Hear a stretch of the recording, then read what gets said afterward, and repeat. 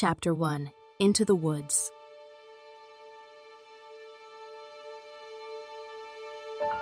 The smell of diesel overpowered the steady rumble of the bus tires as Nikita closed her eyes and put her knees on the seat in front of her. Cassie had been asleep for the last 30 miles as Sasha and Slider talked about what the beta facility would look like when they arrived.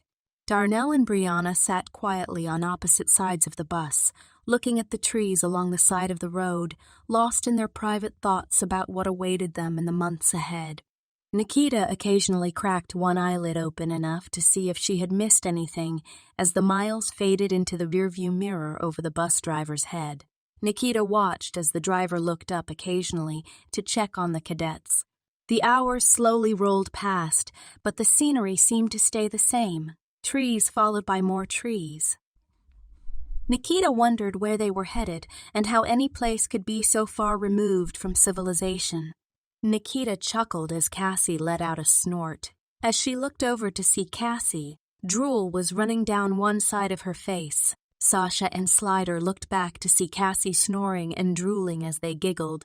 Everyone knew that sleep was a precious and rare commodity, so no one disturbed Cassie. As funny as the moment was, everyone on the bus could remember a time when they were just as tired. Nikita held one finger in front of her mouth, signaling to Slider and Sasha not to say anything. Sasha smiled and nodded as she put her finger over her own mouth and turned back around. Slider just shook his head and returned to his conversation with Sasha. Darnell waved a hand toward Brianna. Yo, Bree, chunk me a sandwich. I'm starving. The cafeteria had provided an ice chest full of water, sandwiches, and oatmeal cookies for the trip that had sat undisturbed until now. Brianna casually opened the ice chest lid with her foot and pointed at its contents as she looked at Darnell. I'm not your mama. There they are. Darnell rolled his eyes and slid to the center of the bus to grab a snack from the ice chest. Why you gotta be like that? Brianna moved her foot and the lid closed as Darnell sat back in his seat. I've been following Payne's orders for nearly 2 years. When we get to Beta, I'll be following somebody else's orders. I'll be damned if I plan to use my 1 day of free time to follow yours. I didn't order a sandwich. It was just a request, said Darnell. I'm not a radio station, and I don't take requests. So it's like that now, said Darnell, assuming Brianna was mad about something. After a few seconds, Brianna opened the ice chest and grabbed a cookie.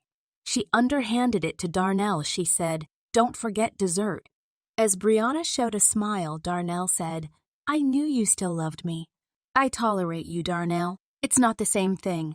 "I'll take whatever I can get," resigned Darnell as he returned to looking out of the window and eating his sandwich. Nikita watched the exchange through a half-open eye and showed a subtle smile before returning to her half-sleeping solitude. The sound of the road became white noise, and the cool wind on Nikita's face was quickly pulling her to deep sleep. The last thing she remembered seeing was a train track that ran alongside a deep ravine with steep sides. As she thought about how isolated and beautiful the clash of metal and nature was, she closed her eyes, accepting the temptation to fall asleep. Nikita was almost asleep when a loud explosion snatched her back into reality. As Cassie and Nikita sprang upright in their seat, they caught a glimpse of the bus driver frantically fighting to keep the bus under control. As he began to slow down, he managed to get the bus off to the side of the road. "Everybody okay?" All the cadets looked around as they confirmed, one at a time, that they were okay. "I think we hit something. I'm going to go look around the bus and see what the damage looks like. I'm pretty sure it's just a flat tire." As the driver exited the bus to assess the damage, the cadets looked out of the windows curiously, waiting to see what caused the commotion.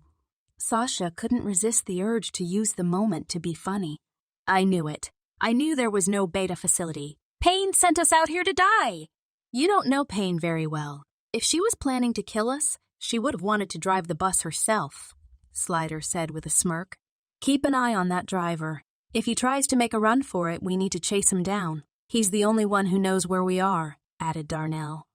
As the 6 cadets joked about the incident, the bus driver got back on the bus and instructed Slider and Darnell to give him a hand.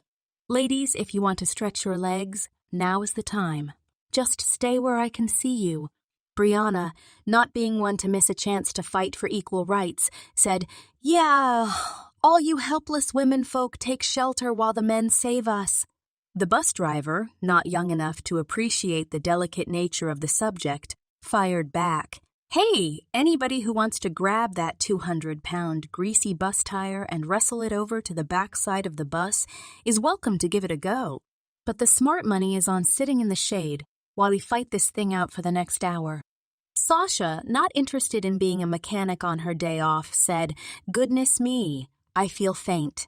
You big, strong men change that tire while I fan myself in the shade of yonder oak." As Sasha fanned herself with her hand and pretended to swoon in the heat, Cassie and Nikita grabbed her arms, pretending to help hold her up. "Oh my, Scarlett, you look weak. We should help you get to the shade and keep an eye on you," added Cassie. Brianna rolled her eyes and surrendered herself to following the three girls to a shaded spot on the edge of the road. Slider and Darnell walked with the driver to a large door that opened on the back bottom side of the bus. The three of them began to struggle to remove a large tire that was bolted to the wall of the bus. Sasha and Cassie continued to pretend to be helpless little southern ladies, depending on the guys to save them as Nikita suddenly seemed distracted. After a few seconds, Nikita held her hand up and signaled for the other girls to stop talking. She looked up the road and studied a shining object that Cassie, Sasha, and Brianna could barely make out. "What is it?" asked Cassie. Nikita had become increasingly aware of her surroundings over the last few weeks. Her sense of smell and hearing had been especially heightened. As she stood near the trees and listened to her friend's performance, she suddenly detected the smell of people. It was a mixture of sweat and cloth that reminded her of PT at the Alpha facility. Something was off. It wasn't her team that she was smelling. As Nikita studied the road, she heard a stick break on the opposite side of the road and the sound of something metal rubbing against a branch. It was faint but unmistakable. "Shh! Wait," ordered Nikita. The three girls watched Nikita as she looked at the shiny object and then looked along the tree line. For several seconds, the girls were silent as Nikita studied the trees along the road. She caught a glimpse of a man holding a rifle just inside the tree line. Just as Brianna was about to ask what she saw, Nikita turned to Cassie, looking concerned. Remembering Payne's advice about taking survival kits, Nikita acted quickly as she realized that something was very wrong and about to get worse. "Cassie, get everyone into the woods. Do it now!" Cassie knew Nikita wasn't joking, and if she said to go now, she had a good reason. Without asking questions, Cassie acted immediately and moved quickly to grab Sasha's arm as she instructed Brianna to follow her. Brianna opened her mouth to ask what all this was about, and before she could speak, Cassie barked, "Now!" Nikita ran toward the bus and yelled, "Slider! Get into the woods!" Slider saw everyone running and grabbed Darnell, pulling him away from the bus. "What's going on?" asked the bus driver. Cassie, seeing that Nikita had gone back to the bus, ran to get her into the woods. Nikita jumped inside the bus and began to grab survival kits as she remembered Payne's training.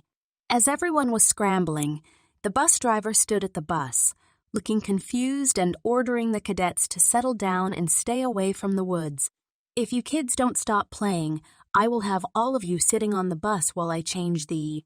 Suddenly, the bus driver stopped talking. Nikita, who had 9 survival kits that she grabbed from under the seats, jumped from the bus as Cassie met her at the door. They both turned just in time to see blood spray across the bus as the driver's body collapsed to the ground. Nikita stooped down to set the rescue kits on the steps, planning to run toward the driver to see how she could help him. Cassie grabbed her arm hard and jerked her back upright. "Run! Get to the woods, Nikita!" Cassie reached into the bus door, grabbed the flare gun kit, and turned to run. "Get into the woods, Darnell! Leave everything and go!" yelled Cassie. Before she took a step, 4 loud pops echoed from the wall of the bus. Cassie looked to see holes in the bus wall. She ducked down and scrambled up the bus steps just as Darnell had made his way from the back of the bus to hide inside instead of running to the woods. "Get up! We have to get off the bus! Get in the woods!" yelled Cassie. "Stay low and move!" Just as the cadets were scrambling to get off the bus, Sasha caught sight of 4 armed men, dressed in camouflage, exiting the tree line almost 200 feet from the bus. As they started trotting toward the bus with their rifles up and ready to fire, Nikita turned to grab Sasha's shirt, ready to drag her further into the trees if she didn't move faster. Out of the corner of her eye, she saw more camouflaged figures stepping from the tree line on the opposite side of the road. As all the cadets made it to the tree line, Cassie asked Nikita, "What's happening?" "I don't know, Cassie. We need to keep moving. They're coming." As the team began to run deeper into the woods, Slider said, "Stop!" Everyone paused as Slider grabbed the handle of the ice chest that Sasha and Brianna were carrying as they ran. As he pulled it to the ground, he threw open the lid. "It's slowing us down. Everybody, grab 2 bottles. Leave the sandwiches. They will go bad." No one questioned Slider's logic as they grabbed 2 bottles before turning to run. The team ran without talking as Cassie led the way deeper into the woods. After nearly 20 minutes, Cassie stopped and signaled to everyone to stay down and huddle up. "Why are we stopping?" asked Darnell. "We need to stop and gather our thoughts," answered Cassie. "Gather our thoughts. My thoughts are telling me to keep running," said Darnell. "No, Cassie is right," added Nikita. "We're running, but where are we going? The people following us are obviously not amateurs trying to steal our protein bars. For all we know, we are leaving a trail behind us that they know how to track. We need to slow down, collect our thoughts, and start thinking strategy." Sasha, trying to catch her breath, asked, "Why are these people after us?" Everyone looked at each other, waiting for someone to offer an answer until Cassie said, "We will ask them when we get out of these woods." "Cassie, we don't know where we are or how far it is to anywhere. We could be miles, hell, hundreds of miles from anywhere," Brianna argued. "How many of them are there? Did anyone see?" asked Slider. "I was at the tree line waiting for everyone to get off the bus, so I had the best view. I counted 8 that were right behind us, but I could see more movement along the trees further down the road." "Let's just assume it's more than 10, determined Sasha. "Hell, if it's more than 1, we are already screwed because they obviously have guns. All we have is a survival kit," said Darnell. "No, enough of that. We are Payne's cadets. They may have guns, but we can outrun, outclimb, and out-endure whoever is out there. We have each other, and we will get through this. I don't want to hear negative talk. Save that for the therapy sessions we will need when this is over," ordered Cassie as she demonstrated the leadership skills that Payne had recognized 2 years before. "Do you think this is one of Payne's exercises designed to test us?" asked Brianna. Cassie, looking determined, replied, "I watched the bus driver's head spray across the bus, so if it's an exercise, Payne ain't messing around. Blood and guts can be faked. Movie sets do it all the time. What if this is just an exercise?" insisted Brianna. Nikita looked at Brianna and said, "You're not wrong. This could all be an exercise, but if we run into one of these gun-toting fake soldiers and discover this is not a game, we are dead before we get to say time out."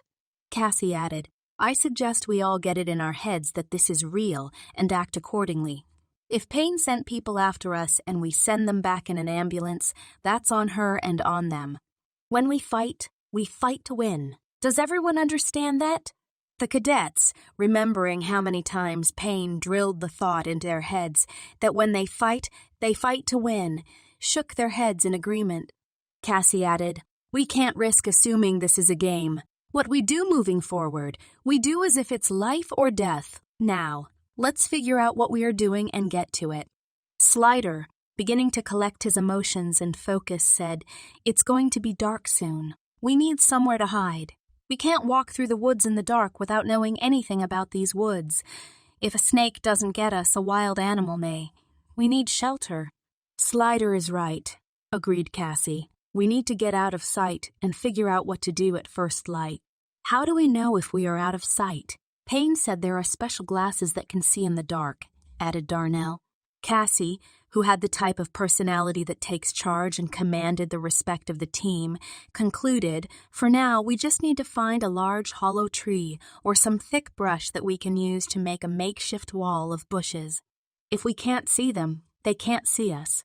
Brianna, worried that the plan sounded too simple, added, "I've heard that there is stuff that can see our body heat at night." Darnell agreed. "Thermal sensors. That's a real thing." Nikita, realizing that the team was slowly turning against Cassie's plan, added, "Well, if they have eyeballs, they can see our dumbasses standing here arguing about what to do, so I say we get a hiding spot right now, and we can use it to argue about the technological advancements that will lead to our inevitable doom." Brianna and Darnell didn't like Nikita's tone, but they both understood that her logic was spot on. Cassie said, "Let's find a place where there is thick brush that's hard to get past. It will provide some cover and may give us a few seconds head start if we have to run." The team agreed and followed behind Cassie as they kept an eye out for anything that moved around them. Every bird that flew out of a tree and every butterfly that fluttered from a flower was noted in their minds, and everyone's head was on a constant swivel, knowing their lives depended on their ability to see danger before it saw them. Chapter 2. Heightened Senses. As the team continued to keep a steady pace, moving further into the woods, Cassie told the team to make a mental note of the position of the sun and the moss growing at the base of the trees to help them find their way back if they needed to turn around. Slider, staying behind the team, kept turning to see if they were being followed. The team was moving fast and staying as quiet as they could. Everything was becoming a blurry mix of branches and leaves as the team continued ducking under limbs and hopping over fallen logs. "What is that noise?" asked Nikita.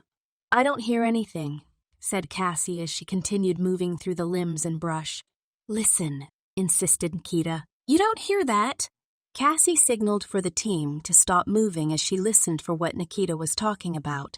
There was a faint buzzing noise that could have almost been mistaken for a plane flying in the distance, but the noise was fading in and out.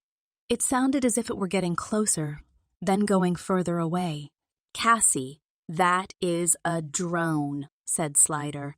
"I have seen videos of things like that, and that's how they sound. They have stuff on them, like cameras and heat detection. If they are flying a drone, they are using it to look for us," explained Slider. "Can it see us this far away?" asked Brianna. "I have no idea. I am only guessing about what it is and what it can do, but I don't think we should ignore it," said Slider.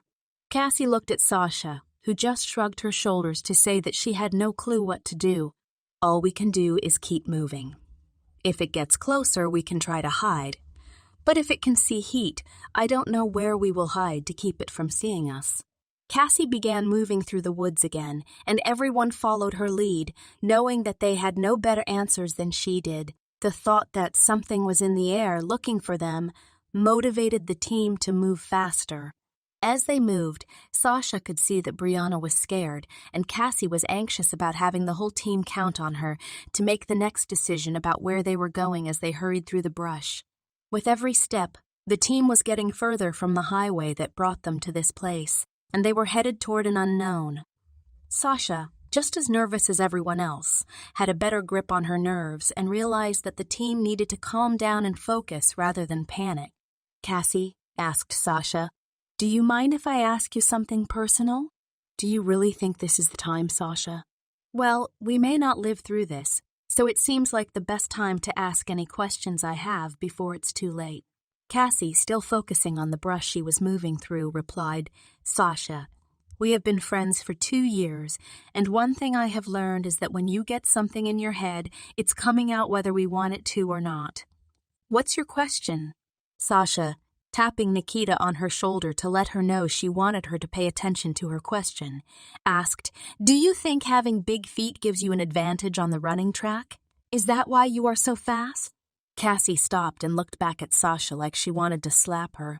"Nikita, have you been talking to Sasha about my feet?" "Not me. I haven't said a word to her about your big floppy clown feet. I mean, I may have asked her if she thought you would get us free tickets to the circus if we helped you find your family, but I never mentioned your feet. My feet are the same size as yours, Nikita." "She's right, Nikita. agreed Sasha. Her feet just look bigger from back here because of the size of her head. What's wrong with my head? Nothing. Your head is perfect. It just makes your feet look bigger, said Sasha. Cassie, still moving through the brush, said, That's stupid, Sasha. How can my head make my feet look bigger? Well, you have to have bigger feet to hold you up when your head is big. Cassie's head isn't big, said Nikita as she came to Cassie's defense. She just has a small body. Her head and feet are perfect. Sasha laughed as Nikita joined in her attack on Cassie, designed to break the tension. Nikita, we wear the same size clothes, hat, and shoes. I am the same size as you. She does wear the same size that I wear, Sasha. So you wear the same size clothes? And your hat is the same size as hers, Nikita? I think so. Wow, I guess her feet do look big, concluded Sasha. Cassie stopped and turned around. Sasha, these people won't need drones to find us when I come back there and beat your ass.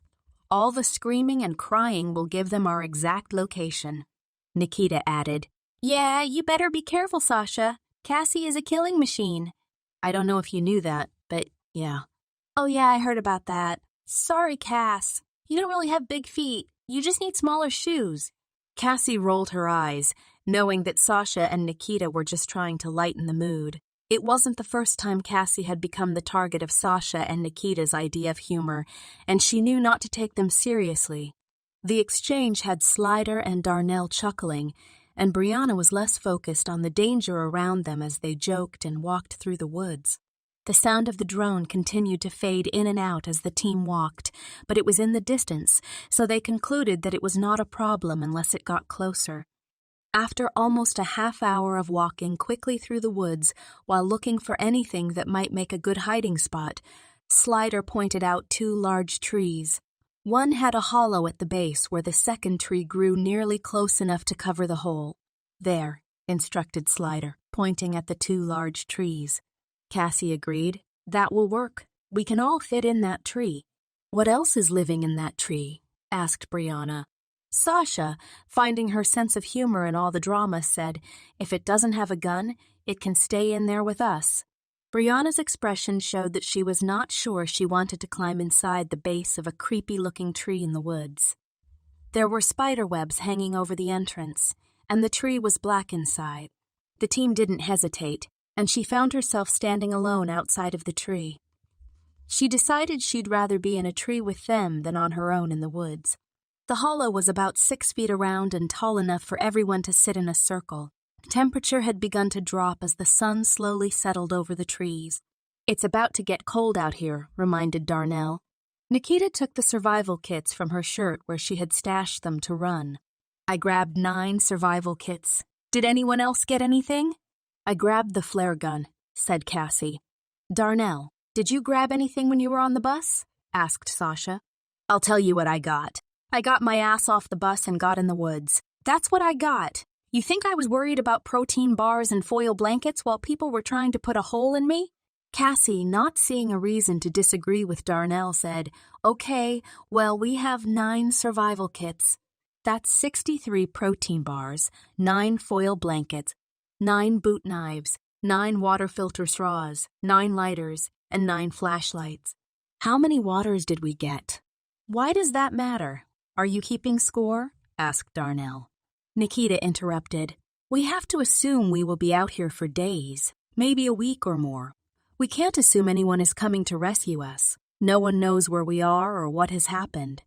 We need to take an inventory of our supplies and ration them as if we will be here indefinitely. We were scheduled to arrive at Beta this evening at some point. When we don't show, someone will start asking questions. We are in the middle of nowhere, so phone calls and radio messages are out of the question. We have to assume that these people will move the bus and the driver, so there is nothing to call attention to where we stopped. We are on our own, and it is up to us to get ourselves out of this mess, explained Cassie. Well, that was encouraging. No one is coming, and even if they do, they can't find us, moaned Brianna. Cassie, growing tired of the negativity, scolded Brianna. It's the woods. People used to live in the woods all year. It's our natural environment. Were you even listening to Pain when she showed us how to survive in the woods? Brianna, we can do this. There are berries, rabbits, fish, water. All we have to do is keep moving and stay alert. We will get through this. Our worst enemy out here is not the people looking for us. It's our own mind. We have to stay positive. Brianna listened to Cassie as she made no effort to hide the feeling of frustration that was written on her face. Listen, said Brianna, I'm scared. There are people with guns hunting for us, and we don't know why. You act like I can stay positive when I may be dead by morning. We are all scared, explained Sasha, but we can't afford to fall apart or give up right now. Everything we have ever learned matters right now. It's okay to be scared, but you can be scared and still be brave. Let's focus on what we know to do, and we will figure the rest out as we go. Cassie, hoping to calm the tension, said, We need rest if we plan to keep moving tomorrow. I will stay awake and keep an eye out for the first 2 hours. Nikita, you will keep watch after me. Then Brianna, then Darnell. Agreed? The team agreed, and Cassie took the first watch. As everyone leaned against the inside of the hollow tree, Cassie took one of the foil blankets and opened it. She found 2 slivers of bark on either side of the opening to the hollow tree and hung it like a curtain across the entrance. Nikita, watching Cassie work, asked, What are you doing? I'm trying to block the air so that the heat from our body stays in the tree to help keep us warm. Plus, if there really is some truth to these people possibly having the ability to see heat from our body at night, the foil may help block the heat from being seen. Will that work? Asked Nikita. I have no idea, little sis. It's just a guess, but it can't hurt. Nikita found some comfort in knowing that Cassie was taking the first watch because she was the most responsible cadet on the team. Cassie watched every angle, knowing that her team had placed their lives in her hands. Nikita managed to fall asleep for about an hour. She woke up and stuck her head outside of the foil curtain to see Cassie kneeling behind the tree, watching everything that moved. Come get some rest, Cassie. I can keep watch for a while. I'm really not sleepy, said Cassie, so if you would like to get more rest, I can take your watch. I can't sleep either. I can't believe all this is really happening. It makes no sense. Little sis, how did you know that we needed to get into the woods before anyone else knew? I'm not sure, Cassie. It's strange, but ever since I arrived and started this program, it's like my senses are on 10. I can hear better, see better, smell everything, and I have more energy than I have ever had before. I just assumed it was because of all the physical fitness or getting good meals every day, but when I look at the other cadets, I don't know. I guess I feel like I'm more aware of things than other people. Well, something caught your attention by the bus, and I saw you studying the trees and the road before you told everyone to get in the woods. I've never seen you so certain of anything. None of us would be alive right now if you hadn't warned us. And you even remembered that we needed the survival kits. I just don't understand how you knew that. I guess it's all Payne's training. Little sis, I trained under Payne for 2 years, and it seems like you are more aware and more prepared than I am. You don't even seem scared out here in the woods. Nikita explained as far as being scared out here goes, I can't explain it, but I feel like I belong here in the woods. Nothing about this is frightening to me. In fact, I have never felt more alive. I felt the same way when we went camping with Payne. One thing is for certain, though, knowing you are out here with me does make the idea of being stuck out here for a long time seem more tolerable. Cassie sat quietly for a moment as she listened to see if she could hear anything in the woods. The occasional cricket broke the silence, but she didn't hear anything but nature sounds. I don't hear the drone anymore. It stopped just after dark. They are just waiting until they have more light in the morning. The man in charge doesn't seem like the type to give up. Cassie replied, What do you mean? The man who is in charge of the people looking for us doesn't seem like the type to give up just because they didn't find us right away. Cassie looked at Nikita with a puzzled eyebrow raised. Little sis, how would you know that? It's all they are talking about. Aren't you paying attention to what they are saying? Nikita, I don't hear anyone. Are you losing your mind? Nikita stared at Cassie for a moment before saying, You're serious. Yes, I'm serious. All I hear are crickets. Cassie, I hear everything they are saying. They are just over that hill with the tall tree in the middle. They have been there since nightfall. Little sis, did you hit your head while we were being chased? No, Cassie. There are 12 of them, and they have been discussing the search dogs they brought into the woods. Cassie's eyes got big as she asked, They have search dogs. Nikita, we have to get everyone up and keep moving. Their dogs can smell us. They can find us. No, insisted Nikita. The dogs were sent back out of the woods. They were going crazy and wouldn't follow our trail. The mean one said he was going to shoot them because they were useless, but the one they call Silvo convinced him to let him take them back to their cage. They aren't going anywhere. They decided that they didn't have dogs to search for us, and that we are no longer able to find our way through the woods at night. They concluded that we would be finding a spot and waiting until morning. They were right, too. I just assumed you could hear them. Little sis, I have to know that you are not nuts. If it helps, I can tell you their names and what they are heating on the fire. I just can't believe you don't hear anything. I should be the one asking if you're nuts. I bet if we climb this tree, we can see their campsite from here. Climb the tree, little sis. If we get up there and don't see anything, maybe you will realize how crazy you sound. Nikita wasted no time getting to the top of one of the 2 tall trees they were hiding in.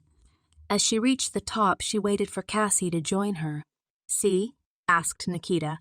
Right over that hill. You can see the campfire light and shadows from the people sitting around it. Cassie squinted a bit as she admitted, I can see the glow from the fire on the treetops, but that's so far away. There's no way you can hear them from here. I'm not sure what you want me to tell you, Cassie. We can walk over there and ask them if I'm right if you want, but we may not like their answer. Okay. I mean, I see the campfire, and you wouldn't have known it was there if you couldn't hear them. It's weird, but you've been doing weird stuff since we met, so... Cassie, do you have any idea why these people would want to hurt us? If I did, I would have already told you. Nothing about this makes sense. We're just a bunch of kids.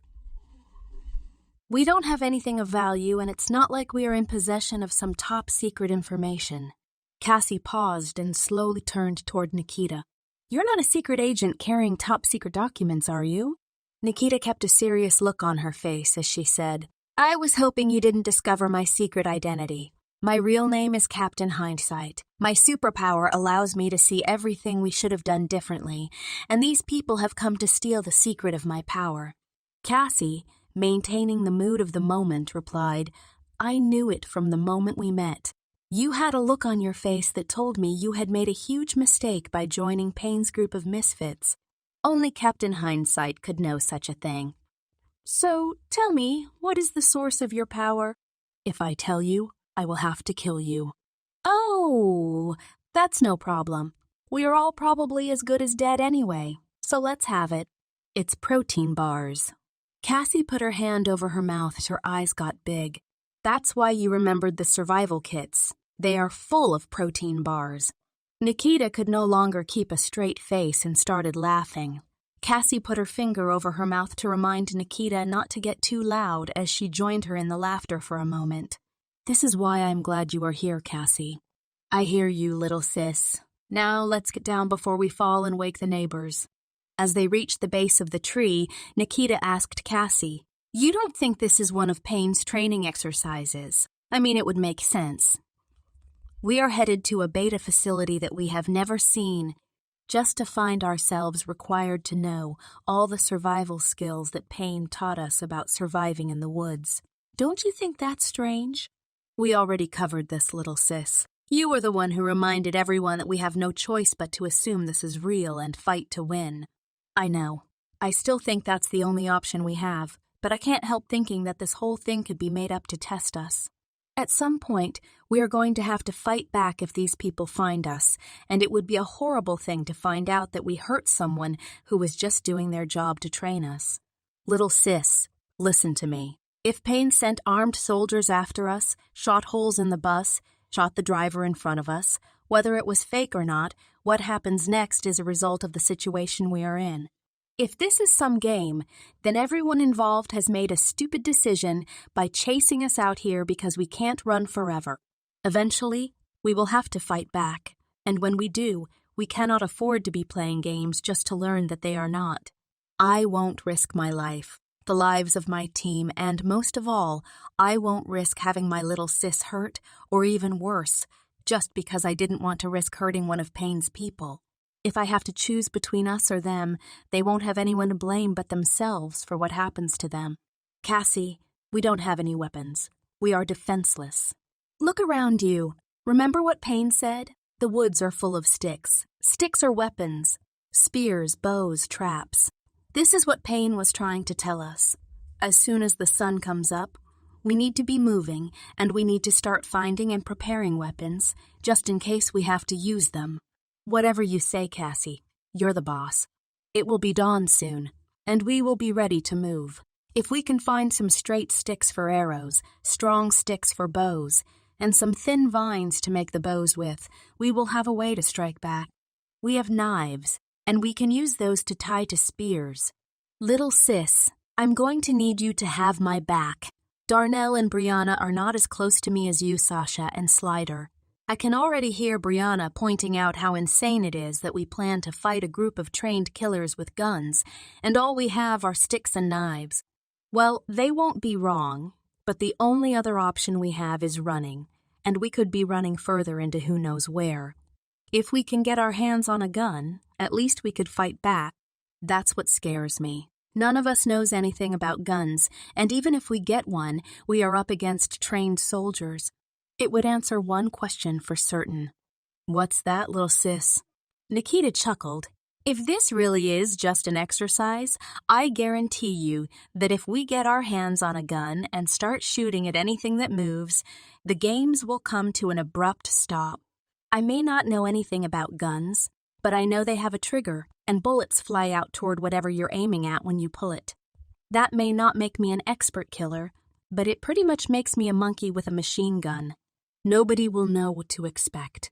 Cassie tried to muffle her laughter out of fear of being heard. Little sis, I've never seen this side of you. You're not scared, are you? I am, I guess. I just see all these woods, and I feel like we have the advantage.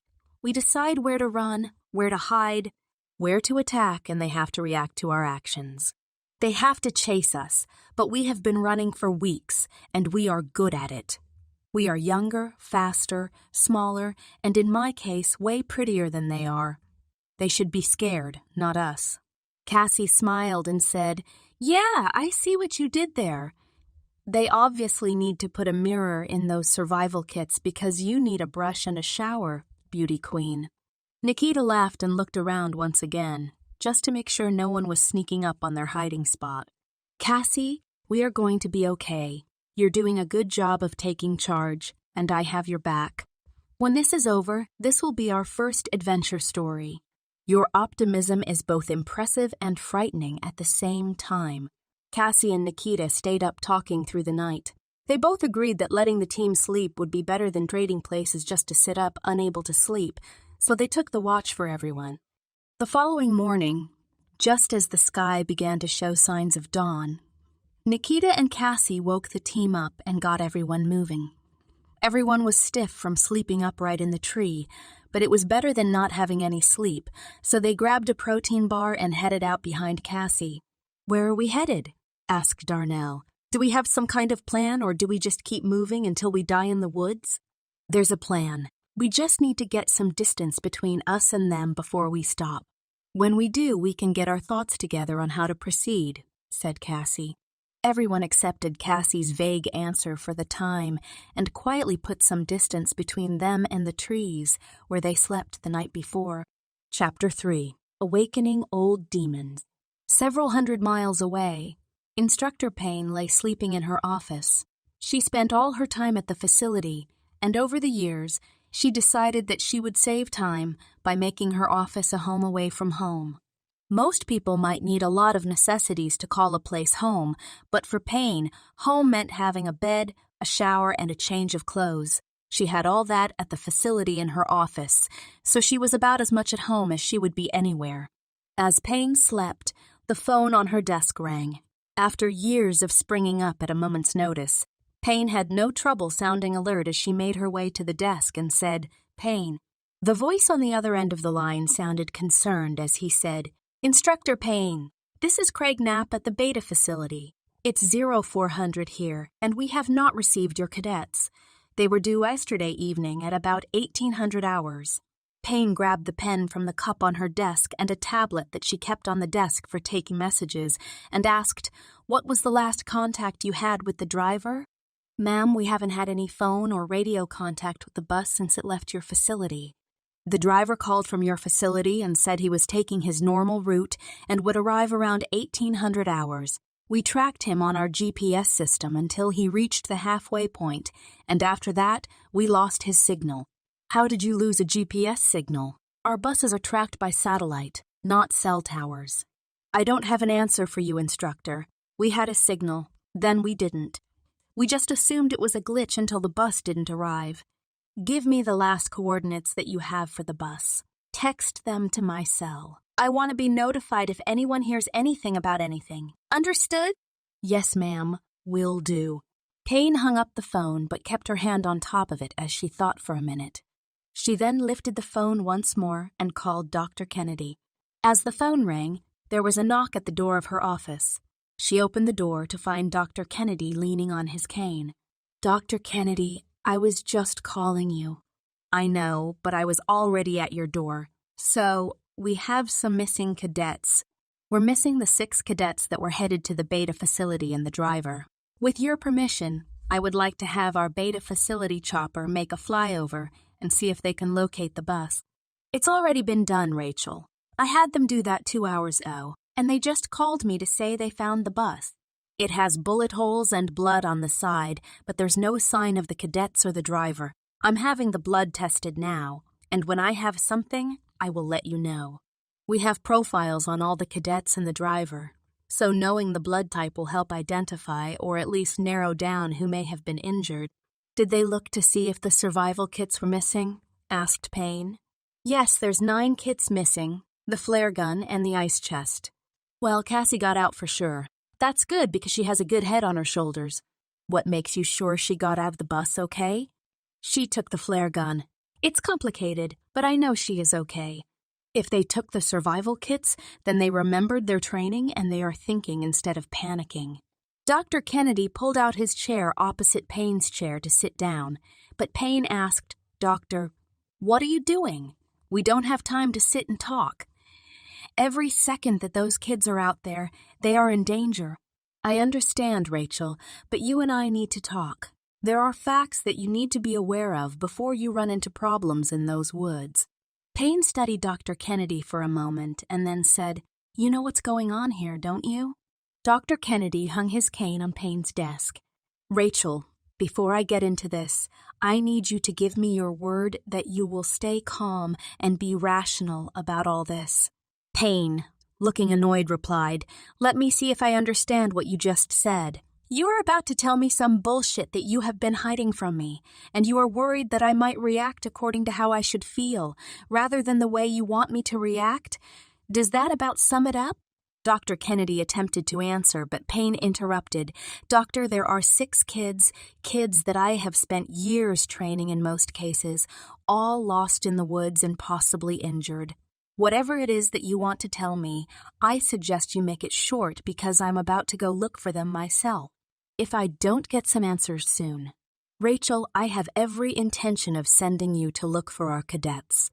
I just need you to understand what you are facing before I let you go after them. I know what these kids mean to you, and I promise you that you will have every resource at my disposal to get them back, but I need to give you the facts beforehand." "Okay, doctor, I am all ears." "I had a business partner many years ago. He was directly involved in the BioBlend project that we discussed. He and I have been rivals for many years. We talk, we are cordial, but we have an understanding when it comes to business. We are competitors.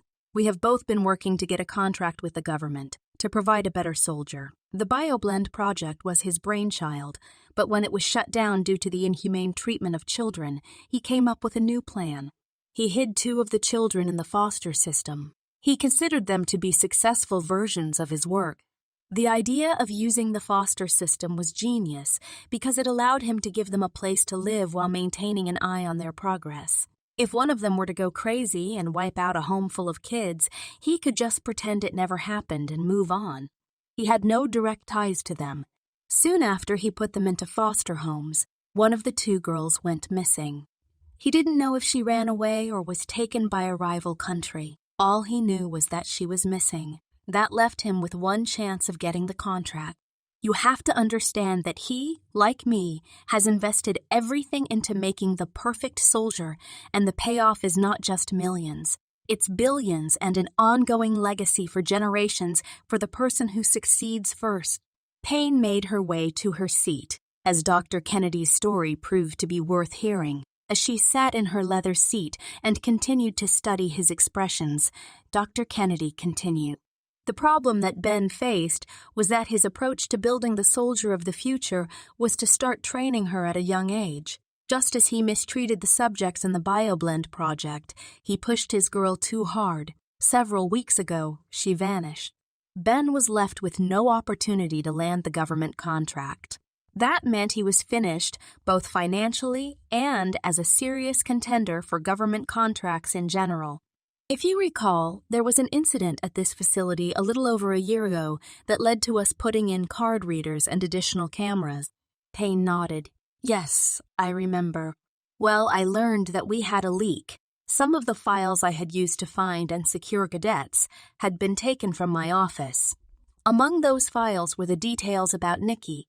I didn't put it together until now, but it is my belief that Ben hired someone to come into this facility as an employee and used them to steal our research. Imagine his surprise when he learned that we had the first girl that went missing. Payne leaned forward in her seat. Doctor, are you telling me that you stole Nikita from this guy and he found out about it? Now he's taking her back? In a nutshell, yes. But you have to understand that I took her because she would have been abused, and I hid her in the same foster system that Ben used, but I changed her identity several times to protect her. I was trying to keep her from going through the hell that her counterpart endured. So her real name isn't even Leona Wells? No, she doesn't really have a name. Payne, looking suspicious, said, so Nikita was really one of Ben's lab experiments that you are using to get a government contract that will pay you billions. He found out that you stole her, and he is in the process of stealing her back. Am I getting the picture, Doctor? You're oversimplifying things, but yes, that covers the basics. So what will I be facing when I go to get our cadets back? Rachel, I won't sugarcoat this.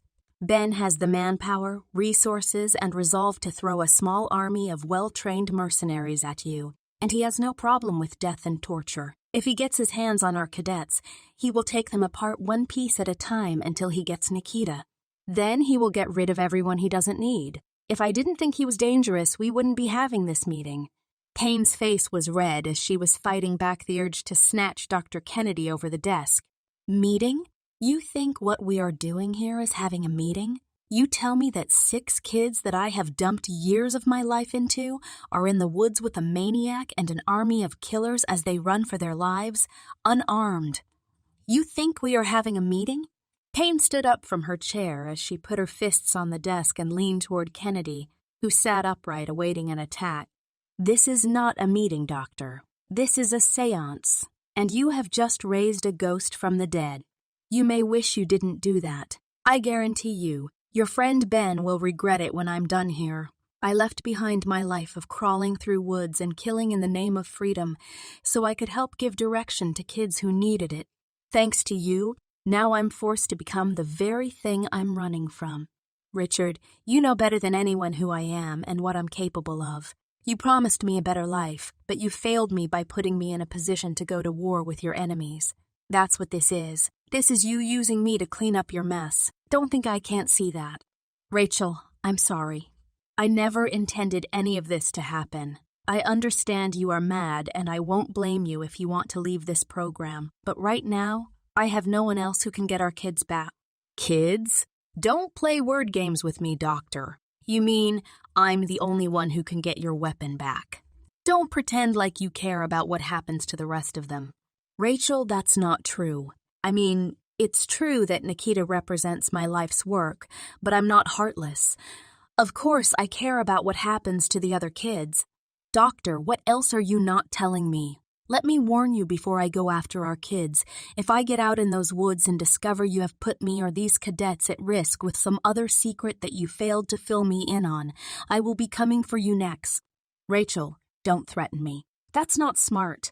Doctor, you are one of a few people who know who the ghost really is. Do you know how I got that name? It wasn't because rich business owners like yourself gave it to me. It was because you'll be dead before you see me coming. Do you want to give it a shot? Get your best goons, and let's roll the dice.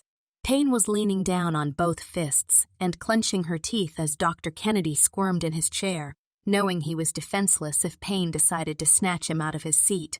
Okay, Rachel, stop. You're right. Everything you are saying is right, and I have enough problems without having to look over my shoulder knowing you want me gone. Regardless of how you feel about my choices, I am a necessary evil just as you once were.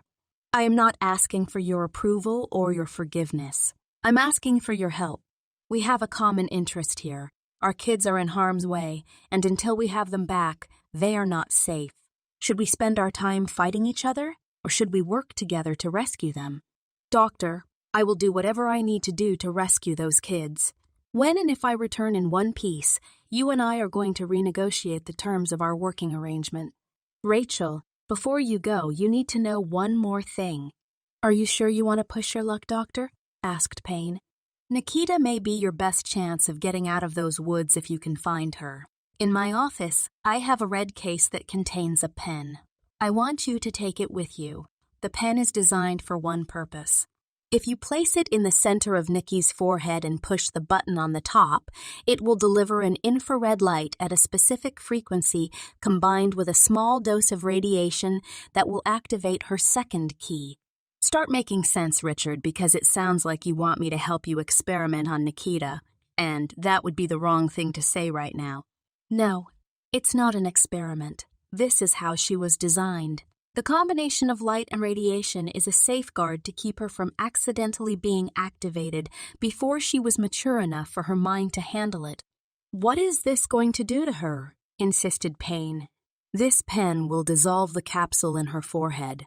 The capsule contains a chemical that will break down the barriers placed in her neural pathways. When those pathways are open, her mind will begin processing information at a speed that some might mistake for the ability to see the future. Doctor, are you telling me this kid will be psychic? Not exactly. Think of it as her having so much information available at any given moment that she can understand all the options a person has and which one is statistically most likely to be chosen. Doctor, you want me to do this in the middle of the woods? What if something goes wrong? What if she has a negative reaction? She could die before I could get her help. Rachel, this is my field of expertise. You do your job and trust me to know mine. If I know Ben, you will need every advantage you can get, and this is one they won't see coming. Doctor, what else can she do? I need to know what I'm working with. Honestly, Rachel, she is the first of her kind. I can't tell you exactly what to expect, but I can tell you that she should be capable of seeing heat signatures at night. She should have the strength to tear a grown man's head off his body with her bare hands. She can see further, hear better, run faster, climb higher, heal faster. You people, you actually did it. You took all the worst parts of the experiments done at BioBlend and incorporated them into this child. You created a monster capable of killing her whole team, and you want me to be the one to flip the switch that turns her on? I wanted to do this at Beta where we could monitor the results, but that's no longer an option.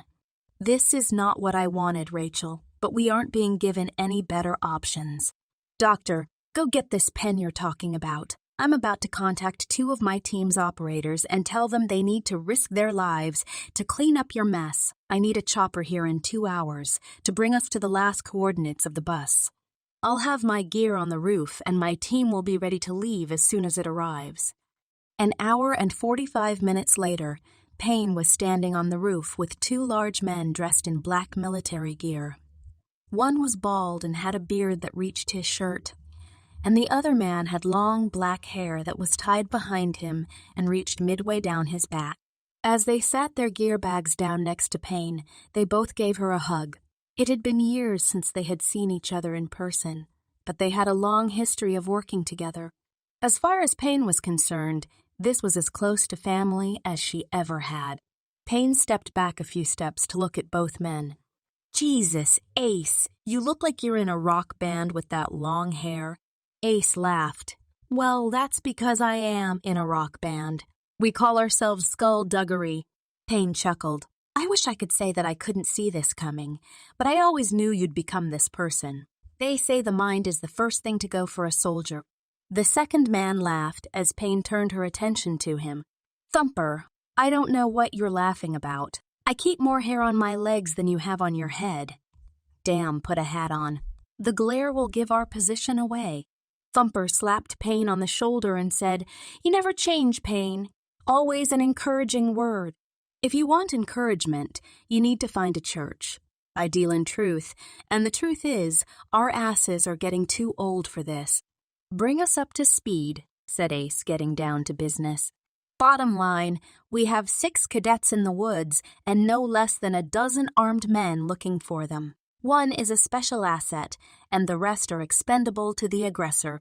Our job is to locate and extract all 6 cadets with minimum contact with the opposition.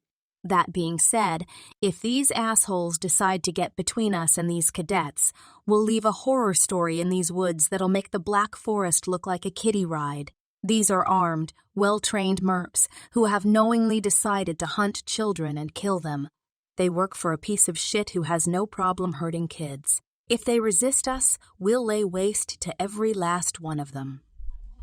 I don't care if I have to go back for more supplies. I will finish every last one of them. Thumper looked at Ace and said, The ghost is back. Ace chuckled. I kinda missed her. Payne interrupted. Listen, you two. I have gone to great lengths to get out of this work. I don't want to be out here, and I have no desire to become what I once was. I'm here because they took something that I have invested my life into. They will give it back. The ghost is just a myth, made up by people who didn't see the scars left from my battles. I'm older, and where we are going, a myth is not enough to get the job done. We aren't here because you are the ghost. We are here because you are family. But you still have everything that made people fear you being in a fight. You have experience on your side. Besides, you were never that fast. We just let you beat us at everything because you're a chick. First of all, I think your definition of a chick is too broad because I am more of a man than you will ever be. And the only thing you ever let me win was your dad's heart. So shut your trap before I send you to your room, son. Thumper laughed at the insult Payne fired back at Ace. I missed you, bitch. Payne laughed. I missed you too, dumbass. As the three caught up on life, a black helicopter could be heard in the distance. As it appeared over the horizon, the team picked up their bags and waited for it to touch down. As the chopper hit the deck, all 3 threw their gear in and jumped up into a hard metal seat. Pilot, get us in the air, said Payne. Ma'am, I need 10 minutes to find a restroom and bottled water because I've been in the seat for 2 hours. I need to stretch my legs. Payne, reading the pilot's name tag, replied, Barnes. Is it Barnes? Yes, ma'am. Barnes, I have over 100 hours of flight time in this model chopper. You step out of that seat and you will wave at me as I fly over, and you can stretch your legs on a walk back to the beta facility. Barnes had heard rumors about Payne and knew he would be better peeing his pants than testing her, so he put his seat harness back on and powered up the rotors. I can just stretch my legs while I fly. Payne slapped him on his shoulder.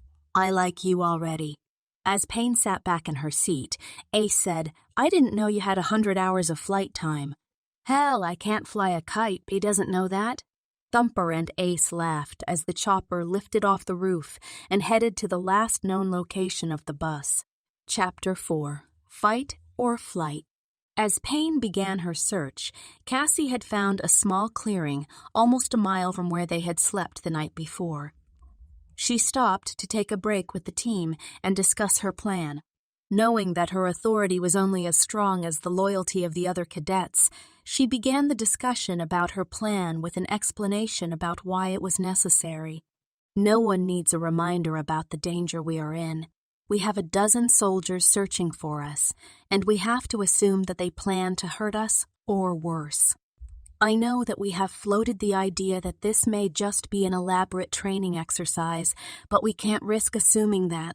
So we have to have a plan that assumes this is real. The team stood in a circle, listening to Cassie as she continued to make her case. We are up against armed soldiers, but we cannot keep running.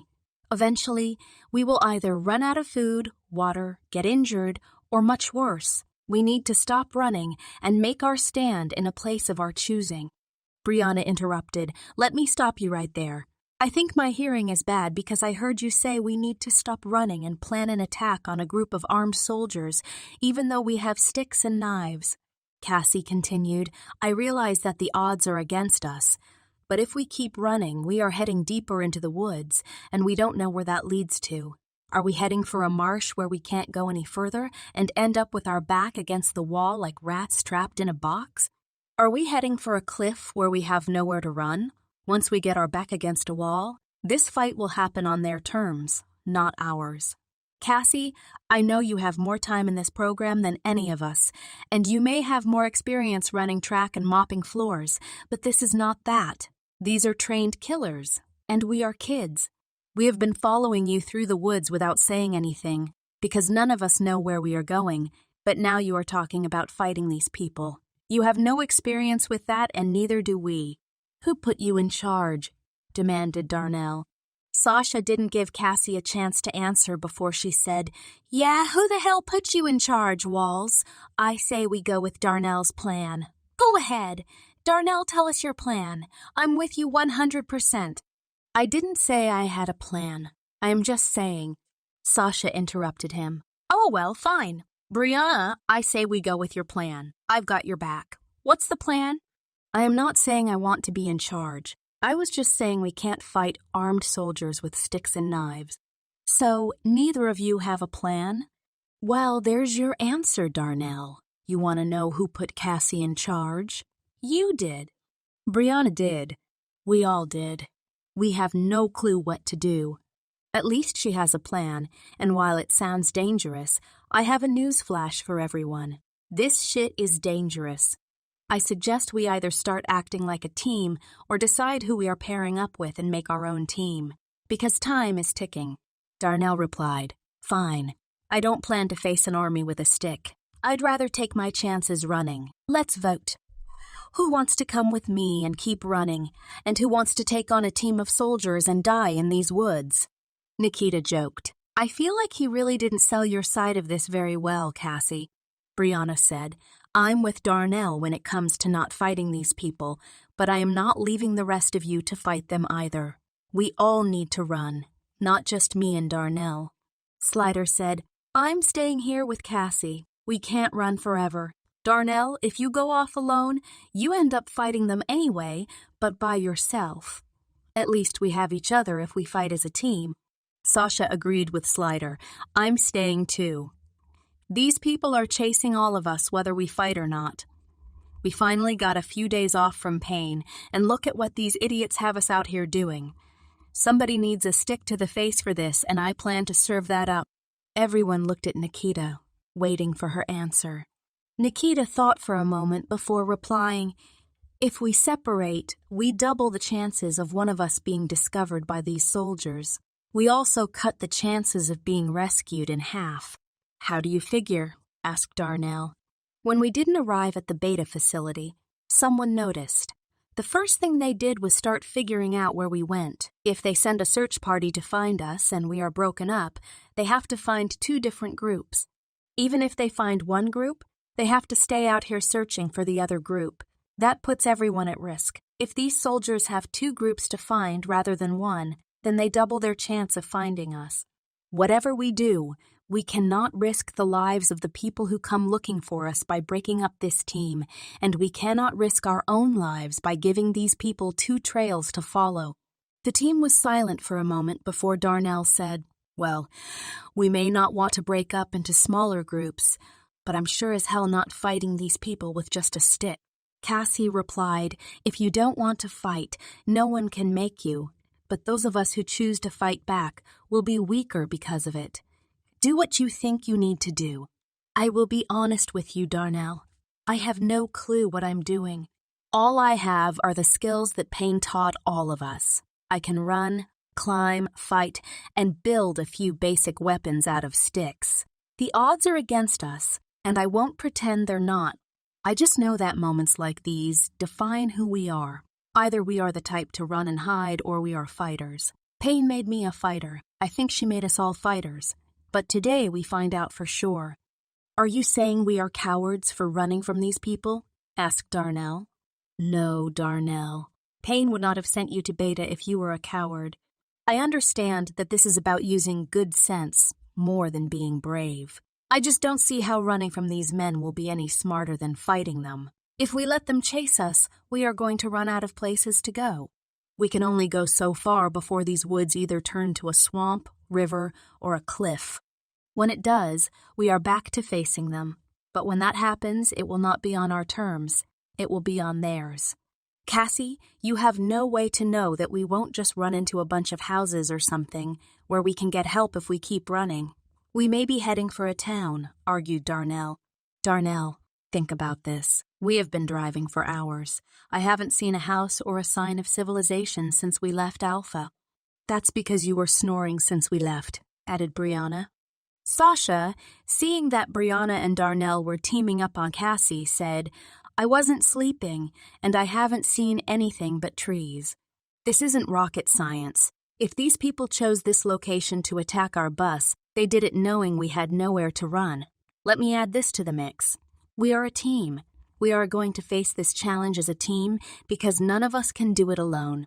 Cassie may not have all the answers, but she is smart, capable, and has the biggest feet. So can we all agree that only one person can be in charge and the rest of us need to follow? That's all Pain has been teaching us for 2 years.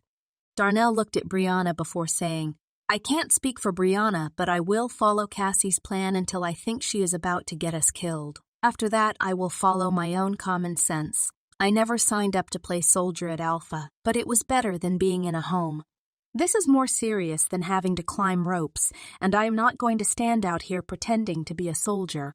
The team was silent for a moment before Brianna said, This is not about being soldiers. This is about survival. No one chose to be in this situation, and whether we run or not, we are in a lot of danger.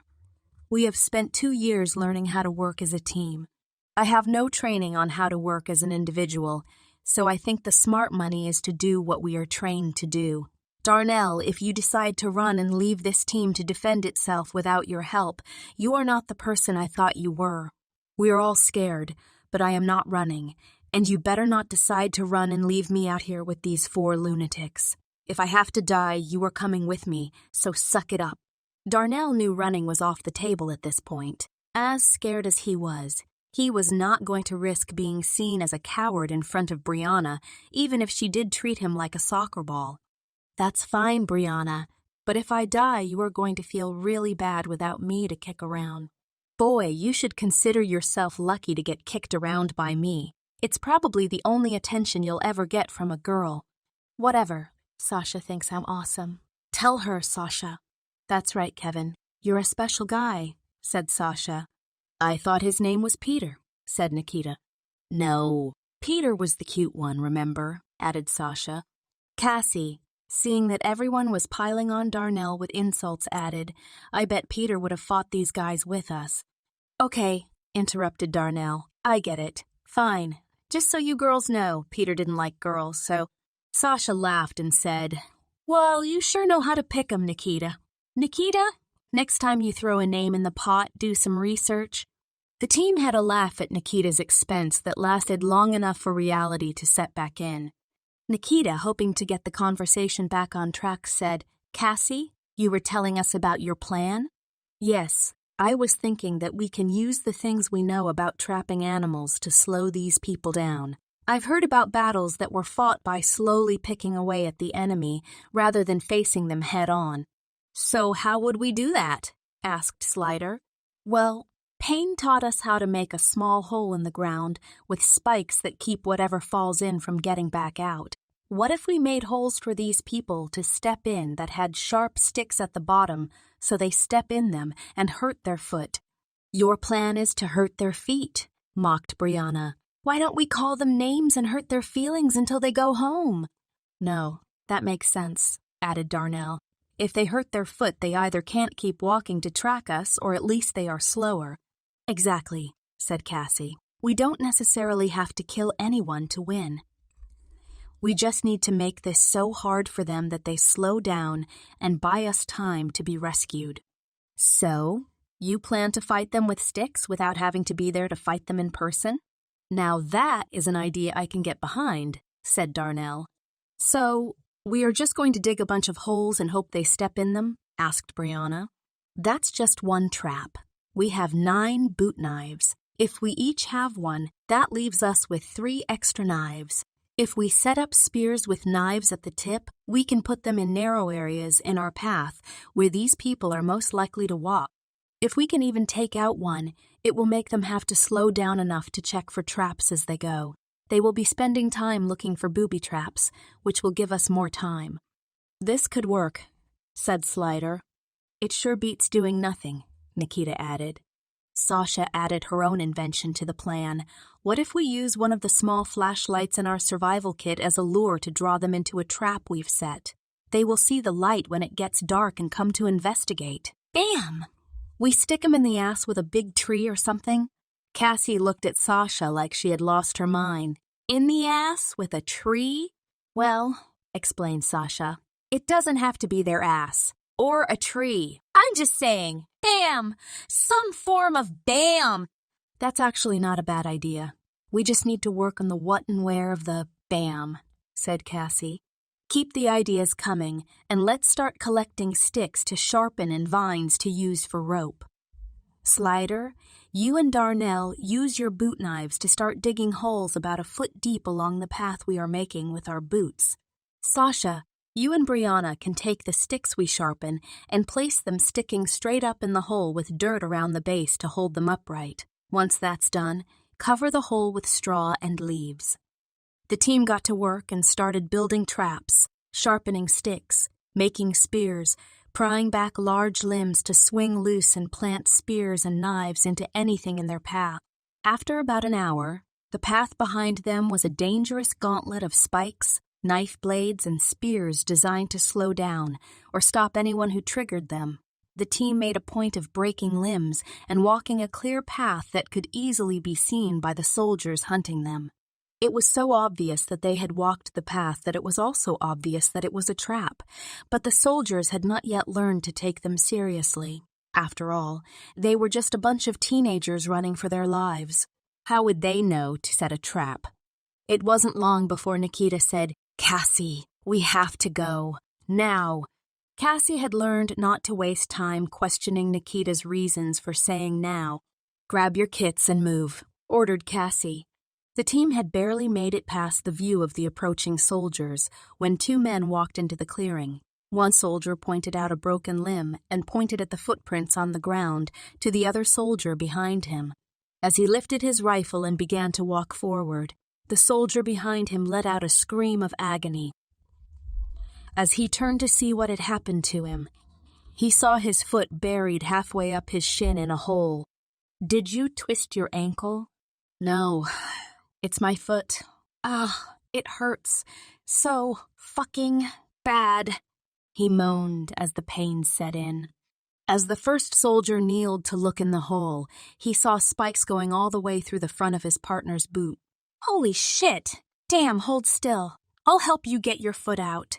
When I count to 3, you lift, and I'll pull you up by your knee. This is gonna hurt like hell, so let's get it right the first time. The injured soldier nodded his head in agony. 1, 2, 3. As the injured soldier's foot came out of the hole, all the spikes came with it. He sat back on the ground and saw 3 sharp sticks sticking out of the top of his boot. I'm fucked. I can't go anywhere like this. Radio for a med kit and get me some help. The soldier who had escaped the injury already knew that the man in charge of the search was not going to like hearing that they walked into a trap, considering what they were being paid and how much experience they had.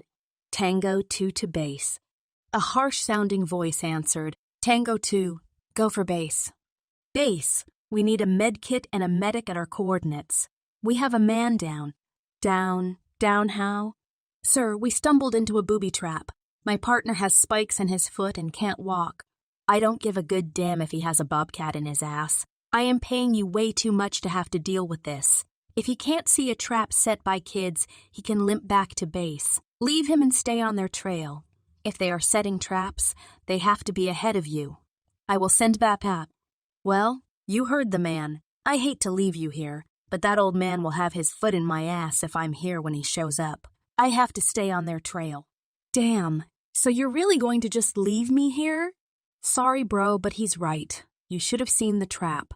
As he turned to walk, he felt his foot snag a thin vine, and before he could register what happened, a spear attached to a limb swung out of the bush in front of him and planted itself deep in his upper chest. The soldier fell backward as his head bounced off a tree root and knocked him out cold as a rock. The soldier lay unconscious, bleeding. As his partner crawled over to him, still in agony from his foot injury, he grabbed the radio and called the base again. Tango 1 to base. Base, go, dumbass. Are you limping back to base yet? No, sir. Tango 2 is down. We need a medic ASAP. He has a chest injury and is bleeding out. After a few seconds of silence, which the old man used to mumble a list of verbal abuse before keying the mic again, he said, a medic is en route. The old man's name tag said J. Darper, but everyone on the team knew him as Tracker, a name that he earned after years of heading up search teams. Tracker had gained a reputation as a no-nonsense commander who expected the men on his payroll to know their jobs and not become part of the problem. Getting stabbed and crippled was something he considered to be part of the problem. He was a cold man who had no problem with pain and misery becoming a teacher for his soldiers. The 2 men that got hurt were not his highest priority, but he sent help along with reinforcements. As Tracker ordered 6 of his men to head to the coordinates of Tango 1 and Tango 2's radio signal, he handed one of them a medical kit. Patch up the foot and see if the chest injury is fixable. Don't tie everyone up on the medical issue. Find the kids. Yes, sir, replied the soldier. As the team headed into the brush, Tracker ordered a soldier walking past to make a radio check to each of the soldiers on the perimeter and tell them to make sure the kids didn't find their way past them. Tracker knew that Dr. Kennedy would be sending someone to search for the cadets, and he had placed soldiers along the perimeter to be sure no one went into or came out of the woods. From the road, the area was quiet, but just inside the tree line, Tracker had soldiers on lookout every 100 yards for nearly a mile. Tracker ran his men like a machine. All his soldiers were paid and were expected to act like professionals. In Tracker's mind, getting wounded was unprofessional. He had invested a lot of money in people who were supposed to know what they were doing, and having 2 wounded soldiers to deal with was his idea of wasting time. Tracker took pride in his name and wanted to have this job done quickly. Knowing that he was chasing down kids meant he shouldn't be long, and there shouldn't be injured soldiers in the process. He took out a cigar and bit the end off as he stood looking over his makeshift camp. In Tracker's mind, he looked like General MacArthur, but his men saw him as more of a psychopath that paid well. He was brutal and demanded that his men perform at a level that even he was unable to match. Barking orders and making demands made him feel important, and having the money to pay soldiers who were willing to deal with the abuse gave him a playground to exist in. He had a good bit of knowledge about tracking people, which he had gained from his father, along with an equal amount of experience in abuse. What evolved from that mix was a dangerous man who hated himself and took it out on people. Words like mercy and sympathy had long been removed from his vocabulary. As Tracker took out a silver flip lighter, he lit his cigar and let out a large puff of smoke that carried on the air and could be smelled for a half-mile. He watched a bug crawling up his pants that had reached his waist, and he waited until it was almost to his chest before grabbing it with his fingers and holding it to a tree. He slid out the long knife attached to his hip and slowly cut the bug in half, leaving its feet clinging to the tree as its head fell to the ground. Tracker let out a chuckle as he saw half of the bug still clinging to the bark of the tree. "You're still smarter than most of these idiots I work with," said Tracker, as he turned back toward the camp to watch several of his men tying down the corner of a tent that had blown loose during the night. "If you dumbasses would do stuff right the first time, you wouldn't have to do it twice. How many people does it take to tie a rope to the ground anyway?" he demanded. He continued harassing the men and hovering over them as they attempted to move equipment. No one liked him, but he didn't care. His only friend was money, and he was going to get plenty of that as soon as he completed this job. He took a lot of pride in his new tattoo that showed a dagger with a snake head behind it about to strike.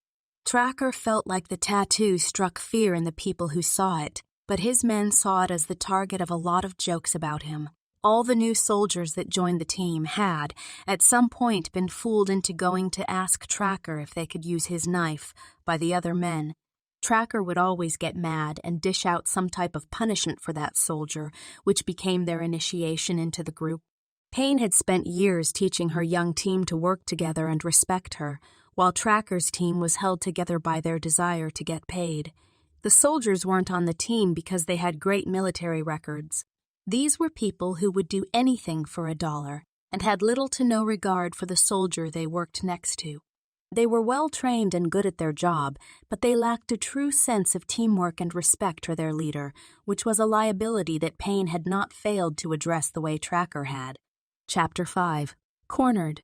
After Cassie and her team narrowly escaped being discovered by the 2 soldiers that now lay injured behind them, they ran as fast as they could to take advantage of the time their stunt had purchased for them. As Tracker's men made their way to the injured soldiers, Cassie's team had put nearly a mile of thick brush and trees between them. She signaled for the team to stop running, and everyone collapsed to their knees by a small stream. Everyone but Nikita, who was not tired from the run and began examining the stream. "We can use our filtration straws to get water here before we keep moving," said Nikita. "I think this is a good spot to plan our next attack. We have the stream at our back, and we know they can only come from one direction. They will be funneled into this area, and we can have traps waiting for them," instructed Cassie. "We need to be less obvious this time. They know we are setting traps, and they will be looking for anything obvious. Digging more holes and spring-loading branches won't work twice unless they are idiots." "We need suggestions," added Sasha. Darnell suggested, "What if we did like I saw in a movie once? They tied 2 big trees in the air, and when someone walked between them, they smashed their head like a sandwich. That only works if Schwarzenegger helps us pull 2 1,500-pound trees into the air and tie them to something." "I saw that movie, and only one person left the jungle alive," mocked Sasha. Darnell replied, "Well, you asked for suggestions. It's not like I have experience with this stuff." Sasha chuckled and added, "It was a good movie, though." Nikita put her hand on Cassie's shoulder and said, "Remember how Payne told us that the road flares are portable fire starters?" Cassie's eyes got big as she replied, "That's a great idea. Not only can we use them to fight back, but if the fire gets big enough, more people will be coming to put it out. That may force the soldiers to leave to avoid getting caught." "Yeah, or it may cause them to shoot a bunch of firefighters," said Brianna. "I don't think so," said Cassie. "Firefighters have FM radios, and when they start reporting they are being shot at, that brings cops, and that would be a real mess for these people. I think they want to keep this as quiet as possible." The team agreed, and Nikita began to explain her idea for using the flares. "Our backs are to the water here. If we get attacked, we will never cross the stream before they shoot us. But if we build piles of leaves, straw, and sticks around the perimeter of this area, we can let them walk into it and shoot the flares into the woods behind them. They will be stuck between the water and the fire. On the opposite side of the stream, we can wait in the treetops with 3 bows, where we fire as many arrows at them as we can as they reach the other side. This will cause them to scramble for the nearest cover where we will set spring traps for them." Sasha, attempting to be optimistic while expressing some concern about the plan, said, "That's a great idea, but we have to keep in mind that the moment we shoot that flare gun, these soldiers are going to open fire, and anyone not taking cover will leak when they drink water." Cassie gave Sasha the look that told her she needed help as Sasha said, "Well, I was trying not to be dramatic, but yeah, somebody could get killed to death." "Killed to death, Sasha. Remind me to slap some sense into you when these people stop trying to kill us." "I'll jot that in my daily planner," replied Sasha. Cassie slowly took her gaze off Sasha as she said, "Sasha is right." "Well, she's not right, but she has a good point. This could be dangerous." "I'm not so sure," added Slider. "If you think about it, they haven't just opened fire on us. They shot the bus driver and shot at the bus, but these are trained killers. They didn't miss us by accident. I mean, I've been thinking about this since yesterday when this began. Why send soldiers to kill a bunch of cadets who have nothing of value? We are not a serious threat to anyone. We aren't special, so why us?" Cassie added, "Nikita made the same point to me last night. We have no idea what they want, but why do you think they won't shoot us if they see us?" "Well, I'm just guessing, but they did not invest all these men and time to hunt down a random group of kids that happened to be on a bus driving through this area yesterday. These are armed professionals who came here to do a job. They had to know we were coming to be waiting for us. I don't think they decided to just pick a random bus driving down the road and attack it, follow everyone into the woods and spend the night and the next day looking for us. This is deliberate. The bus driver wasn't important because they shot him first. They could have all opened fire on the bus and made a spaghetti strainer out of it, but they shot it a few times to scare us out into the open. They probably thought we would all throw our hands up or ball up in fear or something. I doubt they expected us to grab survival kits and drag them through the woods."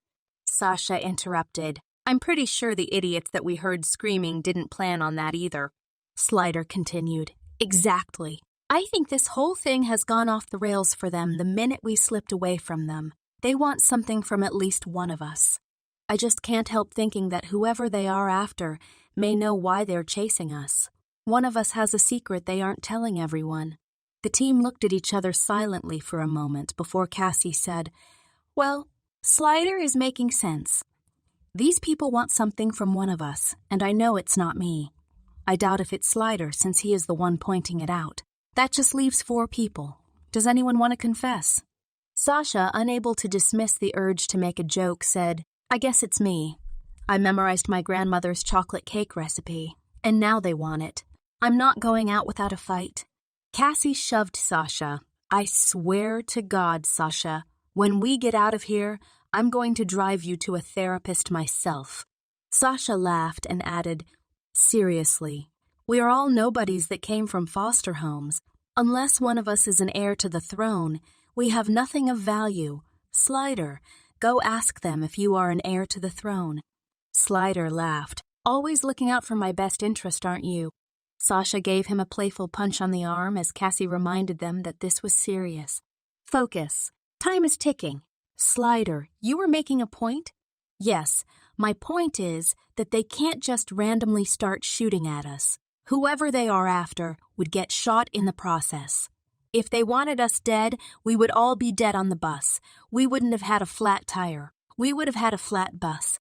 Why puncture the tire to shoot us if you want everyone dead? Just destroy the bus." Nikita put her hand on Slider's shoulder and said, "I never thought I would need to use these words in a sentence, but Slider, you're making sense." Cassie added, "Yeah, that's scary, but I agree. I have no idea which of us they are after or if it's all of us, but I don't think they want to shoot at us." "Well, that's a hell of a risk we are taking based on a guess," said Darnell. Brianna, beginning to feel that Cassie's leadership might save them after all, added, "It makes as much sense as anything else that's going on. I think we have no choice but to use the stream to cut their numbers down and get some distance between us for our next attack." The team agreed, and Darnell reluctantly shrugged his shoulders to signal that he had no real argument for Brianna. They quickly got to work making piles of leaves and sharpening arrows. Cassie and Sasha gathered 9 sticks and tied them in bundles of 3. They wrapped them tightly and struggled to bend them enough to attach a thin vine across the back.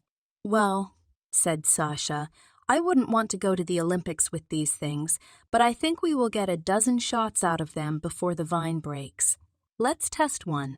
Cassie grabbed one of the sharp, straight arrows and gave it to Sasha.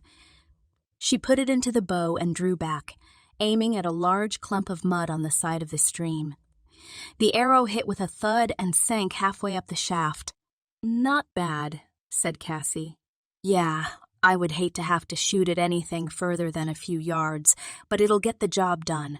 Without any stabilizers, it's going to zigzag the whole way to the target, but we will make up for accuracy with distance." "How do you know so much about arrows and bows?" asked Tassie. "I was in a foster home by a cow field.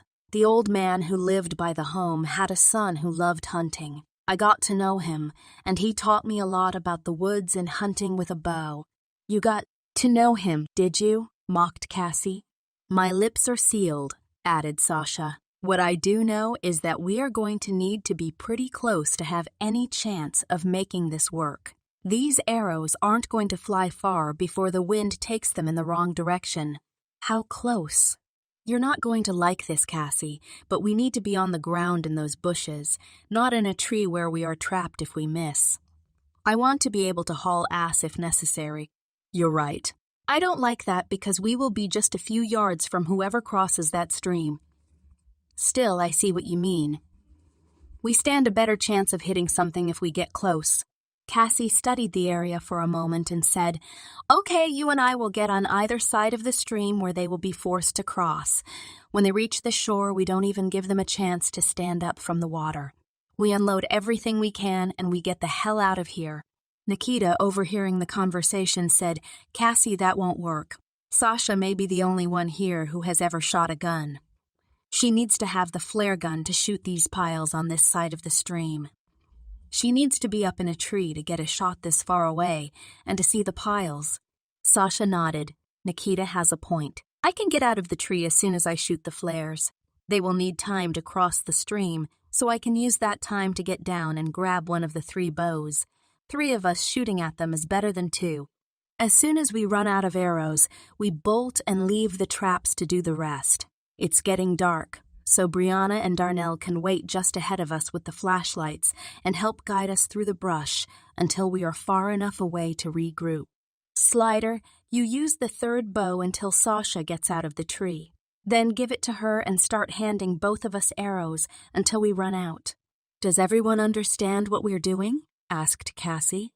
The team agreed to the plan and kept working on piles of leaves, spring traps on the opposite shore, and arrows until dusk. As they continued working, the sound of limbs breaking caused them to stop and take cover in the woods. Cassie ordered, "Sasha, take the flare gun and get up that tree. Nikita, Slider, take this bow and these arrows.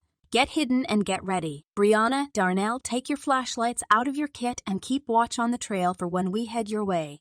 I will be at the base of Sasha's tree, and when she fires that flare, be ready for anything." No one questioned Cassie's instructions. Everyone took their place as if a play was about to begin. Tracker's men had wasted a good hour trying to bandage up their injured men and figure out which way the team headed, but they had made their way to the stream. As they walked into the clearing by the pond, Cassie counted 2, then 4, then 6 men walking out of the clearing. They were walking in teams of 2 several paces from each other. All 6 men approached the water and realized that the team must have crossed over. The footprints appeared as if they spent some time deciding what to do before crossing a 30-foot space between the shores. As the men backed away from the shore a few paces to look up and down the stream for a narrower spot to cross, Cassie signaled to Sasha to fire the flares. Sasha had 3 of the flares in her hand, 1 in the flare gun and 2 in her pocket. Tracker's men looked overhead as the light of the first flare struck the leaves closest to the trail. Fire sprayed over the ground, and their exit was blocked by the flames. As quickly as Sasha could pop the gun open and put in another flare ball, she fired at the pile to their right, and within seconds she had reloaded and fired to the left. The woods all around the soldiers were burning as one of the men lifted his weapon and fired 4 times into the tree where Sasha was perched. The first 3 shots knocked the bark off the tree in front of her face, but the 4th shot ripped through her thigh, causing her to lose her footing and fall several feet before catching herself on a limb below her. The soldier in front of the parade of guns turned and grabbed the barrel of his weapon. "Hold your fire, dumbass. If you shoot our girl, the old man will have us all buried in a hole out here." "What the hell are you thinking?" As the soldier who fired his weapon opened his mouth to explain why he fired, the one who appeared to be in charge of the group said, "Shut the hell up and get to the girl before they run again." The two men in the back of the line turned to see that there was no way out, and the fire was spreading. Crossing the stream was the only option, but they would be exposed while they crossed. Having no other options and with the fire closing in, all 6 men waded into the water as they strapped their weapons over their shoulders and began walking until the water reached their chests. Cassie stepped from around the tree where she was hiding and released the first arrow, which was already in her bow as she reached for another one. Nikita, seeing Cassie shoot, lifted her bow and fired as the arrow sunk deep into the top of the first soldier's collar. As he wailed, the man behind him grabbed him as he began to slip under the water. Cassie fired again and struck the last man to hit the water. The arrow stuck, and before the man could get all the way into the water, there was an arrow sticking out of his lower stomach. The sight of the arrow made him run back to shore, where he found himself trapped between the fire and the arrows being shot at him. He lay on the ground, moaning and trying to pull the arrow from his stomach. Slider fired twice into the middle of the group, but both arrows missed as he saw Sasha losing her grip and slipping down the tree, falling from one branch to the next, trying to hang on. As Sasha's feet were within reach of Slider, he dropped his bow and helped her get out of the tree. Sasha fell to the ground, holding her leg. "Get her on your back and get her into the brush, Slider," ordered Cassie. Slider wasted no time following Cassie's order, and as he reached the trail, Darnell and Brianna met him and helped him set Sasha down. Darnell took out his boot knife and cut the bottom of Sasha's pant leg off. "What are you doing?" asked Brianna. "She is bleeding. We need to wrap the cloth around the wound until we get to a place where we can use the first aid kit." Brianna and Slider tended to Sasha and got her bandaged well enough to limp as Nikita and Cassie stood at the shore, firing the rest of their arrows at the approaching soldiers.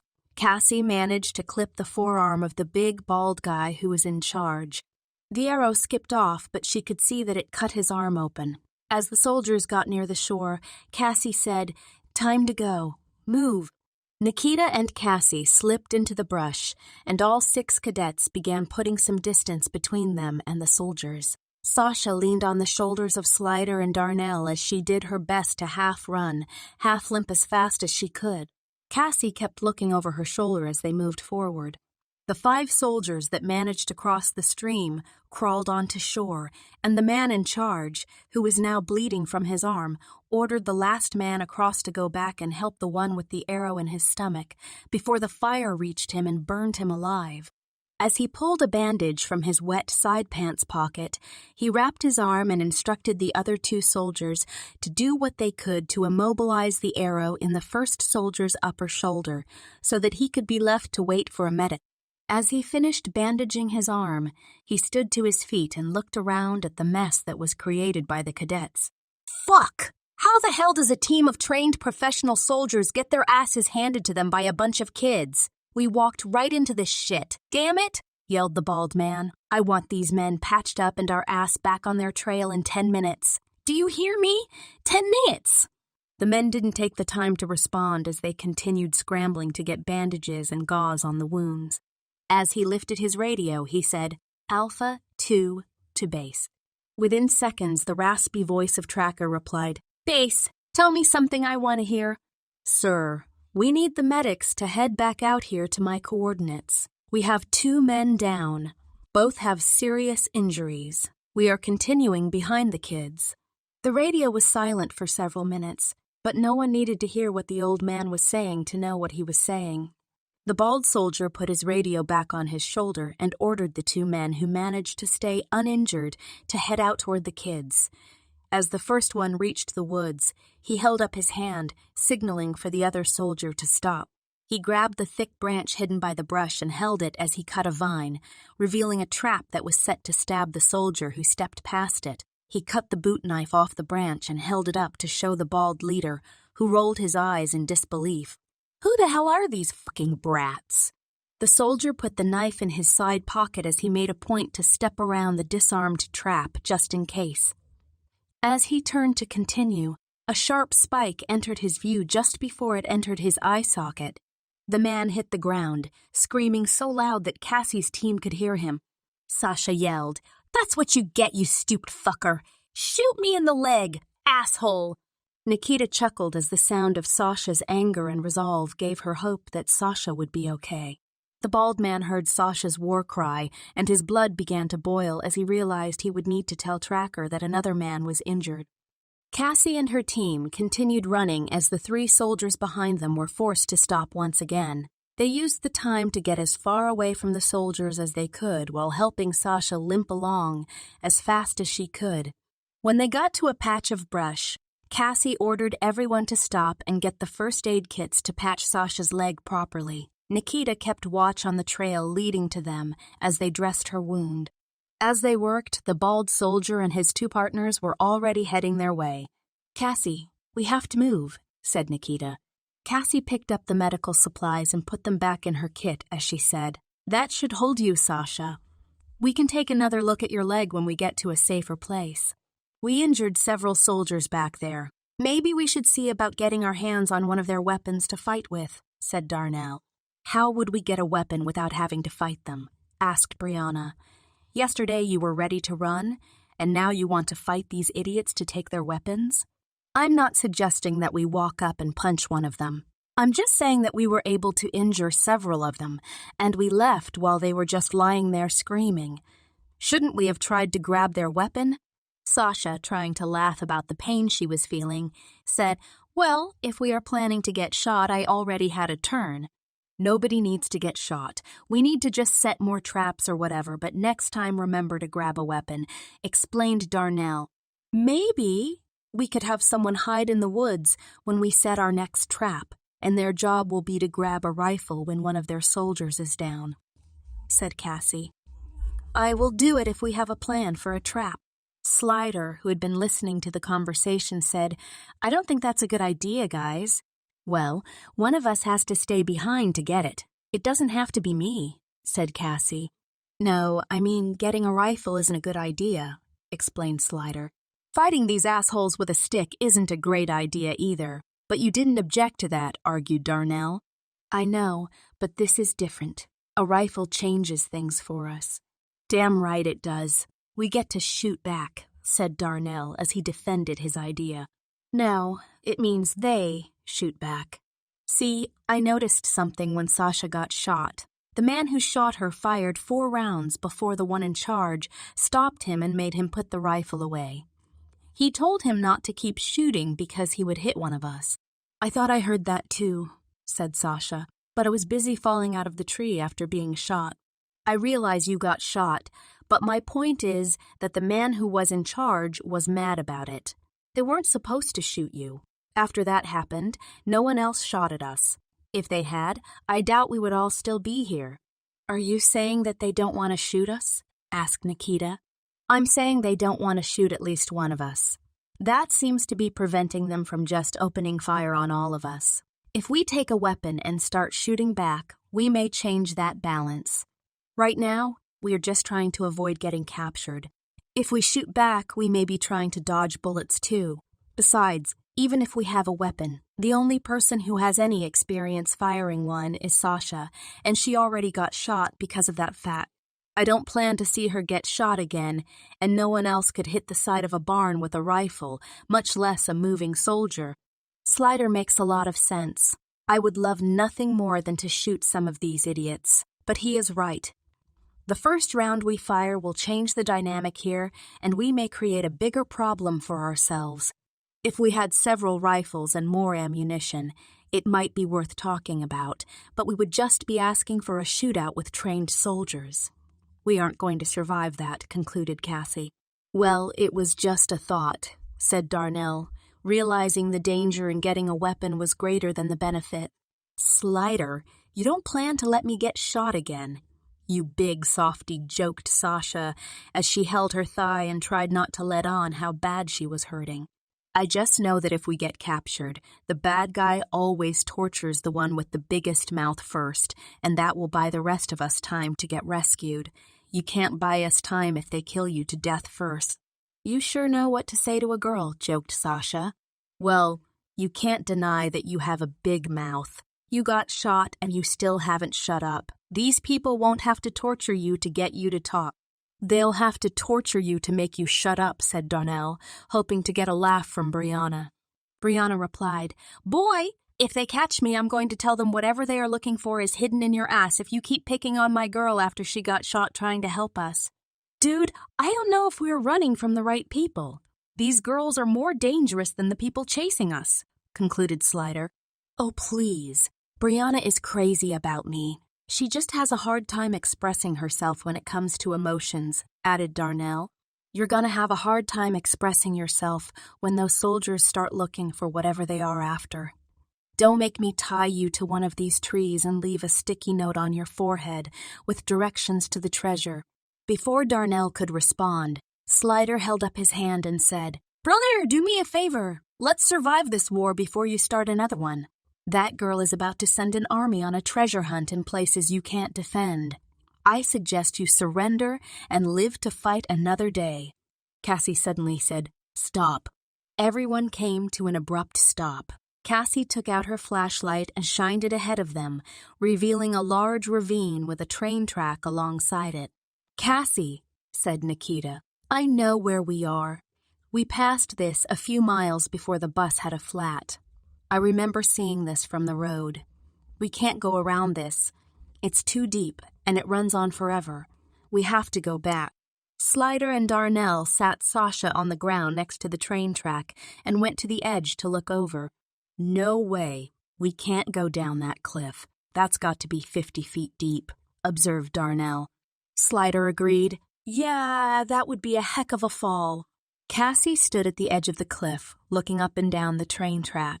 I haven't heard a train since we got here, so this is either an old track or it's rarely ever used. I don't think we will be catching the 5:15, if you know what I mean, joked Sasha as she held her leg. Chapter 6. Imminent Danger.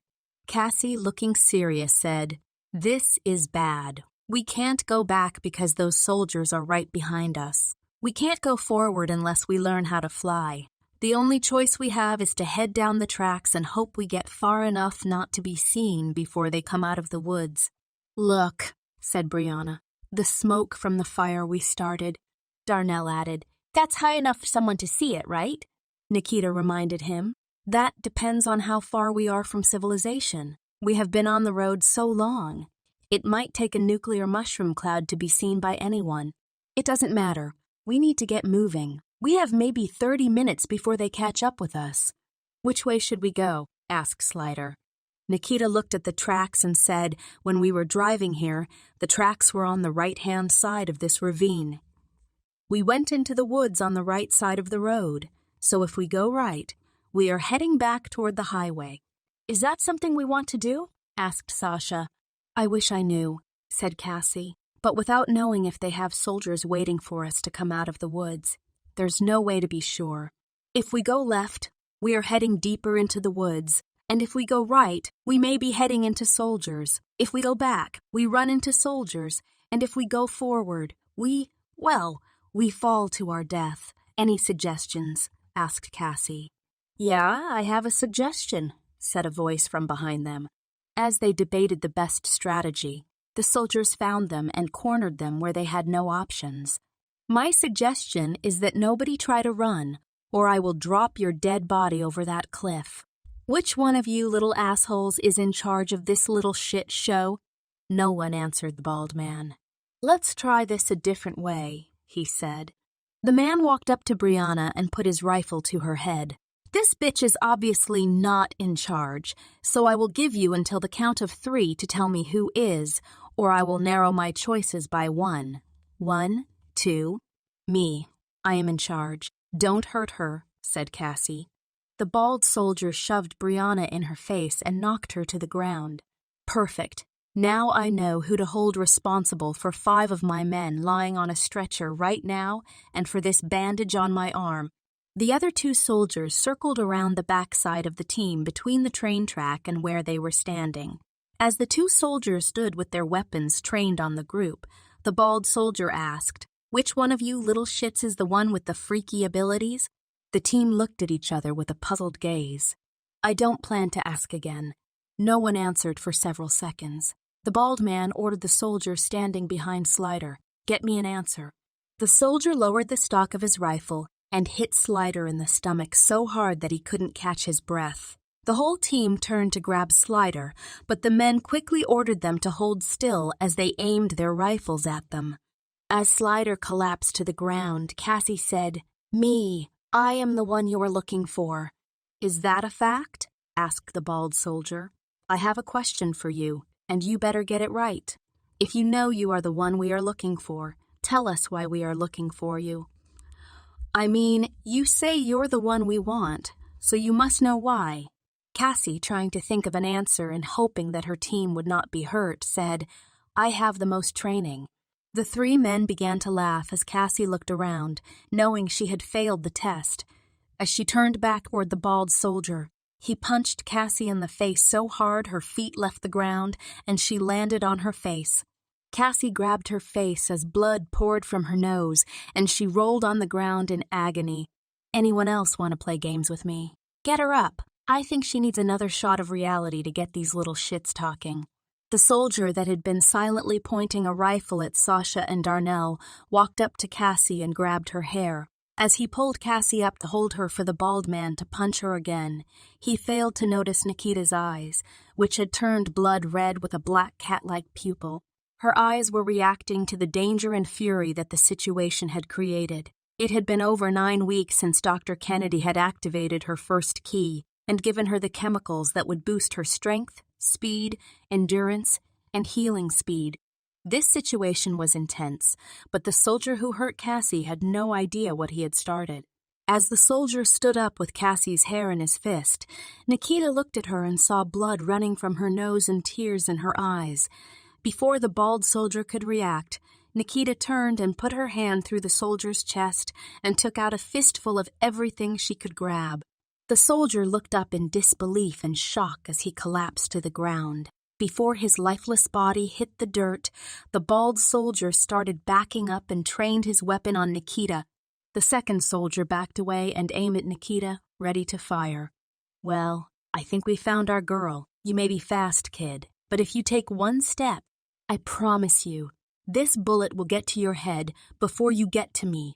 Nikita stood motionless, still holding a handful of bloody parts in her fist, and her eyes were fixed on the bald soldier. As Cassie looked up from the ground where she was dropped by the dead soldier, she got her first look at the girl she called her little sis in her true form. Cassie tried to scoot away from Nikita as she looked on in disbelief.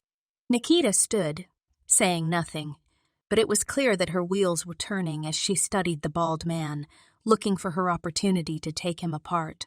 The soldier had not been given all the details, but he was aware that the girl they were searching for had special abilities and should be treated with extreme caution. "If you don't kneel and put your hands behind your head, my partner here will open fire on your friends and you, and I will take our chances with whatever happens next. Now, no one else needs to get hurt. We were sent here to get you, and the rest of your friends are not my concern.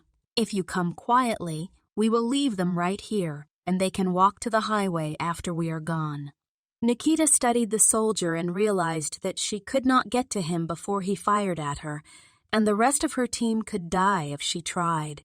Her only option was to go along with him in the hope that her team would be left alone. "If I go with you and you hurt my friends, I give you my word that you will have no choice but to kill me to keep me from doing to you what I just did to your friend. I have no use for your friends, and I give you my word that if you come quietly, they will be safe. I will leave them here, and they can find their way back to the road after we are gone." Nikita, knowing that she had no real options other than taking the bald man's word, turned her back to him and kneeled with her hands over her head. The bald soldier put his rifle around his neck and took out his sidearm to approach Nikita with plastic restraint ties. As he carefully tightened them around her wrists, he put a second pair on her as well. He then placed metal shackles on her feet and ensured they were tight. He ordered everyone to kneel next to her in a circle as the other soldier placed plastic restraints on them. The team kneeled in a circle, looking at each other, as Cassie looked at Nikita. "Nikita, what are you?" asked Cassie with a look of terror on her face. Nikita looked at Cassie and said, "I'm still your little sis, Cassie." Cassie continued staring at Nikita as if she was an alien. "Cassie, I don't understand any of this. I don't know what's happening any more than you do. All I know is that if I have to go with these people to save your life, I will go. Just promise me that I will always be your little sis."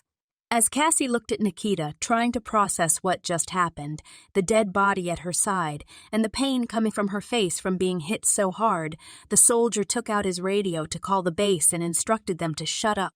Nikita suddenly remembered her golden rule: never get attached to things that you don't want to lose, because sooner or later, everything will get taken from you.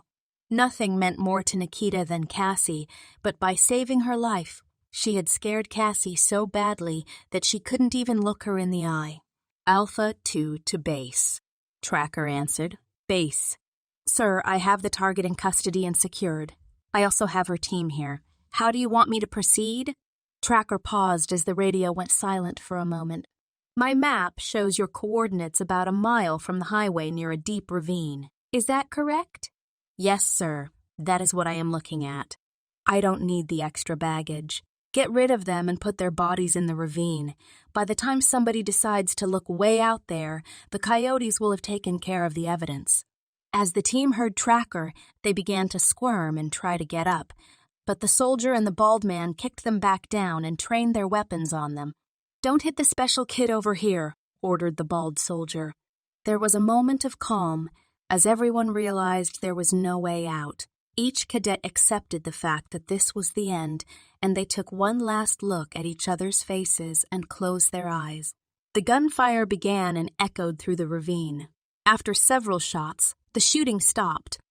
A gust of wind could be heard in the treetops. Nikita didn't want to open her eyes because she already knew that she would live with the sight of her friends' bodies for the rest of her life. "Are you potato brains planning to spend your night down there praying?" The sound of a familiar voice caused all the cadets to look around to see why they hadn't been shot. They looked at each other in shock and finally worked up the courage to look behind them where the soldiers stood to shoot them. When they looked, they saw a silhouette standing between two very large soldiers. "Instructor Payne, is that you?" asked Cassie. "You sure as hell better hope so, Walls, because if it's not, you are dead and you're seeing me, which means you're in hell." The two large men began cutting the restraints from everyone's arms. Sasha, looking confused, asked Instructor Payne, "How did you know where we were? I mean, why are you here?" "Are you kidding? You set half of the town on fire. Finding you was the easy part. Getting you out of here, now that's going to be a different story." Darnell, still trying to process everything that was happening, said, "Instructor Payne, the highway where we came in is a mile that way, according to the guy on the radio." "Yeah, and so are 15 of Tracker's men." As Payne was speaking, Ace started to cut the plastic restraints on Nikita's arms when Cassie stopped him. "Instructor, before you do that, you need to know what's going on with Nikita." As Nikita kneeled in the grass with her hands tied behind her head and her legs shackled, a tear fell down her face as she watched Cassie express her doubt about who she really was. "Instructor, I'm not sure it's safe to take those off her." Her eyes. They changed color, and she ripped that man's insides out. I mean, it's hard to explain. "I'm not sure it's safe.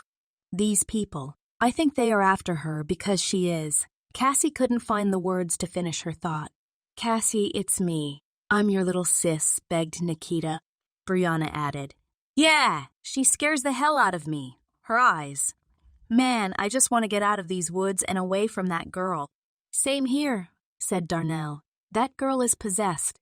Sasha, looking irritated, said, "You bunch of assholes," struggling to get onto her one good leg. Sasha continued, "Nikita was willing to leave with these killers just to save your asses. She has been out here fighting with us and risking her life to protect this team. And you ungrateful assholes turn on her because she killed the man who was about to hurt Cassie?" Sasha stumbled toward Cassie and got right in her face as she continued, "And you. She was willing to die to protect you. How dare you stand here questioning who or what she is? I don't give a shiny shit what color her eyes turn." Loyalty is loyalty, and I will take my chances with Nikita and her weird-ass eyes before I would take my eyes off a bunch of backstabbing pissants who call themselves friends. Slider added, Nikita hasn't done anything to hurt any of us. I trust her. I don't know what the hell just happened, but I'm glad it happened to these assholes and not us.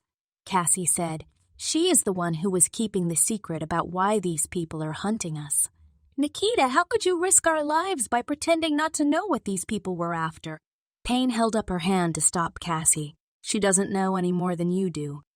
She isn't keeping any secrets from you, Cassie. She is as clueless as you are about who she is. There is a lot going on here that I am just learning myself. But Nikita is not the enemy. I understand that everyone is scared. And Nikita, I know you feel like everyone is turning on you. They are just scared. As soon as we get to a safer spot, I will tell you everything I know. Meanwhile, Cassie, don't say anything else you might regret until we talk. Payne reached down and cut the restraints on Nikita as she helped her to her feet. She took the shackle keys from the bald soldier's dead body and removed the shackles. As she worked, the radio hissed. Base to Alpha 2. When there was no answer, the radio sounded off again. Base to Alpha 2. Base to Charlie 7. Go for Charlie 7. We have lost contact with Alpha 2. They had the target in custody, and they went black. I want all our perimeter watch and both standby teams dispatched to grid point F3B. Copy, base.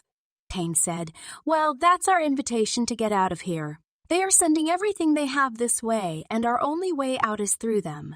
Stay close, and when we get to a safer place, we will stop, get a better look at Sasha's leg, and debrief.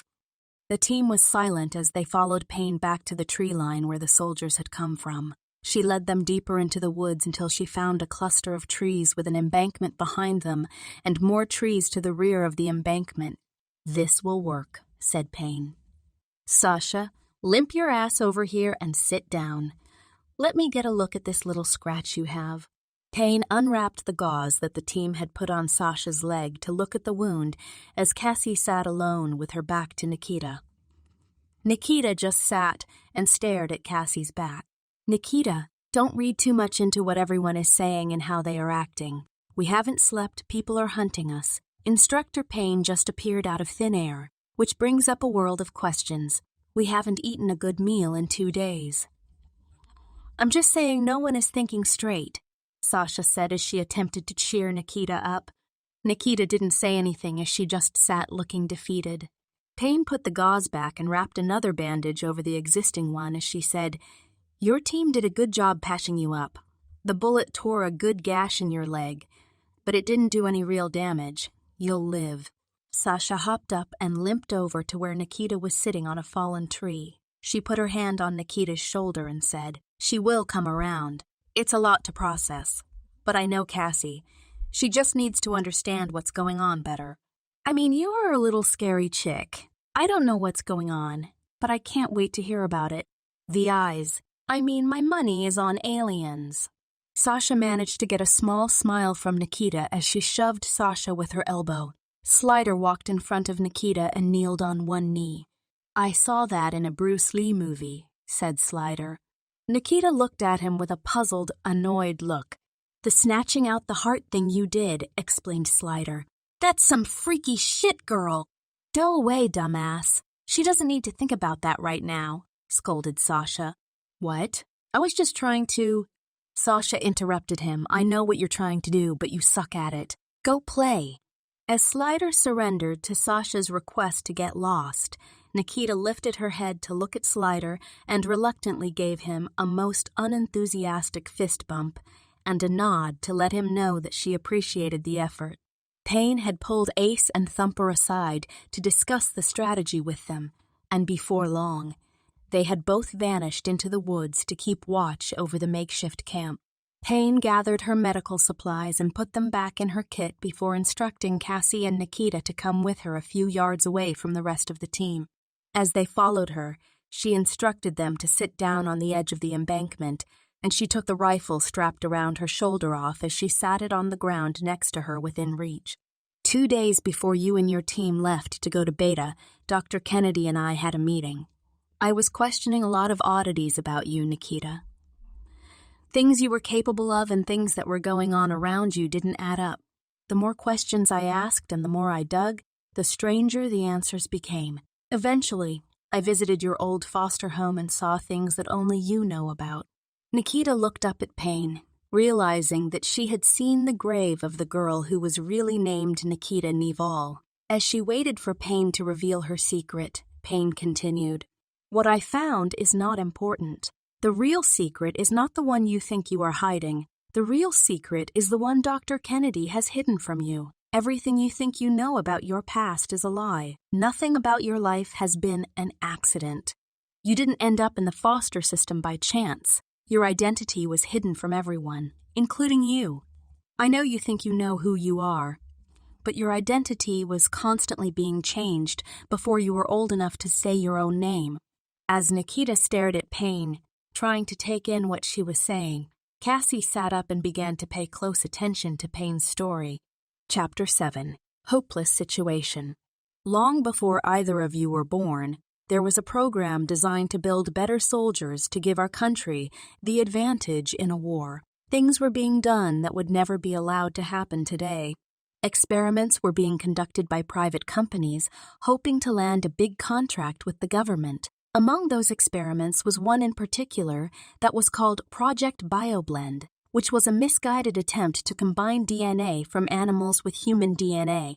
The project was believed to be a disastrous failure and was later shut down because of the blatant abuse children were subjected to.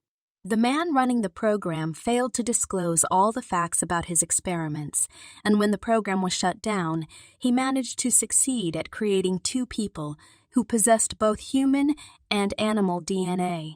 While no one knew what the result of this combination would be for sure, the scientists involved believed they would eventually grow up and manifest incredible abilities. They would have more strength, speed, endurance, better hearing, sight. They would just be better in every way. Cassie looked over at Nikita, remembering how she said she could hear the soldiers talking, how she could run without getting tired, move faster, and hit harder than any of the other cadets. Both of the children were females, and they were hidden within the foster care system. This made it easier for their identities to be concealed and for them to be monitored from a distance. Soon after they were placed into the system, one of the girls went missing. The man who placed them there assumed it was the work of a foreign government who learned about his experiments and wanted the technology for themselves.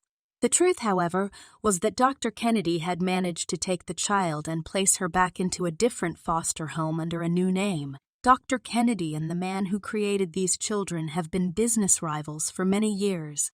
He saw the opportunity to take one of the two children and use her to get the government funding that his partner was attempting to get. He developed the training facility you were both in last week, and the beta facility to give him a replacement for foster care to hide the girl, along with other kids who were just a cover for his bigger plan. By training young soldiers, no one would give a second thought to one more girl who was taken from foster care and given a chance to train to be a military asset. The girl is me? Yes, Nikita. You are one of the two girls. Payne continued her story. The cadets I have been training are a smokescreen for Kennedy to train you to see what you are capable of. Cassie finally broke her silence and said, "So the rest of us are just training for nothing?" "Well, you were at first, but after you and Nikita proved to be an unbreakable team, Dr. Kennedy changed his plan and decided that whatever Nikita was capable of, she was capable of even more with you as her partner. In time, he hoped to train Nikita and create a demonstration of her abilities as a soldier and a spy, which he would use to get a contract with the government to create and train the soldiers of the future in his facilities and under his direction. What he didn't plan for was his business rival planting someone in his facility to steal documents about his program. When his rival got the documents, they contained details about who Nikita was, and he realized that she was the missing child from his experiments. That led to him attempting to steal her back. That is why we are all out here today. So all the years that I've spent hoping to learn that I have a family somewhere were wasted. I'm just an experiment made up in a test tube. I have no family, no friends," added Nikita, looking over at Cassie. "No identity, and now what? Do I just turn myself over to these people who own me like a product? Nikita, my first priority is to get you and the other cadets out of these woods alive. Afterward, I can't tell you for certain what will happen, but what I can tell you is what will not. I will not let them take you to any lab or any place you don't want to be, until I learned that your bus was stopped and these men were after you. My plan was to take over your training at the beta facility and make sure you were being treated fairly. After my meeting with Dr. Kennedy earlier this morning and what I have learned about the real reason you are here, I have no plans of turning you over to him either. I need time to figure out what to do, but for now I need to get you and the other cadets out of these woods. Cassie looked at Nikita silently for a few seconds as Nikita looked at the ground. Nikita, do you remember the day you punched me in the face in the arena? Nikita sat silently and didn't answer. When you were explaining why you attacked me, you said it was because I scared you and you just reacted out of fear. So now you think I did it because I'm some out-of-control lab experiment? No, Nikita.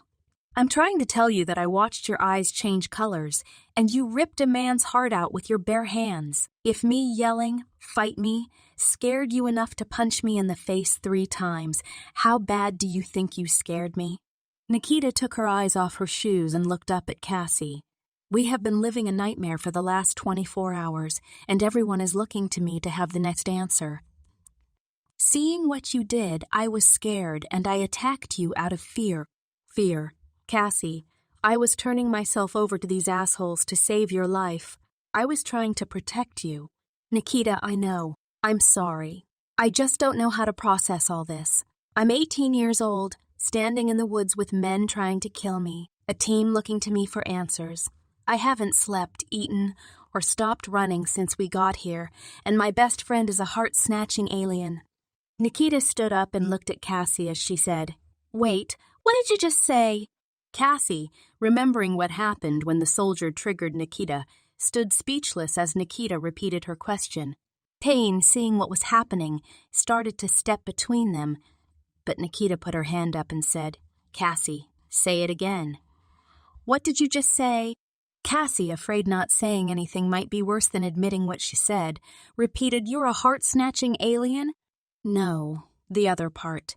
You called me your best friend." Cassie stood there puzzled as Payne said, "Oh, dear God, Nikita, I thought you were going to kill her." "Kill Cassie? Is everyone suddenly insane? I am the same person I was the day we met. I have never tried to kill Cassie or any other cadets. I have been nothing but respectful to you, instructor, and I have been a friend to all my teammates. How did we get to a place where I am a threat to everyone?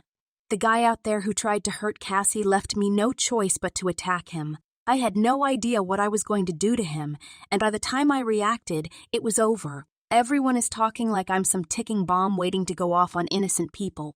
Payne, realizing that she overreacted, said, "This is going to take some getting used to for everyone, Nikita. But you are right. We all need to dial it back a bit." "Yes," said Cassie. Payne and Nikita looked at Cassie with a puzzled expression. "Yes, little sis, I admit it. You are my best friend. Nikita, what happened out there with the whole keep Nikita tied up thing? That wasn't me." Nikita stared at Cassie and started laughing as she replied, "Well, it sure looked like you." Payne, not understanding the inside joke between Cassie and Nikita, said, "I don't get you two. I swear, I think you both might be experiments gone wrong." Payne walked away from the unavoidable show of emotion between Cassie and Nikita as Cassie hugged her. "I'm a heart-snatching alien. That's a good one." "Yeah, that wasn't me either. Don't kill me." "Oh, shut up. When you two get back from your honeymoon, join me in a group chat with your team about what our plans are," said Payne. "Sasha, I'm going to give you a shot of something to take the pain away so that you can move when we move. It's not going to do much to help your wound, but we can't slow down, so you'll need to keep up," Payne said as she took a syringe from her medical kit. "The rest of you, listen up. I know everyone has questions about Nikita. Well, you're not going to get answers. There are things that you are better off not getting involved in. I don't say that lightly. Just by knowing what is going on here, your life could be at risk. That being said, I will tell you, Nikita is not possessed or an alien. Sasha. She is your teammate, and I don't want to hear anyone asking her anything about what happened here today. She has special fighting abilities. We will leave it at that. Trust me, as one of the few people who know the whole story, you do not want to know any more than what you already know. Do you understand me? One at a time, the cadets answered yes, Instructor Payne. Now, let's get a plan together. My partners, Ace and Thumper, are about 20 yards to either side of us, keeping a lookout. You should have 57 more protein bars left, and you don't need a picnic table to eat them. Eat something. Did I really need to come all the way out here to tell you to eat if you have food? Cassie replied, Instructor Payne, we were rationing because we didn't know how long we will be out here. Cassie, if we are still in these woods a week from now, we won't need food. We will need a headstone. Eat while you can. You'll need your energy. Until I have my men do some recon. We won't be going anywhere, so relax and get some rest. As everyone scrambled to get protein bars, Cassie made her way to Payne's side and said, Instructor Payne, I don't know how you found us, but I am glad you are here. I never thought I would say this, but I am more relaxed knowing you are with us. Cassie, you've been out in the woods for over a day with trained killers. Your team is intact, you remembered your training, and you not only survived, but you also fought back with sticks and knives. From what I saw along the way, you were effective too. There's a trail of blood and used medical bandages all along the path you came in on. You gave these assholes a fight, and I am proud of you. You are every bit the leader I knew you were. You did a good job. Now, go get some rest so that we can finish what you started here. Thank you, Instructor Payne. Your approval is the best compliment I could hope for. I'm glad I didn't disappoint you. I just feel like I let Nikita down when she needed me most by choosing to leave her restrained. Cassie, leadership is not about being friendly or always having the right answer and knowing exactly what to do. Leadership is about having the courage to act while others run. Your decision to leave Nikita restrained while you were trying to figure out what was going on with her may not have been the best move for friendship, but it was the right decision for a team. You have only known Nikita for less than 3 months. You two may have bonded instantly, but you don't know everything about her. I've known you for over 2 years, and I have learned to trust and respect you as a cadet. But if you start glowing in the dark and your head spins in a circle, you are getting tied up, taped up, and locked in a box until I understand why. You didn't fail, Nikita. You did what a leader should do. You acted based on what you knew at the time. Nikita is smart and she understands you are not perfect. Thank you, Instructor Payne. Kane keyed the radio on the shoulder of her tactical vest. Ace, Thumper, I need you to begin a sweep of the area. We need to know how many of these fuckers we are up against and where they are coming and going from. Copy? Payne took off her backpack and opened it. She removed a black case and lifted the lid. Inside was a rifle that was broken down into pieces. She began to assemble the pieces. As she clipped a scope on top, she looked through it and opened a small tripod attached to the barrel. As she completed the setup, Nikita appeared by her side. Instructor Payne, what is that? I thought you were supposed to be resting, said Payne. Yes, ma'am, but it appears I don't need much rest when I am being hunted like an animal, so I thought I would be of more use if you could give me something to do. Is there a weapon I can use? I don't know anything about guns, but if you show me, I am a quick learner. Payne continued taking items from her bag as she thought about Nikita's request. As Nikita stood silently waiting for Payne's answer, she almost asked if she heard her when Payne turned and stood up. Nikita, I am going to level with you. We are facing a small army, and the chances of all of us getting out of here alive don't look good. I plan to fight until we win or I die. That is all I have to offer. Each of you will need to fight like your lives depend on it because it does. Even with that, I have to tell you, we are seriously outnumbered. What can I do, Instructor? Nikita, Dr. Kennedy gave me a pen when I came to look for you. He said if I found you, I should use the pen to activate a chemical that is in your head that will make you think faster and understand things better than any of us. He said you will be able to understand things before they even happen. The problem is, this is the same man who created the mess we are in. I have been considering not telling you about this, but the more I look at the situation we are in, the more I worry that you may be the only way we get out of here alive. How can I have chemicals in my head? I don't understand. Nikita, you are unique. Extraordinary, really. But there are things about you that are not like other people, and I don't have the technical knowledge to explain them. All I know is that Dr. Kennedy said there are 3 stages to your development. The first stage has already been activated the day you came to the facility. The eye exam, said Nikita. I knew something was strange about the eye exam.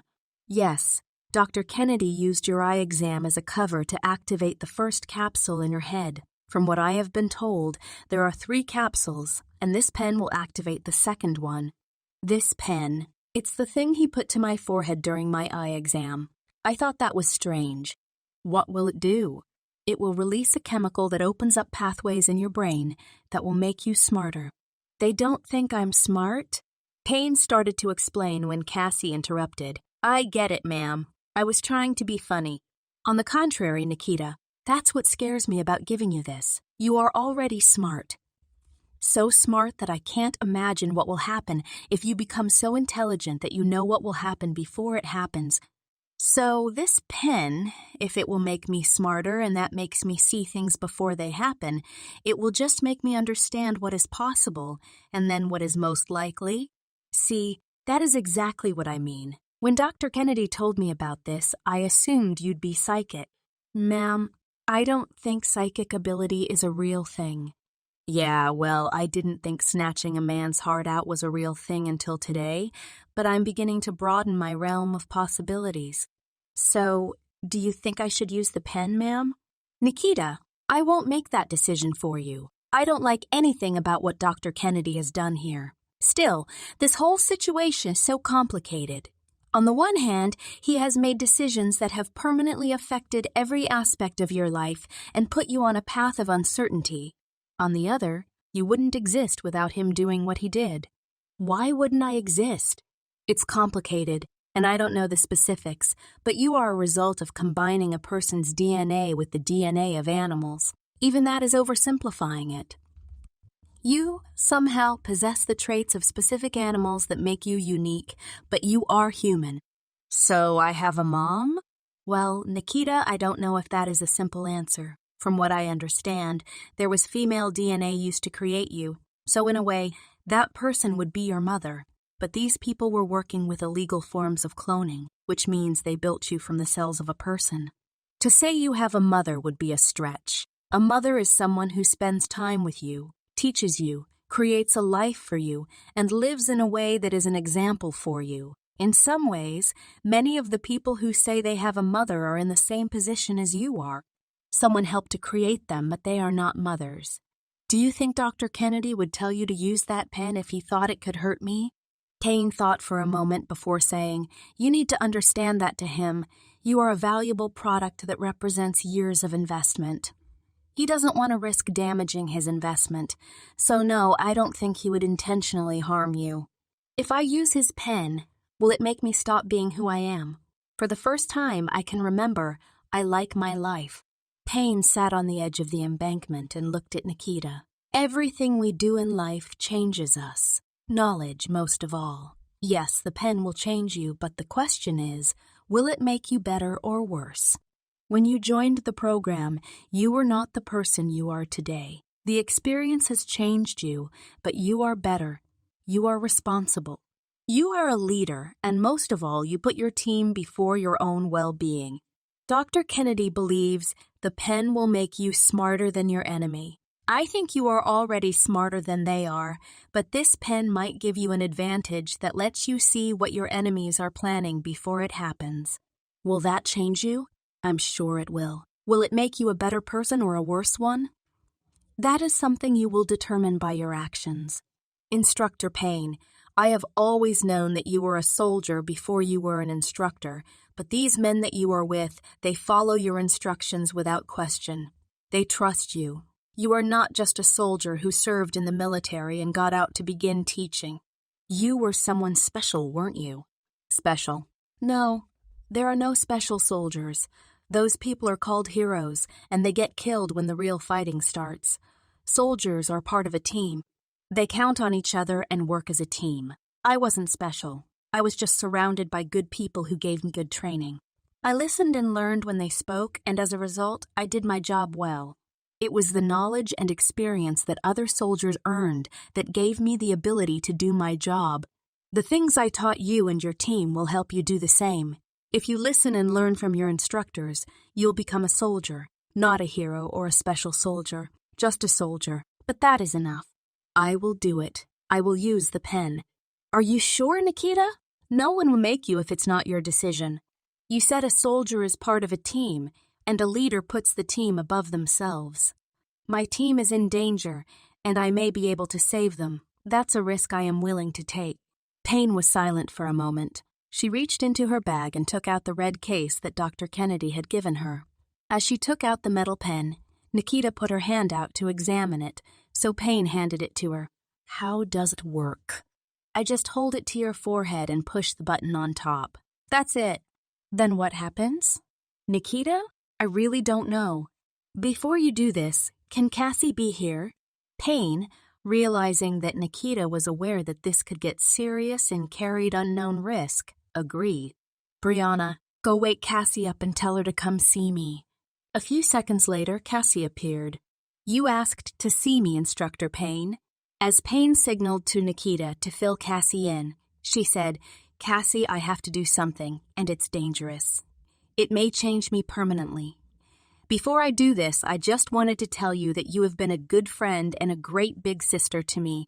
I understand why you were afraid to untie me, and I'm not mad at you. I just wanted to have you here when I do this. Cassie, confused about what was happening, said, Wait, what are you about to do? What needs to be done, Cassie? I need you to trust me this time. Just hold my hand. Cassie reached for Nikita's outstretched hand while asking, What is she about to do to her? Nikita nodded to Payne and closed her eyes. Payne reached over and put the pen on Nikita's forehead, but Cassie grabbed her hand. Stop! What are you about to do to her? Nikita opened her eyes and looked at Cassie as she said, It's okay, Cassie. Let her go. This is my decision. As Cassie studied the certainty of Nikita's face, she slowly let Payne's hand go and held tightly to Nikita's hand. Nikita closed her eyes and gave Cassie's hand a reassuring squeeze as Payne pushed the button on top. After a few seconds, Payne took the pen down, and Nikita stood up, looking around as if she was waiting to feel something. Payne studied her expression as Cassie continued holding her hand tight. Nikita looked over at Cassie's face, and her legs collapsed as Payne caught her before she hit the ground. What happened? Demanded Cassie. What's wrong with her? Payne, knowing panic would add nothing to the situation, said, Pull yourself together, Cassie. I don't know what's happening, but you are of no use to me if you panic. Cassie tried to focus as Payne checked Nikita's pulse. Nikita's hand and legs began to jerk violently, and her fists balled up tight. Her eyes were half open, but she was not looking at Cassie. She just stared straight ahead as Cassie called her name. Payne put her head down next to Nikita's mouth to listen to her breathing. Her heart is beating at a normal rate, and she is breathing. What did you do to her, Instructor? Demanded Cassie. It's complicated, Cassie, and I don't have time to explain right now. I need my attention here.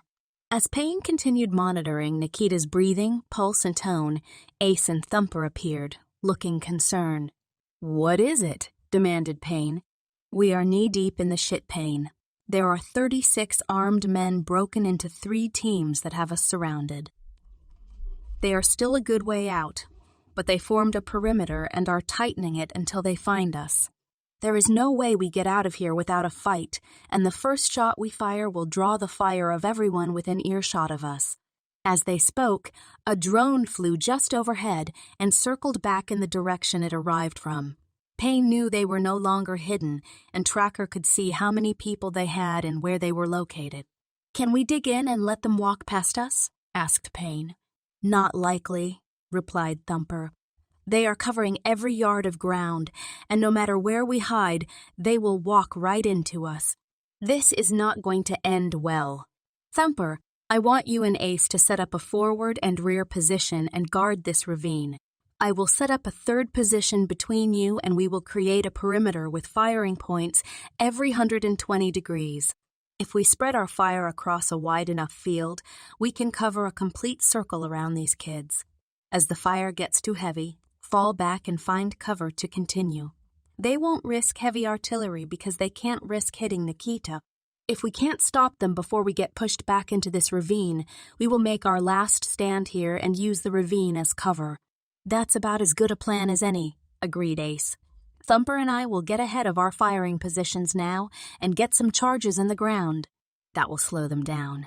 They may not be able to use explosives without risking the kid getting hurt, but we can blow shit up all day. I like it, said Payne. I have some charges in my bag. I have the spirit maker set up and ready if we have to fall back to the ravine. We can use it to snipe anything that moves. What about Nikita? Asked Cassie. You will stay here and keep an eye on her. She is breathing and has a good pulse. She will be fine until we get her out of the woods. There is nothing we can do for her out here. Payne reached into her bag and handed Cassie a handgun. Cassie, your job is to make sure no one lays a hand on Nikita. You have a full clip in this weapon, and I expect you to put 2 rounds into anyone and everyone who gets close enough to take her. Do you understand? I understand, said Cassie. Cassie pulled Nikita into a corner of the embankment, where she had a clear view of everyone approaching. She took the weapon that Payne handed her and held it in her right hand as she sat behind Nikita with one arm around her and the other on the handgun. I got you, little sis. Nobody is getting a hand on you without a hole in their face. Give me the satellite phone, Ace. Ace took a phone out of his side pocket and handed it to Payne. Payne dialed a number and waited. Doctor, this is Payne. I activated the key, and she collapsed. She is not moving. She has a stable pulse and breathing, but she is out. I understand. This is exactly what I was afraid of. I have problems out here, and she is not going to be much help like this. No, it would take 2 hours to get anyone here to help me, and I doubt if we have that long. I will keep you posted when I can. Payne handed the phone back to Ace and turned to Cassie. Her mind needs time to adjust to the pen. It could take 10 minutes or 10 days. No one knows. You are responsible for her life, Cassie. That was true before she used that pen, instructor. No one will get to her without going through me. Do what you need to do. I can handle this. Ace and Thumper, let's get those charges in place. Leave the satellite phone here with me. When the time comes, I want to wait until they are standing on the charges before we let them know we are here. Once we do, this will be a full-on shit show until it's over. You got it, said Thumper. Give 'em hell, Payne, said Ace. I can do better than that. I can send them there. Good hunting, fellas. Thumper and Ace disappeared into the woods to place charges and get ready for the fight that was coming. Payne gathered the other cadets to give them instructions on what to do. Darnell, I need you and Brianna to stay down behind this dirt wall and get the med kits laid out. There's a good chance we will have an injury, and if we do, I need you ready to plug anything that leaks and wrap it tight. I saw the job you did on Sasha, and you are my medics until this is over. Slider, get in this tree and stay in the thick trunk where you can't get a bullet in your ass. Take these binoculars and this radio. You are our eyes. If anything besides myself or my men make it past us, your job is to radio me. Sasha, you are our last line of defense. Take my sidearm and make yourself a pile of leaves at the base of that tree where Slider is keeping watch. Lay on your stomach, keep your eyes open, and if anything gets this far, put a hole in it. You have 3 clips. Don't waste them. As the team received their assignments, they got into position and waited. Payne took the satellite phone and made one last call before getting into position for the coming battle. This is Payne. Who am I speaking with? Knapp. We need the medical staff and a chopper at the coordinates of the bus. We are about to take on heavy gunfire, and we will need any supplies they can carry. Have them verify that the landing zone is showing green smoke before they land, so that they don't sit that chopper down in a firefight. If there is no smoke, have them find a place to sit down and wait for a call. I have to go. Make it happen." Tane hung up the phone and put it in the bag inside the embankment. As she picked up an assault rifle, she threw a bag over her shoulder and adjusted the shoulder strap. "Listen up. Today you are no longer children. You are not cadets. You are soldiers and you are a team. Don't give them anything that doesn't cost them their blood and protect your team. Today we fight, and when we fight, and when we fight, today we fight, and when we fight to win," shouted the team. "Damn right." Tane turned and disappeared into the woods. Brianna and Darnell began to discuss their strategy for handling injuries. Slider climbed into the tree as Sasha said, "I can still see your legs, dummy. Stop trying to be like me. Get further into the trunk of the tree." Sasha sat on her good leg, brushing back leaves and getting into a low spot below the tree. "Darnell, come throw these leaves over me until you can't see me," said Sasha. Darnell jumped up out of the embankment and grabbed 2 large armfuls of leaves and sprinkled them over the spot where Sasha was lying. "That should do it. Good luck, Sasha," said Darnell. "Luck. I don't need luck. I have bullets." "Yeah, and I don't know who I should be the most afraid of now." "Stay low and don't get holes in you," added Sasha. "You too." Sasha, trying to avoid the nervousness of the situation, added, "Brianna, only use the good gauze on me if I get shot. Last time you used that generic brand stuff and I can't stop itching." Brianna laughed. "Sasha, I swear, you are going to die talking." "Shut up and don't get shot." Cassie sat in the corner, still holding Nikita and talking to her in a whisper to avoid everyone hearing her. "Well, it's almost go time, little sis. It sure would be nice if you woke up right about now. Lots of people out here need parts yanked out, so anytime you want to wake up, that would be great." Cassie sat quietly listening for a few minutes to see if she could hear anything that told her what was going on in the woods around them, but there was silence. "Little sis, remember the day you first showed up and you were so excited about the food in the cafeteria? I would do anything for one of those meals right now. I don't want to die in the woods knowing my last meal was a protein bar. Can you believe Payne showed up out here to rescue us? We thought she was just the biggest bitch on earth, and here she is risking her life to protect us. Man, I guess you never know about people. The ones you think hate you show up to rescue you, and the ones that you think love you." Cassie paused and thought about Nikita tied up with shackles on her feet as she begged Cassie not to treat her like a monster. The ones who say they love you, they turn on you when you need them most. "Nikita, I screwed up so bad. I should have had your back. If we get out of here, I promise you." Cassie didn't finish her sentence as she realized Nikita couldn't hear her, and the last thing Nikita would remember if she was taken was that Cassie did not stand up for her when she needed her to. Cassie's thoughts were interrupted by 4 explosions. That was the charges they put out to stop the soldiers. "Get ready," instructed Sasha. Before she finished talking, gunfire erupted. Shooting could be heard from all around the team. A few moments of shooting were interrupted for a brief second as a scream came from the left side of the team's camp. The gunfire became more consistent, and there were occasional explosions. Payne's voice could be heard coming from the spare radio she left with Slider. "They are past the charges and moving in on my position. I'm falling back to my secondary." "Copy. I got a few of these bastards, but they are like roaches over here. I can hold this spot for a few more minutes, but I can't stop all of them," yelled Thumper. Ace did not reply. For a few more minutes, the shooting seemed non-stop until there were 4 loud explosions and screaming from the front side of the camp. Suddenly, the shooting stopped and the cries of several men could be heard. "Get a medic over here. Get him. Him too. Get them out of the firing zone. You'll live. Give me your weapon. I swear to God, I don't know why I pay you useless fucks if I have to come do the damn job myself," screamed Tracker's raspy voice. "Sounds like those little surprises I put behind those trees hurt some feelings," said Ace's voice as the radio hissed. "I'm moving back to my secondary position," said Thumper. "Same here," said Ace. "How many of these assholes are there? It looks like the line at a free hot dog stand. They just keep coming." "Ace, Shut up and get your free hot dog in position. They are regrouping, and we get to do this all over again, scolded Payne. You got it, boss. Brianna looked at Darnell with a look of terror. Brianna, just breathe. They have to get through Payne and our whole team to get to us. Just be ready to do your job. We will be okay. Brianna nodded, but the pep talk did little to calm her fears. What are you seeing, Slider? Asked Sasha.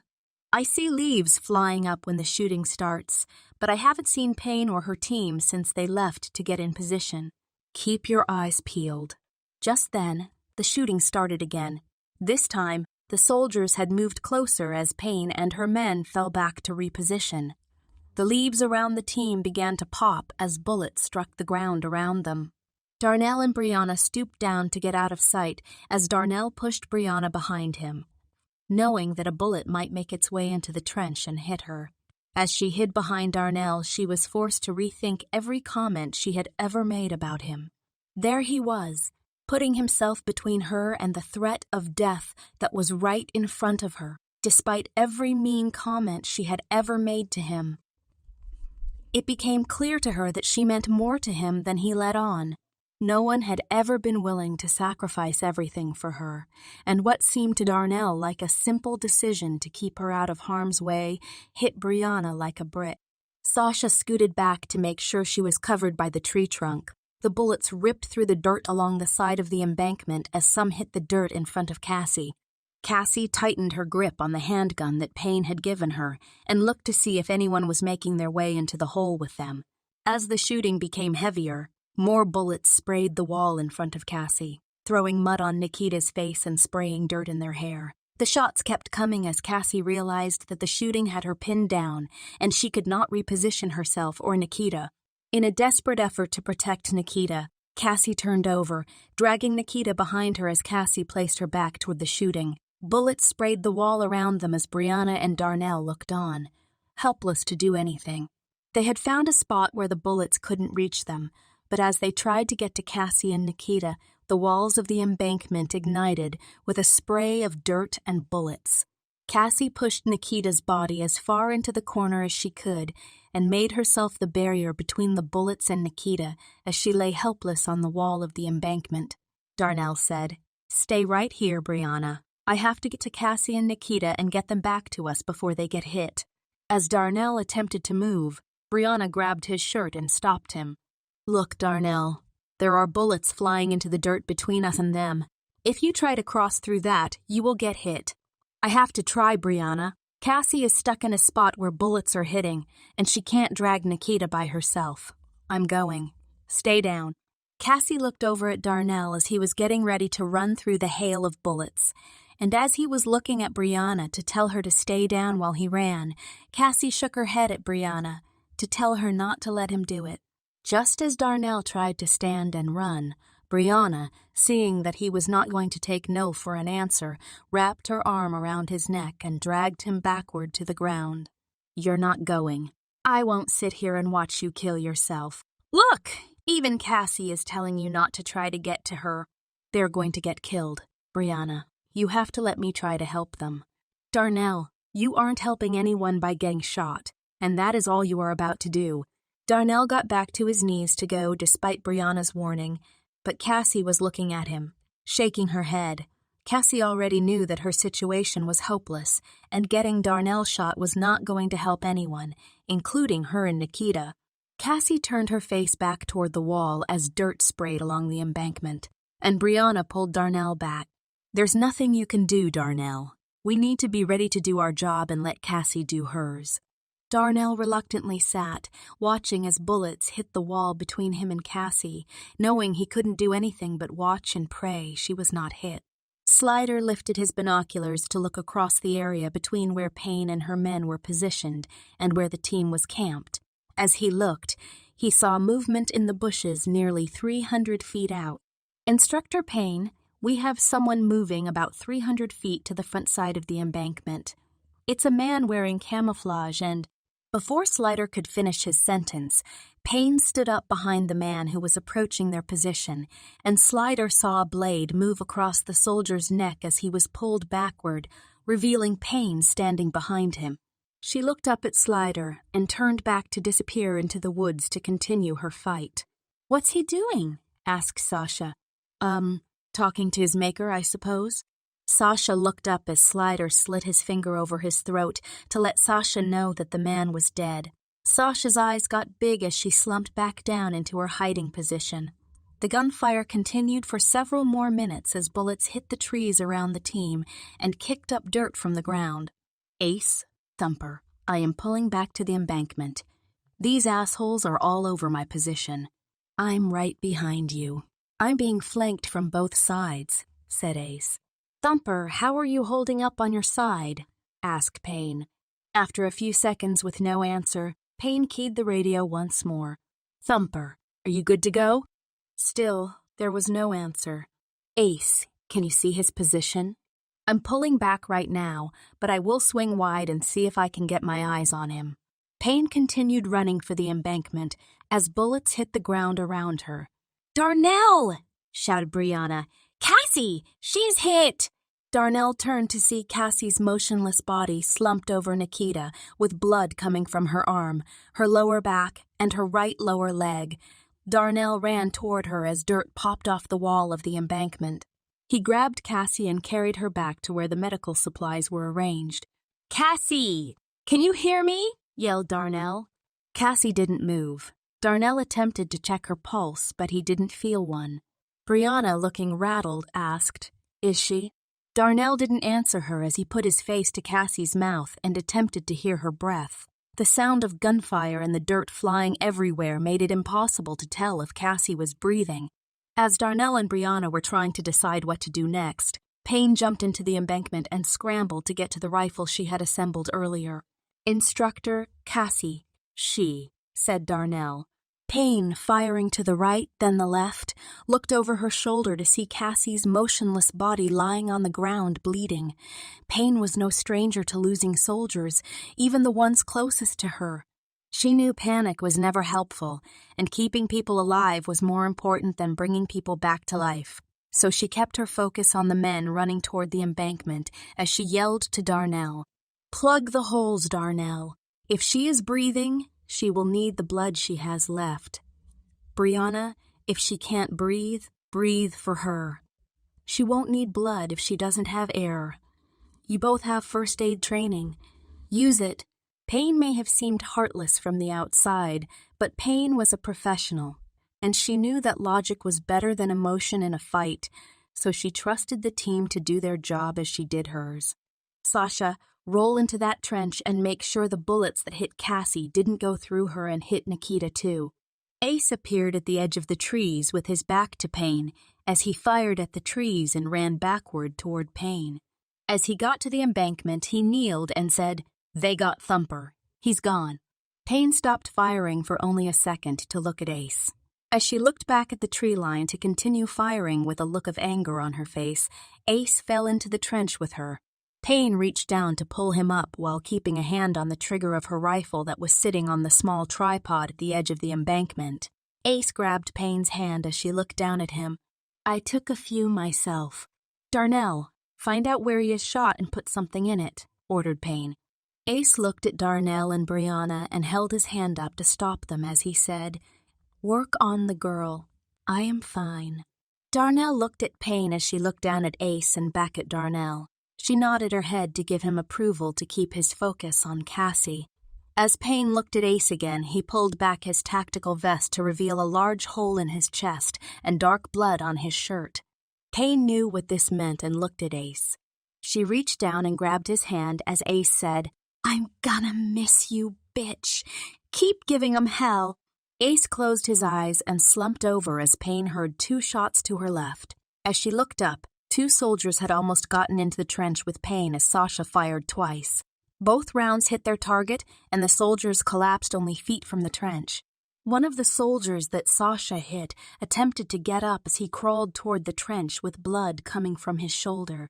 Chapter 8. When Anger Meets Death. Payne, dying inside from knowing that her 2 best friends and her only real family were gone, jumped up and grabbed the soldier by the hair and dragged him into the embankment with her. She pulled the knife from her thigh and pinned his head to the ground with his hair as she slowly shoved her knife into his throat.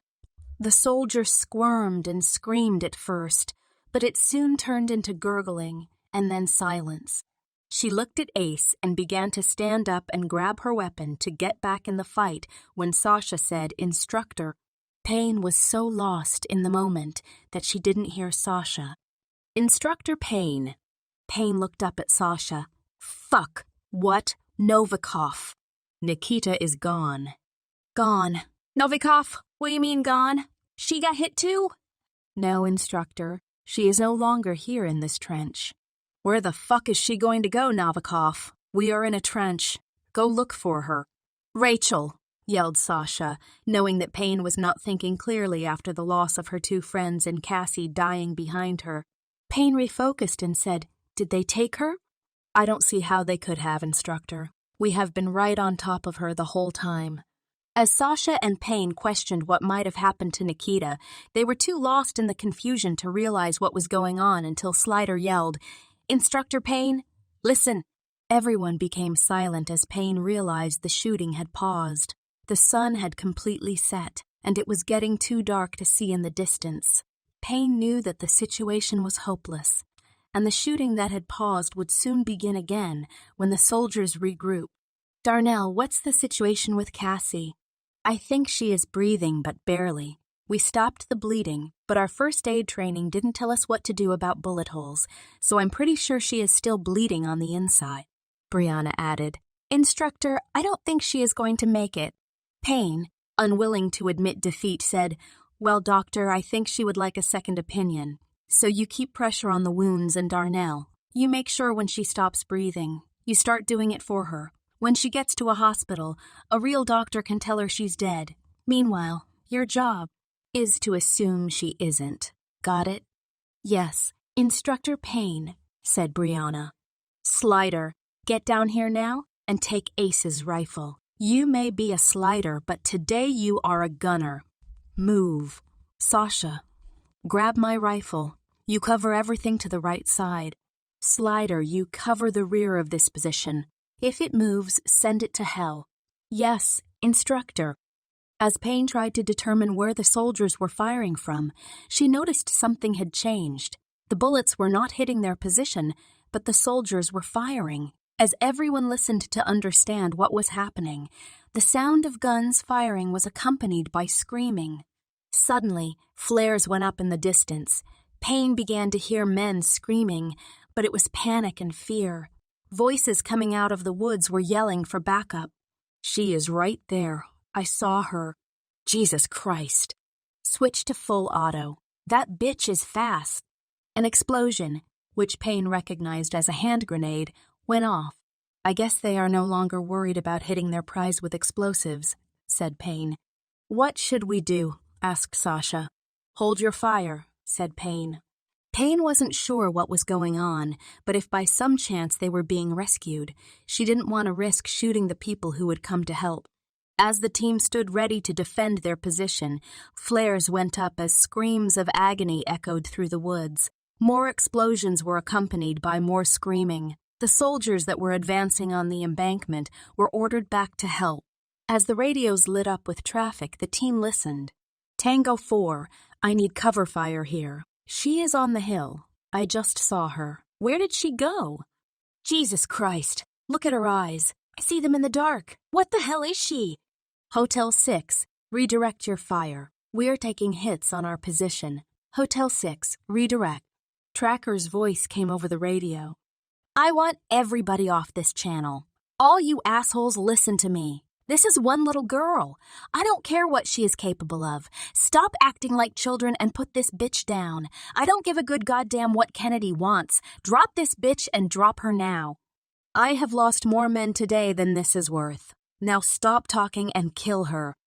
Payne heard him mention the name Kennedy, and while she knew it was a popular name, she had no doubt that Richard Kennedy was involved in this mess somehow.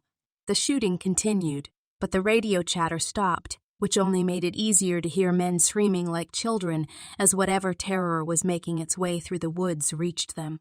Payne tried to understand what was happening, But even with all her years on the battlefield, she had never heard so much panic and fear in the screams of grown men. The team watched as the flares signaled where the fighting was taking place. The light was making its way in a complete circle around the camp. There were fires starting to spring up from flares hitting the leaves because soldiers were panicking and shooting with the flare gun. "I wonder if Dr. Kennedy sent reinforcements," said Darnell. "Kennedy isn't sending anyone, Darnell, and that's not a rescue team. All the fighting is in one area, and it's moving too fast around our perimeter to be a group of people. I've only seen one thing move that fast and be that effective, and 10 minutes ago, it was lying in the corner under Cassie." "You think that's Nikita?" asked Brianna. "Kennedy said she might be our ticket out of here, but I had no idea. Slider, keep your eyes peeled. You too, Sasha. I need to look at Cassie. If anything moves, shoot it and then tell me what you shot." Payne turned and looked at Cassie's wounds as she checked her pulse. "She is in bad shape. Slider, swap places with Darnell." Darnell, feeling he was doing a good job, said, "Instructor Payne, whatever you need, I can handle it. I'd like to see you become an A-positive blood type." "Can you do that? If not, stop asking questions and follow my orders, Darnell." "Yes, Instructor Payne," said Darnell as he took Slider's spot. "Slider, lean against the wall next to Cassie. You have the same blood type as she does, and I need you to put this tube in your arm to get her color back." "Anything she needs, Instructor Payne," said Slider as he rolled up the sleeve of his shirt. Payne took out a tube from her medical kit with a needle on either side. As she put it into Slider's vein, she let the blood reach the end of the tube and stuck it into Cassie's arm. "Brianna, hold this in Cassie's arm and don't let it go. Slider, I need to keep track of how much blood you are losing, so hold still and don't talk. Hold the needle so it doesn't fall out of your arm." "Yes, Instructor Payne." "I just told you not to talk, dumbass." Slider sat quietly as Payne looked at her wristwatch. "Sasha, you and Darnell be ready to move if we need to. Whatever is going on out there, it's not getting any quieter, and when the noise does stop, we may be running. Darnell, get the shirt off this asshole with the hole in his throat and cut it into strips about 2 inches wide. Brianna, stay low. And go get those 2 branches by the top of the embankment. I want you two to tie the strips of cloth across the branches to make a stretcher for Cassie. We can't throw her over our shoulder in her condition." Brianna and Darnell got busy building the makeshift stretcher, and Sasha kept watch as Payne took the needle from Slider's arm. "That's going to have to hold her until we get out of here," said Payne. Slider asked, "Will that make her better?" "She has lost a lot of blood, and she may still be bleeding inside, but giving her some of your blood will help replace what she has lost. It's temporary, but with any luck, we will get help before she loses much more of her blood." "Can I give her more?" asked Slider. "No, Slider. I can't risk making you too weak to get out of these woods, or I will have to carry you both. The fighting is behind us, and we are going to have to risk heading for the highway and hoping the chopper is close. Darnell, you and Brianna get Cassie on this stretcher. We will load Cassie and strap her down with Ace's belt and rifle strap so she doesn't fall out while we are moving. Sasha, can you limp fast enough to keep up? Instructor Payne, I don't know what was in that shot you gave me, but I can do cartwheels out of here if you need me to. I don't feel anything from my nose down. Slider, can you stand up? I'm a little dizzy, but I'm good. I can keep up." "Well, it's now or never," said Payne. Sasha asked, "What about Nikita? We can't leave her by herself out here." Payne stopped and put her finger to her lips. In the distance, the sound of gunfire, explosions, and men screaming could be heard clearly just a few hundred feet behind the embankment. The team sat quietly as they listened to what seemed like a riot, moving around their perimeter. The shooting, screaming, and explosions were steady, and the flares that lit the fighting area moved like a spotlight with the action. "Does that sound like someone who needs us to help? I've seen a lot of battles, and in my mind I am trying to picture what she is doing. All I know is that if they had shot her, they wouldn't still be firing. Those screams you hear are professionals.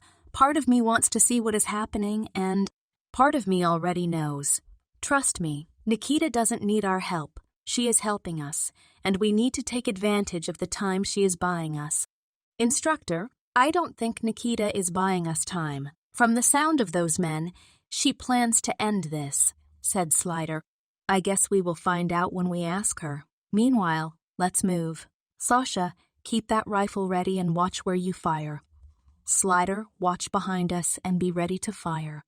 The noise had made almost a complete circle when it finally slowed, then came to an abrupt stop.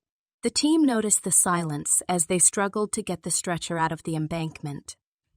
They moved quickly as Darnell and Brianna stayed between Slider and Sasha, with Payne leading the way out of the woods. As they got a few hundred feet from their camp, the sight became gruesome. The team continued trotting forward as they took notice of how there were no bodies. There were hands, arms, feet, but they didn't see anyone alive.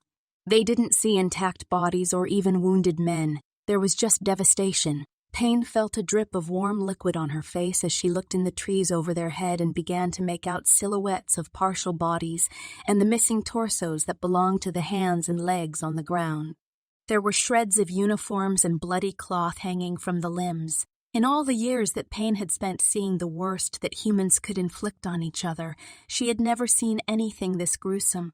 As she unconsciously looked up at the devastation, the team realized what she was doing and looked up to see what had caught her attention.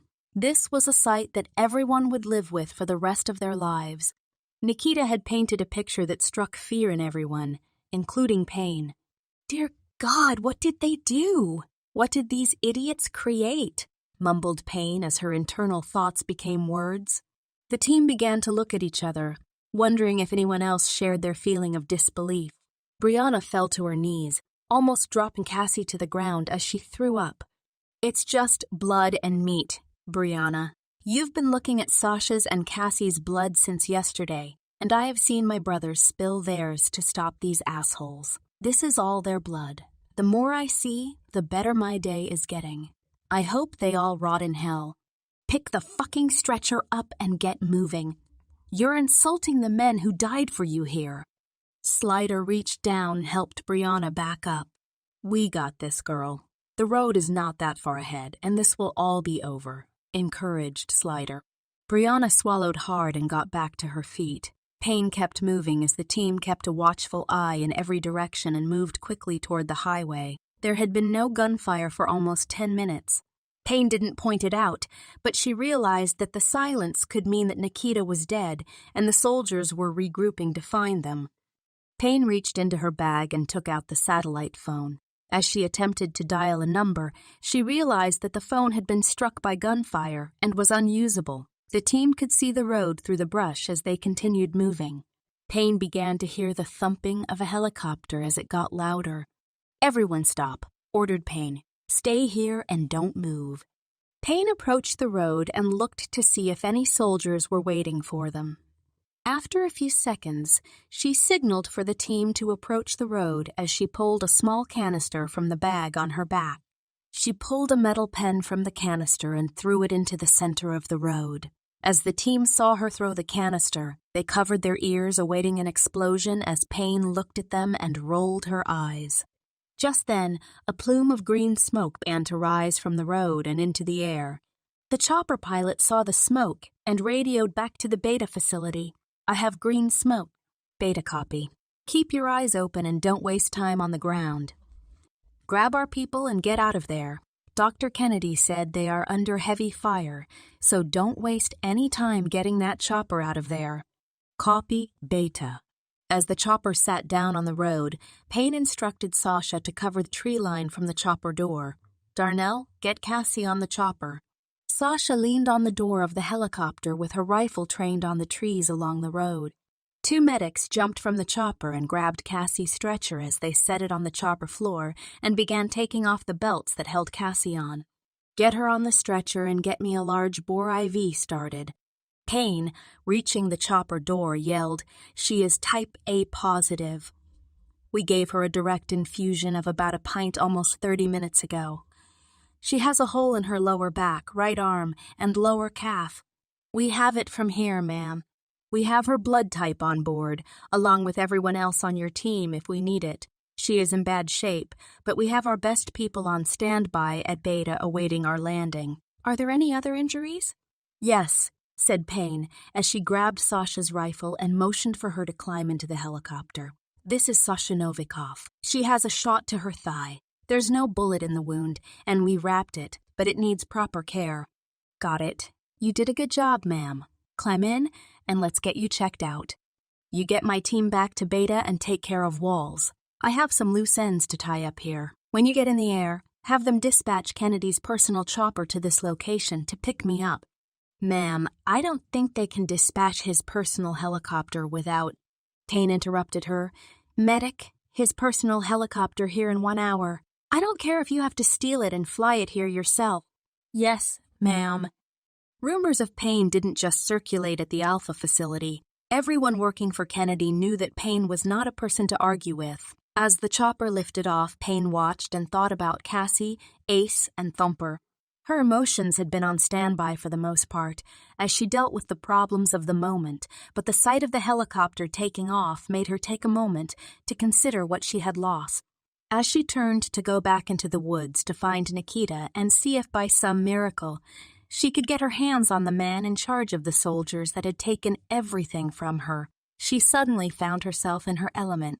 A lifetime of training and experience that she had buried under her daily routine suddenly came flooding back. There was a slight breeze blowing in from the west, and Payne could smell the blood of soldiers dangling from trees and bodies spread across the floor of the woods she was heading into.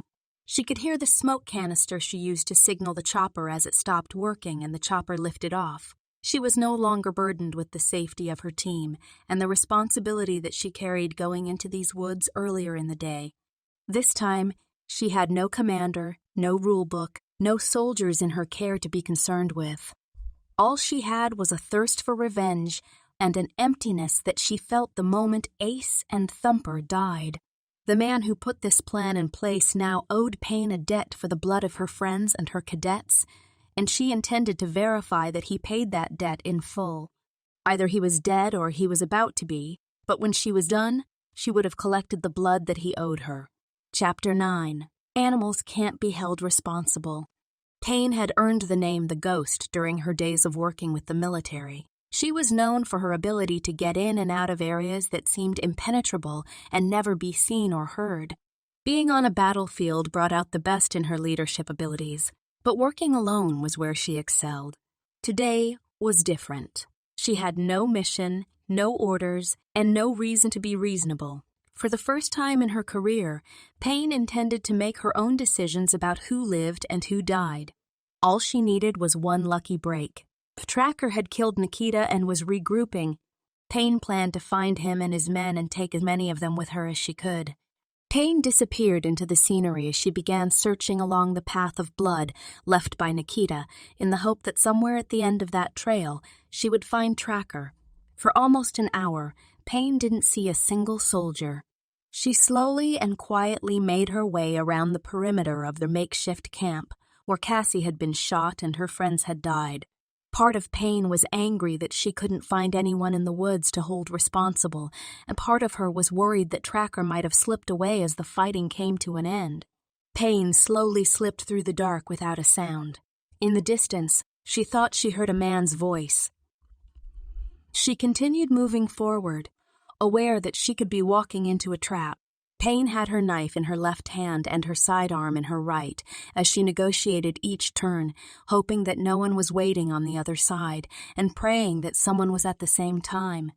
The closer she got to the sound she was hearing, the more she could make out that it was the same raspy voice that was yelling at the men on the radio.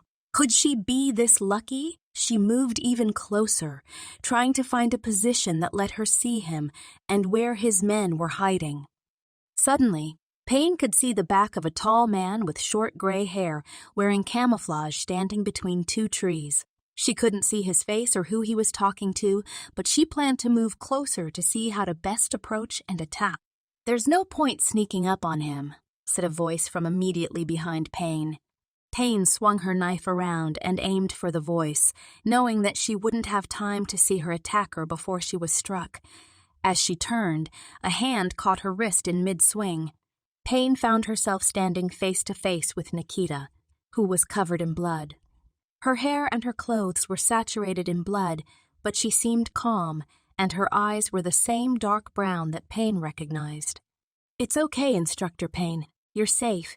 Payne stood looking for several seconds at Nikita before realizing that Tracker was behind her and could hear them. She looked back at him as Nikita put her hand on Payne's shoulder. "He's not going anywhere. His name is Tracker. He says his friends call him that because he's good at tracking."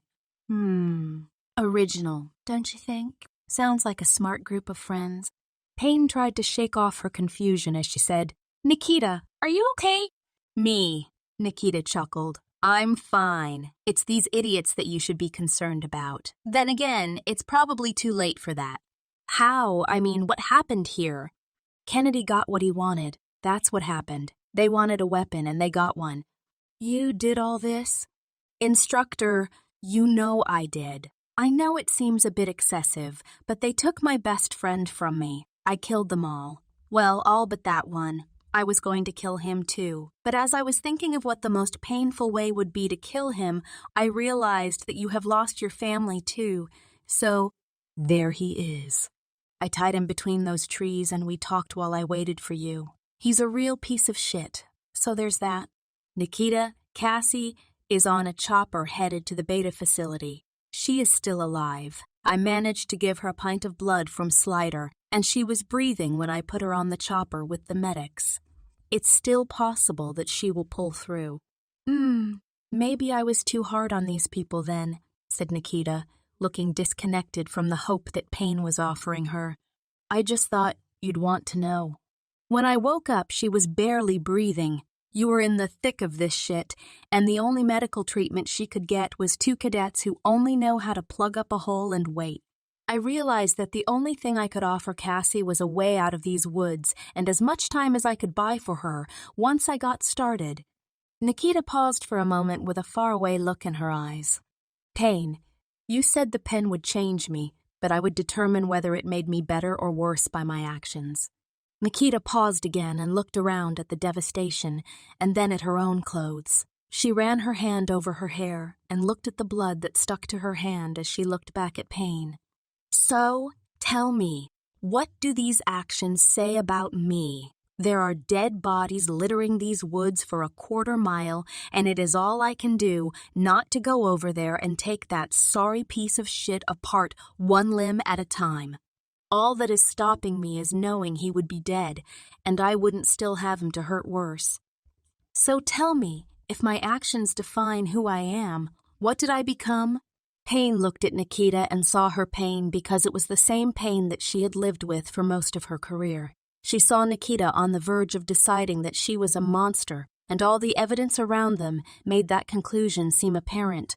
Payne realized at that moment that her thirst for blood and revenge for her friends seemed pointless as she looked into Nikita's eyes and saw a girl who had slaughtered more men in one day than Payne had in a career. And still, she felt nothing but contempt for herself. Nikita, that feeling you have right now, the pain, the emptiness, it is that feeling that proves above all else that you are human. An animal can kill to survive and feel no regret, but something in you wants to be more than this. I was here. I saw everything that happened, and I know beyond question that what you did here was unavoidable and necessary to save your team, your family. I also know that it's a horrible thing that you wish had not been handed to you. I won't bullshit you. This never gets easier. The faces of these men will never go away. The older you get, the more you will question your choice to take from them, the only thing you have no power to replace, their lives. Still, if you had not acted, we would be dead. And you would be something much worse than dead. A tear fell from both of Nikita's eyes as she looked at Payne. Today, I killed something more important than these men who chose their own path. I was never given a choice, but today I killed myself. I killed the kid in me that hoped to find a family, a job, a future with friends, and a little house. I killed everything to become exactly what they created me to be. I am death. Payne looked at Nikita. and knew that there was nothing she could say to make this better. Payne looked over where Tracker was tied between two trees and then looked back at Nikita. Payne was able to feel exactly what Nikita was feeling and knew what it meant to feel like life was empty and void of meaning. As another tear fell from Nikita's face, Payne wrapped both arms around her and held her, saying nothing for almost a full minute. Nikita's mind wanted to analyze Payne's actions, but the feeling of having someone who was there sharing her pain and letting her know she wasn't alone was enough to hold Nikita's mind in a place where she thought, maybe there is something worth living for, even if she wasn't sure what it was. As Payne held Nikita, she realized that there was a hole in her shirt, and some of the blood was not from her enemies. She loosened her hold on Nikita as she turned to see her back. "Nikita, you're hit." "Yeah, I felt that one. It heals or something, right? I mean, that's just one of the things they need me to do." "I'm not so sure, Nikita. I mean, Kennedy said you heal faster than most people, but I don't think he meant you can use your back to catch bullets. Let me see. I need to lift the back of your shirt to see the hole." Nikita turned to Payne and helped pull the back of her shirt high enough to see the wound. As she did, Payne stepped back and took a sudden breath. "What is it?" asked Nikita. Payne was silent for a few seconds as Nikita kept looking over her shoulder, hoping to understand what had Payne's attention. "Did somebody give me a tattoo while I was out?" Payne snapped out of her trance and said, "No, it's nothing. We just need to get something on this so you don't keep bleeding." Payne took out a pocket full of bandages and a wrap that she had shoved in her pocket during the fighting and used it to patch up Nikita's wound. Before she pulled her shirt back over the bandage, she took one last look at her back as if she was studying something out of place. She pulled her shirt down and turned Nikita around to face her again. "Nikita, whatever happened to your gold locket?" Nikita reached into her pocket and took it out. "It's right here." "Why?" "Do you mind if I hang on to it for now?" "Hell, you can keep it. If I was made in a lab, then that necklace is nothing more than a trinket that someone stuck on me as a baby at a foster home. Maybe, but I'd like to look at it and see if I can come up with where it may have come from." "Knock yourself out, instructor. It's all yours. What do you say we go talk to our friend tied between the trees? You can have him and the necklace. I thought you might want to disassemble him and see how shit is made." Payne looked at the man tied between the trees once again and then looked at Nikita. "No, I don't think we will. I'm beginning to realize that he is just one more piece of garbage in a stack that you and I both could never dispose of. I've seen enough blood for today, and I think our time would be better spent figuring out what our next move is." "So, we untie him?" "I didn't say that. I mean, there are animals in these woods that need to eat, and since he is already tied up..." "Well, you can't be responsible for what the animals do now, can you?" Nikita and Payne continued joking about Tracker as they made their way to the highway. As they walked away, they could hear Tracker begging them not to leave him in the woods, but they just kept walking and talking as if he wasn't even there. "So, do we walk to Beta or Alpha?" asked Nikita. "Walk. Don't be silly. Kennedy is sending his private chopper to take us anywhere we want to go. He doesn't know it yet, but he is. Do you think he will find out and stop them?" "I think he is probably sitting at his desk right now, making a list of ways that he can kiss my ass, knowing we made it out of these woods alive. The chopper will be the least of his concerns." "That reminds me," said Nikita. "Stay here. I left something back there that you really need to see." Payne said, "I can go back with you if you want me to." "No, I can move much faster on my own. Give me 2 minutes." Nikita reappeared in no time as she took a small electronic device from her pocket. The soldiers were wearing these. Body cams. "Why? What kind of idiot brings a camera to record?" Payne paused as she realized what this meant. "It gets better," said Nikita. "I can see infrared lights." "And," inquired Payne, "well, these woods are covered in them. The trees have them every 100 feet. What do you think they are? More cameras. The IR lighting for night vision lights up like a Christmas tree to me. Why would the trees be full of cameras?" "We were being watched since we got here. We didn't escape to the woods. We were allowed to run into them to start the show. Our team was the entertainment. See, My mind has always solved riddles, but it takes time. Now the answers come to me right away. All I need are some facts. In this case, the facts lead to one conclusion. We were sent into the woods and hunted to see how I would react. You were sent there to activate my mind, and the cameras recorded the whole thing. This was a sales commercial for a product. By recording me destroying an army by myself, someone now has everything they need to convince the government that I am the future of warfare. Now the only question is whether it's this elusive business partner that Kennedy mentioned, or if it's Kennedy himself. "That son of a bitch," said Payne. "I heard the idiot we left tied up back there say he didn't care what Kennedy wanted. He wanted you dead." "How did that work out for him?" joked Nikita. The sound of Kennedy's chopper approached them quickly, and as it landed, they got in and ordered the pilot to take them to the beta facility. "I figure we have about an hour before we have to get out of this chopper, so we better figure out what we're doing before we do," said Payne.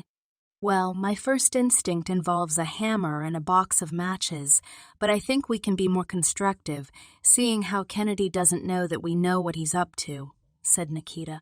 "Smart girl. I think Kennedy will have some explaining to do, but we have a bigger problem." "Problem?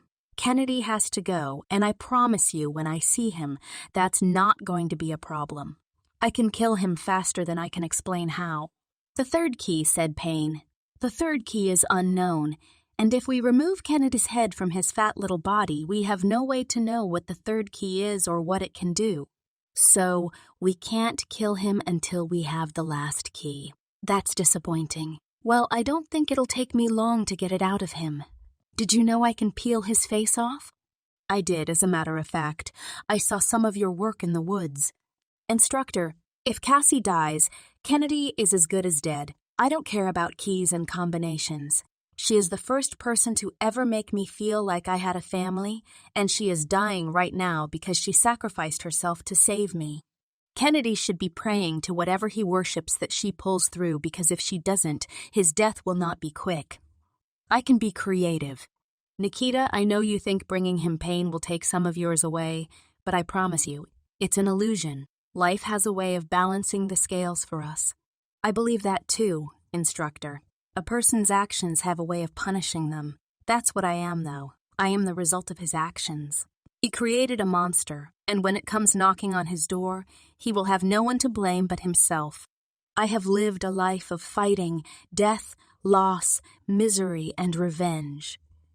Each time I took a life, I sunk a little further into a hole and felt a little more like life had nothing but misery to offer me. It wasn't until I started working with the kids coming to the Alpha facility that I began to feel like there was a light at the end of my tunnel. Giving back, helping, teaching. These things bring me a sense of purpose that death never could. Your point isn't lost on me, instructor, but the thought of a man like Kennedy breathing the same air as I do, knowing he took Cassie from me, will be something I cannot and will not accept.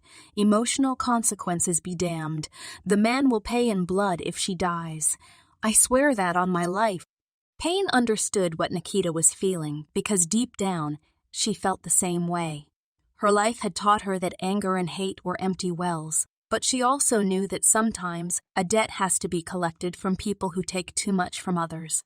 Nikita was silent for a moment as she looked through the front window of the helicopter. "The first time I saw this helicopter, all the girls in our dorm were talking about how amazing it would be to fly in it. Well, here I am." "You don't like heights?" asked Payne. "The heights don't bother me. Hell, I'm probably half bird or something. I just didn't think I would be flying in it covered in blood, going to see if my best friend is dead. They should put this stuff in the brochure." Payne didn't respond, and Nikita stared out of the window as they flew for several minutes. Nikita studied the sky and how the full moon lit the treetops as they disappeared behind them. After a few moments, Nikita broke the silence. "The bullets that are in Cassie should have been in me. She got shot trying to protect me." "Why do you think that, Nikita?" I could hear everything going on.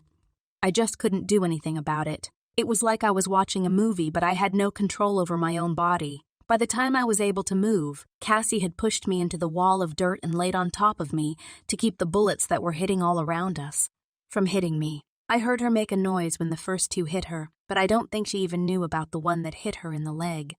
Nikita, you need to understand that just as you risked your life for your team, Cassie did the same for you. She would do it again. If the roles were reversed, she knows you would have done the same for her. The only person responsible for what happened to Cassie were the people doing the shooting. You cannot feel guilty that she got shot protecting you. You were not doing anything wrong. The chopper pilot turned to Payne and said, "Ma'am, we are going to sit you down on the roof of the medical complex, and we have to head to Alpha to get Dr. Kennedy. He asked me to tell you that he would like to have you and Nikita meet him in his office tomorrow morning at 0600. Is that a fact? Well, the man has a set of brass balls, I'll give him that. Tell him we will be there with bells on." "Well, that will save me the trouble of chasing him down," said Nikita. "Nikita, I need you to promise me something. I need to know more about what Kennedy is up to before we decide his fate. He may have information that we need, and if you disassemble him before I know what it is, we may never know. Instructor, it's been a long day, and I can wait until I get some rest to deal with Kennedy. If he wants to meet with us, I can hear whatever lies he wants to tell us before I decide how many pieces to make out of him. Kennedy doesn't know that we know he is involved in what happened out there in those woods. I'm sure he will have some story cooked up to make it sound like he is innocent. I expect him to lie as he has from the beginning. If he is dead, this all ends. The training facilities close and everything he knows about who you are and what you are capable of dies with him. If we play our hand right, we may be able to negotiate something better than that for ourselves and for the team. I feel like I am repeating myself, Instructor, but if we wake up in the morning and learn that Cassie didn't make it, there will be no negotiations. Kennedy lives until Cassie doesn't. I don't mean any disrespect to you, Instructor, but I plan to remove Kennedy from the equation if Cassie dies. I am holding him directly responsible, and I will find his partner and do the same for him. Chapter 10. Status Report. Dr. Kennedy sat in his office, looking at his computer monitor. The image on the screen showed a map with moving dots and red marks. Kennedy had always used tracking devices to know the location of his helicopters, cars, buses, and other valuable equipment. Whether the equipment got stolen or if he just wanted to know where it was at any given time, he could pull up the locations on his computer and see the information he needed. Dr. Kennedy picked up his phone and made a call. As he waited for an answer, he turned off the program that displayed the locations of his equipment as he watched his helicopter approaching Beta. After a few rings, there was an answer. "Hey, Marty. What's the latest on the cleanup?" "Right. And I want all that video in your hands and no one else's. You are holding the most expensive movie ever made. I want you to get that into Ben's hands and make sure that he makes a copy to put in the safe. I already filled him in on what to do, but tell him to make duplicates and put them in the safe before he does anything else. The last thing I need is to find out that some server crash erased the files. This is not a trick we can pull off twice. How bad was the damage? Really? Everyone? I think you are making some of that up. Tracker had several dozen trained men out there. You're telling me she took out all of them? Damn, how do you get that out of the trees? I guess so. I mean, a woods fire will take care of a lot of problems if we get the major part taken care of. I guess I'll see what story you come up with for a woods fire when I watch the news tomorrow. Ha! That's clever. Yeah, it's amazing what people will believe if you put a tie on someone and hand them a microphone. I need to know the minute you locate Tracker. He is the only one who knew what we were doing out there, and if our kid got her hands on him, he may have told her everything. Arms. How do you know it is his arms? That damn knife tattoo. That's not good. I told that old fool to send his men in and stay out of the fight. He knew too much to get caught by our girl. If she tied him to a tree, I have to assume that she questioned him. Now I have to assume that she knows everything. No, trust me, Marty. This is one girl he wasn't going to be tough with. You are standing out there now telling me about bodies in the top of trees and limbs scattered for a quarter mile. Do you really think she couldn't make that idiot talk? He talked. I think I may need to stay at Alpha for a bit, until I know what I'm walking into when I see Payne and our girl. If Tracker talked, I am going to need to have a plan for what to do when she sees me. Probably so. The only thing that will stop her from handing me the same fate as she did Tracker is learning that she has 6 months to live. Not yet, but I may not have a choice but to tell her. It's probably going to be the only thing that keeps her from killing me next. Hell, Marty, do you think I could do this work if I took off running every time something scary happened? Most of my career has been dealing with things that everyone else thought were too scary. This is just a typical day for me. When it's my time to go, I have to go. Meanwhile, I plan to get my contract regardless of whatever gets in my way. I will deal with the girl and with Pain. Pain is a problem, but she is not a liability. Well, I mean, she is more likely to quit the program than she is to kill me. She is too disciplined for that. If she doesn't have orders from someone to kill, she won't do it unless it's a last resort. No, she's not going to talk. She has a career that is filled with missions that never existed and deaths that she can't prove were part of those missions. She would be stirring up problems for herself. She is more likely to break my legs and kick my ass than she is to kill me or start talking to people who matter, I guess. I mean, compared to what the kid will probably want to do to me, Pain kicking my ass isn't my biggest concern right now. Really? Well, that's perfect. Make sure we get all the cameras accounted for. The last thing we need is some kid deciding to climb a tree and finding one of those and what is on it. Sounds good, Marty. When this is over, you and I will have a drink on me. You did a good job getting all of this in place. You'll have your payment within 24 hours. Thanks. You too. Dr. Kennedy hung up the phone and stared at his wall of achievements. As his eyes made their way across the diplomas and awards, there was a photo of him that was at least 30 years old. He was in a white lab coat, holding a glass tube and a sheet of paper. He thought back to his days as a young researcher, and how this photo was taken the day he discovered how to combine the elements needed to create Nikita. Long before she was brought to life, this day was the beginning of her creation. It was this research that led him down a long and often dark road to this moment when his dream was within reach. The sleepless nights and endless deals made with questionable people were about to pay off. Just a few more months and a few more hurdles to cross, and his dream would be a reality. Dr. Kennedy could never have guessed how far he would need to stray from his idea of right and wrong. As the young scientist in the photo, he had dreams of providing something of value to the world. Each new discovery meant another product or idea that he could use to make money and fund his research. It was an endless cycle like the one most people find themselves in when success happens. Just one more good day, one more dollar, and one more step closer to a happiness that was just as easily obtained with a bit of contentment. Dr. Kennedy had forgotten the meaning of contentment long ago, and the young researcher in the photo had disappeared. What remained was a man who had become obsessed with having everything. Just as obsession had replaced contentment for Kennedy, success had replaced happiness. The only happiness he knew now was the joy of having another successful business deal. He had no family or children. Nikita and her sister were as close to children as he would ever know, and he treated them like products. His legacy would not be passed down to them, but rather, it would be handed to the world. He would leave behind a legacy of death, war, weapons, and destruction caused by his need to feel accomplished. Kennedy was a long way from where he was when that photo was taken, and he felt that he didn't even know the young man in the image.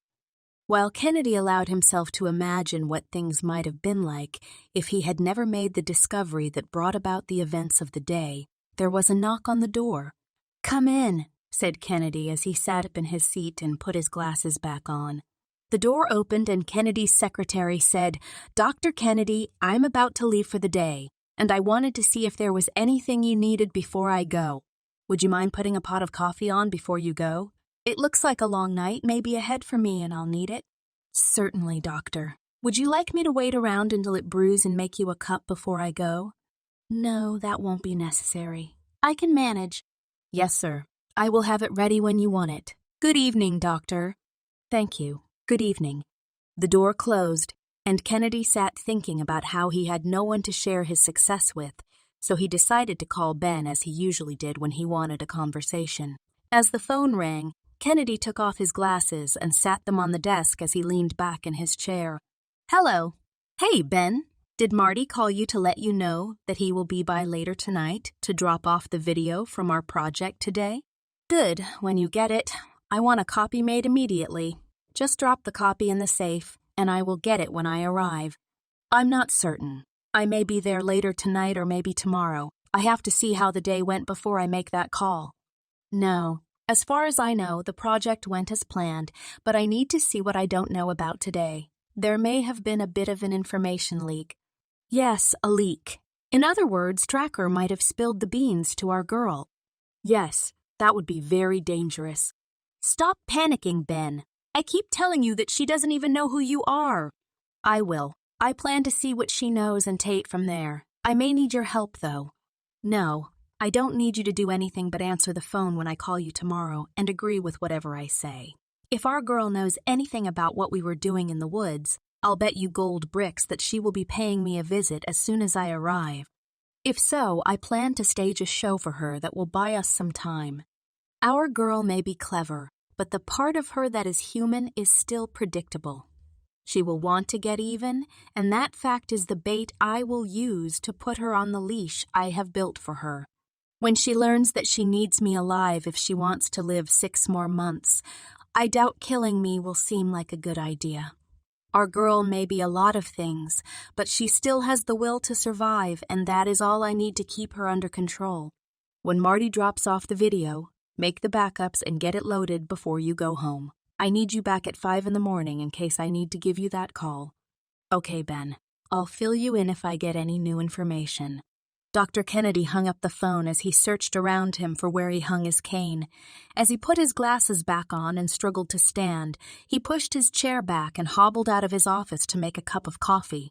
Dr. Kennedy returned to his office, attempting to balance a cup of coffee as it spilled on his hand when he walked.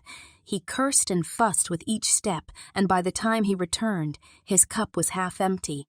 "Why don't we have a nighttime staff here?" grumbled Kennedy, knowing he was never going to pay a staff member to sit in the building at night just to get him coffee. Dr. Kennedy was a complicated man who was once an eager young scientist, but life had changed him. What he was now looked nothing like the man he believed he would become, but he was far too ambitious and had experienced too much success to look back or change direction. His fate was sealed by his pride. Chapter 11. Breaking Point. Kennedy's chopper landed at Beta with Payne and Nikita on board. They unbuckled their seatbelts, and a medic opened the door. A startled man looked at the blood-covering Nikita and said, "Hold still, I'll get a stretcher." "It's fine," said Payne. "That's not her blood." "Well, some of it is, but she is fine." "Nikita, get a shower, go by medical, and have them look at your shoulder. Let them see what needs to be done with it and meet me in the kitchen. Someone will show you where that is." Nikita brushed the medic's hand off her shoulder as he noticed the hole in her shirt and tried to look at it. "It's an old shirt. I'll get a new one," said Nikita as she continued walking. "Miss, you've been shot," insisted the medic. Nikita ignored him and kept walking as he watched her walk away. The confused look on his face caught Payne's attention. "You should have seen the other guys," said Payne as she patted him on the back and headed for the main office building. As Nikita went to get a shower and change before going to medical, Payne entered the main office of the facility and began planning to have the team meet her in the kitchen, where food was being prepared for them. 45 minutes later, Payne was sitting at a table in the dining area, waiting for the team to arrive. As she waited, her mind began running over the details of the day. She thought about her friends and how she would never see them again. Cassie lying on a surgery table, clinging to life. Sasha had been shot, and the rest of the team had been through hell. Most of all, Nikita was suddenly not the same person Payne knew just 12 hours before.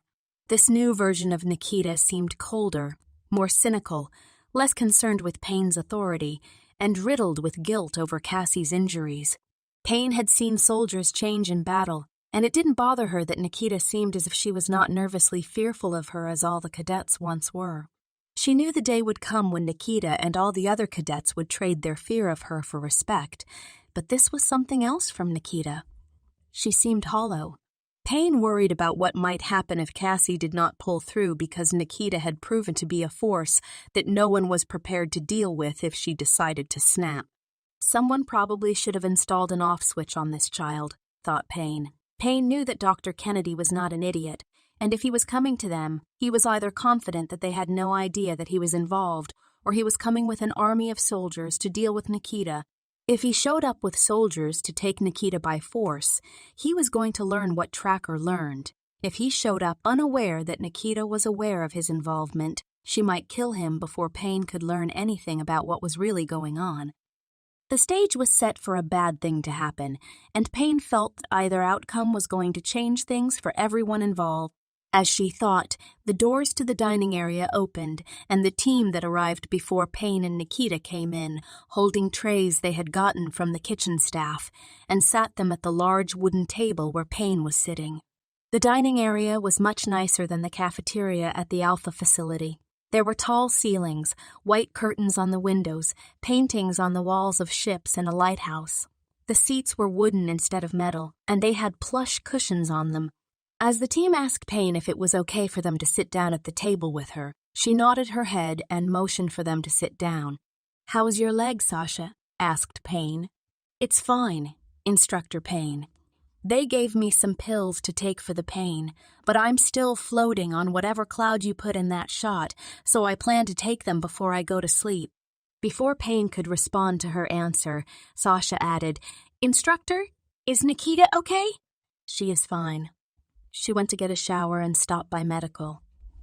She was a little banged up, but considering what I saw in those woods, she didn't give them anything they didn't pay for." "Instructor Payne, have you seen Cassie since you arrived?" asked Slider. "No, Slider. I just got here and I assume she is still in surgery." "She is out of surgery, Instructor Payne. They came and told us that she was in recovery and we couldn't see her. But she made it through the surgery," said Darnell. "That's good news," said Payne. "Probably the best news I have heard all day." Brianna partially raised her hand to signal to Payne that she wanted to ask her a question. "Brianna, out with it. After the job you and Darnell did out there today, you can ask me anything you want." Darnell and Brianna didn't say anything, but the compliment started a spark in them that would have a lasting effect on both of their futures. "Ma'am, we left a stack of dead bodies, body parts, blood, and fire burning in the woods. What happens when the police and fire department show up and start asking questions?" "I know it's a dumb question, but—" Payne set her fork down on her plate, wiped her mouth with a white linen, and sat back in her seat. "Brianna, the people involved in this mess are very powerful. I have no doubt that as we speak, there is a team of agents standing in that mess, telling every cop that arrives that there is a gas leak, or a weather balloon, or light refracting off a cosmic whatever. The people involved in what we experienced over the last 2 days are connected to powerful people and have entire agencies that do nothing but cover up stuff like this. I have no idea what they say or how they do their job, but I have seen enough to know that they can make anything vanish and never come up again. So, we aren't going to be in trouble for what happened in the woods?" asked Darnell.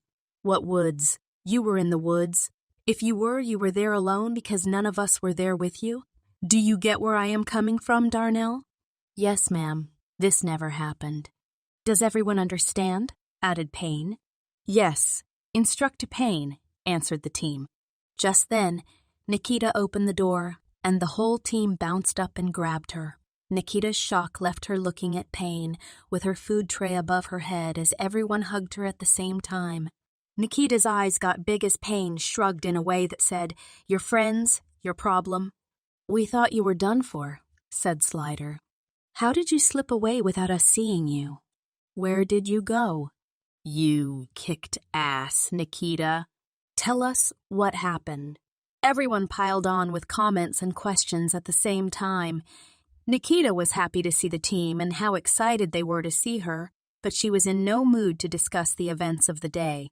"Thanks, guys. Listen, I'm glad everyone is okay, but if it's okay with everyone, I don't want to talk about what happened in those woods. Not tonight and not ever. Can we just take what happened today and leave it in those woods so that we can move on? I lost a lot today." Seeing my family here in one piece is all I want to think about. I just want to eat and go see how Cassie is doing when she gets out of surgery." "She is out," said Slider, unable to contain his excitement and wanting to be the first to tell Nikita. "She made it through surgery. They have her in recovery." Nikita, about to put a forkful of food in her mouth, paused and said, "That's good news. For a lot of people, really," as she looked up at Payne. The team ate the first good meal that they had gotten in 2 days and talked about how much their bodies were aching from running, climbing, hiding, and crawling. Everyone was careful to avoid a discussion about Nikita's part in the fight and kept the conversation focused on how physically demanding it was. As the discussion went on, Slider became silent and just watched, as everyone took turns talking about how they felt. Nikita ate her food without talking but occasionally smiled or chuckled at the stories each of her teammates told. Suddenly, during a moment of silence, Slider interrupted the mood. "Instructor Payne, we are all in debt to you. Your training saved our lives today. You have been on our asses for over 2 years in some cases, and we all panicked every time you walked into the room. But I think I speak for everyone when I say that seeing you suddenly appear in those woods today, well, I have never been happier to see another soul in my life." "Same here," said Darnell. "Me too," added Brianna. Sasha joined the group's message to Payne by saying, "You didn't have to be there, but you were. All our lives we have been rejected and forgotten by the people who were supposed to be there for us, but you had a choice, and you chose to be there. We are all here because you showed up for us, so I guess what we are all trying to say is thank you." Payne sat listening as she tried to hide the uncomfortable feeling she had from all the emotion being displayed. When everyone had finished speaking, she took a moment to find something to say that showed she appreciated the gratitude without looking too soft. "I have destroyed a lot of stuff in my life. I've torn things down, blown them up, put holes in them. This team is the first thing I was ever asked to build. It's a good team. You are each good soldiers on the battlefield and good people in life. I've been asked to risk my life for much less. So whatever risk I took, losses we suffered, we are still here and that was worth fighting for. When Cassie recovers, we will have our whole team together, and we will move forward, but we all took risks today, not just me. We all sacrificed and paid a heavy price to be here. Cassie, Thumper, and Ace most of all. I appreciate the words, but we all went out there and fought, sacrificed, and made it back here today, so we are all in debt to each other from here forward." Payne was never one to give emotional speeches, but everyone felt what she was saying, and the team sat silently as they finished their meal. Eventually, everyone was ready to get some rest after what seemed like the 2 longest days of their lives. Nikita, who had nothing to say during her meal, asked Payne where the medical building was located and who she needed to talk to in order to see Cassie. "I am going to show everyone to their quarters, and afterward, you and I will go see how she is doing," said Payne. As Payne stood up from the table, the team followed her to a 4-story building with a lobby and tile floors. Everyone on the team took in the scenery and marveled at all the beautiful furniture and art in the lobby. They came to an elevator where Payne pushed the button to the 4th floor. When the door opened again, the team was looking at a hallway on the right side and an open lounging area to the left. "This is your floor," said Payne. "Slider, 4A, Darnell, 4B, Brianna, 4C, Sasha, 4D, Nikita, 4E. These are your room assignments. You will find everything you need already prepared for you there." Sasha, looking confused, asked, "Who are our roommates going to be?" "You don't have roommates. These rooms belong to you," answered Payne. The team looked at each other, partially excited and partially confused by the fact that none of them could remember a time when they had a room of their own. Payne handed each of them a new access card as they went to see what the rooms looked like. "These cards open all the doors where you have access. Don't lose them," added Payne. As Payne handed Nikita a card, she said, "Let's go see how Cassie is doing, and then you can come back and get some rest. I'm sure you need it." Nikita said nothing as she turned to join Payne for a walk to the medical building. Payne knew the difference between disrespectful silence and whatever was going on with Nikita. She was distant and cold, as if part of her no longer had a reason to live. As they reached the medical building, Payne and Nikita approached the desk that faced the entrance, where a husky-looking lady with short hair, wearing a black security uniform, was sitting behind a computer. Payne asked, "Can you tell us where they have Cassie Walls?" The guard typed Cassie's name into the computer and looked back up at Payne and Nikita. "Instructor, she is in recovery right now. We can't let anyone in to see her." Payne looked at Nikita to see if she was willing to let things be until Cassie was moved to a room in the facility where she could visit. As Payne looked at Nikita, she saw her eyes had turned blue, and she was staring at the nurse instead of turning to see Payne. Payne called Nikita's name, but she didn't respond. Unsure what her eyes might mean, Payne said, "Nikita, if you give me a moment with this young lady, I will see what we can do." Nikita kept her eyes locked on the woman behind the computer for several more seconds before she turned and walked to the opposite side of the waiting area, where she turned and stood staring at the woman again. Payne leaned in toward the woman and said, "The girl you see right there wants to see her friend. Earlier today, her friend took 3 bullets to save her life. She responded to that by killing so many men that we literally lost count. After seeing all the body parts that she left in her wake, I doubt they will ever piece together an accurate number. So with that in mind, are you sure you want to be the one telling her that she can't see her friend?" The large woman looked at Payne, then Nikita, and back at Payne before replying, "You're being serious right now?" "I've never been more serious in my life," said Payne, "and all she is asking for is to be in the room with her friend. She doesn't want to wake her up or bother the staff. She just wants to be with her. So do you think an exception might be made in this case?" The woman picked up the phone by her computer and dialed an extension. As she waited for an answer, she held her hand up to signal Payne to give her just a second as she winked one eye. "Tenny, this is the front desk. Listen, I am sending 2 people back to see a patient named Walls in recovery. I know, girl. But this is going to be an exception to that rule." "Okay, you got it. Thanks." As she hung up the phone, she waved at Nikita to come back to the desk and said, "Let's see what we can do about getting you in to see your friend, dear. I hear it's been a long day for you. I'm just doing my job, but I think we can break a rule under the circumstances." Payne gave her a half-baked smile and a nod as she walked Nikita to the door and waited for the woman to buzz them in. As they made their way to the recovery room, Payne said, "I'm going to let you spend some time with Cassie while I go get some rest. Just keep in mind that she needs to rest to get better, so try not to disturb her." Nikita nodded her head as Payne turned to leave Nikita to spend time with Cassie. Payne was beginning to worry that Nikita could become dangerous if she was kept from Cassie and something went wrong. Losing Cassie could prove to be a trigger that set Nikita off, and no one knew what that might look like. Nikita entered a large room that was broken up into several smaller glassed-in rooms, where a group of nurses sat just outside of them, watching monitors and studying data on computer screens. She saw the name Walls on a handwritten card just outside of the second room she passed. As she turned to peek inside, one of the nurses stood up to approach her, but the tall nurse next to her grabbed her arm and whispered something to her before she sat back in her seat and let Nikita enter the room. As Nikita entered the room, she saw Cassie in a partially inclined hospital bed with tubes in her arms and a large tube that was in her mouth and went down her throat. There were machines all around her with numbers and symbols that changed constantly. The beeping and hissing of the machines that monitored Cassie's vitals and helped her breathe reminded Nikita of the maintenance building with all its water pressure, gas, electricity gauges, and flickering lights. Nikita saw a tall, thin woman wearing a white lab coat adjusting knobs on Cassie's headboard.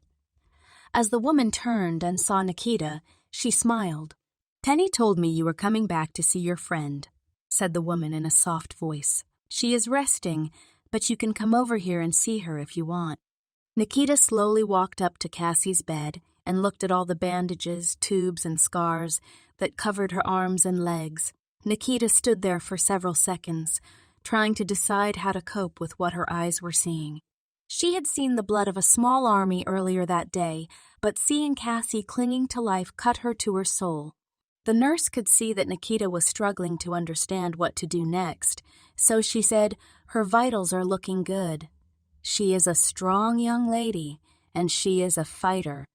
Nikita showed a partial smile as she said, "Ma'am, you have no idea." The woman stepped back a bit to let Nikita get closer to the bedside. "Your friend has a long road ahead of her to recover, and she will need a friend to help her. Does she have friends?" "She has something better, ma'am. She has family." The nurse smiled and continued, "She is very lucky to be alive. The bullets we took out of her arm and leg barely missed the arteries, and the one that damaged her spine hit low enough that it didn't affect her breathing or upper body. If the bullet had struck an inch higher, she might have lost use of her arms also." "Also?" asked Nikita. "What do you mean by also, ma'am?" The nurse hesitated for a moment before saying, "They didn't tell you?" "Tell me what?" demanded Nikita. "Your friend has damage to her spine that will prevent her from walking again. I just assumed they told you." Nikita stood staring at Cassie and said nothing as her eyes changed colors from blue to green to gold and eventually back to brown. The nurse, unaware of the changes in Nikita's eyes, felt bad for her as she watched her looking at her friend, who would never walk again. "I'm going to give you some time with your friend, and I will monitor her vitals from the screen at the desk while you take a few minutes with her." As the nurse left the room, feeling terrible for breaking the news to Nikita the way she did, Nikita stood over Cassie as a tear fell from her face onto Cassie's arm. "I wish I had never met you, Cassie," said Nikita in a whisper.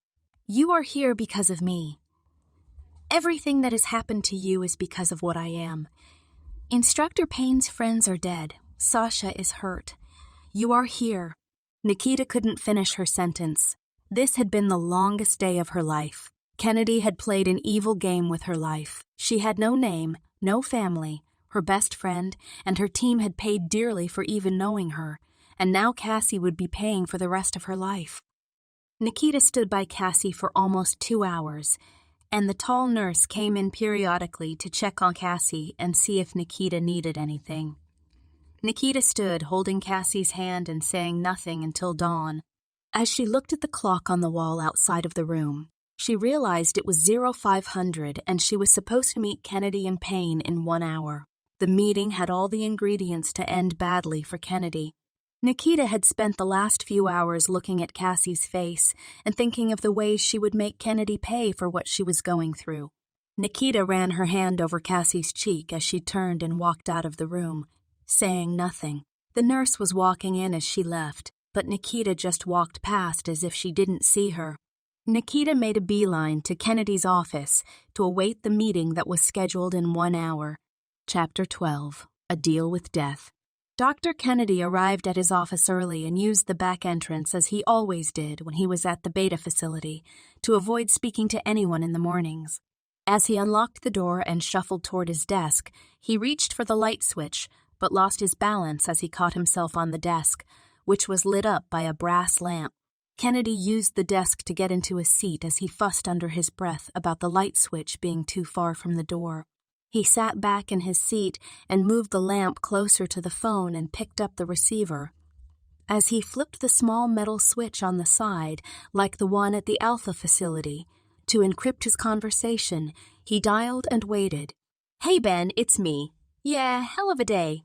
Well, it's over and we have our girl back in one piece. Yeah, we took a few losses, but compared to what our kid delivered, it was worth it. Yes, I have enough videos to sell our program 12 times over. We proved that a team of highly trained professional soldiers didn't stand a prayer against our girl, and when the boys in Washington see what she can do, they'll be lining up to order an army of kids that we will start delivering in 4 years.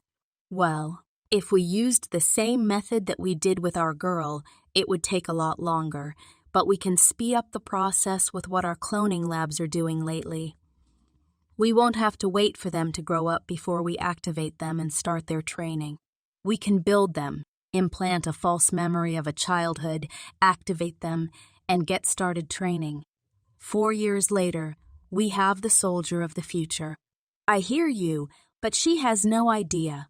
She thinks you sent people to steal her and things got out of control. No, Payne refused to just sit idle and wait for them to figure out what to do in the woods.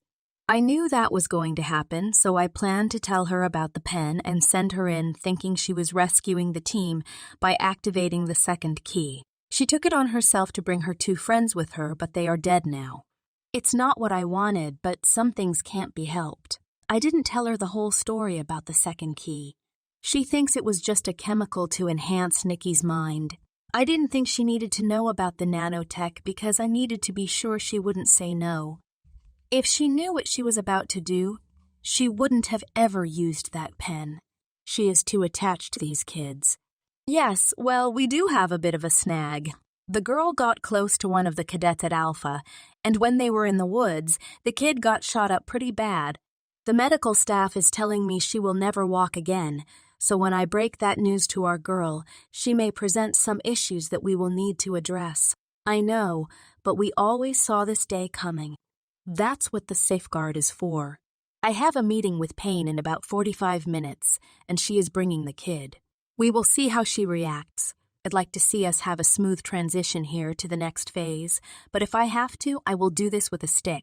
No, she isn't coming after you. She doesn't even know your real name or where you are. Hell, I rarely know where you are. Tracker took the worst of this. The cleanup crew found his arms tied between 2 trees. That damn knife tattoo on his forearm is all the evidence we have that he was even there. The rest of him was missing.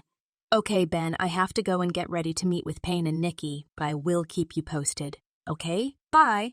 Kennedy hung up the phone and leaned back in his seat as he looked at how far he would have to stumble to get the light switch on. As he took a deep breath to get up, Nikita stepped from the shadows and put her hands on his shoulders. I told you my name is Nikita, Richie, not Nikki. Kennedy sat paralyzed in fear. Nikita leaned over the back of his chair and whispered, "You are already dead. Your life ended when I learned that Cassie will never walk again. So, you can thank me in advance for every second from here on. You are only breathing because I am allowing it. Think of it as a gift." Kennedy stuttered. "Will ye? You just hear me out?" "Oh, don't worry," said Nikita, walking to the front of his desk. "You and I are going to have a conversation about everything right now. When we are done, the answers you give me will determine the length and severity of the death I will give you. So, I suggest you weigh each word carefully. Before you start, I want to tell you about a discovery I have made in the last 12 hours. Did you know that I can smell your blood? I hear it coursing through your veins. Here's something even more interesting. I can hear your pulse change when you lie. I can smell the chemical change on your sweat when you're scared. So you might say I can literally smell fear. I want you to know these things before you open that lying mouth and cause me to reach over this desk and remove your eyes from your skull. You think it's dark in here now? Try me. Nikita, I will tell you everything you need to know, and when I do, you will understand why you cannot kill me. Your life and the well-being of everyone you care about depends on it. My life. Richie, you are a used car salesman. There is no such thing as my life, thanks to you. You have used me as your personal puppet since the day I was built. Out of curiosity, though, what makes you think my life is in any way depending on your existence? The pen. It activated nanobots that we developed to keep you healthy. It rebuilds your cells when they are damaged. They do much more than that also. You have almost certainly realized by now that you have a larger vocabulary, working knowledge of battle strategies, entire encyclopedias of information that you did not have just 24 hours ago. The nanotech attaches itself to your neural network and downloads massive amounts of information directly to your brain. When the tech was being programmed, I had them include languages, fighting techniques, military hardware diagrams, weapons training, and so much more. You are even more dangerous than you know, but you are also smarter than any single enemy you will ever face. So, you made me a more effective killer. Thanks, Richie. That's something every 17-year-old girl wants. I don't suppose you included an online therapist or a mental health center for when I wipe out an army of men with my bare hands and watch my best friend dying as she tries to save my life. No, just guns and ammo stuff. I see. Please continue. Nikita, you keep referring to yourself in a way that suggests that you are just a normal little girl who wants a normal childhood. You are failing to see your potential. You are a god. A god, Richie. Have you been drinking the fruit punch again? I'm a freak. I was designed for one purpose. I am death. Nothing more. You are wrong, Nikita. You are so much more than a weapon, and you have not even begun to understand your abilities. Listen to yourself. You are not the girl you were 2 days ago. You are more intelligent. My plans for creating an army do not include making more versions of you. You are unique.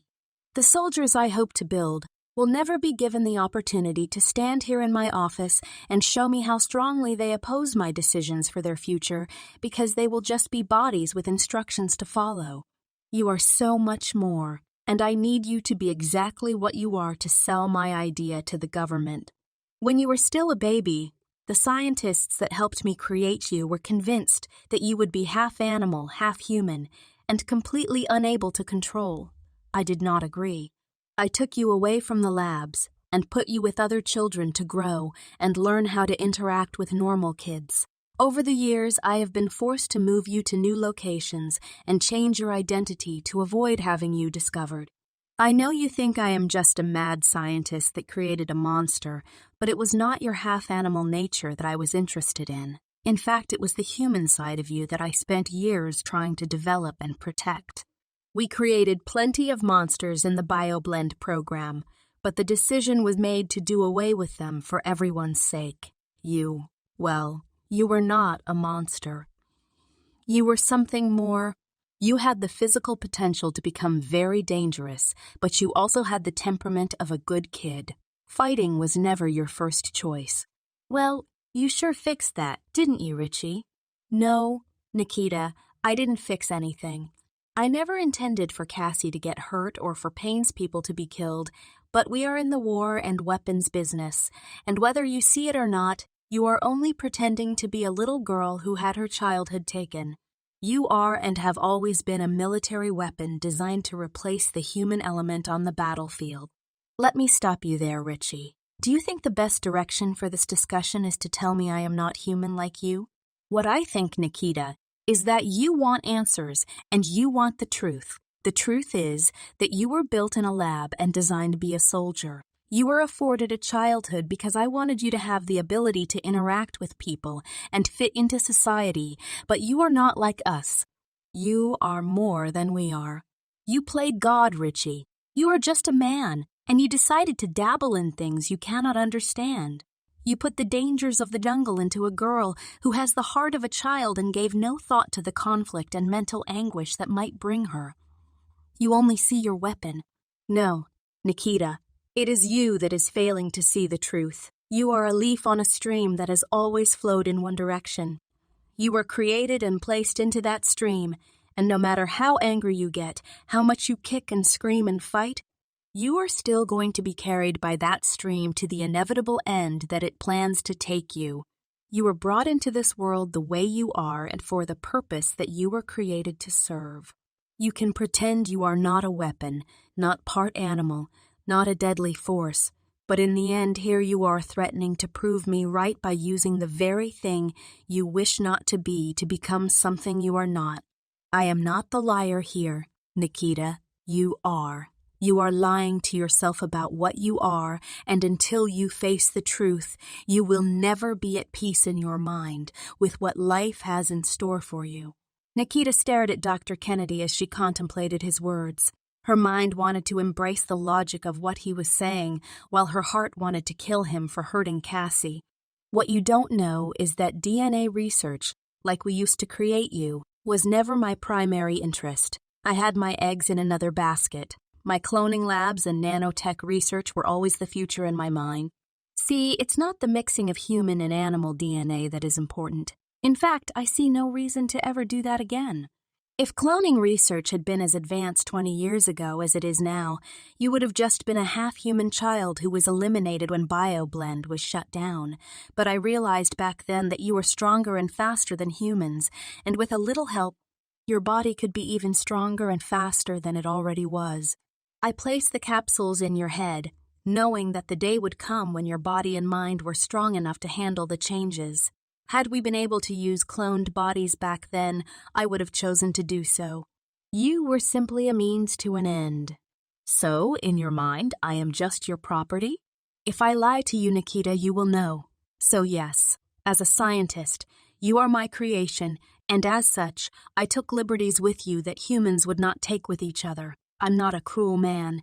I never did anything that was intended to cause you unnecessary pain. I just did what I needed to have a host for my nanotech, which is the real reason for all this. It is not DNA that holds the key to the future. It is cloning combined with nanotechnology. With enough funding, they can create better soldiers, heal people from diseases, make people smarter, and one day even give us a single source of knowledge that we all share. Imagine being able to talk to people through the nanobots in our mind, even when we are miles away, or sharing life experiences through digital connections in our brain. The possibilities are endless. What we are doing will eventually be how man evolves beyond his human state. Richie, take a breath. I feel like there should be some dramatic music playing in the background of your monologue. You sound like an evil scientist plotting to take over the world. In fact, that's really what you are, but we will circle back around to your mental issues. Let's focus on the problem at hand. I plan to take your arms off and use them to slap you with before lighting this place on fire, so we should keep our focus on that before we get sidetracked. Nikita, the nanobots that are in your blood heal you, but they are also a dead man's switch. If they are not reset with new instructions every 180 days, they have a default that tells them to stop repairing cells and start breaking them down. Within days, you will die.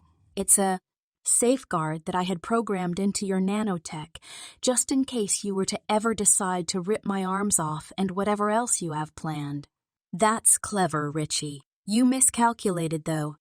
See, you failed to realize that by paralyzing Cassie, you left me in a world where I have to live knowing she is in a wheelchair because of what I am. What makes you think I want to live?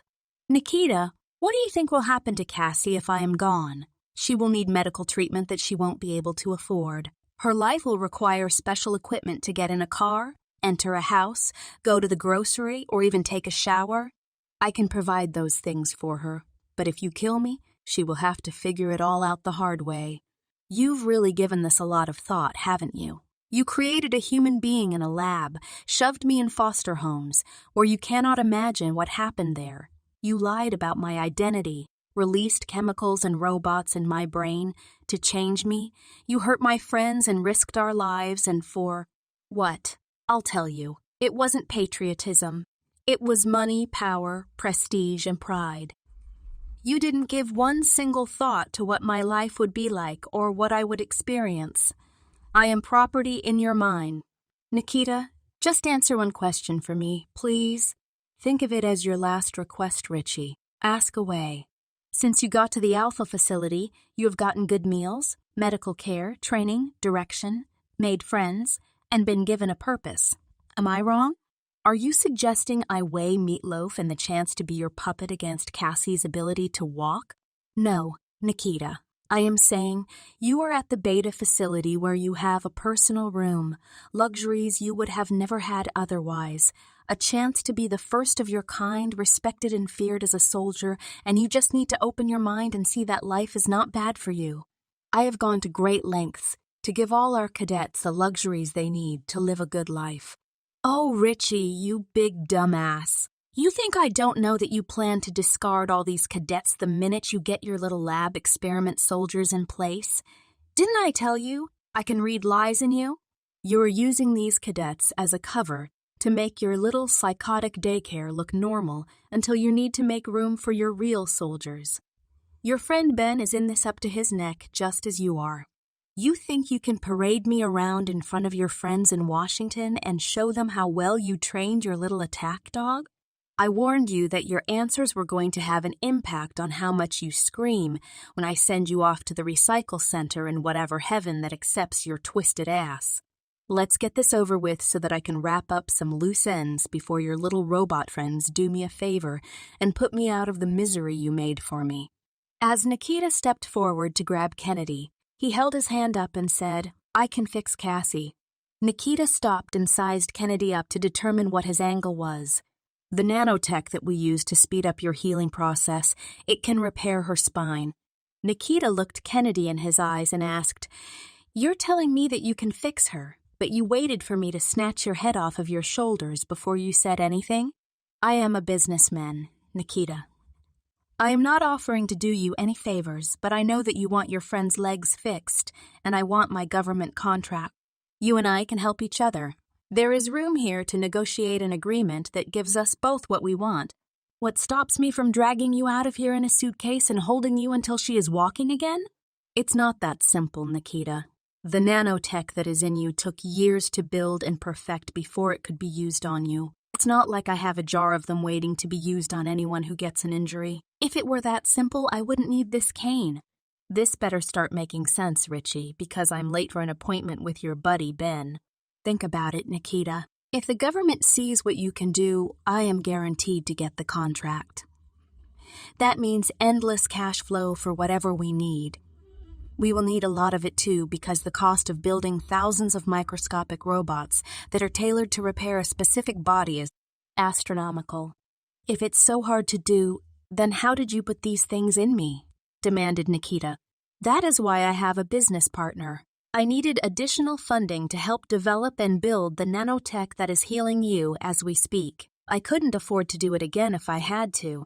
I need the contract to have the funds I need to manufacture the tech for each soldier. What are you talking about, Richie? You have more money than you know what to do with. You fund these facilities, food, staff, helicopters, buses. How is it you can't afford to build more of whatever it takes to fix Cassie? The cost of running these facilities is nothing compared to the cost of programming nanotech. The contract would make money no longer be an obstacle. When the government begins to replace their soldiers with mine, they will throw money at me. How can you expect to build thousands of soldiers if the cost of fixing one girl is more than you can afford? Because all my soldiers will have one program that is used to fix them all. They will be virtually identical, so I only need to create one blueprint for them to duplicate. Cassie is not you. If I put the same program into the nanotech that we put in you, they would think everything in her body that didn't match your blueprint is damaged and try to rebuild her into you. It would kill her. I will need to do a lot of blood work, testing, and programming to match a blueprint of Cassie's body and give the tech something to go by when rebuilding her spine. Nikita studied Kennedy, saying nothing. You said you can tell when I am lying? So am I lying? Nikita, knowing that Kennedy lied so much that even he didn't know when he was lying, much less her, said, Richie, fixing Cassie will keep me from killing you. And if you don't fix her, well, your date with your maker will be rescheduled. That being said, you aren't just asking me not to take your head off and put it in this little garbage can here by your desk. You are asking me to help you get a contract with the government to build more monsters like me. That means I have to work alongside you for what may be years. That will cost you something extra. You want money? Asked Kennedy. Money? Richie? How can you be so smart and so stupid at the same time? Am I supposed to go buy a nice car and a pretty house with a picket fence? I have no use for your money. What I do want is for my team to have a purpose that means more than getting you richer and us dead. Instructor Payne finds meaning in life by helping the kids at the Alpha facility. Slider, Sasha, Darnell, Brianna, and even Cassie have nowhere to go outside of this program, but your program sucks. As soon as you get your contract, you'll have no use for them, and who knows where they will end up. I want something better than dead-end roads for them in exchange for helping you get your precious contract. Alpha, said Kennedy. I will give you the Alpha facility, its staff, and the funding you need to run it. Why would I want that, Richie? Because I will no longer need a place to hide my soldiers and pretend they are just another kid in a training program. The facility is set up and currently rescues kids from foster care who can be trained to be valuable members of the community. Payne can continue training kids and giving her life purpose. Slider, Sasha, David, and Brittany can help run the place with her. What if? David and Brittany don't just want to be staff members at Alpha? Will you let them leave and get a real life? Of course I will. I will do even better than that. I will pay for whatever education they need to get the career they want. The same goes for your other 3 friends. It's not like I don't care, Nikita. I'm not heartless. I see. Well, their names are not David and Brittany. It's Darnell and Brianna. Dr. Kennedy didn't comment, knowing he looked dumb by pretending the other kids mattered and then forgetting their names. So let's recap, Richie. You don't mind if I call you Richie, do you? Kennedy shrugged an uncertain shrug and Nikita continued. I will help you get your contract. That means I play your little game, do what needs to be done to get it, and the day it is signed, my obligation is complete. In exchange, you begin doing whatever tests and research needs to be done to fix Cassie's legs immediately so that when you get the funding from the government contract, you have the nanotech created, programmed, inserted, and hard at work fixing her within 6 months after the contract is signed. You will sign over full control and ownership of the Alpha facility to Instructor Payne the same day that you sign your contract. You will also arrange a bank account to fund the Alpha facility and pay for any education my team wants. Are we understanding each other? It's called a trust fund. I will set up a trust fund with the funds to cover our agreement. And yes, we have a deal. But none of this happens until I have a contract with the government. You agree to walk, talk, sing, and dance to whatever tune I have to play to get the contract. That may mean demonstrating what you are capable of, joining me at meetings, and not killing Ben. Nikita reached over and flipped the light switch on and said, Well, will you look at that, Richie? Things are looking brighter already. See, this is the problem with creating monsters. Just then, a knock came from the door. It's Payne, said Kennedy. She is here for our meeting. Well, let her in, Richie. Give me just a second, Rachel, said Kennedy as he walked closer to Nikita. I need you to at least pretend to show me some respect in front of Payne and your team. If people see you treating me like a child, they will lose confidence in my ability, and I will look weak. Weakness is dangerous in my business. Open the door, Richie. The woman is waiting. Chapter 13. Guardians of Hope. Kennedy hobbled to the door and opened it to see Payne standing in the doorway, looking serious. As Payne entered the room, she saw Nikita sitting on a chair against the wall of Kennedy's office. Good morning, Instructor Payne. Dr. Kennedy and I got an early start on the meeting. I guess having my own room really helps me sleep better because I feel like a new person. Payne slowed her pace as she questioned if she might be walking into a trap. The last time she saw Nikita, she was depressed and quiet, and now she seemed upbeat and happy. Something was wrong. Instructor Payne, Dr. Kennedy and I have been talking, and I think we were able to come to an agreement that addresses all the concerns we encountered in the woods. Well, I would like to hear more about that, seeing how I lost both of my best friends and had to carry Cassie out on a stretcher. I stopped by the medical building on the way here, and I am afraid I have bad news about Cassie. She isn't going to walk again, said Nikita. Payne, looking confused about how Nikita knew this and why she seemed unconcerned, asked, How did you find out about this? I spent the night standing by her bed. The nurse filled me in. Nikita, what's going on here? Dr. Kennedy started to speak, but Payne held up her hand and said, I think I need to hear this from Nikita, doctor. Kennedy looked to Nikita, awaiting her explanation. Well, instructor, Dr. Kennedy and I have been exploring our options moving forward. I thought it was important to get his point of view about the events we experienced over the last 2 days and try to understand things from his perspective. His perspective? Repeated Payne.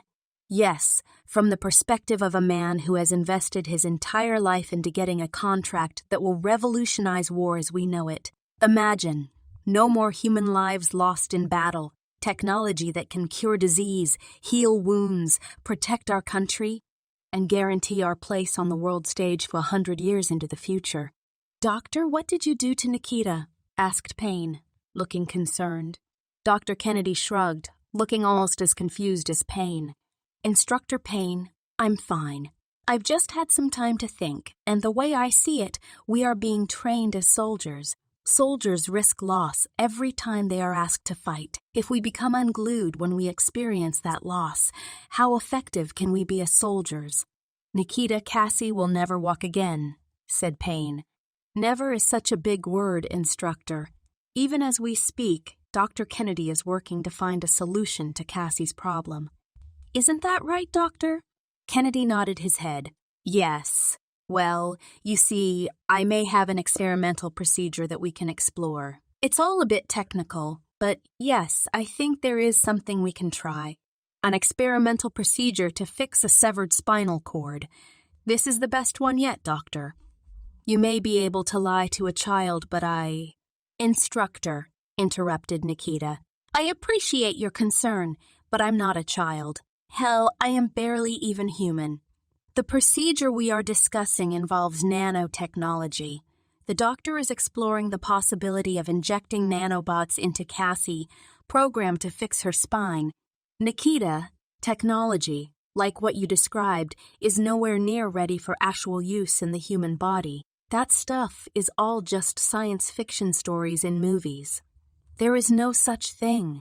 Nikita stood up and turned around as she lifted the back of her shirt to expose the wound she received the day before. As she showed Payne the spot, Payne realized that there was no sign of a wound. I had my doubts when he told me too, but I realized this morning that I couldn't feel the wound. I stood right over there in that mirror and looked at my shoulder. I just assumed it was part of whatever I am, but when the doctor explained how nanotech works, I realized that this was why my wound healed overnight. Payne looked at Kennedy and asked, You injected nanobots into this child? Yes, and it saved her life. Look at her. She is as good as new. Payne looked at Nikita with a worried look on her face and asked, Nikita, do you want to go ask Tracker what happens when you trust this man? Well, I don't think that's going to be possible. He is trying out for his part in the Heavenly Choir. How? He was tied between two trees when we left, and the cleanup team had to find him a few hours later, said Payne. Dr. Kennedy added, They found his arms tied between the trees. Payne looked at Nikita and asked, How? We left together. When I went back to get the camera, I may have decided that the thought of him getting to live was more than I could accept. Like I told you, you can't be held responsible for what the animals do. Payne stood, just looking at Nikita for several seconds. Nikita, I came here today to make sure you didn't hurt Dr. Kennedy.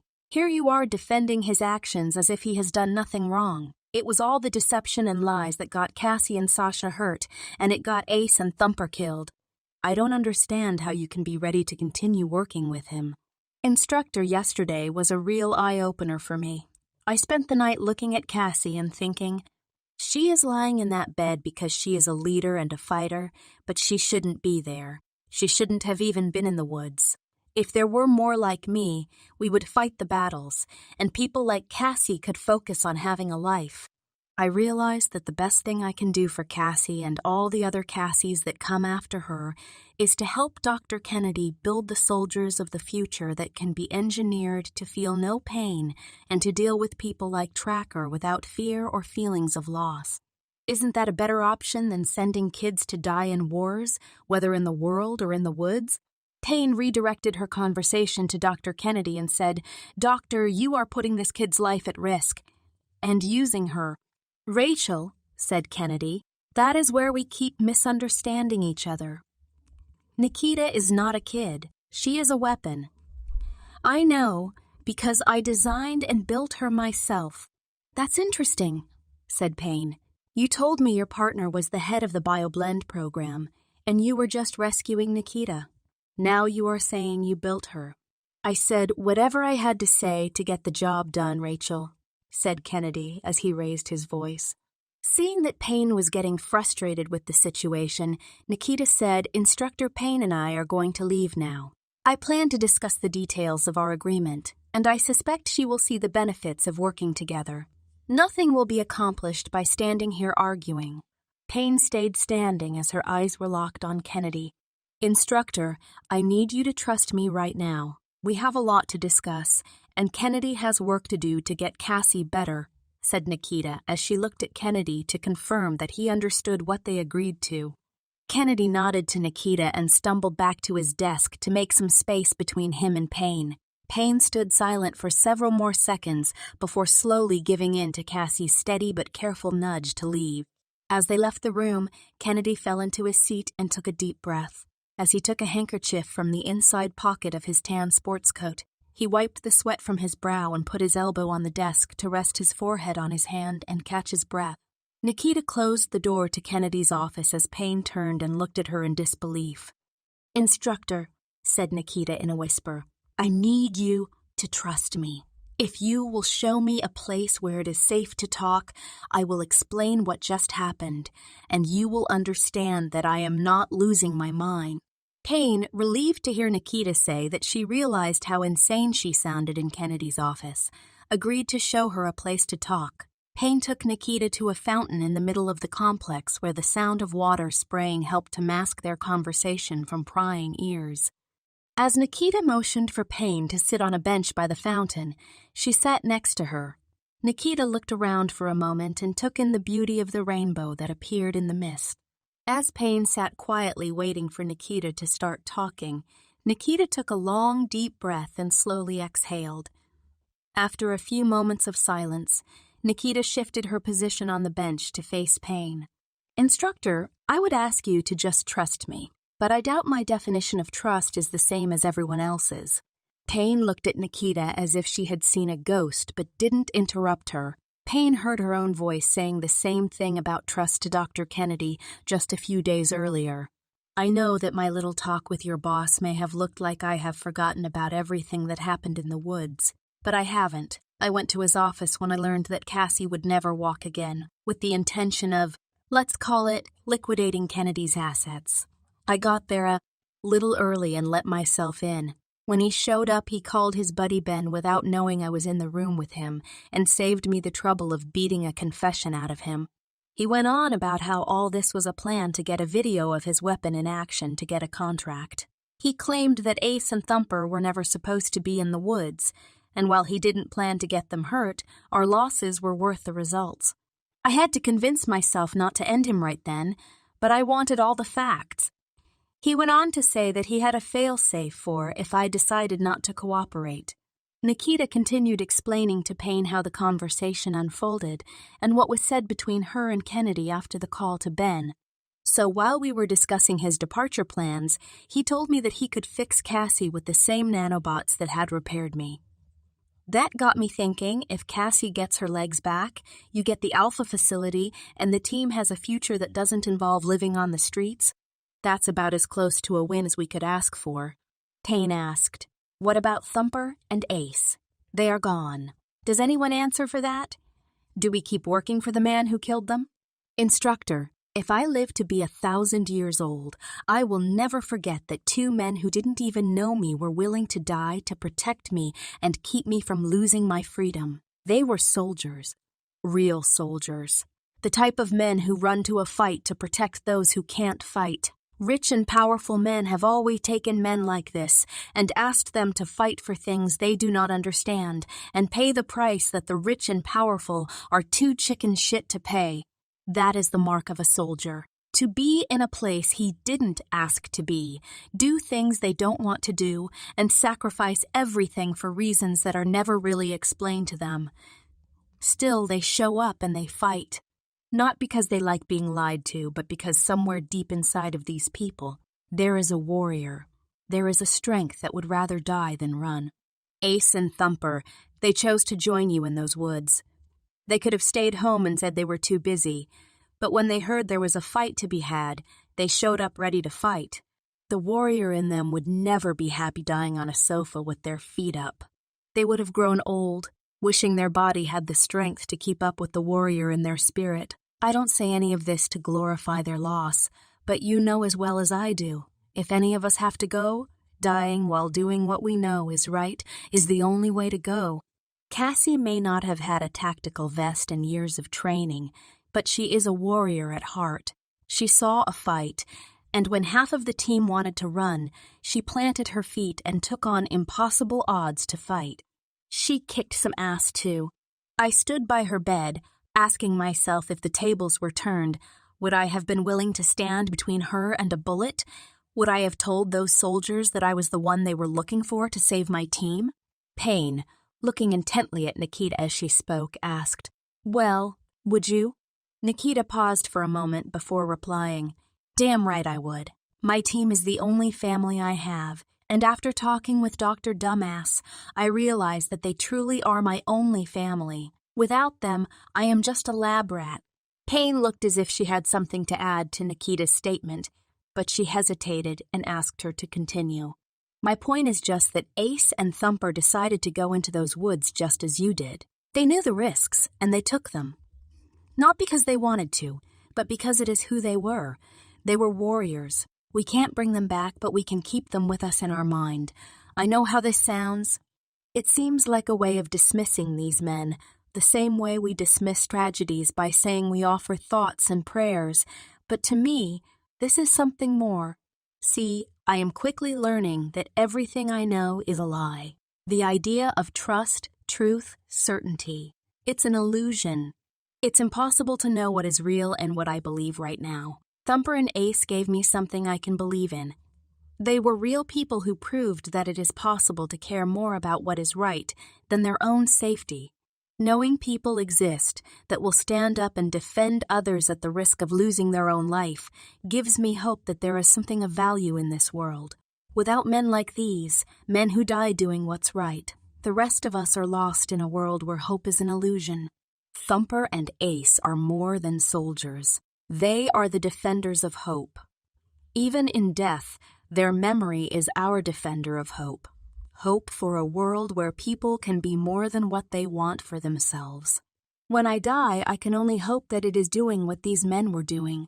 Payne sat silently with no expression, but inside she felt that what Nikita just said would always serve as the eulogy that Thumper and Ace deserved, but never received on the battlefield. "Instructor, as I explained, when we get through this, you will have the Alpha facility to use for a good cause and to continue giving your life purpose. When you get that, I only have one request. I would like to have a monument set 20 yards to either side of the facility with Ace and Thumper's names on each one as a reminder that even in death, they are still defending hope and keeping the watch over Payne's kids." Payne was silent for a moment. She took a deep breath, trying to fight back the tears that she had been holding in. She walked to the fountain to collect herself and stood silently looking at the water. Nikita waited several minutes before standing up and coming to Payne's side. As Payne stood with her arms folded, trying to swallow the swelling emotion she felt as it became clear for the first time that her friends were gone, Nikita put her hand on Payne's back and leaned her head on her arm. If this had been any other day and any other cadet, Payne might have pushed her away and threatened her, but today, for the first time in Payne's life, she needed somebody to remind her that she was not alone. Several minutes passed without anything being said until Nikita took her head off Payne's arm and said, "Instructor, if only being half-human hurts this much, I can understand why you are as tough as you are.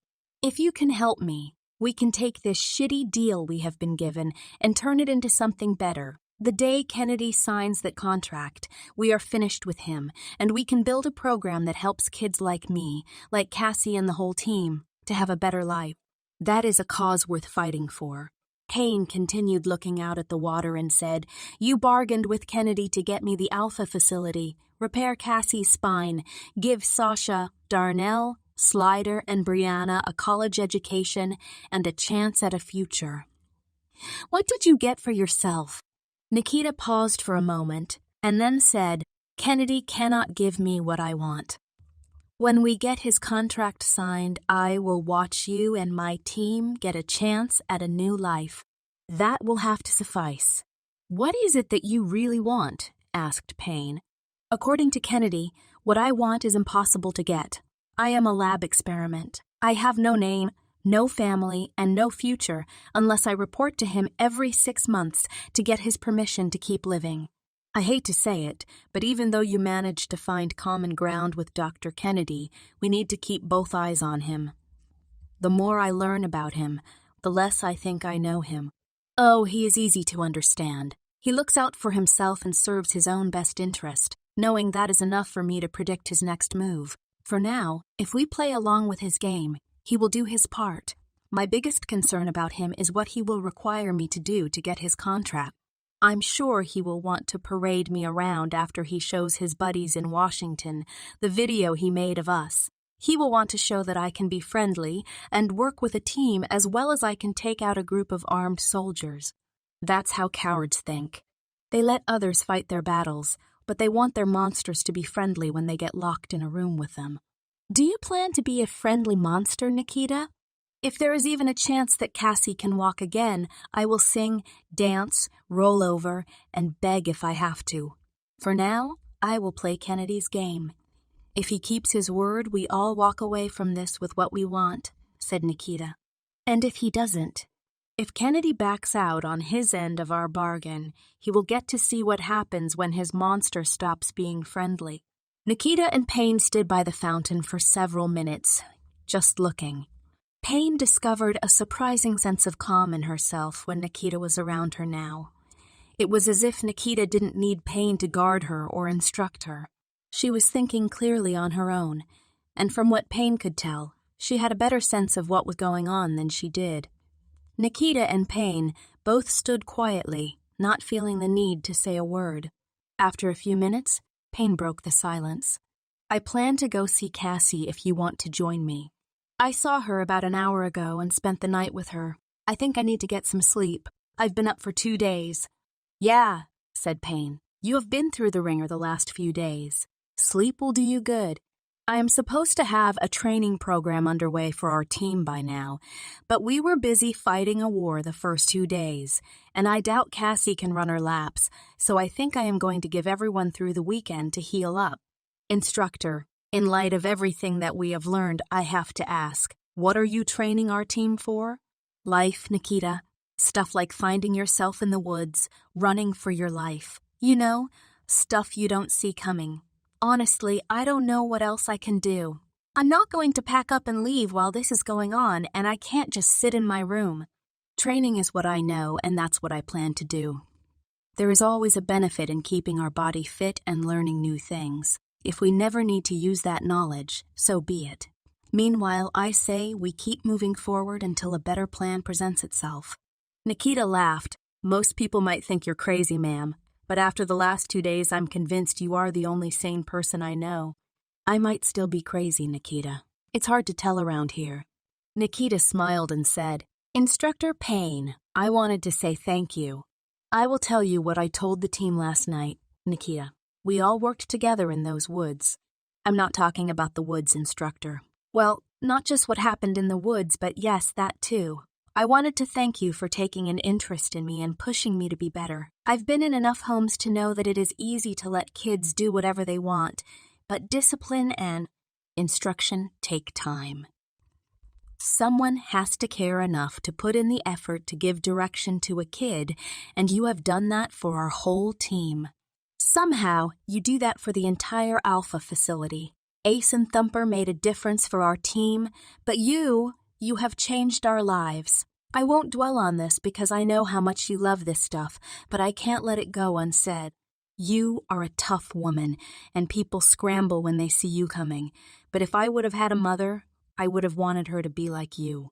Payne turned away from Nikita to hide the emotion she tried to keep locked up inside. After a few seconds, Nikita said, I don't need you to add anything to that, Instructor Payne. Like I said, I know how much you like mushy stuff. I just want you to know that when things return to normal for our team, I know you will be back on our asses again. When that happens, I just hope that you know how much I admire and respect the job you do. The insults, the constant pressure, I get it. We all get it. Anybody who didn't get it figured it out in those woods. Everything you taught us saved our lives, so when we get back to work around here, just know that we see the job you do and respect you for it. Payne, hoping to avoid another hug, said, Stop kissing my ass, Nikita. The next time you get chased into the woods by a group of trained killers, don't expect me to come running after you. This was a one-time thing. Nikita smiled and said, Yes, Instructor Payne. Nikita saw a smile creep onto Payne's face as she tried to turn and walk away to hide it. As Nikita headed back to her dorm, she thought about the weeks ahead and what they might have in store for her. So much had changed in 24 hours. Training would be different without Cassie. Life would be different. As Nikita reached the 4th floor of the dorm building, she was met by Sasha and Darnell. "We were just coming to look for you, Nikita," said Sasha. "Well, you found me, so mission accomplished. Now what?" "Now we show you something. Come see," said Slider. As the trio walked into Sasha's room, there was a round table in the room with 4 cushioned chairs. Next to the window, there was a cabinet with drawers. The small refrigerator in the corner was making a low humming noise that caught Nikita's attention. "We have our own refrigerator," asked Nikita. "No, just me," said Sasha. "Yeah, Sasha is special. Really special," added Slider. "We all have identical rooms, Nikita. Look at this view." As Slider pulled back the curtain, Nikita could see the fountain where she met Payne. There were trees and walkways around the facility. From the 4th floor, she could see a running track behind a row of bushes. "Isn't this great?" asked Sasha. Nikita was silent for a moment as she looked out of the window before saying, "I could get used to this." Sasha opened one of the drawers in the cabinet and said, "Look, playing cards. What do y'all say we have some fun? Does anyone know any card games?" "Sasha," said Nikita, looking tired, "I am going to sleep. I can do that in my room or right here on the floor, but one way or another, I plan to rest." "Well, you can lay on my bed while we play, like we used to do at Alpha," said Sasha. "Fine, but I'm gonna be asleep as soon as I lay down."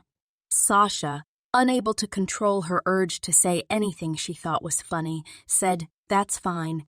They don't allow pets in the building, so we can't risk having you discovered in the hall." Slider looked at Sasha with his mouth open.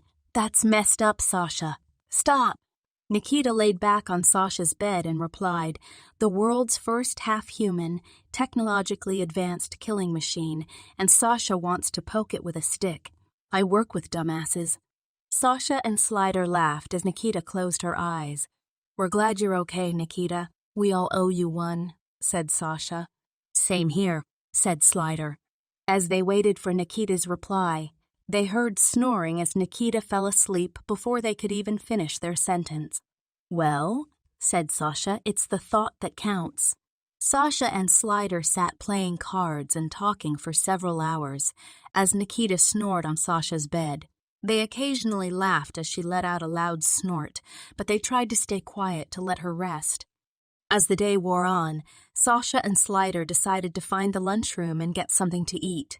They knocked on Darnell and Brianna's door and invited them to come along. As the 4 of them made their way to the lunchroom, they talked about the new facility and how amazing it was to have a private room. When they reached the lunchroom, they quickly figured out the process for getting a meal. Unlike the Alpha facility, they were given a choice of several items and could decide what they wanted to eat. The team sat and talked about the events of the last few days, Cassie's condition, and how Nikita seemed different. "When we were in the woods," said Brianna, "I felt useless. The little bit I know about first aid wasn't enough for what we needed to know." "Well, you patched me up pretty good," added Sasha. "She's right," said Darnell. "If Payne hadn't shown up and told us what to do, Cassie would be dead." The team did not see Payne standing at the door of the lunchroom, looking at them as they ate. She let them keep talking and just listen. Sasha added, "Payne, that woman is badass. She jumped in the trench and grabbed the rifle. Boom! Taking those assholes out 100 yards away." Slider laughed. "You got 2 of them. That's pretty badass, too. I was wishing I had a box of hand grenades or something. All I managed to do was dig a hole and poke somebody in the foot. They'll make movies about the guy who shows up and causes a foot injury. Keep those sticks and give me some explosives next time. Boom! Feet and asses all over the place, man." The team swapped stories and talked about how they escaped the woods in one piece, but Payne had been through enough fighting to never care if she heard a war story again. After a while, all the stories sounded the same and ended with someone getting hurt or killed, and she had seen enough of that to last her 2 lifetimes. Payne just stood watching the team talk and knew that this was a soldier's only true therapy, the company of friends who share their fears and anxieties. The team went on for some time, just talking about what happened and what they would do better if they could do it all again. Eventually, the team finished eating and headed back to the dorm, so Payne slipped away unseen. As the team reached the dorm, they had a plate of food for Nikita that Slider got, knowing she would sleep through lunch. As they walked into Sasha's room, Nikita was gone. They knocked on her door, but no one answered. "I'll put it in my refrigerator for her. I'm sure she will be hungry when she gets back," said Sasha. The team sat at the table and invited Brianna and Darnell to play cards with them. The team spent the afternoon talking and learning new card games, unsure of what the schedule would be at the new facility. Nikita had woken up and headed straight to the medical building. The other cadets were told that Cassie couldn't see anyone until she was out of recovery, but Nikita had a free pass, thanks to Payne, and planned to use it. She reached the front desk, and the same husky woman who allowed her to go in earlier that day called back to the nurse's desk and escorted Nikita to the door of the recovery area. As Nikita walked in the door, Cassie was still out and looked just as she did earlier that morning when Nikita left to meet Kennedy. She walked to the same spot where she stood hours earlier and took Cassie's hand. "Well, sis, there have been some developments. A lot has happened since yesterday, and we have our work cut out for us," whispered Nikita. As she stood holding Cassie's hand, a different nurse came into the room. She was short and had dark hair with gold-framed glasses. As she approached Nikita, she said, "You must be the young lady they were telling me about at Shift Change." "My name is Claire," said the nurse as she reached out to shake Nikita's hand. Nikita took her hand and said, "Claire is a pretty name. I'm Nikita. Can you tell me how she is doing, ma'am?" Well, normally the answer would be no, but it seems that Dr. Kennedy insists that we answer any questions you have, so you two must be pretty close. I'm her little sister, according to her, so if that counts. The nurse chuckled. That counts, and so far, so good. She seems to be holding steady. That tells us that we stopped all the internal bleeding, and when her mind decides that it has had enough rest, she should wake up. What happens then, ma'am? Well, we give her a little time to heal up. Check to see if she has lost movement anywhere else other than her legs. We do daily physical therapy to keep her blood moving in her feet. We get her a wheelchair to let her start moving around. And things will kind of take on a path of their own from there. Nikita didn't say anything as she stared at Cassie. Nikita, she will learn to adapt to this. I know it's not what anyone wants, but people learn to live productive lives despite disabilities. It's tough to convince a person to cancel every plan and dream they had of running and climbing, but when they accept the change that is required, they learn that life has so many other opportunities that they can accomplish even in a wheelchair. Ma'am, we used to race each other. We ran together every morning, and now she can't walk. She is in this bed because she put herself between 3 bullets and me. I appreciate what you are trying to do here. I know you are trying to help. But the most important thing to me right now is that when she wakes up, she is not alone. I plan to stand here until she is awake, even if it takes all week.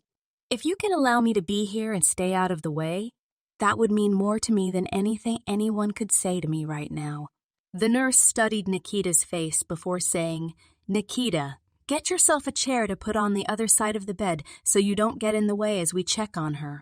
Stay as long as you want and tell us when you get hungry.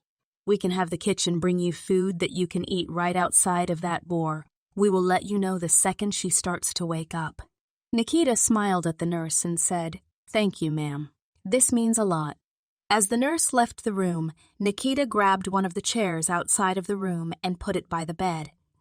She held Cassie's hand as she put her head on the bed rail and closed her eyes. As she let her mind unravel the events going on around her, she wasn't sleepy, but she tried to remove her mind from all the beeping and movement in the rooms around her. Several hours passed when Nikita felt Cassie's hand move. She lifted her head to be sure it wasn't her imagination as Cassie's hand twitched again. "Nurse," said Nikita in a half-whisper, The nurse returned to the room as Nikita said, her hand moved. "I think she is waking up." "Let's take a look," said the nurse as she began looking at numbers on the machines. As the nurse studied the data, Cassie took a deep breath and began moving her eyes.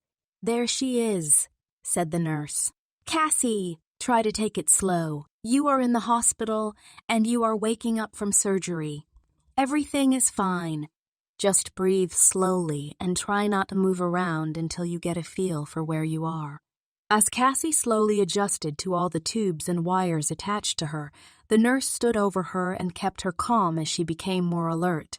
"Cassie, my name is Claire. You are at the Beta facility in the medical building.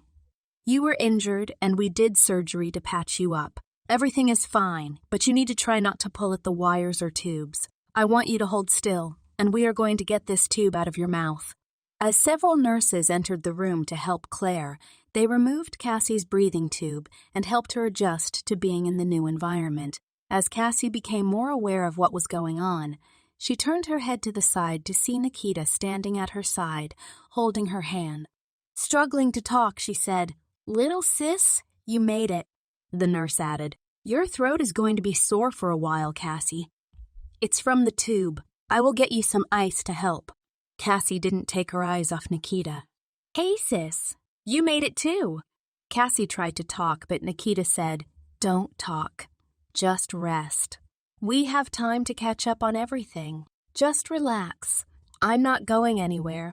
Cassie gave Nikita's hand a squeeze to let her know she was glad to see her. As Nikita watched the nurses work, Claire stepped out of Cassie's line of sight and motioned to Nikita to come see her. "I'll be right over here, Cassie. I just want to give them room to work," said Nikita as she walked out of the room to speak to Claire. Nikita, Cassie, is not just weak physically, but her mind has a lot to cope with right now. I think it is best if we don't tell her about losing her ability to walk just yet. We need to let her think it's just the anesthetic keeping her from feeling her legs, and when the time is right, the doctor will talk to her. I don't want her getting upset and causing other issues. She could rush her something that was repaired if her blood pressure gets elevated or she starts trying to get up. "I understand," said Nikita. Nikita and the nurse returned to the room as Cassie looked toward Nikita and said, "Is the team okay? Did anyone else get hurt? How is Sasha's leg?" Nikita smiled and said, "I had dinner with them last night. Everyone is fine. Thanks to you, your whole team got out in one piece. How is Instructor Payne? Did Ace and Thumper help her get out okay?" "Cassie, you need to take it slow. Instructor Payne has been checking in on you.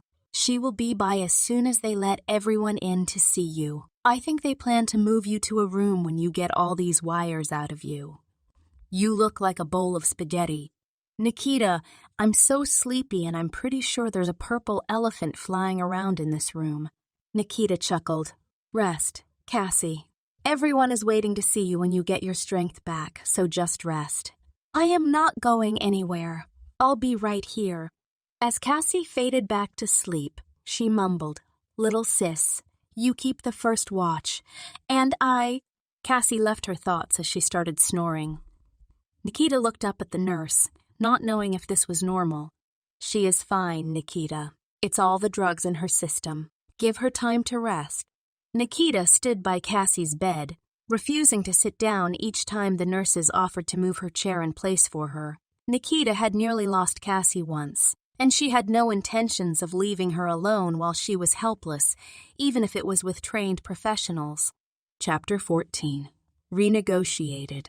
Payne made her way to Kennedy's office building, and as she walked past his receptionist, she heard her say, Instructor Payne?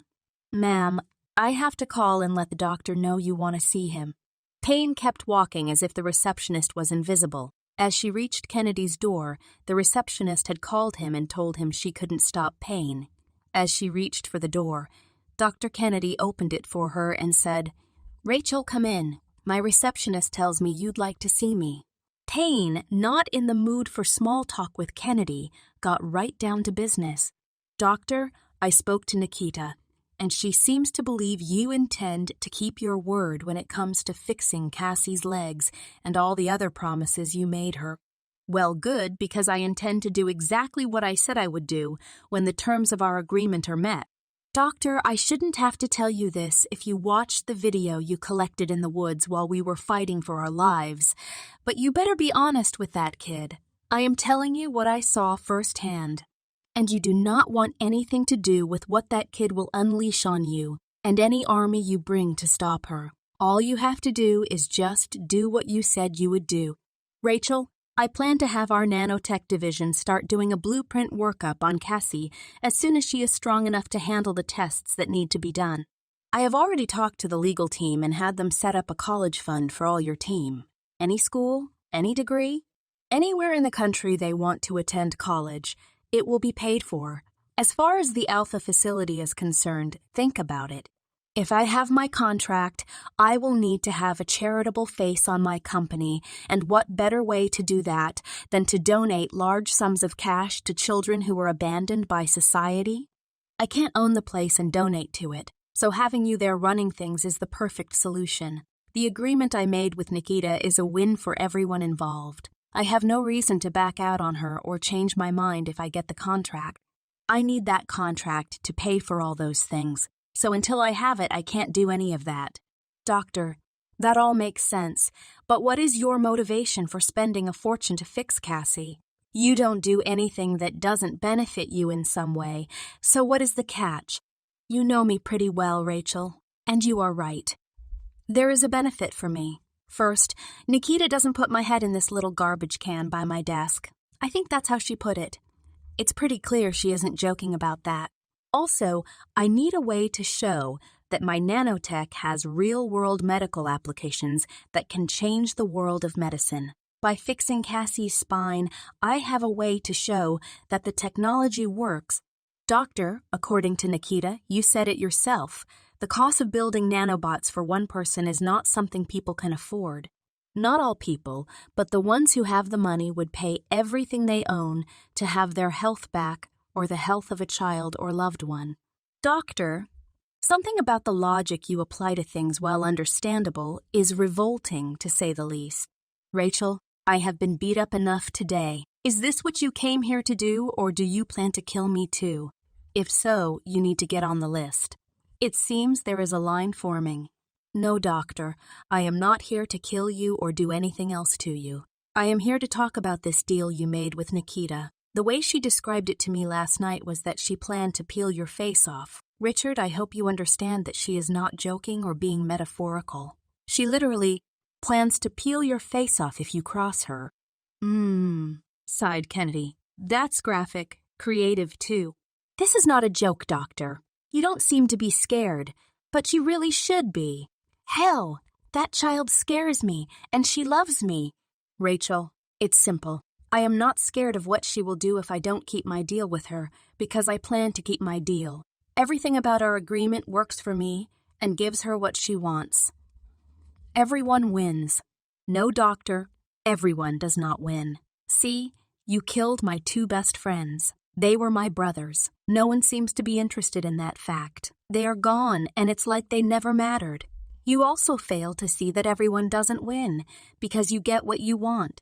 What does Nikita get in exchange for helping you get your lifelong dream? That child came in here and negotiated for Cassie, for me, Sasha, Slider, Brianna, and Darnell, but she didn't ask anything for herself. Rachel, I gave her everything she asked for, and now you are acting like I did her wrong. Doctor, I had to do some real soul-searching to keep from being as much of a problem for you as Nikita. I want someone to pay for the blood my brothers spilled. You let them go out there thinking Nikita was being kidnapped, and they died defending her. It was you all along. They died because you were playing a game to get your contract. The way I see it, you may have settled your debt with Nikita when you get your contract, but you still owe me something for betraying my trust and letting me sacrifice Ace and Thumper to your lies. Rachel, we have known each other for a long time, and I mean it when I say that I had no intention of involving your friends in this. You decided to bring them with you, and I had no say in that. Don't get me wrong, I know this whole thing is a mess, but like it or not, this is how the game is played behind the scenes. The government doesn't invest trillions of dollars into projects they have never seen actually work. In their eyes, a group of kids and a handful of retired mercs are worth sacrificing if they get a weapon that gives them a strategic advantage. Do you think anyone is coming to ask questions about all the men killed in those woods? Well, of course not. And why? Do you realize what type of men we are dealing with? Trust me, before they sign a contract with us for our soldiers, they will want to see even more bloodshed. This is not a game for the faint of heart, Rachel. No one leaves this with clean hands. We are building a weapon of death, and the government will want to see that death up close and personal. That is just the way this works. Payne took a seat in front of Kennedy's desk as he continued. Rachel, I know who you really are. I know that you have been on the dark side of the government and know there are evil people with bad intentions using deadly means to get their job done. You also know that to fight evil, our government has to have its own people willing to get dirtier, nastier, and darker than any enemy we face. Those nasty evil men are the people who will decide if our weapon will be worth investing in. Doctor, you have invested your whole life into this work. Aren't you tired? Haven't you seen enough? I am, and I have, but you know how this works. Once you get in bed with the people I deal with, they expect results. Quitting is not an option for me, and neither is failure. I am in debt to people who mean business for the type of money that you can't even imagine. I am telling you this because I have known you for so long. I feel like you should know me. I have money for what we need in these facilities. If I didn't have that, I couldn't even work with these people.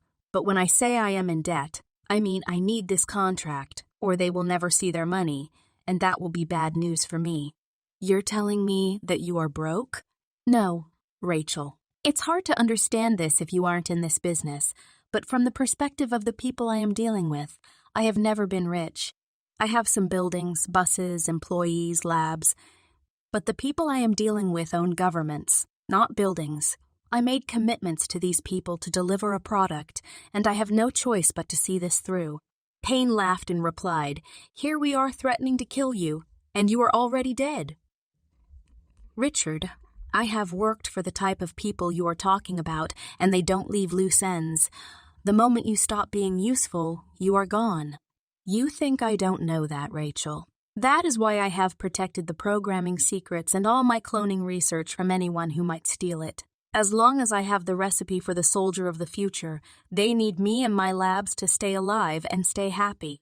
This is the price of working in their world. Richard, I was wondering earlier today why you have changed so much over the years. When we met, I saw a man with a dream and ambition. You thought your research was going to change the world. Now I learn that you have crawled into bed with the devil. Rachel, if I hadn't, my program would have never made it past the research phase. I am still ambitious, and I still believe my work will change the world for the better. But the pathway to that dream includes paying tribute to the gods of war and greed. No one enters their city without paying tribute. Payne stood up and walked to the wall and back to the desk, thinking, as Kennedy watched and waited for what she would say. Richard, if you don't get this contract, these people won't just kill you. They will destroy everything you have ever built, including this facility and Nikita. No one is safe now because you have called down a power that goes unseen, works with invisible hands, and knows the future because they create it. Elections are decided before a vote is cast. Courts are corrupted by the dirt these people hold over them. Wars are fought to protect their interests without anyone even understanding what they are really fighting for. You know all this, and still you got involved with them. Do you know what this means? It means we can't run. There is nowhere to hide. I am aware of all this, but as you said, there is no way out for me. It's all or nothing. Well, Richard, you seem to have deals with everyone. Here is my deal. I will work with Nikita and my whole team to help you demonstrate what your program can produce, but I will only work with them as a team. I am not sending Nikita anywhere alone. I can deal with that, said Kennedy. I'm not done. See, all your good intentions seem to be losing value with me. I don't want trust because you have a fucked up definition of trust. What I want is the purpose and function of Nikita's third key, and I want the codes to activate it. I want the codes to reset her nanotech, and I want the pen.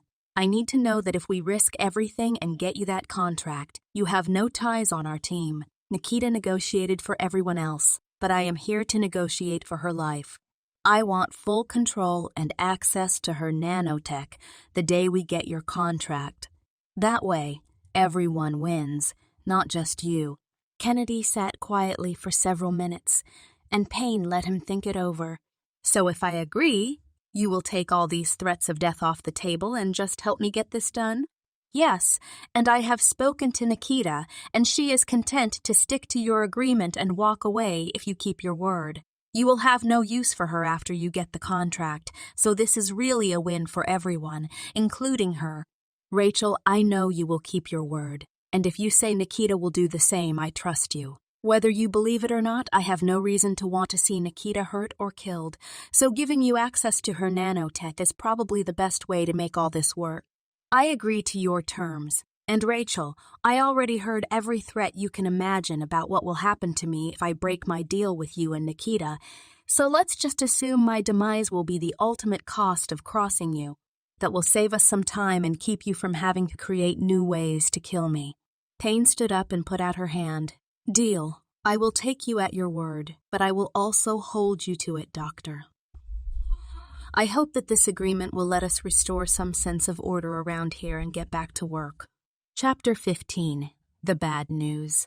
Nikita, seeing that Cassie had gone back to sleep after waking up from her surgery, took time to go shower and get a meal. The kitchen left meals in a cooler for anyone who was unable to get to the lunchroom when food was being served.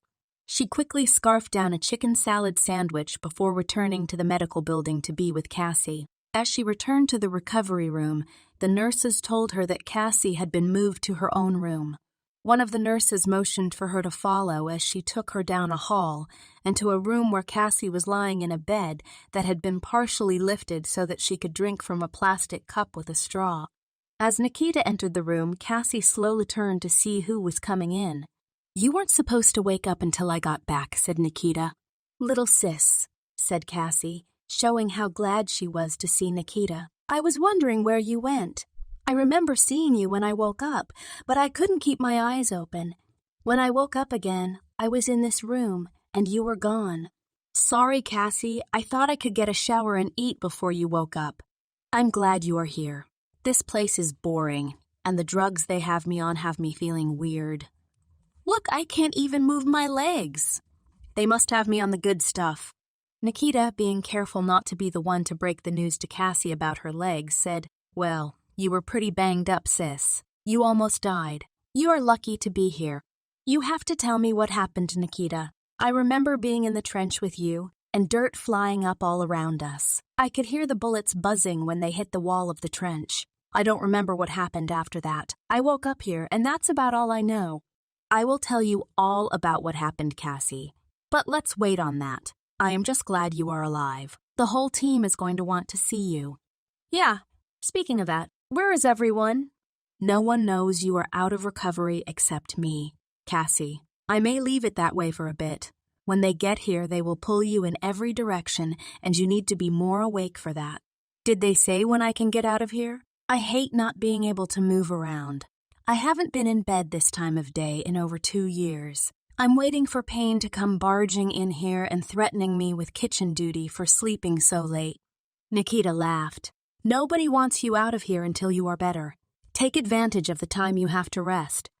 As Nikita spent the evening with Cassie, the nurse came in and out several times to check on her. Cassie became more alert and talkative as the evening went by. As 0600 came, Nikita began smelling the food from the nurse's station. Cassie, I am going to go get something to eat, and I will be back just as soon as I'm done. The nurse said they bring food to the room about 0630, so you should be getting something soon. Bring me back a big bowl of ice cream, said Cassie. Nikita smiled and said, I'll see what the nurse thinks about that idea. As Nikita headed to the lunchroom, she went by the dorm building and stopped by Sasha's room to tell her Cassie was in her own room. Sasha jumped up and grabbed her hat as she ran to the door. As they walked out of the room, Sasha ran to Slider's room. Slider, grab your cover. Cassie is in her room. We can go see her. As Slider grabbed his hat and headed toward the door, Sasha had already gone to Darnell's door and said, "Cassie can have visitors." Darnell got up to follow Sasha as Brianna came out of the elevator and saved Sasha from the trouble of knocking on her door. "Brianna, we're going to see Cassie." "Come on," said Sasha, excited to see Cassie. "I have to go to the lunchroom to get food," said Nikita. "Okay, we will meet you in Cassie's room," said Sasha as she disappeared into the elevator. As the door began to close, Nikita stuck her hand inside to stop the elevator from leaving. "Do you mind if I catch a ride, Sasha?" Slider laughed as Sasha said, "Sorry, Nikita, I got a little excited." As the elevator door opened on the first floor, Sasha, Slider, Darnell, and Brianna ran through the lobby and out of the front door of the dorm building toward the medical building as Nikita chuckled to see them so excited.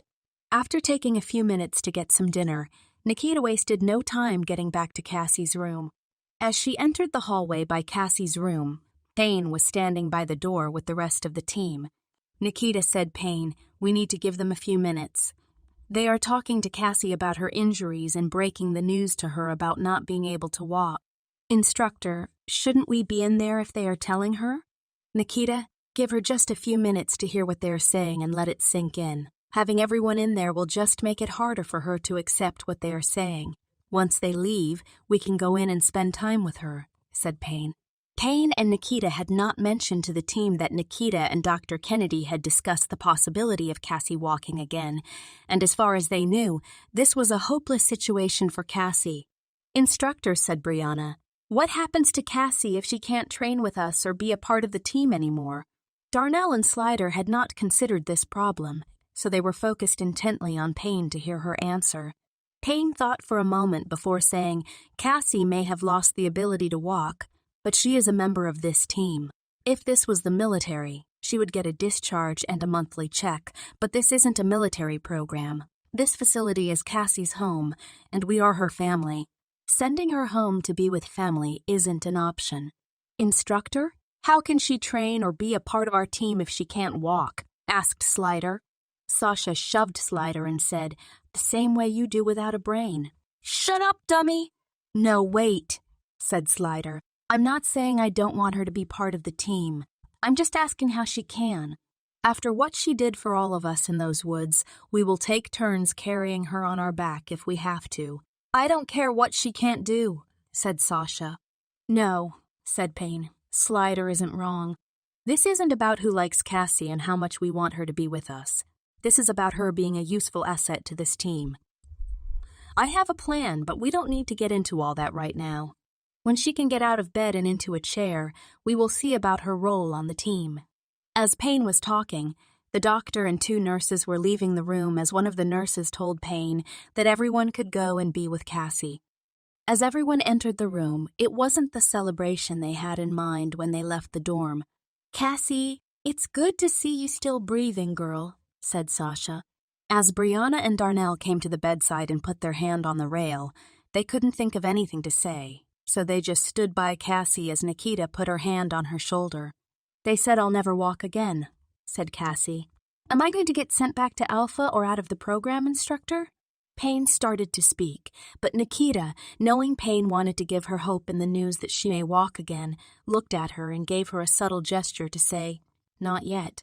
Payne, not sure what Nikita's reasons were, changed the direction of her comment and said, "Cassie, this is going to take a lot of adjusting, but we are here to let you know that you are part of this team. You aren't getting sent anywhere. I expect you on the PT field with everyone else, the minute the doctor says you can get out of here. You may not be running, but you can still roll. Nobody is sending you anywhere. Cassie, if they give you some wheels, you might be able to keep up with me now," said Nikita, hoping to get a smile from Cassie. Cassie just sat looking at her legs as Brianna leaned over the rail and hugged Cassie. "None of us would be alive if it weren't for you, Cassie. I'd rather have you fighting with me from a wheelchair than to be there without you," said Brianna. Darnell, not sure how to react in an uncomfortable situation, added, "The asshole who did this to you would trade places with you any day. He can't walk either. but they don't make wheelchairs for what happened to him. I know you guys are trying to help, said Cassie, but I think I need some time to myself to wrap my head around this. I don't have any idea how to move forward from here. Nikita ran her hand over Cassie's hair and said, Sis, take your time, but we are here. You don't need to be standing up for us to look up to you. We aren't just your team. We are your family. Everyone is going to give you a little space, but I will be sitting in that chair right outside the door. If you need anything or just need to talk. You have been here every time I am awake, Nikita. When is the last time you slept? Asked Cassie. Don't worry about me, sis. I can sleep when you are better. Just let me know when you feel like talking. Payne said, Nikita, she has a phone right there. You have one in your room. Go get some sleep and she can call you when she wants company. There is nothing to gain by you being too exhausted to think straight. Cassie added, That sounds like a much better idea. Little sis, I promise you, I am not going anywhere. Go rest. I just need time to think. This is a lot to take in. Promise me you won't decide to just let me sleep. If you want to talk, you wake me up and I will be here in 5 minutes. You have my word, little sis. Brianna patted Cassie on her shoulder and said, We all have a phone, so if you need company, let us know. Darnell nodded in agreement as Slider gave Cassie a fist bump and said, Get better, Cassie. Sasha sucks at card games, and her jokes aren't funny, so I need you back in the dorm to deal with her. Cassie gave a weak smile and said, Thanks, guys. As everyone was exiting the room, Payne added, Cassie, this is a big pill to swallow, but you are going to be fine. I need you to trust me on that. You proved to me that you are a warrior at heart. You kept my whole team safe in those woods until I could get there. If you can handle that, you can handle this. Call me if any of these people don't treat you like a soldier deserves. I'll be here to make adjustments. Thank you, Instructor Payne. I'm sorry you have to see me like this. I've always tried to look sharp and be the cadet you wanted me to be. This is not a good look. All I see is a warrior, Cassie. I couldn't be prouder of you. Now, get some rest, and I will be by in the morning to inspect this bunk. They have a kitchen here too, you know. Cassie smiled and said, Yes, Instructor Payne. Payne put her hand on Cassie's head before leaving the room, which for Cassie was the closest thing to a hug she could expect from Payne. Knowing the team was at her side and Payne was not planning to ship her back to Alpha helped Cassie focus on how to deal with all that this new set of problems might mean. Nikita and Payne left the room and walked to the hall where everyone was waiting to leave together. Everyone get some rest. Nikita, I want to talk to you for a minute before you go, said Payne. The team went back to the dorm building as they discussed how much they hated what had happened to Cassie. Nikita waited for everyone to get out of sight before asking Payne what was wrong. Nikita, why didn't you want me to tell Cassie about your deal with Kennedy? Did you tell anyone else on the team? Instructor, this is complicated, but I haven't told anyone about Kennedy. I don't know why, but my instincts tell me it's a bad idea to give everyone all this information. As far as Cassie, I think it would be good to let her come to terms with what has happened before we try to give her hope. What if something goes wrong? What if Kennedy doesn't get his contract or backs out on his end of the deal? It would be like Cassie losing her legs twice. That's an interesting way of looking at it, Nikita. I don't know if you are right, but I can certainly see where you are coming from. Maybe it would be best to see how things develop before we put that on Cassie. Instructor, I know you don't owe me anything, but I have to ask. Would you give me your word that Cassie will be included in whatever plan you have for this team, even if it's just being next to you while you train us to hold your clipboard? I don't want her to be excluded or left to sit in a room while we are out training. Nikita, Cassie isn't going to be left holding my clipboard. I have a plan for her, and you have my word that she will be as much a part of this team as you are. That means more to me than you know, Instructor. Thank you. Get some rest, Nikita. You've earned it. Cassie is lucky to have a friend like you. Good night, Instructor. Good night, Nikita. As Payne walked away, she realized that she was not the same person that she was when she met Nikita. She had become softer and lost her desire to be a tough person who lived to beat these kids into shape. Suddenly, she was aware that she cared about what they were going through. She saw Cassie facing a long night alone with her thoughts, Nikita ready to take on Kennedy and anything he required of her to give Cassie a chance to walk again. Slider and Sasha had become closer and spent their time talking and keeping each other upbeat, just as Brianna and Darnell had learned to be a team. For the first time in Payne's life, she was feeling something that wasn't being forced into a box and locked away to be tough. She was feeling human, and these kids were the medicine she needed to continue healing a lifetime of wounds. Cassie may have had visible wounds, but Payne had more damage than Cassie. Her wounds were deeper and more painful. The team was as much a source of hope for Payne as Nikita would become for Cassie. Chapter 16. Into the Storm. As Thursday morning arrived, Nikita had already woken up, showered, and eaten breakfast before 0600.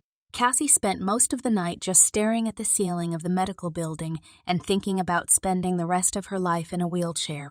It had been a long night of silent tears and periods of anger, frustration, and worries about what her life would become. Beyond being in foster homes, all Cassie had ever known was training as a cadet under Payne. She had no idea what this new future would look like. When she finally fell asleep in the early hours, she resigned herself to the fact that nothing she could do from the hospital bed would help her get the answers she needed about where her life was headed. She made a short-term plan to get out of the bed and into a wheelchair as quickly as possible, knowing that whatever life had in store for her, it wouldn't begin until she got up and got moving. When 0600 arrived, Cassie turned over and began to wake up out of habit. In her head, she was awaiting an inspection that had been like clockwork for the last 2 years. Cassie turned her head to the side and struggled to get one eye open when she saw Nikita standing by her bed. "Well, it's about time," said Nikita with a smile. "Nikita, how long have you been standing there?" "Not long. I just wanted to come see how you were doing. I know you must have had a long night." Cassie was quiet for a second before replying. "Yeah, little sis. It was a long night. I have a lot on my mind." "I can't imagine, Cassie. I was doing a lot of thinking myself." "About what?" "About you and what you are going through. I feel like it should be me lying in that bed, not you." "Little sis, can I be honest with you and not make you mad at me?" "Cassie, I can't imagine anything you could do that would make me mad at you. It's just, I had a lot of thoughts rattling around in my head last night. One of which was, why did I get in the way of the bullet that paralyzed me? Cassie, I know you regret it, and I don't blame you. That should have been me. You are here because of what I am." "No, little sis. That is not true. I gave this a lot of thought and even asked myself if I would do it again if I could do everything over. I am not lying in this bed because of what you are. What you are has never caused me any harm. I am here because of the people who wanted to take you. I remember seeing the bullets hitting around us, and I knew what I was doing when I put myself between you and those bullets. I would do it again because you could not defend yourself. From what I understand, the fact that you weren't killed is the reason the team got out of those woods alive. I would make that choice again any day. My legs for my team, that's not even a hard choice. Cassie, there is a lot more to that story than you know. I found out that the people responsible for this mess were not the ones shooting at us. That was just a bunch of idiots paid to get themselves killed in the woods. The man who is ultimately to blame is Kennedy." "Dr. Kennedy?" asked Cassie. "Yes, he paid them to hunt us down so that he could capture all the fighting on video and use it to show the government what I can do when someone pushes the right button. Everything you think you know about the last few days is a lie." Nikita began explaining everything she had learned about who she was, how she was made, what happened in the woods, and how she was able to kill so many men to get them out of the woods.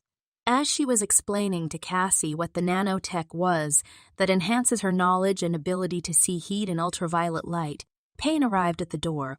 "How are you feeling, Cassie?" asked Payne. "I am feeling confused, instructor.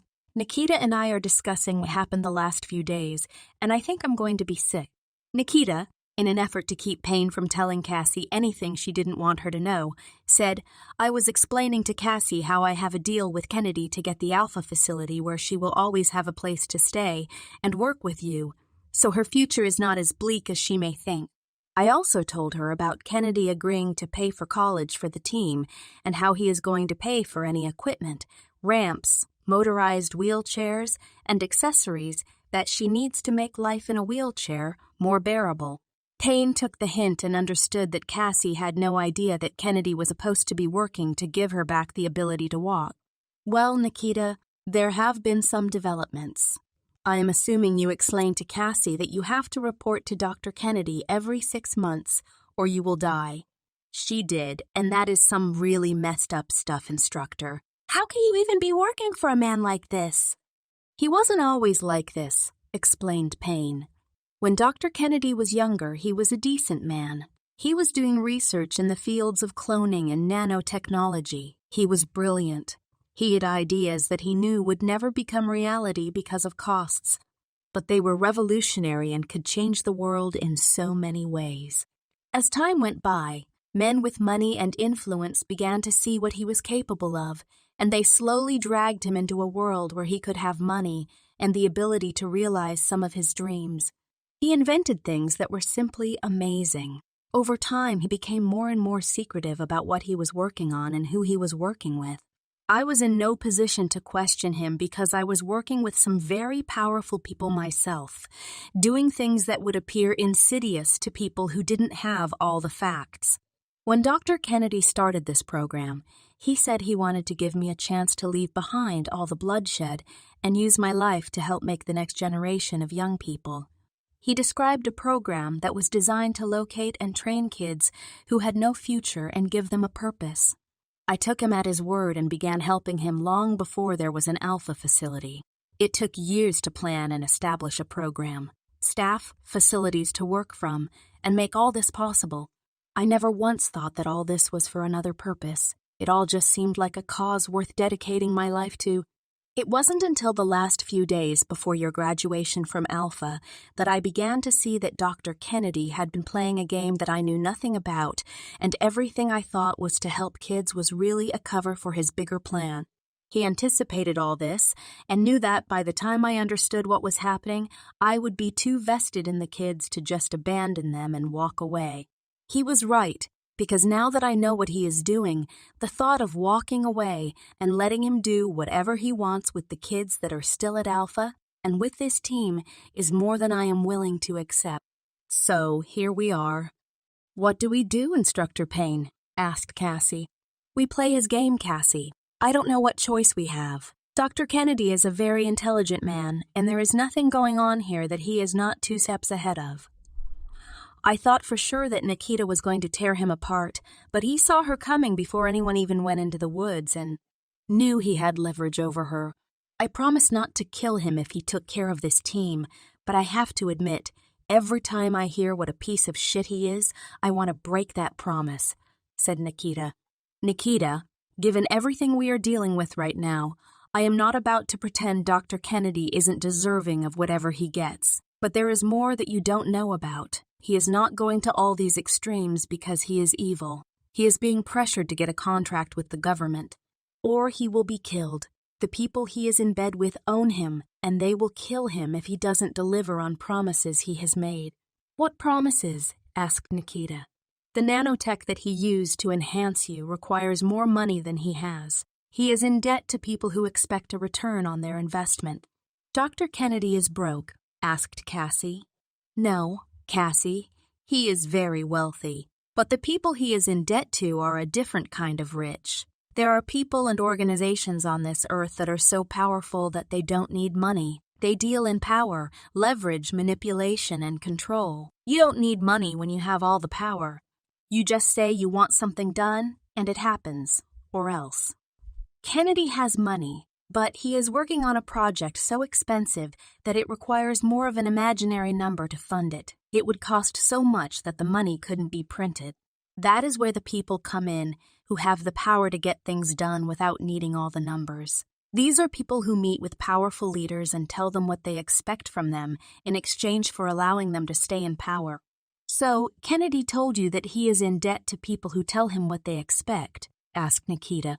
Yes, he said they expect him to demonstrate that the tech he used to create you can be effective and that he can duplicate the results. They want to know that you are not a one-time accident and that he can produce new versions of you in large quantities. Nikita said, he told me that he has no plan to make another version of me because he wants to use his cloning technology to speed up the process and not have to deal with things like me having an opinion. I heard him tell his business partner that he plans to have a new army of soldiers within 4 years after the contract is signed. That's not enough time to make more like me, so he must plan to use cloning like he claims. This sounds like the type of stuff that would make a great science fiction novel, said Cassie. Or a nightmare, added Payne. We need a plan, said Cassie. We can't live the rest of our lives working for this man. We have a plan.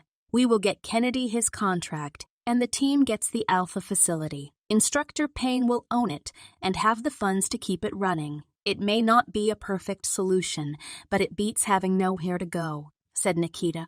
But you will always belong to Kennedy because he has the ability to make you do what he wants in exchange for letting you live, said Cassie.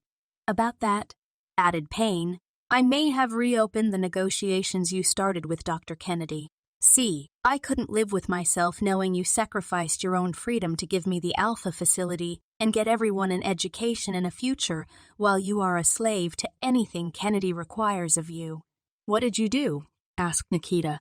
I told Dr. Kennedy that I would help train you and your team for whatever he needed to do to get his contract, but only if he agreed to give me the codes, pen, and information I need to reset your nanotech every 6 months. I plan to hand all that over to you the day I get it so that you have control of your life. You did that for me, instructor? I did, Nikita. I just don't understand one thing. You were in his office, and according to Dr. Kennedy, you threatened to remove his head and put it in the little can next to his desk? Is that true? Among other things, but yes, ma'am, I did. So, you scared him bad enough to give up the Alpha facility and all the money we need, but you didn't think to make him give you the pen and codes? Well, instructor, it sounds dumb when you say it, but I was watching Cassie clinging to life, learning she couldn't walk, lacking sleep, trying to adjust to the hundreds of thoughts that flow through my head every minute now. I guess I just wasn't there to see what I could do for myself. I was there to fix what I'd caused to happen to my family because of what I am. Nikita, no one blames you for any of this. You didn't ask for any of it, said Cassie. I understand that, Cassie, but I will not feel better about anything that has happened until I have fixed all the damage that has happened here. The conversation went on for most of the morning, until lunch arrived for Cassie. As Payne and Nikita went to get lunch, they agreed to work together with Cassie and the team, to do whatever needed to be done to get Kennedy's contract and start a new life at the Alpha facility. Chapter 17. Updating Ben. After lunch, Sasha called Cassie's room and asked if she felt like having company and told her that Slider, Darnell, and Brianna wanted to come by and see how she was doing if she was in the mood. When they arrived, Payne excused herself from the room, knowing she needed to maintain some distance from the team if she was going to avoid being perceived as their friend rather than their instructor. Payne had allowed Cassie and Nikita to have more access to her to address the issues with Kennedy, but the team needed to see a separation between her and them, so she let them spend the evening talking. As Payne was leaving, Nikita said, Instructor, I think the team needs to know some, but not all of what we are up against here if we plan to have them work with us to see this through.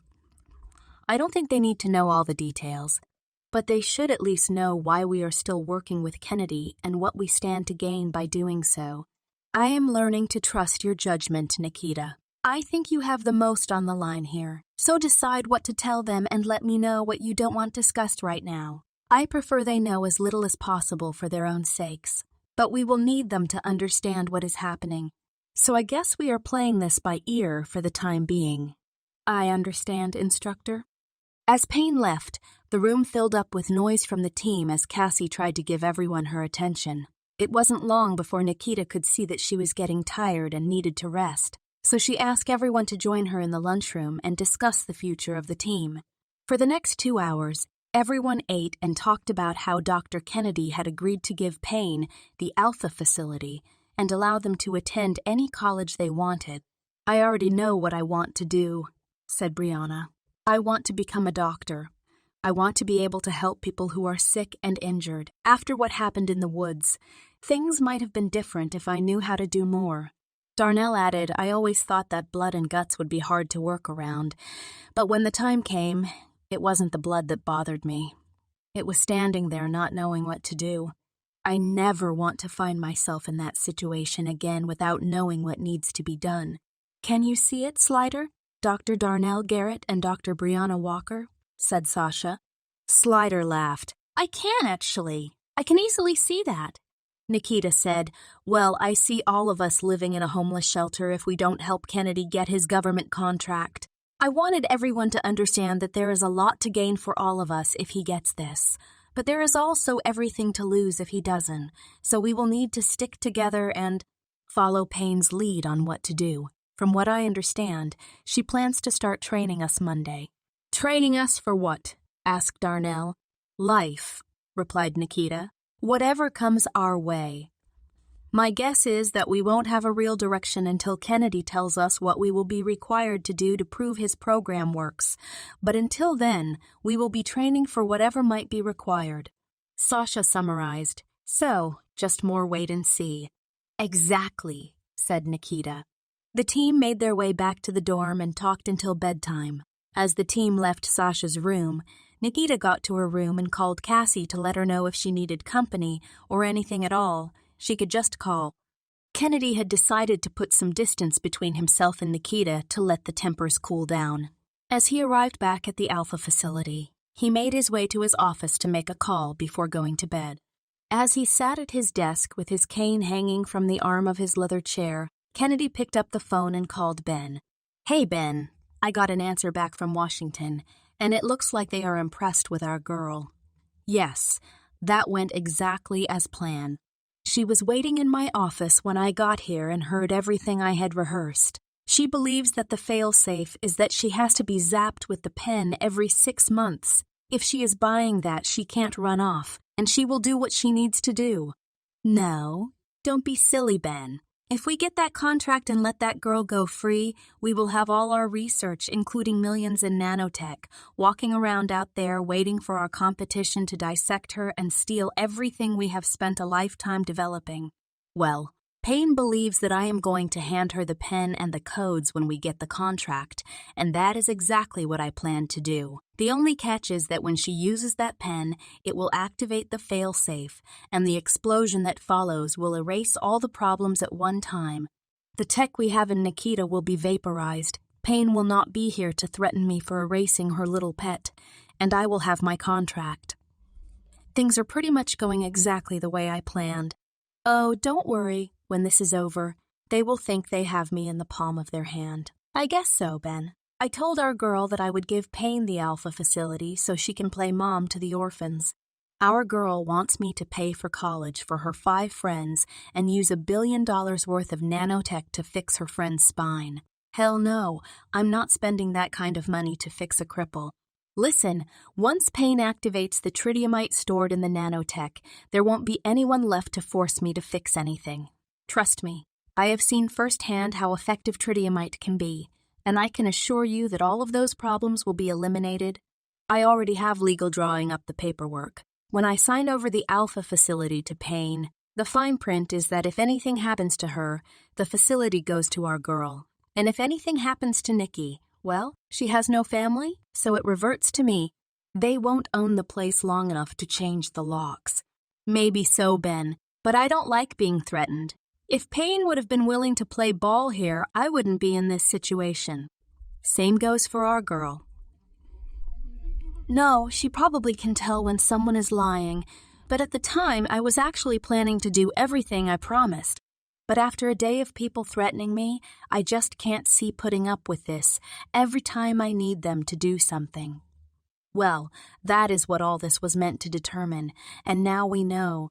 Once I parade our girl around in front of the boys in Washington and let them see how well behaved our products can be, I will keep my deal with her and give Payne the pen along with whatever she needs to know to use it one more time. She can activate the 3rd key and go be with her buddies Thumper and Ace. No, I agreed to fix the kid's legs, but our girl said she will give me 6 months after the contract is signed to inject her friend with the nanotech. She won't be around 6 seconds after they use that pen, and they both believe they need to use it in 5.5 months, or the tech will break down her cells. Well, you don't get where I am without being able to bluff. No, I turned the light on and checked under my sofa before I called you. No, seriously, I expected her to be here, but I won't lie, when she stepped out of the shadow behind me, that was less acting and more fear that I wouldn't get time to play my part. No, I'm fine. If I got scared when things got dangerous, I wouldn't be very good at this, would I? Okay, Ben, I will keep you posted.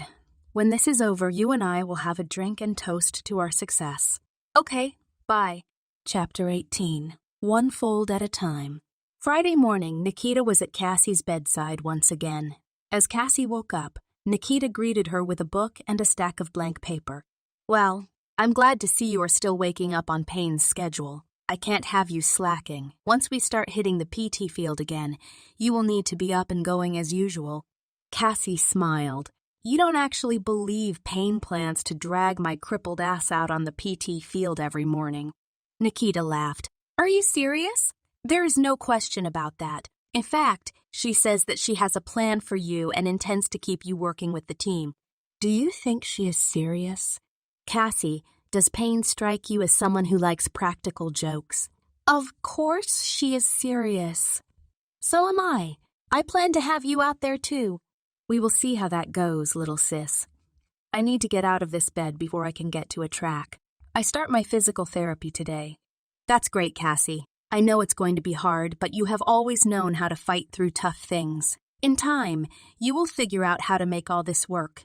I mean, you will get wheels instead of legs. It's not ideal, but it's not like you're useless now. You just roll instead of walk. Cassie chuckled. I'll trade you. You may want to think that out, Cassie. You may have gotten a bad hand here, but at least you're not a walking zoo with a ticking time bomb that has to be reset every 6 months. Man, we really are a mess, concluded Cassie. What's all this for? Nikita put the book and the paper on the desk that she brought for Cassie. This, my awesome big sis, is something I have been wanting to show you. Did you know this place has a library? A library? Like books? Asked Cassie. Yeah, Cassie. The word library literally means a place where books and magazines are stored, so yes, the kind with books. I see. This is the problem with genetically enhanced super soldiers. They think they're so smart. Nikita laughed as Cassie rolled her eyes.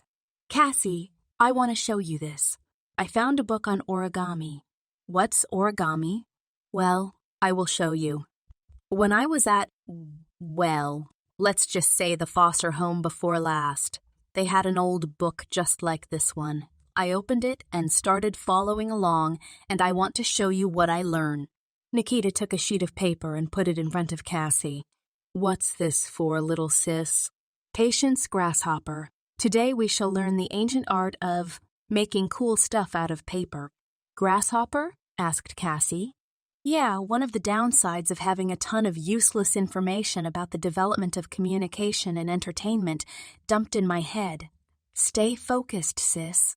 Cassie looked at Nikita like she was crazy and said, Sorry, Ancient One. Please continue. So, here's what we are going to build, said Nikita, as she flipped the book open and found a page at the end of the book. It's a swan. They made that out of paper. Yep.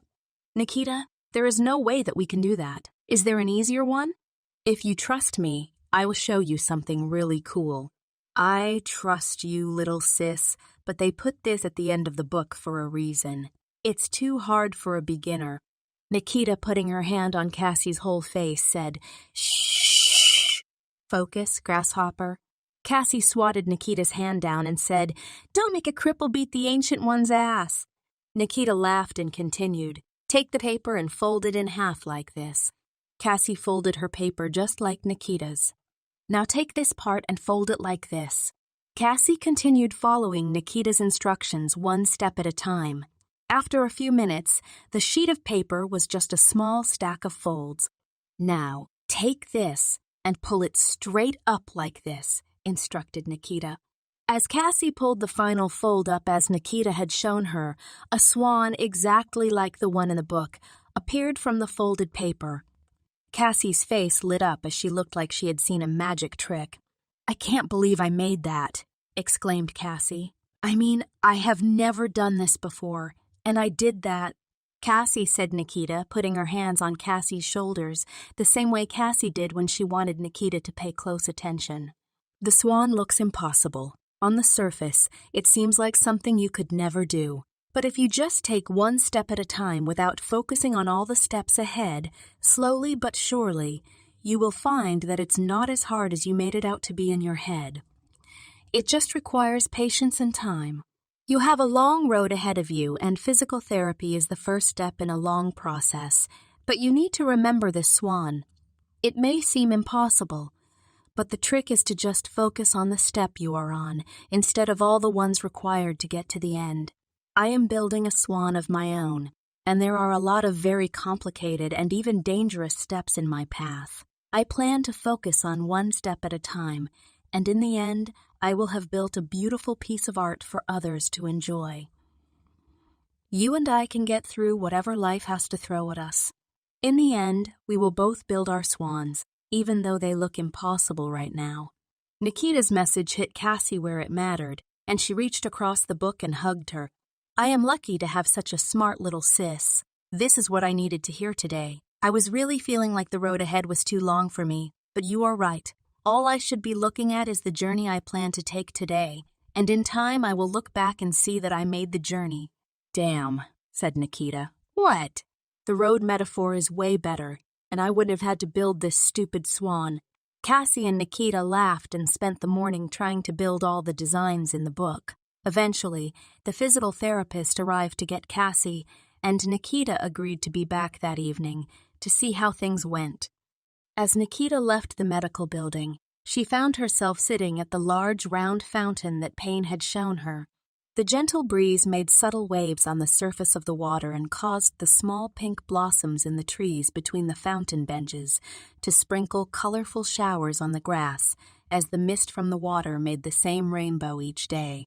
Nikita found the spot to be strangely unpopulated by visitors and enjoyed the solitude. After so many years of crowded rooms and the constant hustle and bustle of the foster homes and dorm room activities, this was Nikita's new oasis. She sat in the sunlight for almost a full hour, thinking about all the challenges that she faced. While Payne was cautiously optimistic about Kennedy following through with all his promises, Nikita had already done the math and was certain that he was never going to do anything that didn't serve his agenda. Payne was not aware that Nikita's reason for not wanting to tell Cassie about having her spine fixed was because she had already seen the flaw in Kennedy's promise. The information downloaded into Nikita's mind allowed her to reach conclusions quickly, and Kennedy's story did not add up.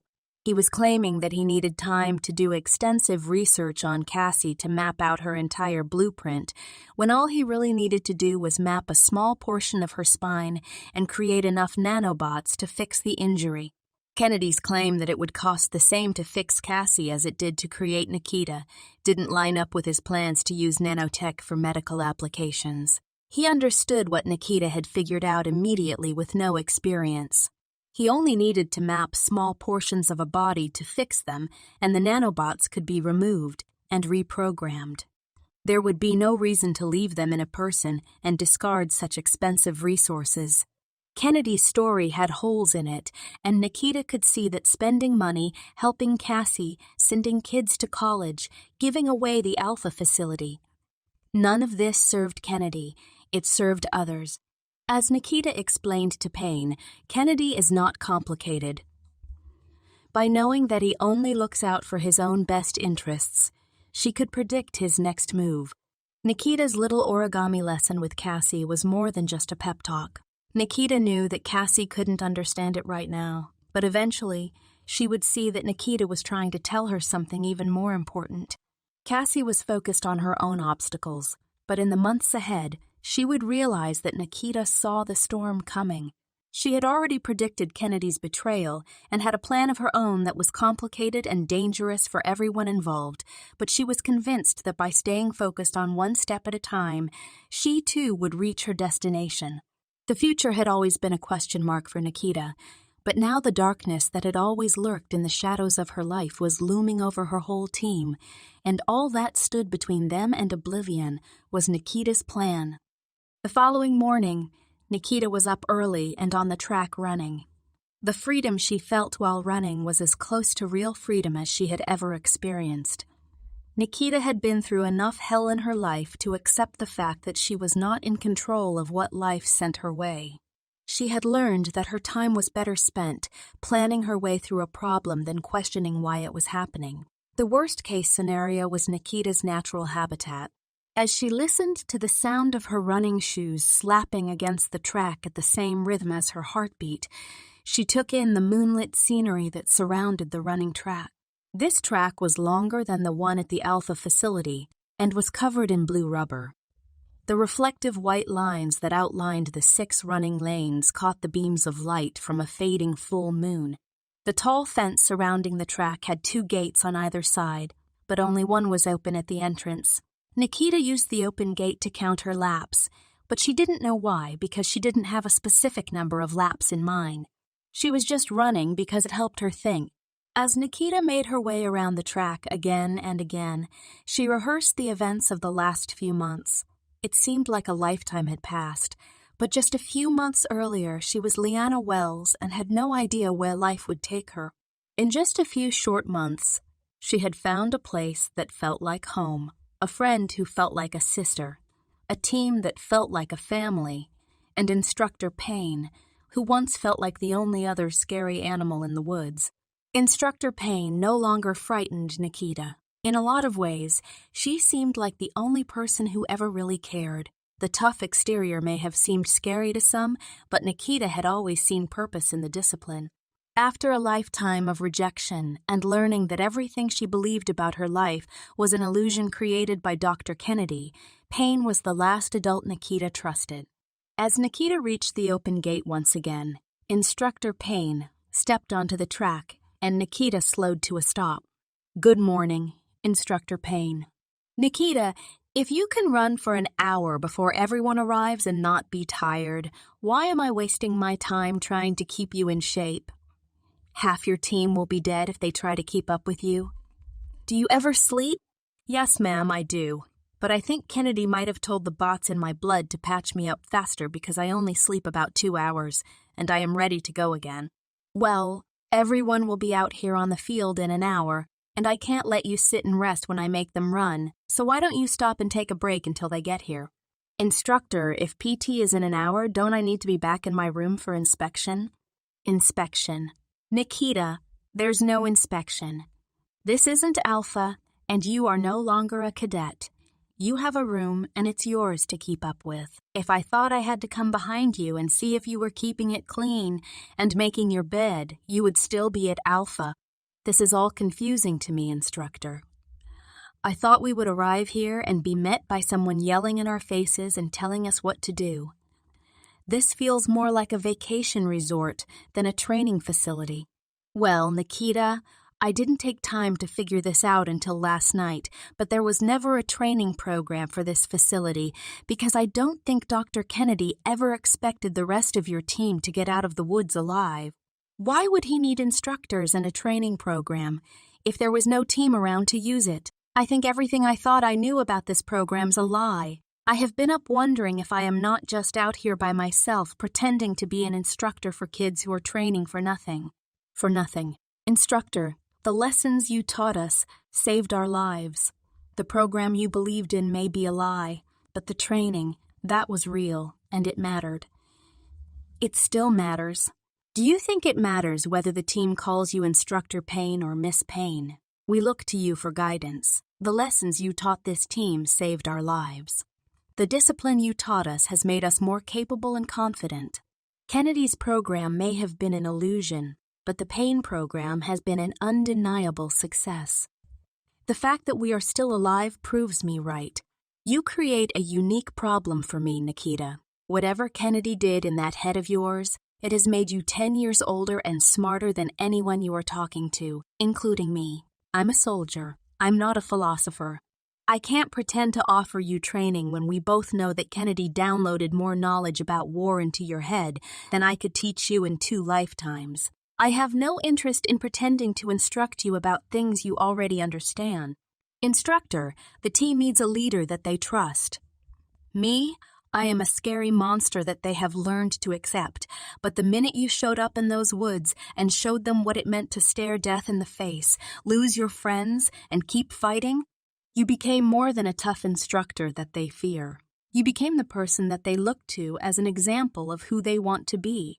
Did you know that Darnell and Brianna talk about going to college now to be a doctor simply because you told them they did a good job of patching up wounds in the woods? I picked up on that.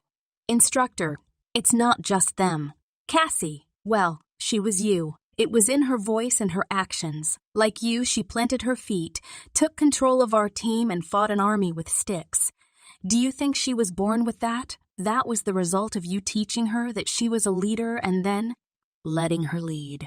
Respectfully, ma'am, I think you have grossly miscalculated the value of this program.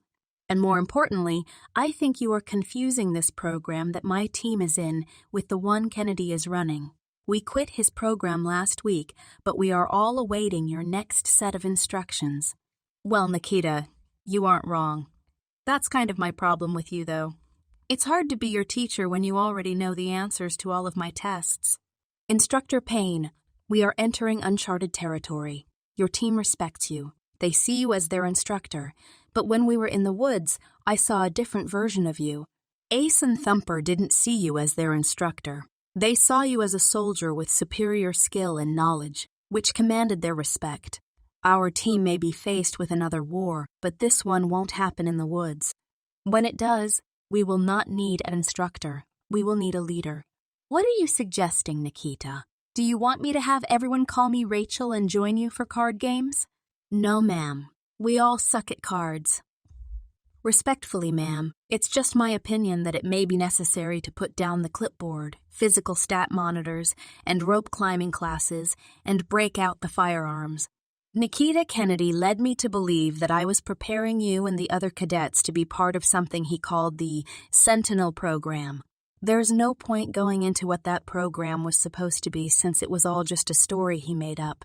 In fact, all of this is made up. There is no program.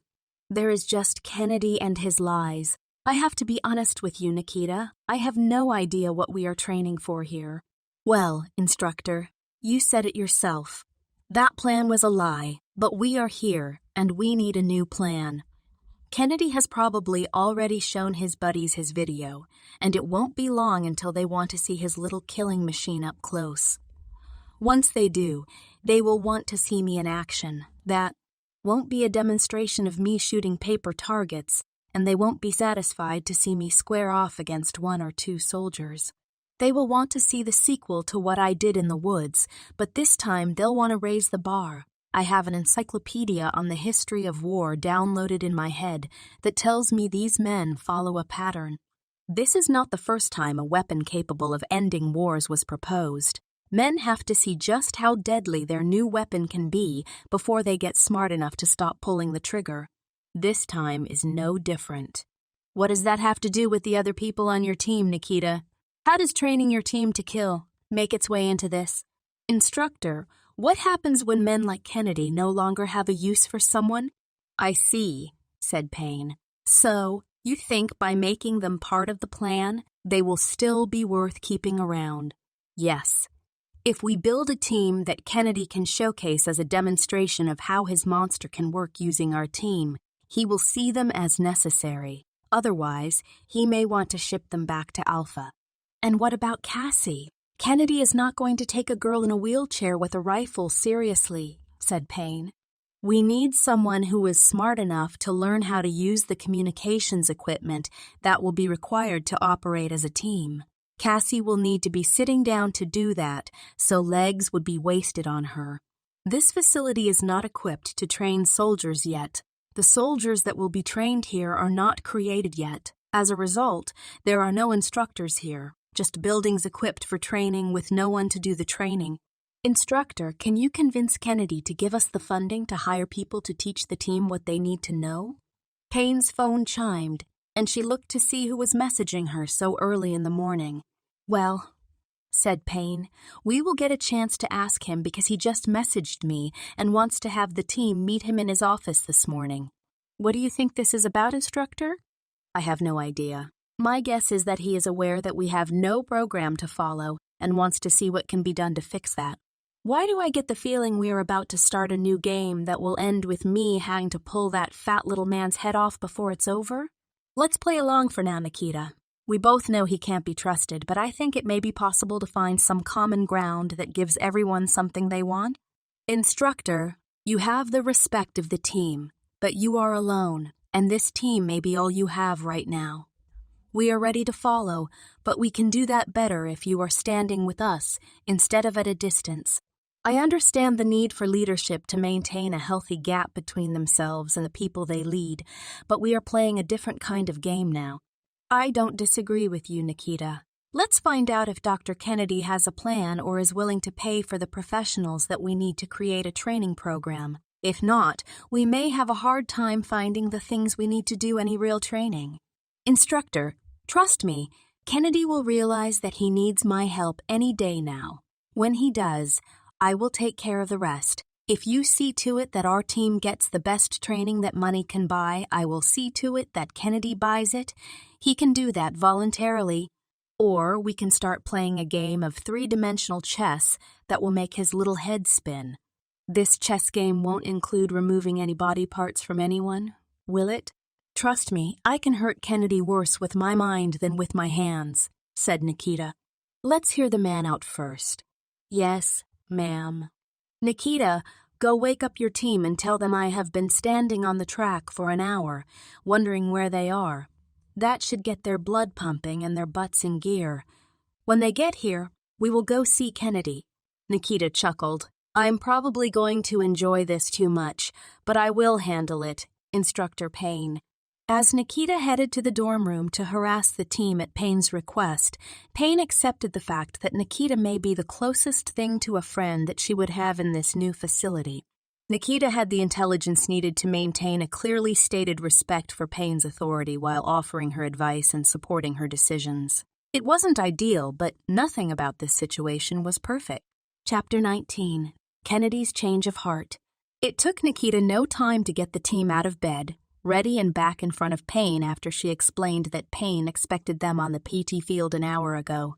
As everyone was grabbing their cover, they skipped the elevator and took the fire escape stairs to save time. The team ran through the courtyard and past the fountain to arrive at the running track where Payne was waiting. As they were arriving, Payne could see them all running as fast as they could and knew that Nikita had done her job well. The team stopped in front of Payne, looking as if they had already run a mile. Well, now that we have our running out of the way, we have a meeting with Dr. Kennedy. He wants us to meet him in the conference room next to his office. When we get there, I don't want to hear anyone making comments about him or asking questions that do not pertain directly to something he is explaining. We have a lot to figure out about this man, and I don't want anyone pouring fuel on a fire that we may be able to put out with common sense. Does everyone understand? The team replied, Yes, Instructor Payne. The team made their way to Kennedy's office building where they were met by his receptionist. Payne, who had ignored the receptionist and her check-in process the last time she came to see Kennedy, stopped at the desk this time. Good morning. I am here to see Dr. Kennedy. Uncertain how to take Payne, the receptionist replied. He is expecting you, Instructor Payne. Would you like me to take you to the conference room or... Payne had already turned and started walking toward the conference room before she could finish. We can take it from here, said Payne. Payne had no problem with the receptionist, but she enjoyed watching her squirm and leaving her guessing. As they reached the conference room, the team entered and found a seat. The room was half white and half blue with beautiful paintings of ships on the ocean on each wall. The seats were plush cushions, and there was a pitcher of ice water at either end of the table, surrounded by glasses. As everyone walked into the room, Nikita walked to the first seat at the end of the long wood table and stood by it to cause everyone else to walk past her. As Payne followed them into the room, Nikita pulled the seat out and walked to the opposite end of the table. Only Payne noticed, but the curious gesture made perfect sense to Payne. Nikita was creating a seating arrangement where Payne would be in the same position of power at the end of the table as Dr. Kennedy. Darnell, still looking sleepy, asked, "What is that?" pointing at a small electronic device with 3 legs and holes all over the top. "It's a conference phone," said Nikita, "used for talking to everyone at the table and letting everyone hear the call." "How do you know what it is, Nikita?" asked Sasha. "The same way I know that the explosive yield of 1 terajoule is equal to 0.239 kilotons of TNT. There are just some things that a girl needs to know to survive in this world," said Nikita as she took a seat next to Kennedy's chair at the table. Nikita's choice of seating was as much on purpose as her choice of seating for Payne. She sat next to Kennedy to remind him that she was not afraid of him and could get to him in less time than it took for him to scream. "This room is beautiful," said Brianna. "I've never seen anything like it." "I think it needs a splash of red," said Nikita as she let her eyes cross Payne's face. Payne, fighting back a laugh, said, "Let's keep the chatter to a minimum. We are not on a field trip." The door swung open before the team could respond. Kennedy stood at the door as his secretary held it open and took the gray fedora from his hand and hung it on a metal coat rack attached to the wall near the door. As Kennedy hobbled into the room, he said, "Good morning. I'm a little slow, but I'm steady." As he stopped at the door, a hand reached in and gave him a briefcase from just outside of the team's line of sight. "No, that will be all. I can take it from here. Miss, catch this door on your way back to your desk if you don't mind. Thank you." Kennedy looked at the seat where Payne was sitting and where he imagined he would be sitting to save himself a long walk to the end of the table. Realizing he didn't want to get off on a bad note, he chose to hobble to the empty seat next to Nikita and sit at the opposite end of the table. The room was silent except for the sound of Kennedy's chair and Kane hitting the table as he grunted and managed to sit down and catch a deep breath. Payne, maintaining a professional work ethic, said, "Good morning, Doctor. I trust you are here to offer us some direction." Among other things, Rachel. Payne and the rest of the team sat with their eyes glued to Kennedy. The whole team remembered that he was the reason Cassie was in a wheelchair, Sasha got shot, and the team barely survived to even be sitting in this room. "How is your leg healing up, Sasha?" asked Kennedy, to seem concerned about her misfortune. Payne looked at Sasha, knowing her tendency to be a smartass, and gave her the look. "We have been training under Instructor Payne for more than 2 years, sir. Getting shot was the easy part." Kennedy chuckled a bit. "I heard you were like this. Listen, I will cut right to it. I know everyone in the room thinks I am Satan himself, and I am not here to convince you otherwise. My job is a nasty one, and the people around me get hurt sometimes. I know there is bad blood between us now, and everyone in this room would prefer to see me dead, and for good reason. I'm not here to win you over. I'm here to take the pieces of the mess that was created last week and establish a way forward. Trust. Well, that is the issue, isn't it? I made you some promises a few days ago, Nikita. Can I assume you told your team the details of our agreement?" "No, Dr. Kennedy. I thought it would be best to see some progress toward those efforts before I caused my team or any of its members to start grasping at hope that may not materialize." "That sounds like a fancy way of saying that you wanted to make sure I wasn't lying before you got their hopes up." "Well, you have a better way with words than I do, Doctor," said Nikita. "This team is up to speed on everything you and I agreed on, except for the plans for Cassie. I prefer to keep it that way until we have more reliable sources before raising hopes." "I see. And everything else is open for group discussion?" asked Kennedy. "Everything that I discussed with you is, but I can't speak for Instructor Payne." "Nikita knows about our agreement," said Payne, "and you can tell this team whatever you told me. I think everyone here has had to pay a price for being involved, so they deserve to know what is going on. I agree with Nikita, though. Cassie is dealing with enough already. We need to be careful what we say to her about things until we know what is going on for certain. She doesn't need to add disappointment to her loss. Let me begin by saying last week was a real disaster. Yes, it was my doing.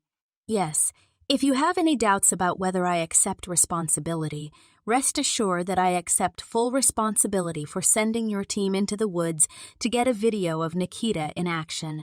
The video was used to convince very powerful people to allow me to speak with them about a potential deal that will make my companies and this facility one of the wealthiest ventures in world history. I took risks with your lives, and as a result, Instructor Payne lost close friends, Sasha got shot and could have been killed, the rest of you were put in harm's way, and Cassie lost her legs. All of this was a direct result of my actions. I'm not here to ask for forgiveness. I got my video. That video got me the chance to present my research to the people who matter. By every business parameter, it was a complete success. I will admit, the cost was high, but I am not going to pretend that I would do things differently if I could. I would do it again to get the results I needed. That is who I am. I am the guy they call to build the monsters that are needed to defend a nation. This job requires men who can see a goal and achieve it at all costs. Payne interrupted, Doctor. Are you trying to make one of these people kill you? My team agreed to hear you out and be professionals, but you sound like you are begging someone to hurt you. Hear me out, Rachel. I am not trying to invoke a response of any kind from anyone. I am simply accepting responsibility for my actions and offering a reason for why I took those actions. I don't expect anyone to like the outcome or even agree with what I did. But I think if we can all understand my motivations, we can move forward with a better understanding of what our role is. I am dealing with people who expect results, and I have chosen to involve all of you in that game to get the result I want. You can feel however you like about that fact, but here we are, and I am the only thing standing between everyone in this room and what they need. Nikita, you need me to exist for another 6 months. Payne, you need me to have this team, a purpose in life, and a way to help the kids at Alpha. Cassie needs me, but we won't get into that. The rest of you have nowhere to go without me. Everyone needs me in one way or another. I have leverage over everyone here. That is a tactic I picked up after working with the people that I deal with.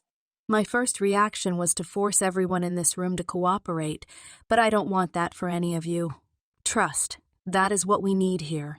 Doctor, said Payne, I can ask my team to follow any order, and they will, but I cannot expect them to trust you. They can pretend to trust you, but if we are all being honest today, no one in this room trusts you, and even now we are wondering what you are up to. I understand, Rachel. I don't expect you to trust me. Not yet, but I want to take steps toward building some type of trust between us. I think trust starts with both parties putting their fate in each other's hands. I plan to change the dynamic here by removing the chains that I have on each of you. In order to gain your trust, I need you to see that I am not your enemy. Kennedy began to fumble with the locks on his briefcase. As the team looked at each other with confusion in the air, Kennedy opened the case and took out a small red box, placing it in front of Nikita. Nikita, this is the pen that resets your nanotech. I am giving it to you. Your life is yours, and there is no longer a leash holding you here to help me. There are still a lot of benefits for you if you choose to help me and your team, but there is no longer a threat of death over you. I am cutting that tie and giving you back control of your future as a token of my sincerity. I need your help, but I will not do it like this. Understand that by handing you this pen, I am putting my life in your hands now instead of holding your life in mine. Without you, the men I work for will kill me. That is the chance I am taking to gain back some type of trust between us and to create a different environment where we can work together by choice, not by force. Dr. Kennedy, I have no idea how to use this pen. I need the codes and information about how to use it. Nikita, lift the bottom of the case out and you'll find codes and directions. It is crucial that you do not use this pen until 6 months expire, or it will damage your mind. I would even ask that you come see me and let me help you the first time. But if not, I have put clear instructions for what to do in the case. Nikita looked at the pen and wondered what the catch was to this. Kennedy just handed her back her life. That didn't add up. Nikita sat thinking through the possibilities as Kennedy continued. Rachel, I have something for you also. Nikita explained to me that you found meaning in life by having the Alpha facility to train kids. I use that as leverage to ensure you stay on board with my plans instead of realizing that you have been a loyal friend for many years and deserve some happiness. As I explained to you already, I have everything to gain by putting the Alpha facility in your name and letting you live your dream, but instead I used it against you. That ends today. Kennedy took a stack of papers out of his briefcase and stumbled to Payne's end of the table to place them in front of her. I had legal draw up the paperwork. We will leave here this morning and meet with the suits to have you sign these papers. I am turning over the Alpha facility to you today. I'm not going to hold this over you in exchange for your help. You have earned it. That is not to say that I don't need your help to see this through as much as I did last week, but I refuse to do this by force. You deserve better. By giving you this, I am handing you the ability to walk away, but I need you to see that I am doing it to show you that I am not holding you here by force. I want your help because my life is on the line. I am trusting you to help me. Payne looked at the papers and was as confused as Nikita. I have a trust fund being established as we speak that will give you enough funds to handle the current budget for staff and supplies, plus 10% for the next 15 years, at which time I suspect I'll be talking to my maker, and you will get a healthy infusion of funds in my will. As Payne and Nikita looked at each other, neither of them could understand what Kennedy was up to. Payne wondered, is he really having a change of heart? As for the team, continued Dr. Kennedy, you should have returned to your school studies between training almost a week ago now. Nikita, you showed up during the summer, so you haven't had any school classes at all. I will be bringing a personal tutor for each of you, well except Nikita, who can teach college-level courses in her sleep. In the months ahead, you will each get a high school diploma recognized by any college in the country and choose a college and course. Any college and any course. I will be paying for you to get the career you want. I think you have all earned the chance to have a normal life when this is over. I am not going to make you wait until I get my contract to get this going. And honestly, I can afford this either way. So contract or not, you are going to go to college and have any help you need to pass. Brianna raised her hand as if she was in school, looking over at Payne to see if it was okay to ask a question. Payne said, "Go ahead, I have questions of my own." Brianna asked Dr. Kennedy, "Can we be a doctor?" Kennedy smiled and said, "Excellent choice, Brianna. That's a tough one, but I think you can handle it. I will see to it that you have the help you need also." "Okay, stop," demanded Payne. "Doctor, what is going on here? I know you, and this is not like you. What's the catch?" "No catch, Rachel. I just want to start over and try to make this work. My life is on the line here, and I can't spend my time trying to stay 2 steps ahead of you and the smartest weapon on Earth. I need you at my side because you choose to be. If you decide to abandon me, I guess I am dead, but if I have to play games with you while dealing with the people I am dealing with, I am going to make a mistake that leaves me dead anyway. Bottom line, I need your help. There is still plenty to gain by helping me where Cassie is concerned, but I am not holding that over you.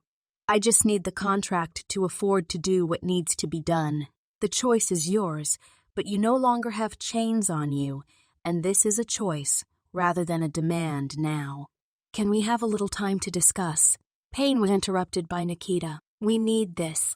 Nikita unfolded a list of items on a paper she took from her pocket and handed it to Kennedy. "This is the basic list, but we will provide a detailed list with brands and specifications. If you need our help, we will help, but it's all or nothing. We need professional gear and training. You say you are meeting with the people who decide if they want what you are selling. My team will train with me to demonstrate how I can work with a team. They want to send soldiers, and when they do, I can kill everyone they send to test me, all by myself. In the end, no sensible government is going to pull its men out of battle and replace them all with an experimental soldier at the risk of losing their whole country if they fail. We work as a team. If you show them a single soldier that works solo, they will run away. Men fear the idea of relinquishing control. They won't do it. It's not in their nature. Sell them a weapon, not an army. Kennedy studied Nikita before looking at Payne to see what her reaction was to Nikita overruling her request to give them time to think. Payne shrugged. The woman has a plan. I don't see a flaw in it. I think we should follow her lead and get this done. You need a contract, and we need this behind us. Kennedy looked at Sasha, Brianna, and Darnell to see if they agreed. Sasha said, "She killed the last team that disagreed with her. So, I'm with her." Nikita looked at Sasha. "I may kill you next, dumbass. This is serious." "Sorry, Nikita. I'm with you." "Whatever you think," said Sasha, looking like she was scared to give Nikita a hard time. "So, we are all in agreement?" asked Kennedy. "It appears we are, Doctor. I will give you a full list of the things we need to begin working. I think it's apparent that I will need to work more closely with Nikita to stay on target with her plan. Apparently, you have managed to create something smarter than either of us. So we will need to see what she has in mind and go from there," said Payne as she stood up to leave. "We are building the future. Change is to be expected. I'm looking forward to seeing what Nikita has to offer," said Kennedy as he watched the team exiting the room. As the last person left the room, Nikita was left with Kennedy, and she took advantage of the moment to say a few words to him. "Dr. Kennedy, you and I are going to make a real effort to start over and find common ground. I think you have made some huge leaps of faith here to gain our trust, and I plan to reward that with a small degree of trust. If you prove to be sincere, I will use this team to get your contract. You can't see what I see, so when I say that getting your contract is child's play for me, I mean it. I just need the resources I ask for. Can I count on you to deliver that? Nikita, whatever you need, I will do everything in my power to provide it, but I will also need something from you. It's your choice, but I have to travel to Washington and meet with a group of people who will decide if my program is worth taking a second look at. It would make that much easier to sell if you were there to show them what we can produce. This is nothing I didn't expect, Doctor. When will we be leaving? I'd like to be there on Wednesday morning and have the day to discuss what needs to happen at this meeting. The event will be on Wednesday evening, and we will fly back afterward. I'll be ready. I'm sure we will have a lot to discuss." Nikita walked to the door and stopped. She turned and looked Dr. Kennedy in the eye. "Dr. Kennedy, this was a big move on your part. For me and the team, it means a lot to me. Thank you." "You're welcome, Nikita. I hope it allows us to find some common ground." "I think we already have, sir. I'll wait for your call." Nikita left Dr. Kennedy's office, and as she left the building, Payne was waiting for her. Payne signaled Nikita to follow her to the fountain where they sat to talk as they had before. Chapter 20. A Game of Her Own. As Payne sat by Nikita, she asked, "So, what do you think?" Nikita laughed. "He's lying. I trust that man as far as I can throw him." "Wait, that's not true. I can throw him way further than I can trust him." "So, what was all that talk about being on board with him?" asked Payne. "Instructor Payne, how do you define trust?" "That's complicated, Nikita." "Why?" "I'd just like to know." "Well, I think trust is something that comes from knowing a person well enough to understand what they will do. It's not something that you blindly give someone with no idea how they will react in a situation. I trust my dentist to fill a tooth, but I don't trust him to do my taxes. Trust is not a blanket that can be thrown over a person that covers all their actions. I trusted you to deal with Kennedy in this meeting because I have witnessed you dealing with him several times already, and you do it very well. I trust Kennedy to serve his own best interest. I was wrong, Instructor. About what, Nikita? The last time we stood here, I told you that we don't have the same idea of trust, but I was wrong. We see trust the same way. I trust you to do what's best for this team, and I trust Kennedy to do what's best for him. My trust is based on experience. Kennedy is playing a game. What makes you so sure, Nikita? He gave us everything that he was using as leverage. How can he be playing a game if he handed us everything that he was using to control us? Instructor, do you remember the last thing I said to Kennedy in that meeting? I think so, Nikita. You said that he can't sell soldiers as individual weapons that can replace the human element because the men who control the countries will never risk giving up control to a super soldier. They can't risk everything on an unknown, so they will never do it. Nikita just stared at Payne, waiting for her to catch on. Payne's eyes lit up as she understood Nikita was telling Kennedy that he would never just give up control to her because he would be risking the loss of his power by putting it all in her control. Oh, Nikita, you said that to his face. Does he understand that you were telling him you didn't believe him? Instructor, I say this as the leading expert on animal behavior. Show me a snake acting like a sheep, and I will show you a snake that I don't trust. I trust a snake being a snake. I don't trust one acting like he is not a snake. Kennedy is a snake acting like he is something other than what he really is. As simple as that sounds, I think you are right. The man is what he is, even if we would like to think he is a new man overnight. So, do we refuse to help him? No, ma'am, I get on a helicopter and fly to Washington with him Wednesday morning and start that game of three-dimensional chess we talked about. Nikita, are you sure that's safe? No, instructor. It is extremely dangerous, but it was his idea. So I say, let him risk it. Payne showed a partial smile, which was about as close to laughter as she usually could muster. Instructor, I realize we have not discussed boundaries and rules for this new facility and your authority, but things are about to start moving fast. If you do trust me, trust that, while I hold you in the highest regard, I may need to start moving pieces around quickly and without permission to stay ahead of what's coming. I think if you will allow me to open a clear and constant line of communication with you about what I am doing and where I need help, we may survive this. I guess what I am saying is that I just need you to trust me. I may need to do and say things that make you question what my motives are, but I need you to know that you have my respect, and this team has my loyalty. Everything I do moving forward will be to preserve both. Nikita, I have only known you a few months, but you told me everything I needed to know when I was in the woods and making my way close enough to kill the bald-headed asshole that was about to shoot my team. I saw you give up your freedom and agree to subject yourself to whatever those men wanted. To save your team.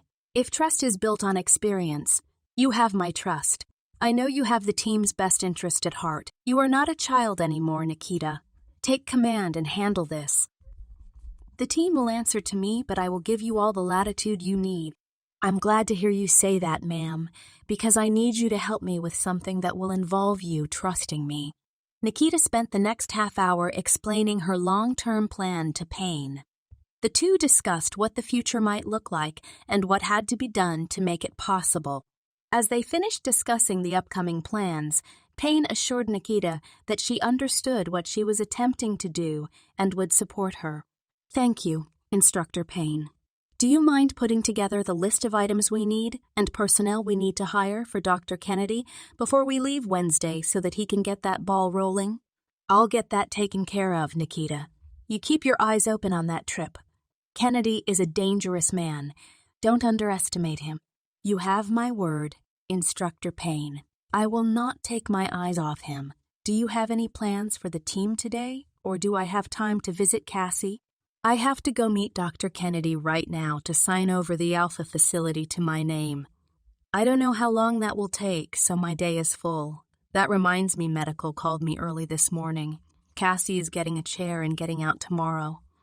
They will be doing physical therapy every day, but she will be able to go to her room. I know you two like hanging out and talking, and she won't be stuck in that room. Given what we learned today, I think I will wait until we get the things we need to start a real routine. So go see Cassie, and we will get a plan together. I need to get some calls in to a few people who may be perfect for training our team. That is the best thing I have heard in a while, Instructor Payne. I will be in her room if you need me. Nikita stood up and made a line straight to Cassie's room. As she entered, Cassie was sitting up eating breakfast from a tray sitting across her bed. Cassie saw Nikita coming and started pushing her tray table away to spend time with her. Don't you dare, sis. You better eat your breakfast because I hear you'll need your energy to get out of this bed tomorrow. That's great news. Cassie, pulling her tray back over her, replied, I could definitely use a change of scenery. You're going to get more than that, Cassie. I have been wheeling and dealing while you were in here pretending to be hurt. Shh. Don't tell everybody. I've managed to avoid PT since I got here, and nobody is remembering to inspect my bunk. Yeah, about that. There are no inspections. Excuse me. It sounded like you said Payne waited until I couldn't make my bunk to stop inspecting bunks. Yep. She said if she can't inspect your bunk, she wasn't inspecting anybody's, so there are no more inspections. Well, I guess she has no reason to make me run laps or climb ropes. Yeah, also no PT program. Little sis, what are you talking about? Cassie, I know you've been distracted with this whole transition from walking to driving, but you may have missed a few chapters of this story. We were never supposed to leave the woods alive. Well, you and the team weren't. This place has no staff. There are no training personnel, just buildings, awaiting Kennedy's new soldiers to be built in us. I'm so confused. So, what are we doing? Nikita laughed. We are playing games. Nikita, they aren't going to let us sit around playing cards and making origami swans until we retire. Oh no, not those games. Kennedy and I are playing games. The score is 1-0. Me. Can you speak English? I sure can, and I will when you get out of here tomorrow, and we can talk in private. For now, you need to get your butt out of this bed and into a chair because you will be joining the team for training when I get back from Washington. Cassie just stared at Nikita as if to say, you know you have to explain everything you just said. After a moment of Cassie looking at her and waiting, Nikita added, I have to go to Washington with Kennedy to sell myself to a room full of evil men. Oh, good. For a minute there, you weren't making any sense. So, will this be a cash thing, or do you do credit cards now? You're right. That sounds bad. I hate to say it, but what I'm really going to do is even worse. I'm not sure that's possible, Nikita. Can you please start making sense?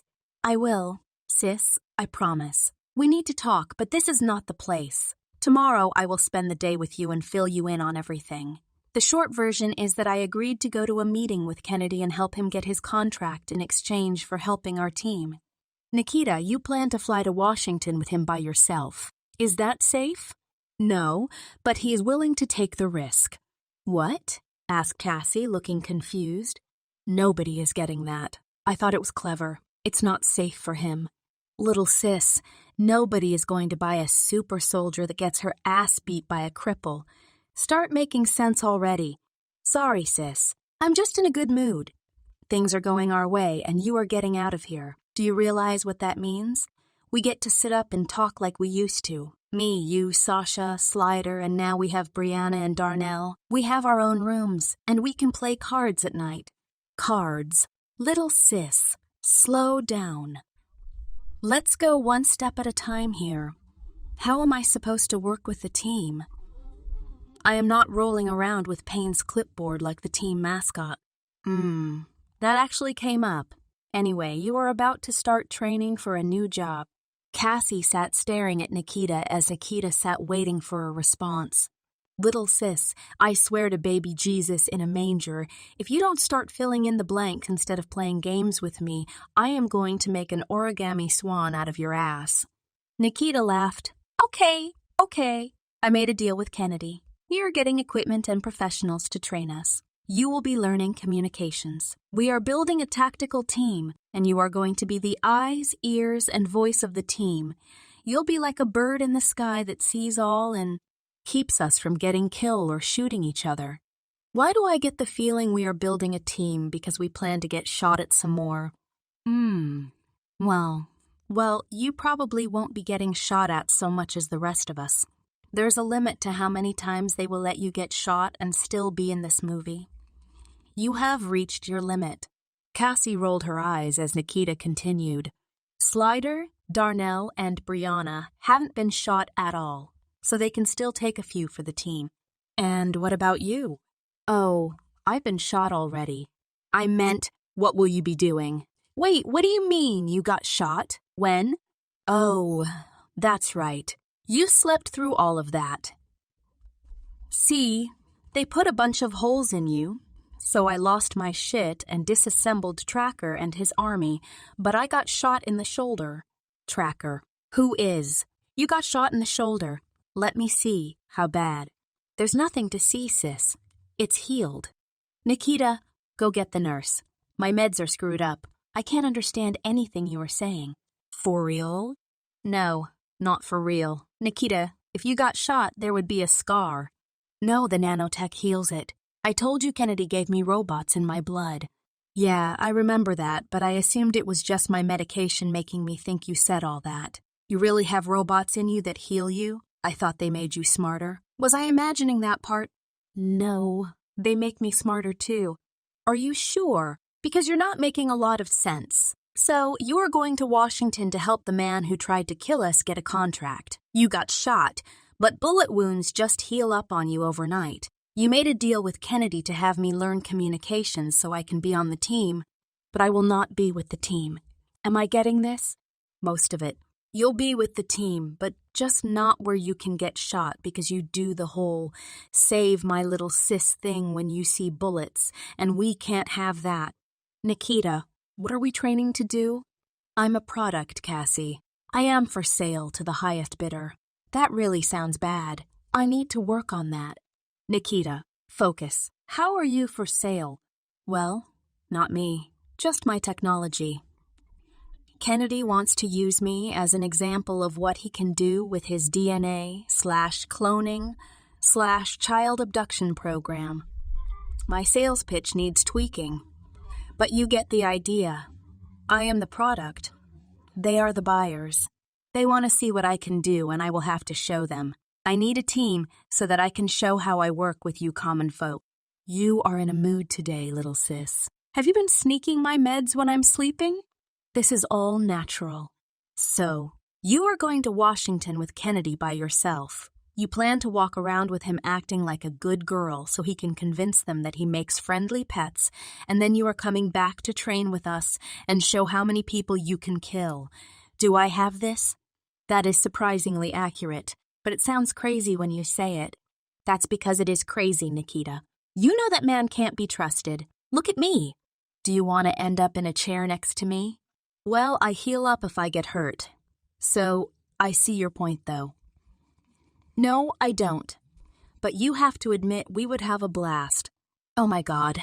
Nikita, can you be serious for a second? Cassie Lynn Walls. Calm down. I know what I'm doing. My middle name is not Lynn, dumbass.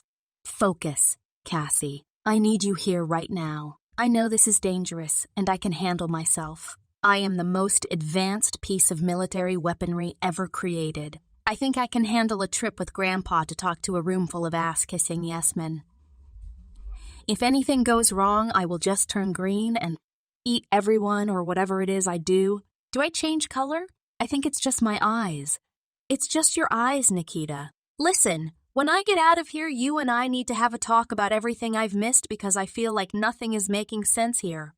We are working with the man who screwed us and volunteering to get shot at again. I need you to make all of that make sense. And afterward, you are going to join Sasha for group therapy because you are getting more like her than you know. Sasha wouldn't appreciate you talking about her like that, Cassie. That's it. Little sis, go get me a bowl of ice cream from the kitchen. The nurses said it was okay if somebody brought me some. So go get me some. If you don't, I'm telling the nurse you offered me money for my meds and tried to unplug my IV tube. You wouldn't. Nurse. Okay, I'll be right back. Cassie laughed as Nikita left the room to get ice cream, knowing she would have to explain to the nurse why she was trying to bring it to her. The nurse never actually told Cassie she could have ice cream, but Cassie figured it was a win-win for her. Either she got ice cream or got Nikita in trouble for trying to bring it to her. 20 minutes later, Cassie got the best of both possible outcomes as Nikita was stopped and scolded by the nurse who then decided it was okay. As Nikita came back with the bowl of ice cream, Cassie had been watching her through the glass window in her room. Cassie was laughing when she came in. You're right. We are playing games today, said Cassie. $1 billion worth of military research. Cassie, you can't just blackmail me into getting you stuff when you need it. $1 billion don't buy what it used to, added Cassie. While Cassie and Nikita harassed each other to pass the time, Payne knocked on the door. Do you have a minute to talk, Cassie? Asked Payne. Of course, Instructor Payne. I can come back later, Cassie, said Nikita as she stood up to leave. No, you can stay, Nikita. I won't be long. Nikita sat back down in her chair and waited for Payne to explain why she was there. How are you recovering, Cassie? One fold at a time, said Cassie, looking over at Nikita. Payne, looking confused, said, I trust that's a good thing. Yes, ma'am, it is. Sorry, just referring to some good advice I got from a girl I know. I see. I think I know that girl. You should listen to her. Nikita smiled and looked at her shoes to avoid looking too proud of herself after getting a compliment from Payne. Cassie, I wanted to talk to you about something. I know you are getting out of here later today and you will be starting a new adjustment period. There is a lot to learn. Getting from place to place, in and out of this chair, getting showers, and a list of other things I can't even imagine. I have already made arrangements with Harris to get his maintenance people up here from Alpha to build ramps, install shower bars, and anything you need to make things easier on you. If you see something that gives you a problem with mobility, I want to hear about it. You will have enough to deal with without having problems with things that can be fixed. Thank you, Instructor Payne. I appreciate you looking out for me. I didn't think about any of that until you just said it. Well, you won't need to think about it because we have people to fix anything that needs to be fixed. There is one other thing, though. I know you will need help adjusting to all the changes in the first few weeks. I may have a solution that helps you and me. Anything I can do, count me in. Well, there is a girl that I would like to have come and help you get adjusted to all these changes. She knows a thing or two about accepting big changes like this. The girl was injured in a fire as a child. Her face was burned badly, and she had to undergo a lot of surgeries. Eventually, they had to use prosthetic covers to hide some of the damage because there was only so much that they could do. She had to learn to accept the fact that people would not know how to accept her in their social circles, and she spends most of her time alone. She is extremely intelligent and deserves better than what life has dealt her. She recently lost the one person she had. Her dad was killed and left her with no one. Jesus, and here I am feeling sorry for myself. How did her dad die? Asked Cassie. Her dad was Ace. He died trying to protect you and this team. Cassie's eyes teared up as she put her hands over her face. Nikita put her hand on Cassie's shoulder as Payne continued. There's something you can do to help her. Cassie looked up, wiping her eyes. Sorry, Instructor. All this stuff is just so hard to handle. I'm fine. What can I do? Anything she needs. I think you can help her the same way she can help you. I have agreed to take her in and give her a place here in Beta to work with the medical staff. I want to have her assigned to you as your assistant for recovering. She needs people to talk to, and you need help. I think you two would get along great. You might even be able to replace Nikita if you want. Nikita laughed as Cassie said, No. Nikita is irreplaceable. I can have more than one friend. As Cassie reached out, giving Nikita a one-handed hug, Payne said, Okay, I get it. Knock it off. You both know how much I hate that. Cassie, hoping to get a laugh out of Payne, said, It's okay, Instructor.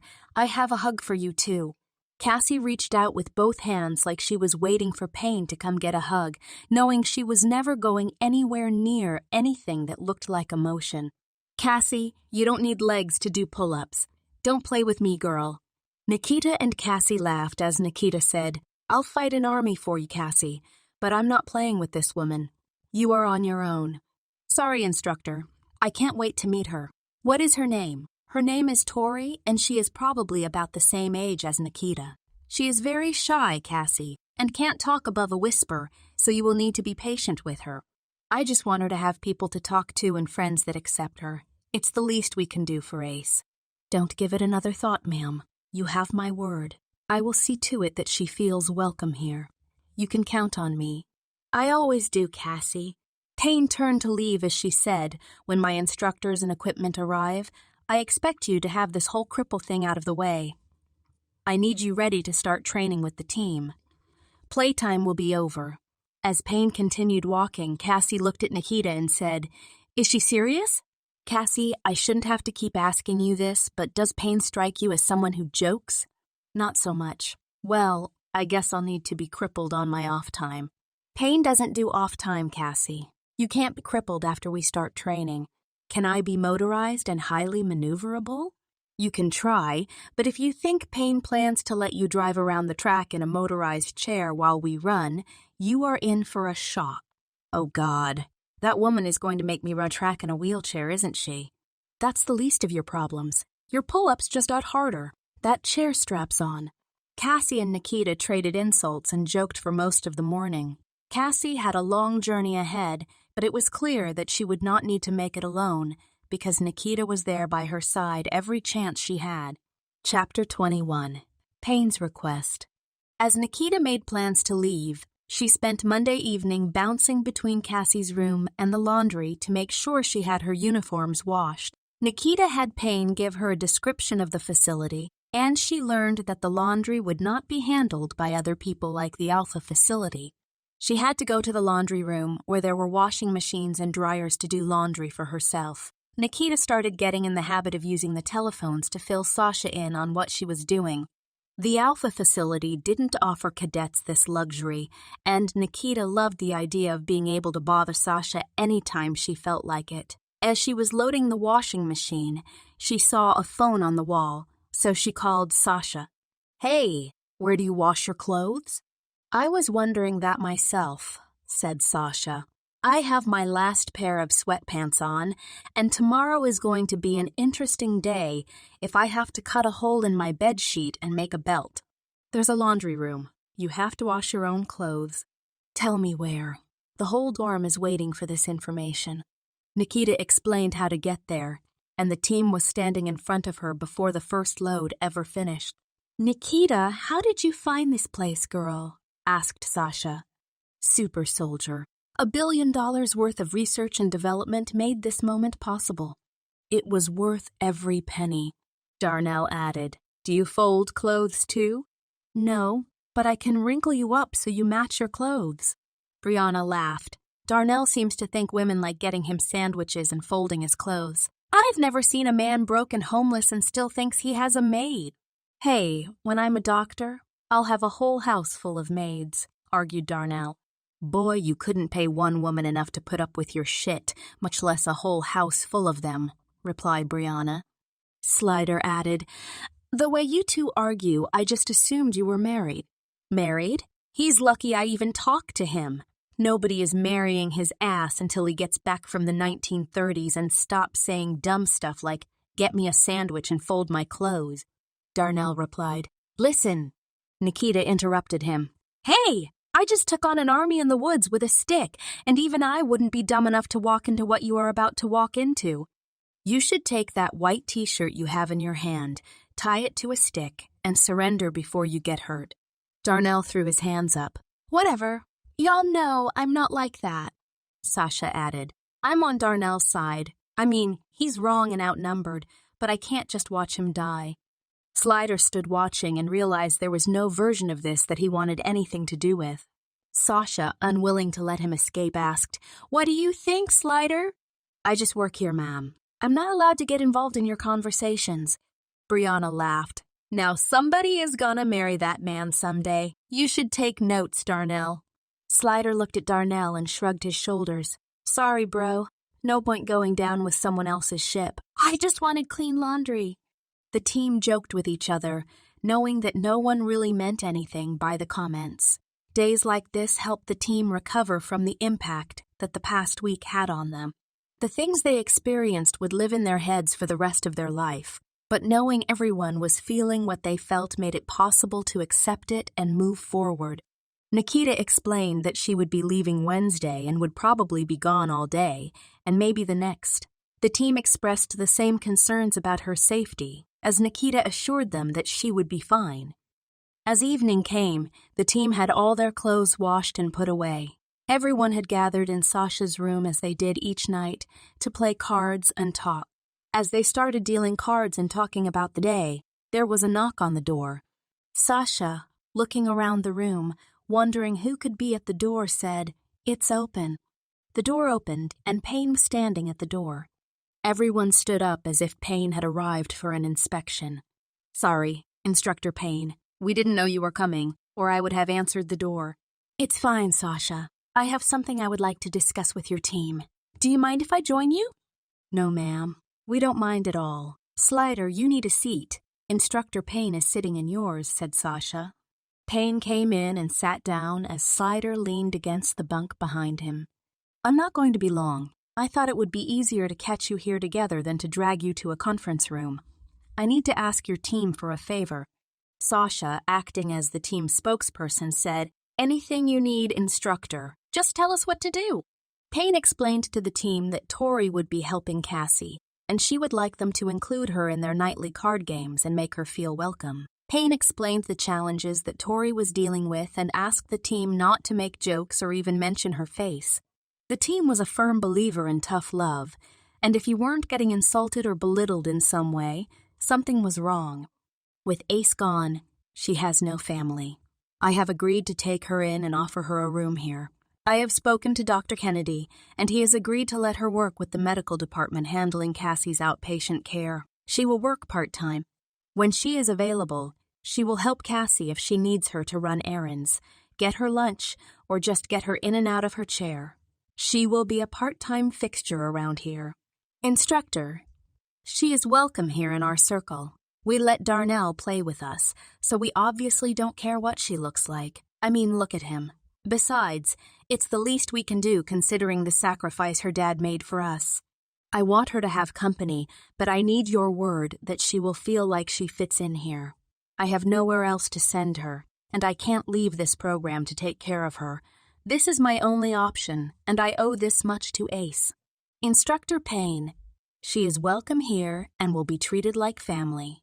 I give you my word and the word of everyone else in this room who doesn't want to die. The team laughed and one at a time agreed that they were fine with the new girl joining them.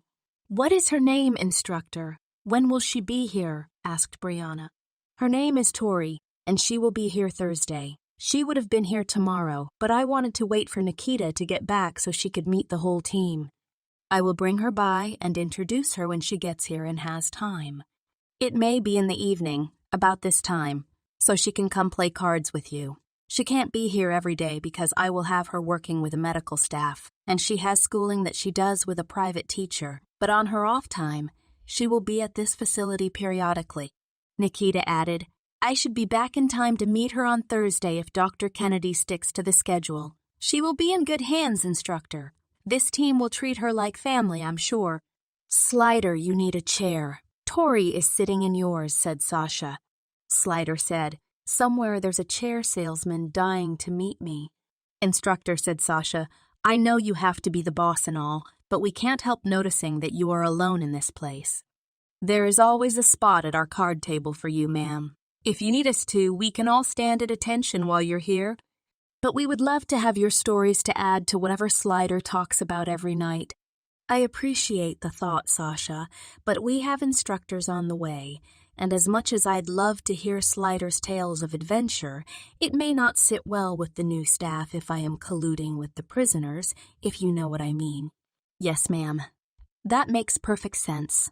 Just know that if you ever decide to come to the dark side, Darnell is holding a seat for you. Isn't that right, Darnell?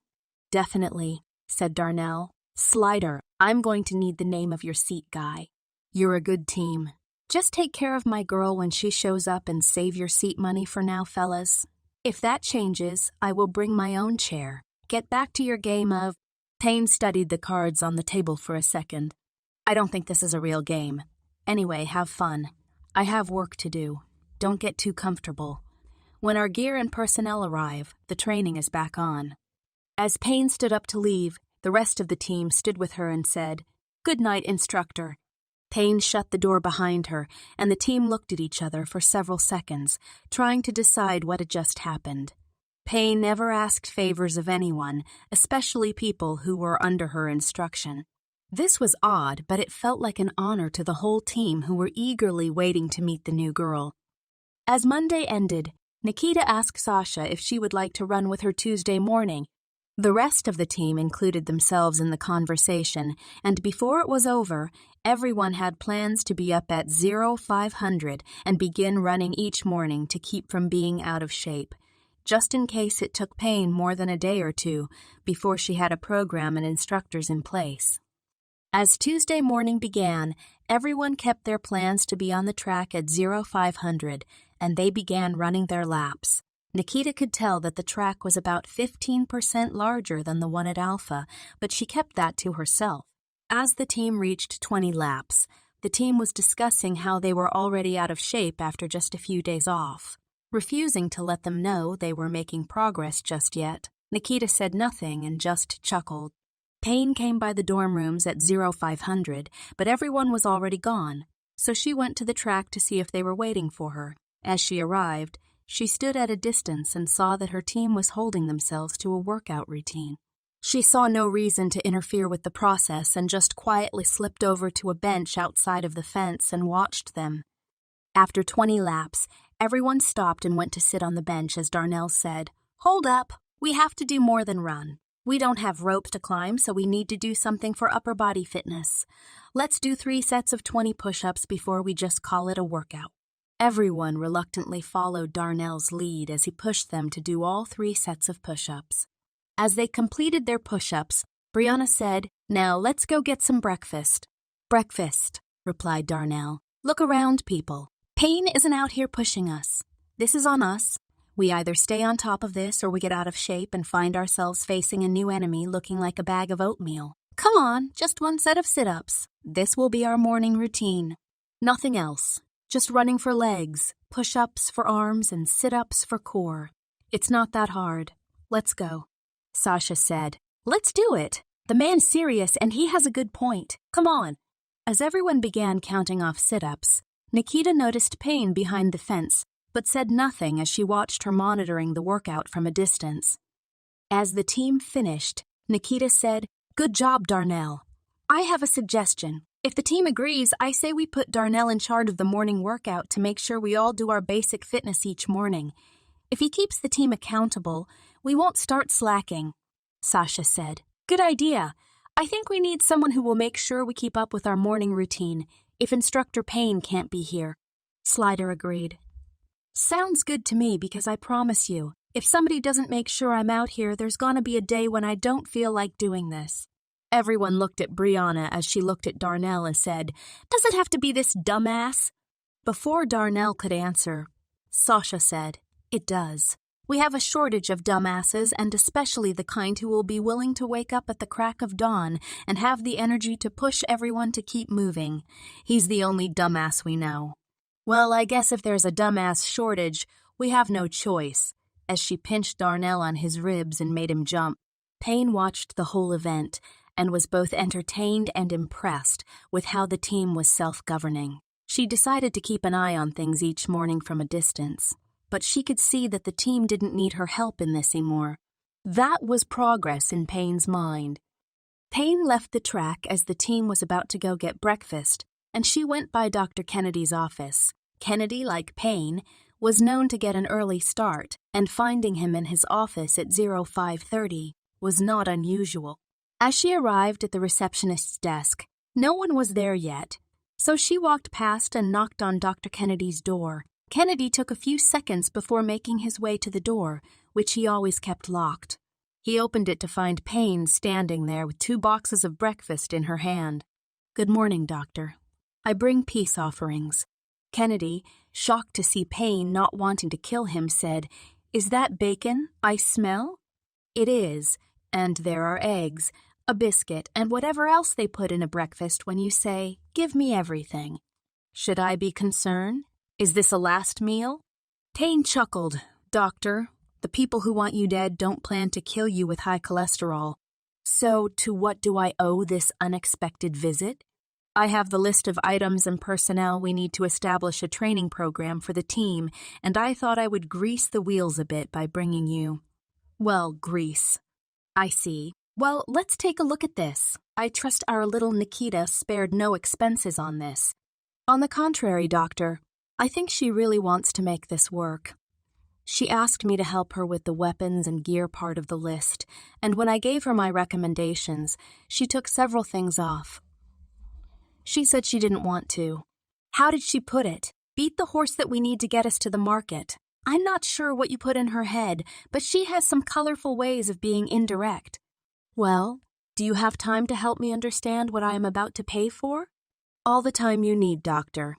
Until I have these things, I really don't have much to do. Before we get started, though, considering where we were just a week ago, I want to thank you in person for letting me bring Tori on board here. Ace would have wanted her to have company and something to do. Well, Rachel, I can't really take credit for being generous. The man lost his life because of my agenda. I think I owe him this much. Still, I wanted to tell you that it means a lot to me. Perhaps there is hope in all of this yet.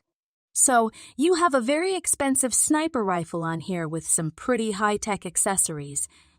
Can you help me wrap my head around that? I believe I can, Doctor. Think of it as a set of eyes that can watch an entire confrontation from a half-mile away and put a round in anyone who is sneaking up on our team. I plan to train Sasha to hit anything from anywhere, and to do that, she can't work with anything but the best equipment. I don't want someone on my team dead because the hardware was not up to the mission. So, you need a big gun to shoot stuff far away? In a nutshell, yes. And you think this kid Sasha has the guts to kill a man?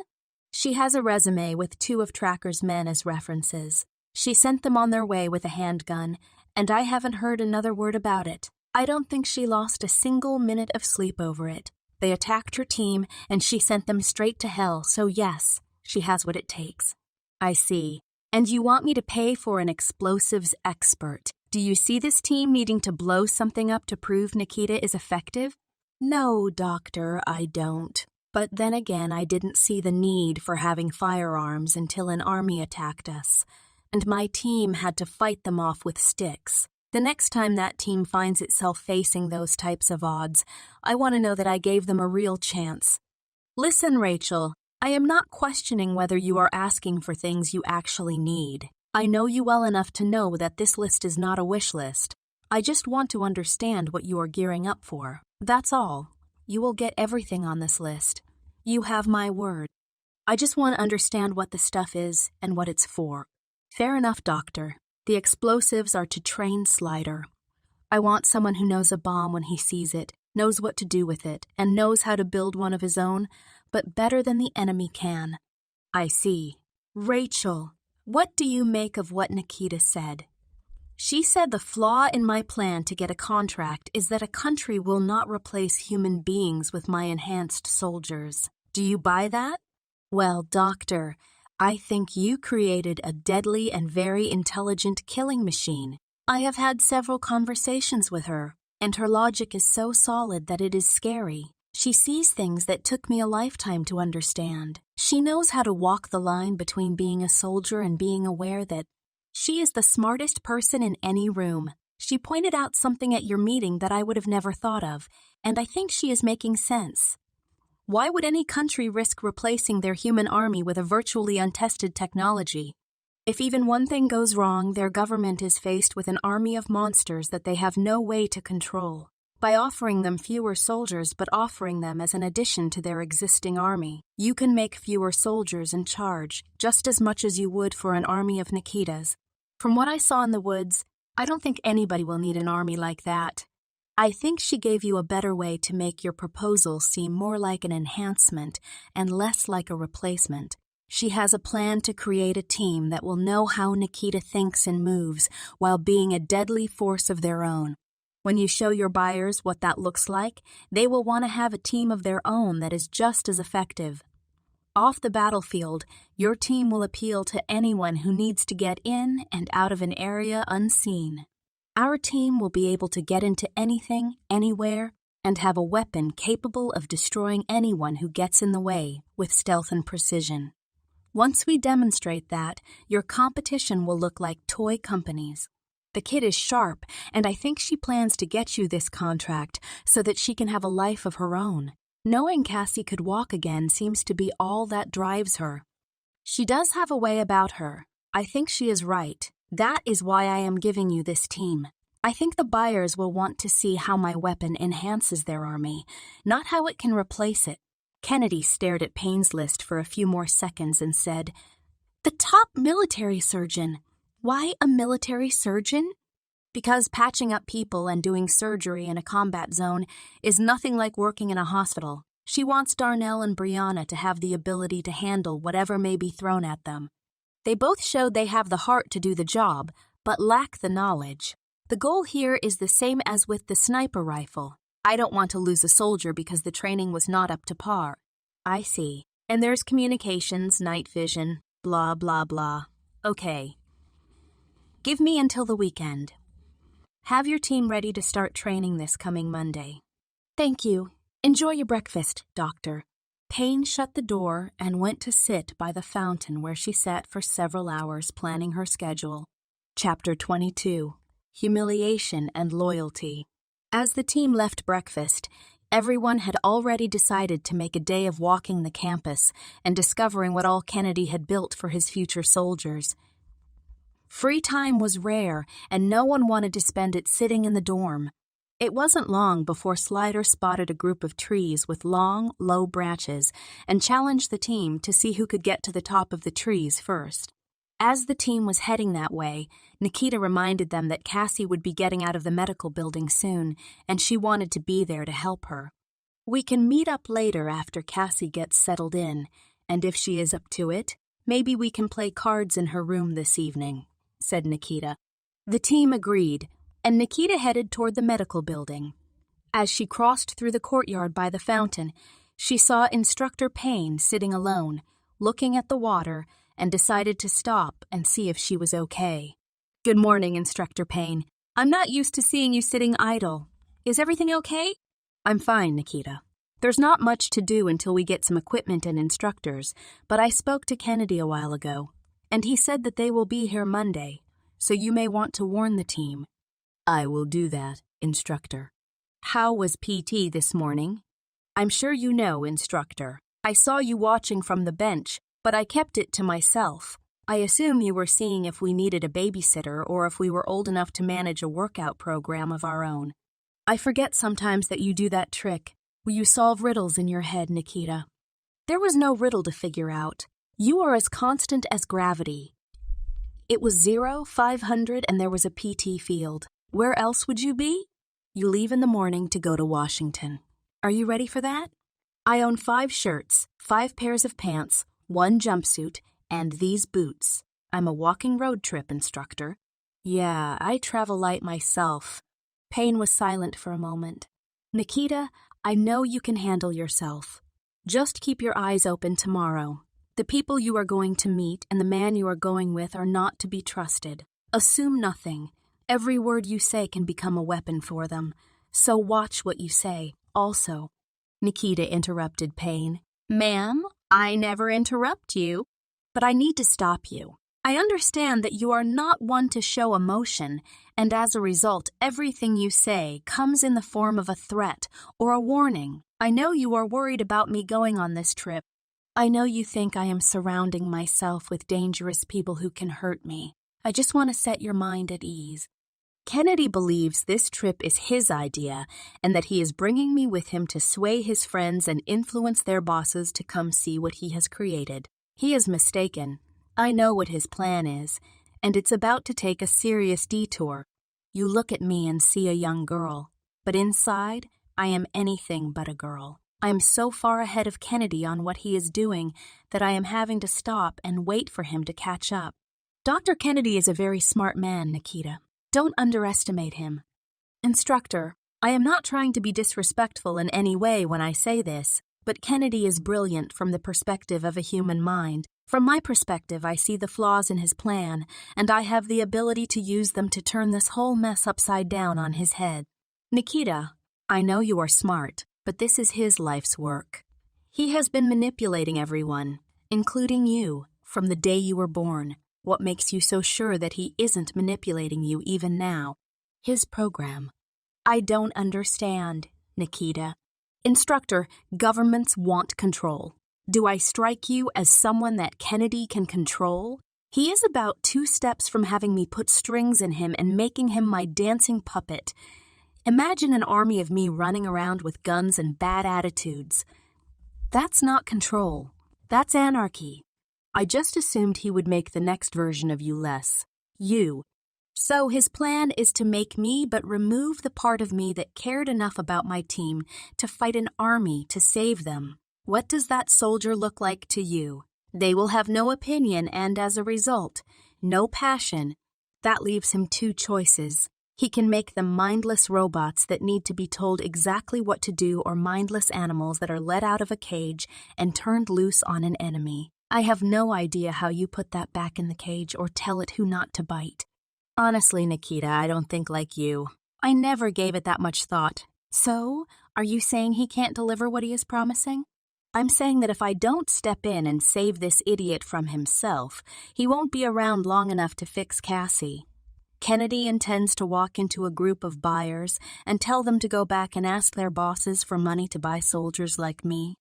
What do you think will happen when he gives them a bunch of mindless potatoes with guns? All this DNA and cloning research he talks about may be wonderful. I don't know because I haven't seen it, but I guarantee you there is no government interested in getting rid of men and women with brains and replacing them with me, or anything like me. I am a nuclear bomb that you show one time to let the neighbors know you can turn their world to shit. After that, you put me in a closet and pray you never have to use me. You can't wage a war with hundreds or thousands of creatures like me. Did you see what I did in the woods? That was just a sample of what I can do. The idea of an army of creatures like me is just a stupid idea. No one will buy it. They will want one of me. They may want a dozen of me if they are idiots, but an army, why would anyone want or need that kind of trouble? Nikita, if you are right, he is dead.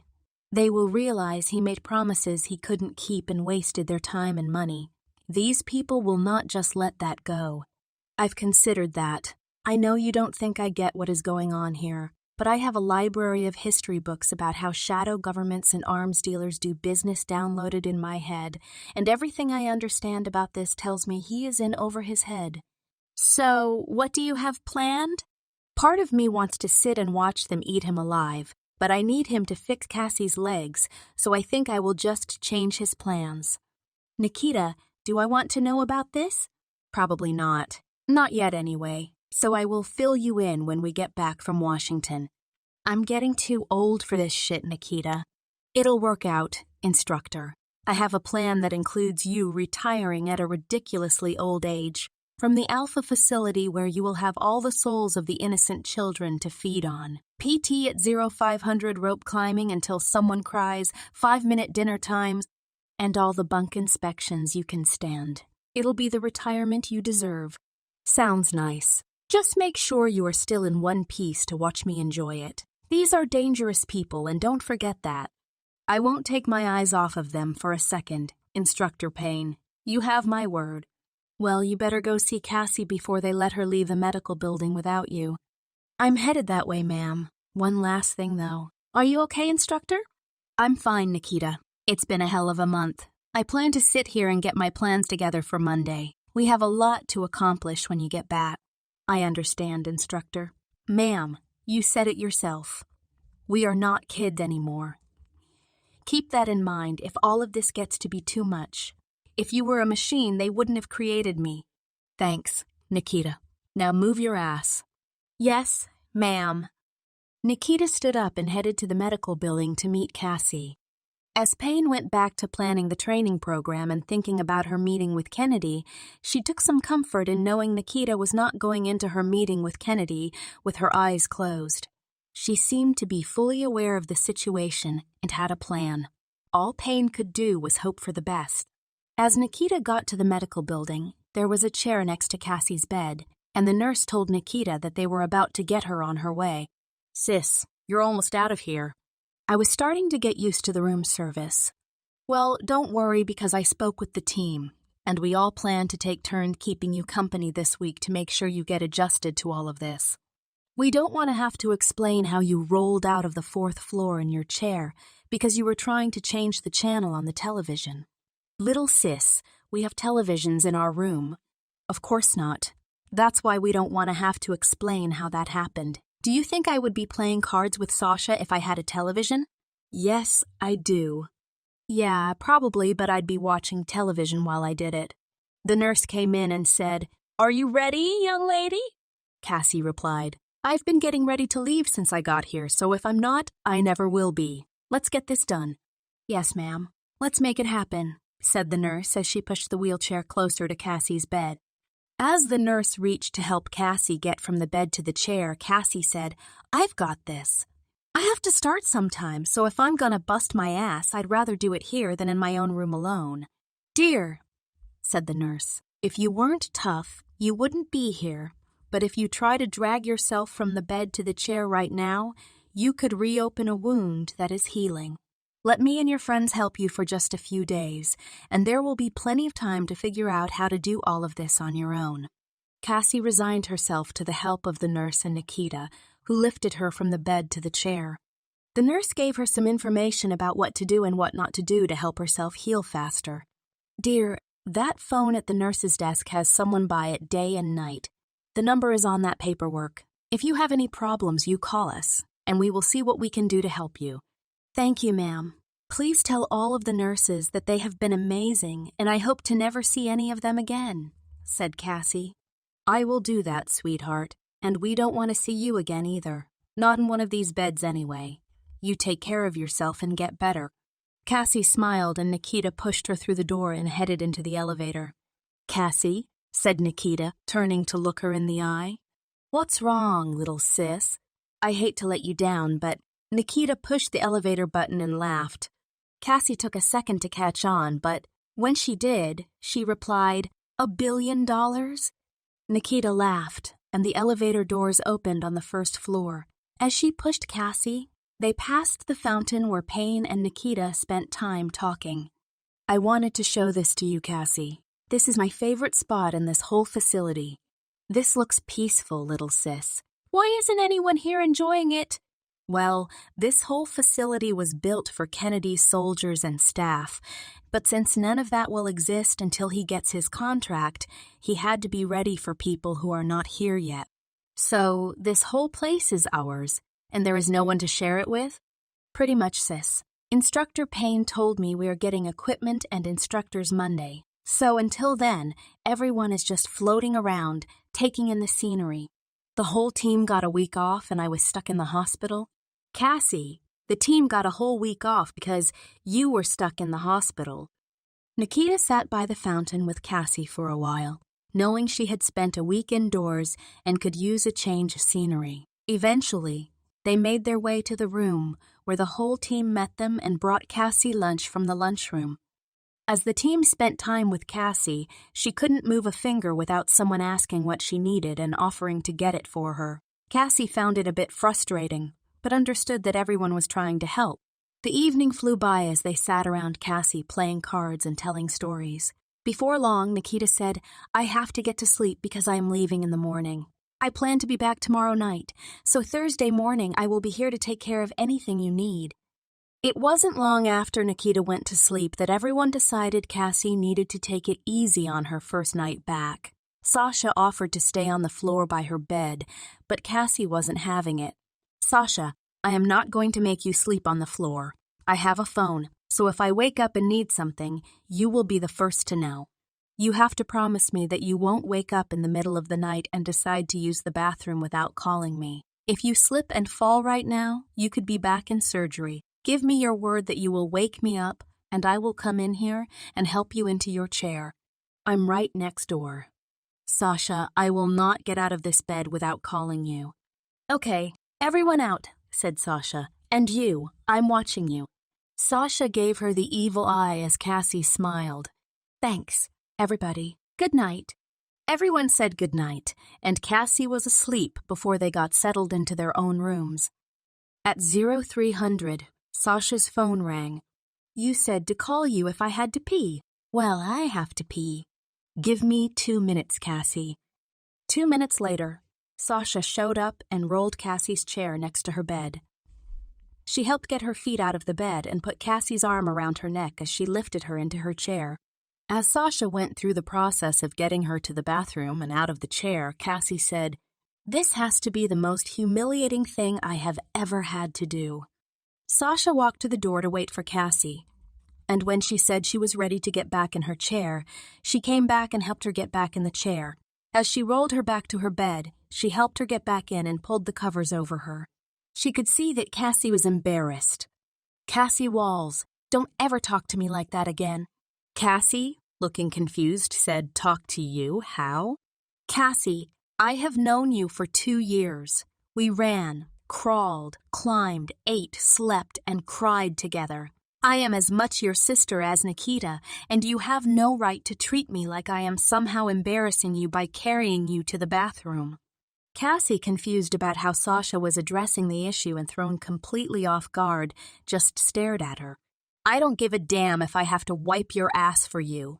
You are in this chair because you cared as much about your team as we did about you. If you think you can take 3 bullets for one of us and be punched in the face to protect us while we are above helping you pee, you are confused. In a few weeks, you will have the arm strength to lift yourself into and out of your chair, and you won't need us to help you. There will be rails installed later this week. Things won't be this way for long, but as long as they are, you remember why you are in that chair because none of us have forgotten. People don't just find the kind of friends we have on this team. We have been through hell together, and if I get hurt, you better find a way to roll my ass to the toilet every time I need to go. You owe me that, just like we owe it to you. Sasha, I am just not used to needing people to help me. Who the hell wants to be carried to the bathroom in the middle of the night? Me. If I get shot, I want somebody to do exactly that. Hell, if anybody wants to tote my ass in there now, I won't even get out of bed. I'll just ring a bell and have them carry me in and plop me down on the toilet. You're a good friend, Sasha, and you are every bit as much my sister as Nikita. I know I treat you differently, but it's because I see you as my equal. When I met Nikita, she was an out-of-place kid who was 2 years younger than me. She was the little sister I always wanted, but you have always been at my side. I count on you to be steady even when I am not. In the woods, when I second-guessed Nikita after her little heart-snatching trick, you were steady. You saw what I missed. Even in the face of all killing and insanity, you never flinched. I respect you as much as I love you as a sister. I just never wanted you or anyone else to see me like this. That's because you are as confused right now as you were in the woods, watching Nikita kill that idiot. You lost sight of what was really happening and let your mind focus on what it looked like. Right now, you see your team looking at you like a pitiful, helpless little girl who we have to carry to the bathroom. Your team sees you the same way you saw Nikita when she couldn't take care of herself. We will carry you, help you, protect you, and do anything else you need, just as you were willing to die for her. You think carrying you to the bathroom influences how we see you? You are our sister. All we see is the person who proved that she would die for any of us. If carrying you to and from the toilet in some way helps us pay back the sacrifice you made to be here, I will gladly do it. In fact, this is my job from now on. You call me and no one else when you have to go. Do you understand me, Cassie Walls? Cassie didn't bother responding. She just sat up and hugged Sasha without saying a word. When she finally let go, she laid back on her bed. Sasha, not one to let a moment pass without being funny, said, "By the way, we have to go back." "Wait, why?" "You forgot to flush the toilet." "No, I didn't. Will you go to bed?" "Love you, Cass," said Sasha as she walked toward the door. "Love you too, dumbass." Cassie was soon back to sleep, but her talk with Sasha made her realize that no one was going to appreciate her feeling sorry for herself, and she intended to work on that mindset starting now. Chapter 23, An Adventure with Richie.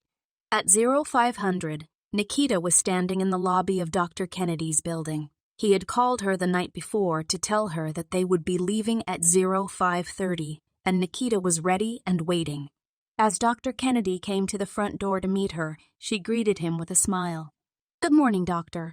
Are you ready for our adventure together?" "Good morning, Nikita. Is that what we are calling this?" "Of course. Adventure. An unusual, exciting, and often hazardous journey." "Well, I'm not looking for any part of this to be hazardous, Nikita." "Oh, trust me, Doctor. I have learned firsthand that is exactly when hazards find you." Kennedy, unsure if he wanted to ask what she was referring to, decided to leave it alone and head to the roof to get to his helicopter. As they reached the landing pad, Nikita could see the lights from Kennedy's helicopter off in the distance. "How long is this flight, Doctor?" "About 3 hours, Nikita. We should probably use that time to discuss what we will be doing when we arrive." As the helicopter landed, Kennedy reached out his hand to help Nikita aboard, but she walked past him and climbed into one of the 6 seats in the back. Kennedy, realizing that Nikita was not one to accept his help, hobbled up the steps and sat facing her with his back to the pilot. Kennedy looked over his shoulder at the pilot and said, "Let's get this thing off the ground. Put our intercoms on private and give me a heads up when we are 15 minutes out." "Yes, sir," replied the pilot. As the helicopter took off, Kennedy turned to Nikita and began explaining what the agenda was for the day. "Nikita, this meeting is going to be one of the most important meetings of my life. I have worked my whole life for the chance to meet with the people we will see this evening. They have the power to give me the contract I need."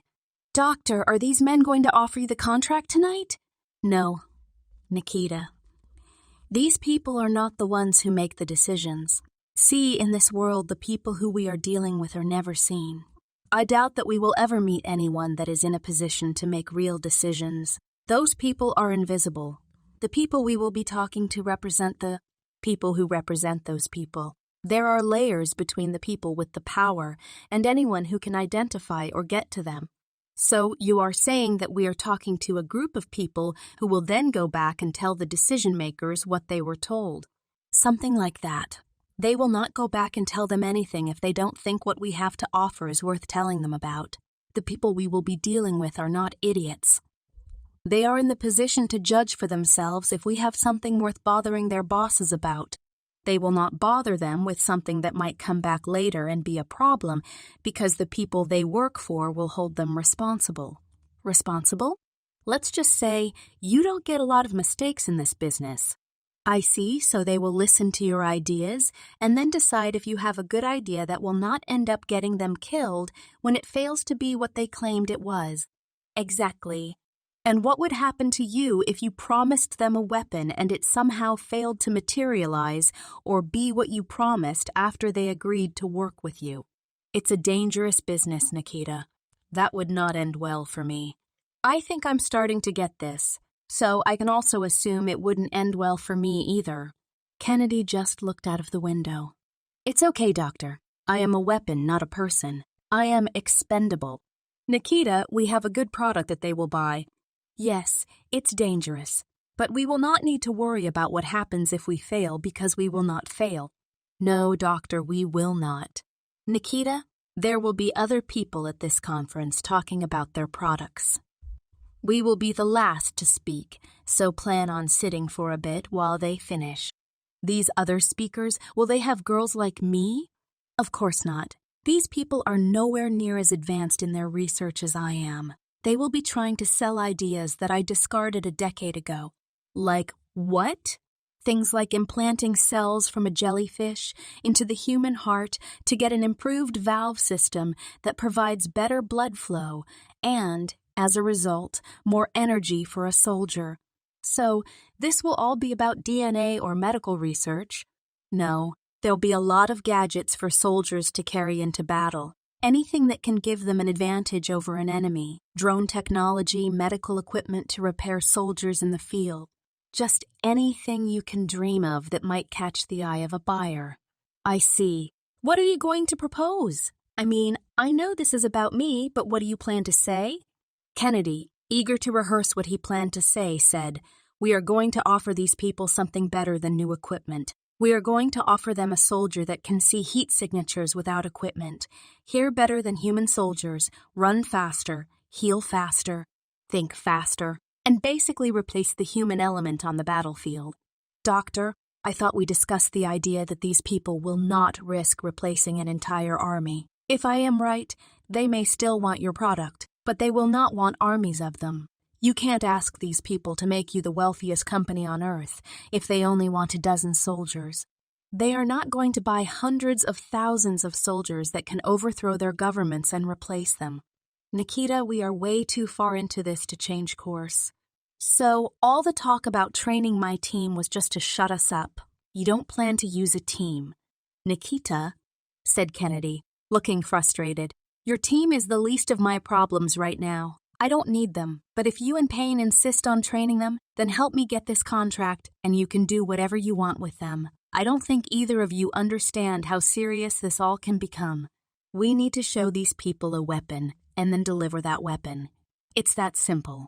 You plan to show them the video tonight, don't you? You want them to see me killing all those men? So they will ask for a personal demonstration to be sure you didn't just produce a movie clip with special effects or something.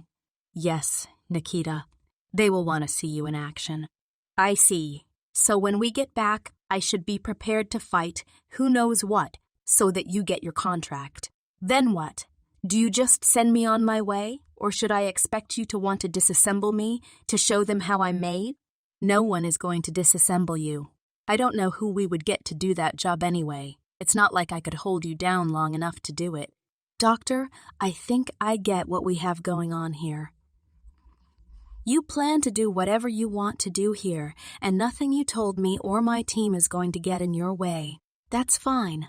I understand the idea of seeing what you want and doing whatever you have to do to get it. I admire that in a person.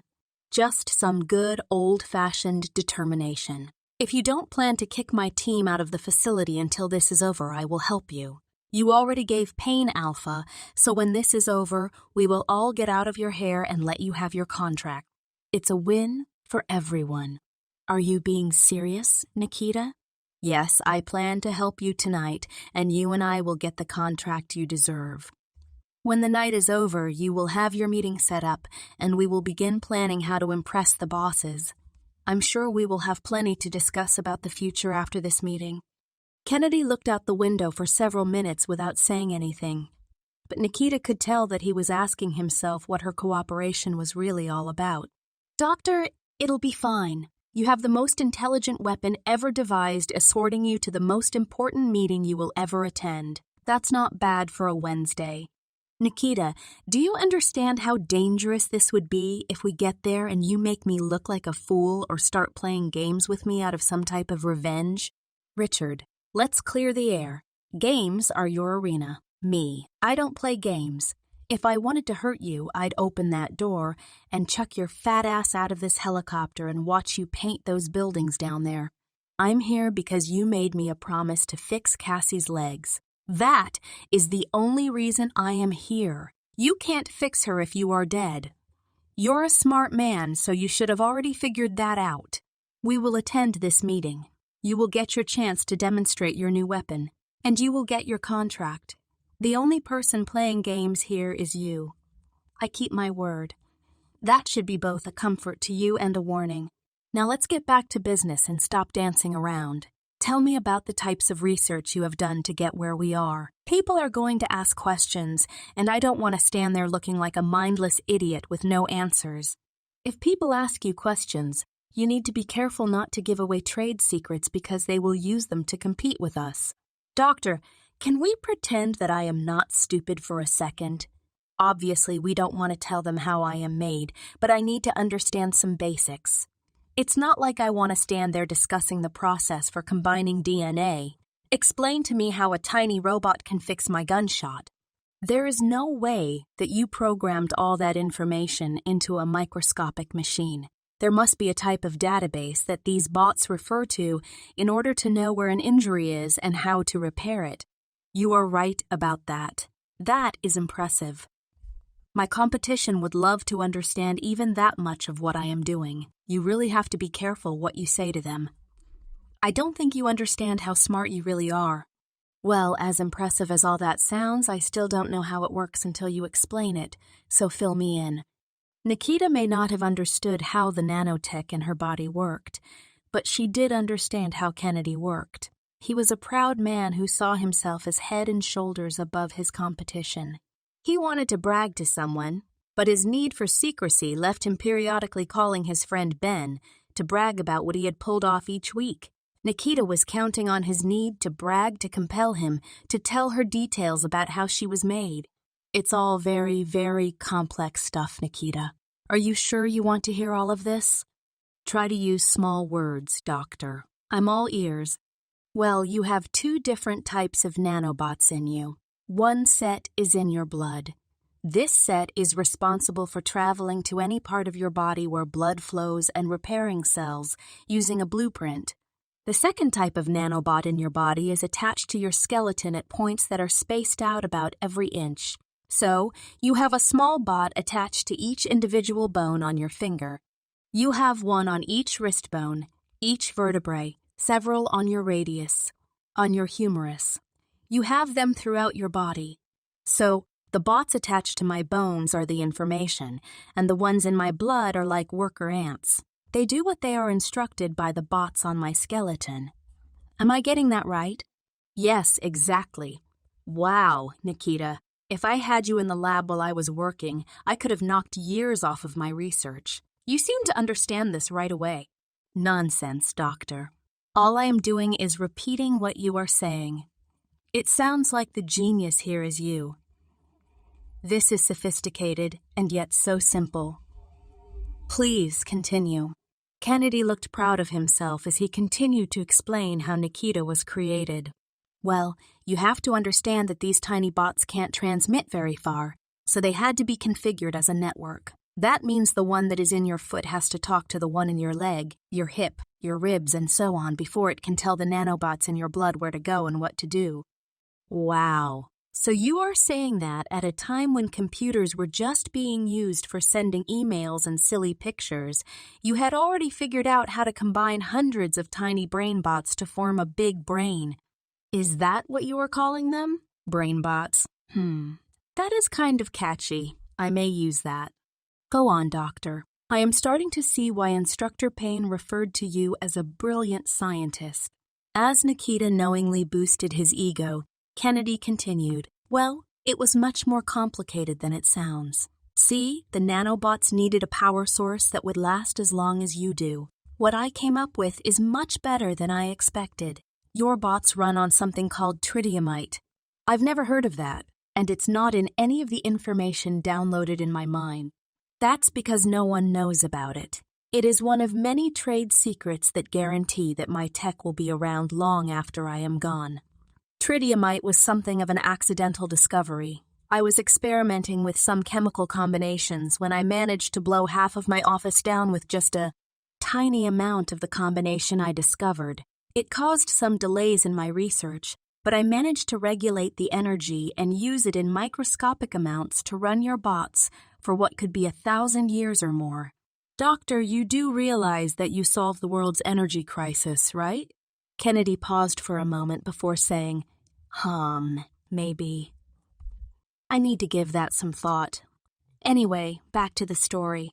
As Kennedy prepared to tell Nikita the rest of his accomplishments, she stopped listening long enough to think about how Kennedy was so consumed with his search for the perfect weapon and his nanotech that he blew right past one of the most important discoveries of his lifetime. As she brought herself back to Kennedy's conversation, he was discussing the need for downloading information to the nanobots. See, the problem is that I can't just broadcast a signal to your, what did you call them? Brain bots, because it would be too risky. A government could discover the right frequency and reprogram an entire army. That is where the pen comes in. You have an encrypted signal in your head that works with the pen. The encryption changes constantly. If someone were to figure out the signal frequency, it would change before they could use it. By placing the pen to your forehead, it connects to your network and syncs with the signal encryption. So, once the pen is synced the first time, it can be used to communicate with the bots, even from a distance. Yes, but it requires an amplifier. The pen by itself cannot produce a strong enough signal to travel any real distance, maybe a few inches at best. So, how do I know you aren't screwing with the bots in my head now that you have synced the pen with the encryption in my bots? Well, I gave you the pen, Nikita. That was the whole point. You have the pen that controls you. I would need your synced pen to put it in the transmitter, which is connected to my computer. From there, I could send you a message over the same network as the internet or a phone uses. I could even download new information or update old information as needed from anywhere in the world. By giving you the pen, I gave you my ability to control you. Doctor, it sounds like you could shut me down with that pen. Theoretically, yes. I could execute a power-down command, and you would just return to the girl you were before I activated the nanotech in the woods. Doing that would also leave the bots in your blood, just floating around with no way to receive any instructions. None of that matters, though, Nikita. I gave you the pen, and you control your destiny.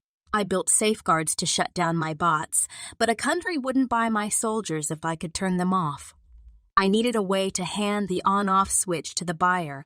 In your case, I handed it to you. Dr. Instructor Payne was right about you. You are brilliant. If you activated the nanotech when I was in the woods, what did you do when I went to my eye exam? I activated the bots you referred to as worker ants, which were designed to break down the barriers in your mind that kept you from accidentally ripping someone's head off as a child. The bots had a basic program when they were injected into you, which told them to do specific tasks. When I activated the network bots or brain bots, they took over and allowed you more control and gave the bots specific instructions to repair you when you were injured. The brain bots have a blueprint of the area in your body where they are attached. When they scan that area and detect a change, they send a signal to the worker bots to look at the blueprint and return the area to that condition. That is why we can't just dump any bots into Cassie. Doctor, this is fascinating. Why don't you have a Nobel Peace Prize or something? I mean, other than the fact that you are creating weapons to make wars. Never mind, I answered my own question. So tell me about cloning. How does that fit into all of this? Kennedy loved the praise Nikita was giving and had longed for a chance to tell someone besides Ben how smart he was. As he continued talking, Nikita gave him her undivided attention. Well, that is where all the DNA research inevitably ends up. I realized that I could create virtually every part of a cell, the proteins, the cell energy. I could create a human body, and I had the ability to bring that to life. That is a process that I don't even give Ben, my partner, all the details to. It's best that you don't know because that information is something that people would do anything for. It's basically the key to eternal life. I am going to go out on a limb here and assume there are some issues with that process. Why would you assume that, Nikita? You're Kane. If you could just download yourself into a new body, I doubt you would have picked this one. Well, that's a bit harsh. Yeah, I can threaten to throw you out of a window and put your head in your own garbage can, but telling you that you look like a broken version of the KFC guy is overstepping my boundaries. Like I said, there is a problem with cloning. What is it? With all of the money I spent developing your nanotech, you'd think I would have downloaded some manners, young lady. Yeah, that was the flaw. My manners. We were talking about cloning, Doctor. The cloning process is fine. I just can't build an actual person. I can build a body that can be used to implant my nanotech and program it to do as it's instructed, but it doesn't have a soul. It has no personality of its own. Nikita laughed for several seconds as Kennedy looked on confused and irritated. Doctor, your cloning problem is that they are not me. You can't wait to rid yourself of the problems I cause you with my opinion and personality, but you admit that it is a personality that you need to make your clones viable. The process of building clones is nothing like the process I used to create you. You took 17 years to become the little pain in my ass that you are today. I don't have 17 years to wait for kids to grow up. I need the cloning to speed up the process. Okay, so let me stop you right here, Doctor. You're saying that when we get to this meeting tonight, you plan to tell a group of the most powerful people on Earth that you can duplicate me, but you haven't got a clue how to get your clones to act like me? I am counting on having the contract to get the money I need to figure out how to make the clones work. Nikita rolled her eyes and sat back in her seat. You are about to sell these people a product you haven't built yet. Doctor, what is your plan for when you realize that what you are missing to complete your cloned soldiers is beyond your reach? It's just information. It's not beyond my reach. Look at all of the things I have already discovered. This is just another hurdle that we will cross when I get the funding. Doctor, I'm going to try to break this down into the simplest terms possible. As smart as you are as a human, you are not going to be able to grasp the full extent of what I am going to say. I will try to put this in terms of spirituality or religion or whatever you need me to wrap it in, but there are things that are beyond science. Kennedy looked annoyed by the fact that Nikita questioned his intelligence, but he listened, knowing she was not the child she appeared to be on the outside. Have you ever had apple pie? Of course. Everyone has. Okay, so can you describe apple pie? Tell me what you see in your mind when you hear the words apple pie. I see a warm pie with strips of dough laced together to make a crust. It is sitting in an aluminum tray, and the tray is on a red and white tablecloth. How does it smell? It smells like fresh apples and sugary dough. Nikita, what is the point of all of this? Tell me how the pie makes you feel, Doctor. It makes me feel like I am at home with my mother in the kitchen. I have a lot of great memories with my mother baking a pie or cooking when I was a child. Can you show me the pie? Of course not. It is in my head. See, you have an entire experience in your head, but it is not the same experience or image for other people. You see an apple pie because your eyes have seen one and recall the image. Had you never seen a pie, you would not be able to recall that image. Other people recall different images when they hear the term apple pie. No one sees the same image in their head, yet they all know what an apple pie is, because they have all experienced one but differently. I don't see your point, Nikita. My point is that everyone has a unique perspective based on personal experience. That perspective is built on things they have seen, heard, touched, tasted, and smelled, but there is another level that complicates a personality even further. In your description, you told me about how pie makes you feel. That means your mind not only took the image of a pie and recorded it, but it attached nostalgia to it. It remembered how you felt, and when you hear the words apple pie, your mind recalls the image and the nostalgia, which you know is a memory. That makes sense, I suppose, but what does it have to do with cloning? Doctor, if you want to download a bunch of pictures of apple pies into your clones, you can, but it won't equal a personality. There's no emotion being invoked because there is no nostalgia. Nostalgia is basically a set of feelings that a human creates based on the images, experiences, and data from their 5 senses combining to influence the part of them that you will never find under a microscope. Men like you deny that man has a spiritual element because it creates barriers like the one you are facing in your research. You prefer to believe that with a little more research, you can do anything. Well, I see further than you do, Doctor, and some barriers will not be crossed by science. Nikita, even if I did agree that science can't create a personality and I don't, what do you suggest I do at this point? The meeting is in a few hours. I suggest you tell them you need more time, or tell them you can sell them an army of potatoes with guns. Anything but a lie because you are about to make promises you can't keep. That's not an option, Nikita. I didn't come this far to get scared and run away at the finish line. Well, there's that determination we talked about. I guess your mind is made up, so there's no point trying to persuade you. Not really. I am too far in to change my mind now. We have a meeting in a few hours, and we have to sell them my plan. Doctor, you are obviously a brilliant man, so there must be other companies and resources that you have developed over the years. Well, of course there are. I have designed weapons that my clones will be trained to use, and I have ideas for circuitry that the world has never seen. You can't develop nanobots without discovering other uses for the technology. Like what? I don't plan to divulge all my secrets to you, Nikita. The best way to keep any secret is not to tell anyone. Do you plan to take your work with you to the grave? Of course not. I plan to get this contract and begin introducing the world to my discoveries as part of my products. The people we are dealing with like to have technology that no one else has ever seen. By the time people hear about most new technology, it has been used in military equipment for decades. I see. Well, you are a few months from having to introduce me to some of this technology if you plan to have me demonstrate it.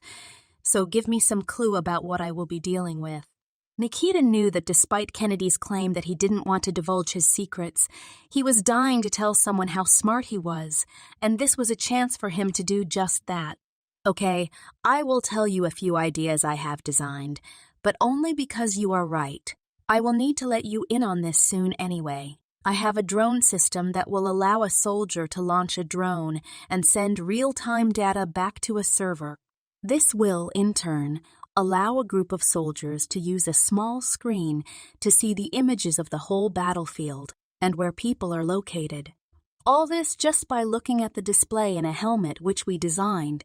The helmet has audio and video to allow an army to use a call system to talk to anyone on the field and even get a live feed from other helmet comms. It's basically a network of cameras and communication connected to the drone's camera. The drone can see infrared and heat signatures, which paints the targets for the soldiers who receive the feed. So I will be able to take out a drone from a case of some kind, launch it, put on my helmet, turn on the monitor inside, and I will see everything the drone sees, including heat signatures which point out moving targets. Then I can send that information to other soldiers who have the same type of helmet, and they can see what I see. Am I understanding that? Yes. It will give my soldiers a view of an entire battle and paint all of the targets. All they will need to do is destroy them. That's very clever, Doctor. Suppose one of these moving targets was to shoot at me like they did in the woods. Will I need Cassie to come stand in front of me again? Or do you have some plan for that? My soldiers will be equipped with a new shock-absorbing material that acts like Kevlar, but is more resistant. It's a thicker material, so it can take more of a hit and hurt less. Sounds hot. I was wearing a shirt and pants in the woods, and during the day, it was like an oven. How does a soldier keep from getting overheated? The nanotech that heals you will help regulate your body temperature by opening your veins and increasing blood flow. So it'll still be hot, but we can take it. I see. Won't all that heat cause the enemy to see us with heat-detecting equipment like you are putting on the drone? There is no foolproof way to go to war, Nikita. There are risks. If they have heat detection ability, they will see the heat signatures, but my soldiers are fast. Think of it like breaking the screen on a cell phone. The buyer will need us to do repairs or replace soldiers completely. It's more money and allows us to control the market. I see. So, if the nanotech can't fix the damage, you just send them in for repairs. Good idea. It's not a perfect system, Nikita. Once we have funding, I can start working on a more effective system. Right now, I think the potential for what we can offer is enough to get us a contract, which will give us all the money and resources we can ever need. Have you done any research into exoskeletons to enhance strength? Plenty. We developed something called the EMS-12. EMS was a medical application? No, external mechanical skeleton. It was a lightweight frame that was thin enough to wear under a uniform and could increase the lifting strength of a soldier by a factor of 5. It made them run almost twice as fast. Doctor, why would you stop working on that? Because my DNA research combined with the nanotech made you much faster and much stronger than the EMS-12. It was outdated before it was produced. It would be no match for you, and no one is buying outdated technology to fight a war. So, all you work on now is cloning me? No, Nikita. We have other projects like TTPS, the Target Tracking Projectile System. This is a weapon that fires smart rounds. They can lock onto a signal and send a projectile directly to that spot from around corners, over hills, or anywhere it needs. It sounds like somebody would have to be somewhere that allows them to lock on the target with a signal before it can be sent to the weapon. It does. It's a bit of a drawback because if someone can see the target well enough to lock onto it, they can probably shoot it themselves. I guess I see why that was not what you opened with. That is a brick. You can just call it the DCB or dust collecting brick. You have to understand that these projects are just stepping stones to the next usable design. The TTPS is not perfect, but it's a step in an evolutionary process. Like me. No, Nikita, you are in a class all your own. Nikita laughed. Is that regret I hear in your voice, Doctor? Kennedy chuckled. It's anxiety, Nikita. You make my head hurt. Yeah, teenagers. Who needs them? So, we get to this event and there will be a bunch of people standing around chatting about how many people they can kill or what. When we arrive, we will be taken to our room. I have a room for you where you can relax and be ready for 7. We meet up and are taken to a location that we will not be given until we are in the limousine. Afterward, we will arrive at a show and tell type area where people have booths set up with various military inventions and a few medical applications. Those of us with a VIP pass will then be asked to attend a smaller group meeting where there will be people speaking for 15 minutes each about what they have to offer and what it can do. These are the people who received special invitations as we did, because the people in charge believe what they have to offer is worth taking a closer look at. And these other people have inventions that are as good as yours? I doubt it. I think most of what I am aware of is just stuff that Ben and I threw out years ago, like the EMS system. Our system relies on less equipment and more on the abilities of a soldier. Like the soldiers you haven't figured out how to make yet? I'm not going through all of that with you again, Nikita. It's game time, so we need to focus on what we are here to do. Kennedy heard the pilot tap on the back of his seat and turn his intercom on. Doctor, we are about 15 minutes out, said the pilot. Kennedy nodded and told Nikita, there will be a car waiting when we arrive. I will get you some lunch before we go meet with the people who will show us to our room. Doctor, look at me. I look like a female G.I. Joe doll. Is this what you want me to wear? Kennedy studied Nikita's clothes and said, you may have a point. When we arrive, I will see what we can do about that. As the helicopter landed, Kennedy and Nikita stopped to eat at a very large, brick-covered restaurant. As they entered, Nikita took in the view. There were beautiful ceilings, and the staff moved quickly in a ballet-type dance that barely avoided colliding with each other as they moved food and drinks about. As they were escorted to their table, Nikita was entertained by the series of unusual habits used in such a fancy place. She had never experienced anything like this. The food was the best she had ever had, and the experience made her feel like a movie star. Soon, the lunch had ended. Nikita, I think we will have the driver take us to a local clothing outlet here to see if one of the ladies there can make you look less like a military weapon and more like a young lady. Nikita chuckled. That poor woman will deserve a huge tip if she pulls that off. Chapter 24. Shopping with Gramps. As promised, Kennedy had Nikita in front of a dressing room mirror with a tall, thin woman who had a French accent. Armed with only a vague description of the event Nikita would be attending, the thin woman showed Nikita 5 options. Nikita tried each one on as Kennedy waited in the lobby. The first outfit was a business suit and made Nikita look 5 years older. The second was slacks and a button-up blouse. Next, she tried on a pair of dress pants with a zip-up shirt jacket. As she continued trying on clothes, she loved each one more than the last. The whole shopping experience was new to Nikita, and it was like Christmas. Only this Christmas included gifts. The last outfit Nikita tried on was a black pantsuit with a straight collar that made her feel like the whole world had to respect her. I'll take it, said Nikita. Okay, so I will box this one up for you and get you on the way, said the thin woman. No, ma'am. I mean, I will take all of them. Dear, your grandpa may not be expecting you to do that. Each of these outfits is handmade and very expensive. I understand, ma'am, but Grandpa is loaded and he will get pretty upset if you even mention price to him. I'm his only grandchild, and he spares no expense on me. Smiling as she looked at the price tag, the woman said, I understand, dear. He sounds like a great-grandparent. You honestly have no idea. There are days when I literally think he is trying to kill me with his kindness. Nikita poked her head out of the curtain and said, Hey, Grandpa, can I have a credit card? I need to check out. Focused on the upcoming meeting, Kennedy took out his wallet and gave her a card. The woman charged it with a smile, and Nikita put the card in her pocket. What's our next stop, Grandpa? Nikita, stop calling me Grandpa. Oh, sorry, much older man who I am not related to, that has me hundreds of miles from home, taking me out to eat and buying me new outfits. Kennedy stopped and thought about what Nikita said.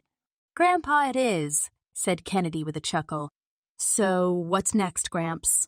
We are headed to get our rooms and wait for the event to begin. I suggest you get some rest. It may be a long evening. And what did you mean when you said outfits back there?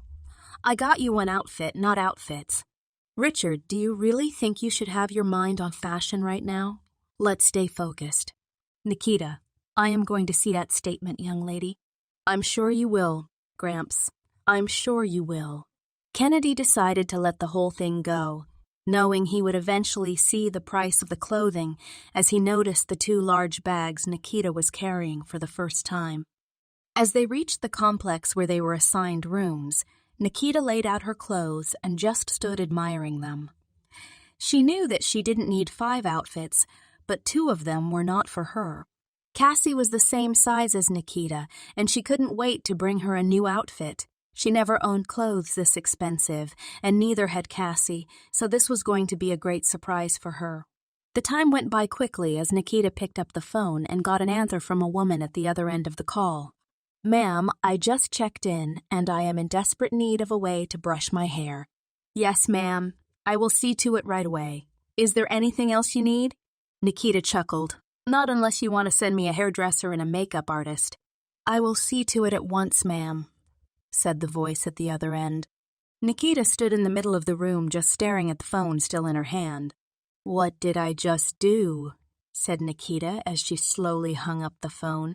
20 minutes later, there was a knock on the door, and as Nikita answered it, there were 3 people standing at the door with bags in their hands. Little miss, we are here to handle your hair and makeup as you requested. Nikita stepped aside in shock, knowing that whatever she did at the clothing store, this was going to be worse. At the very least, it would throw fuel on the fire.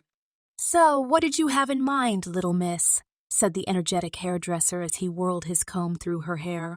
Before Nikita could answer, he continued, Oh, you poor thing. Were you mugged? OMG? That happens here. It's so horrible here. Were you hurt? Never mind. I'm going to fix this for you. You will be right as rain before you know it. As he began pulling out brushes and all sorts of tools, the makeup artist said, So, what would you say you are? You look like an autumn, or maybe... Steward James, can't you see this poor creature has been through enough? Don't suffocate her with all these questions. Look at those cheekbones. Those eyes. Just work your magic.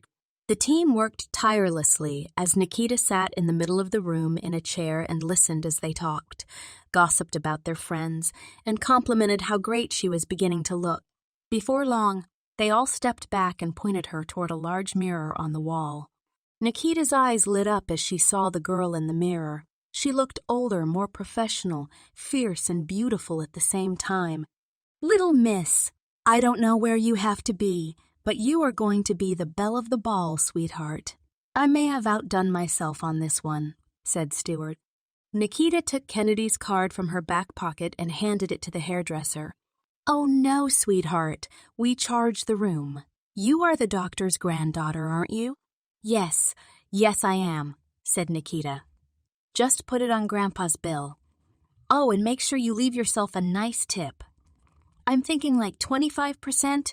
I like the way you think, little miss.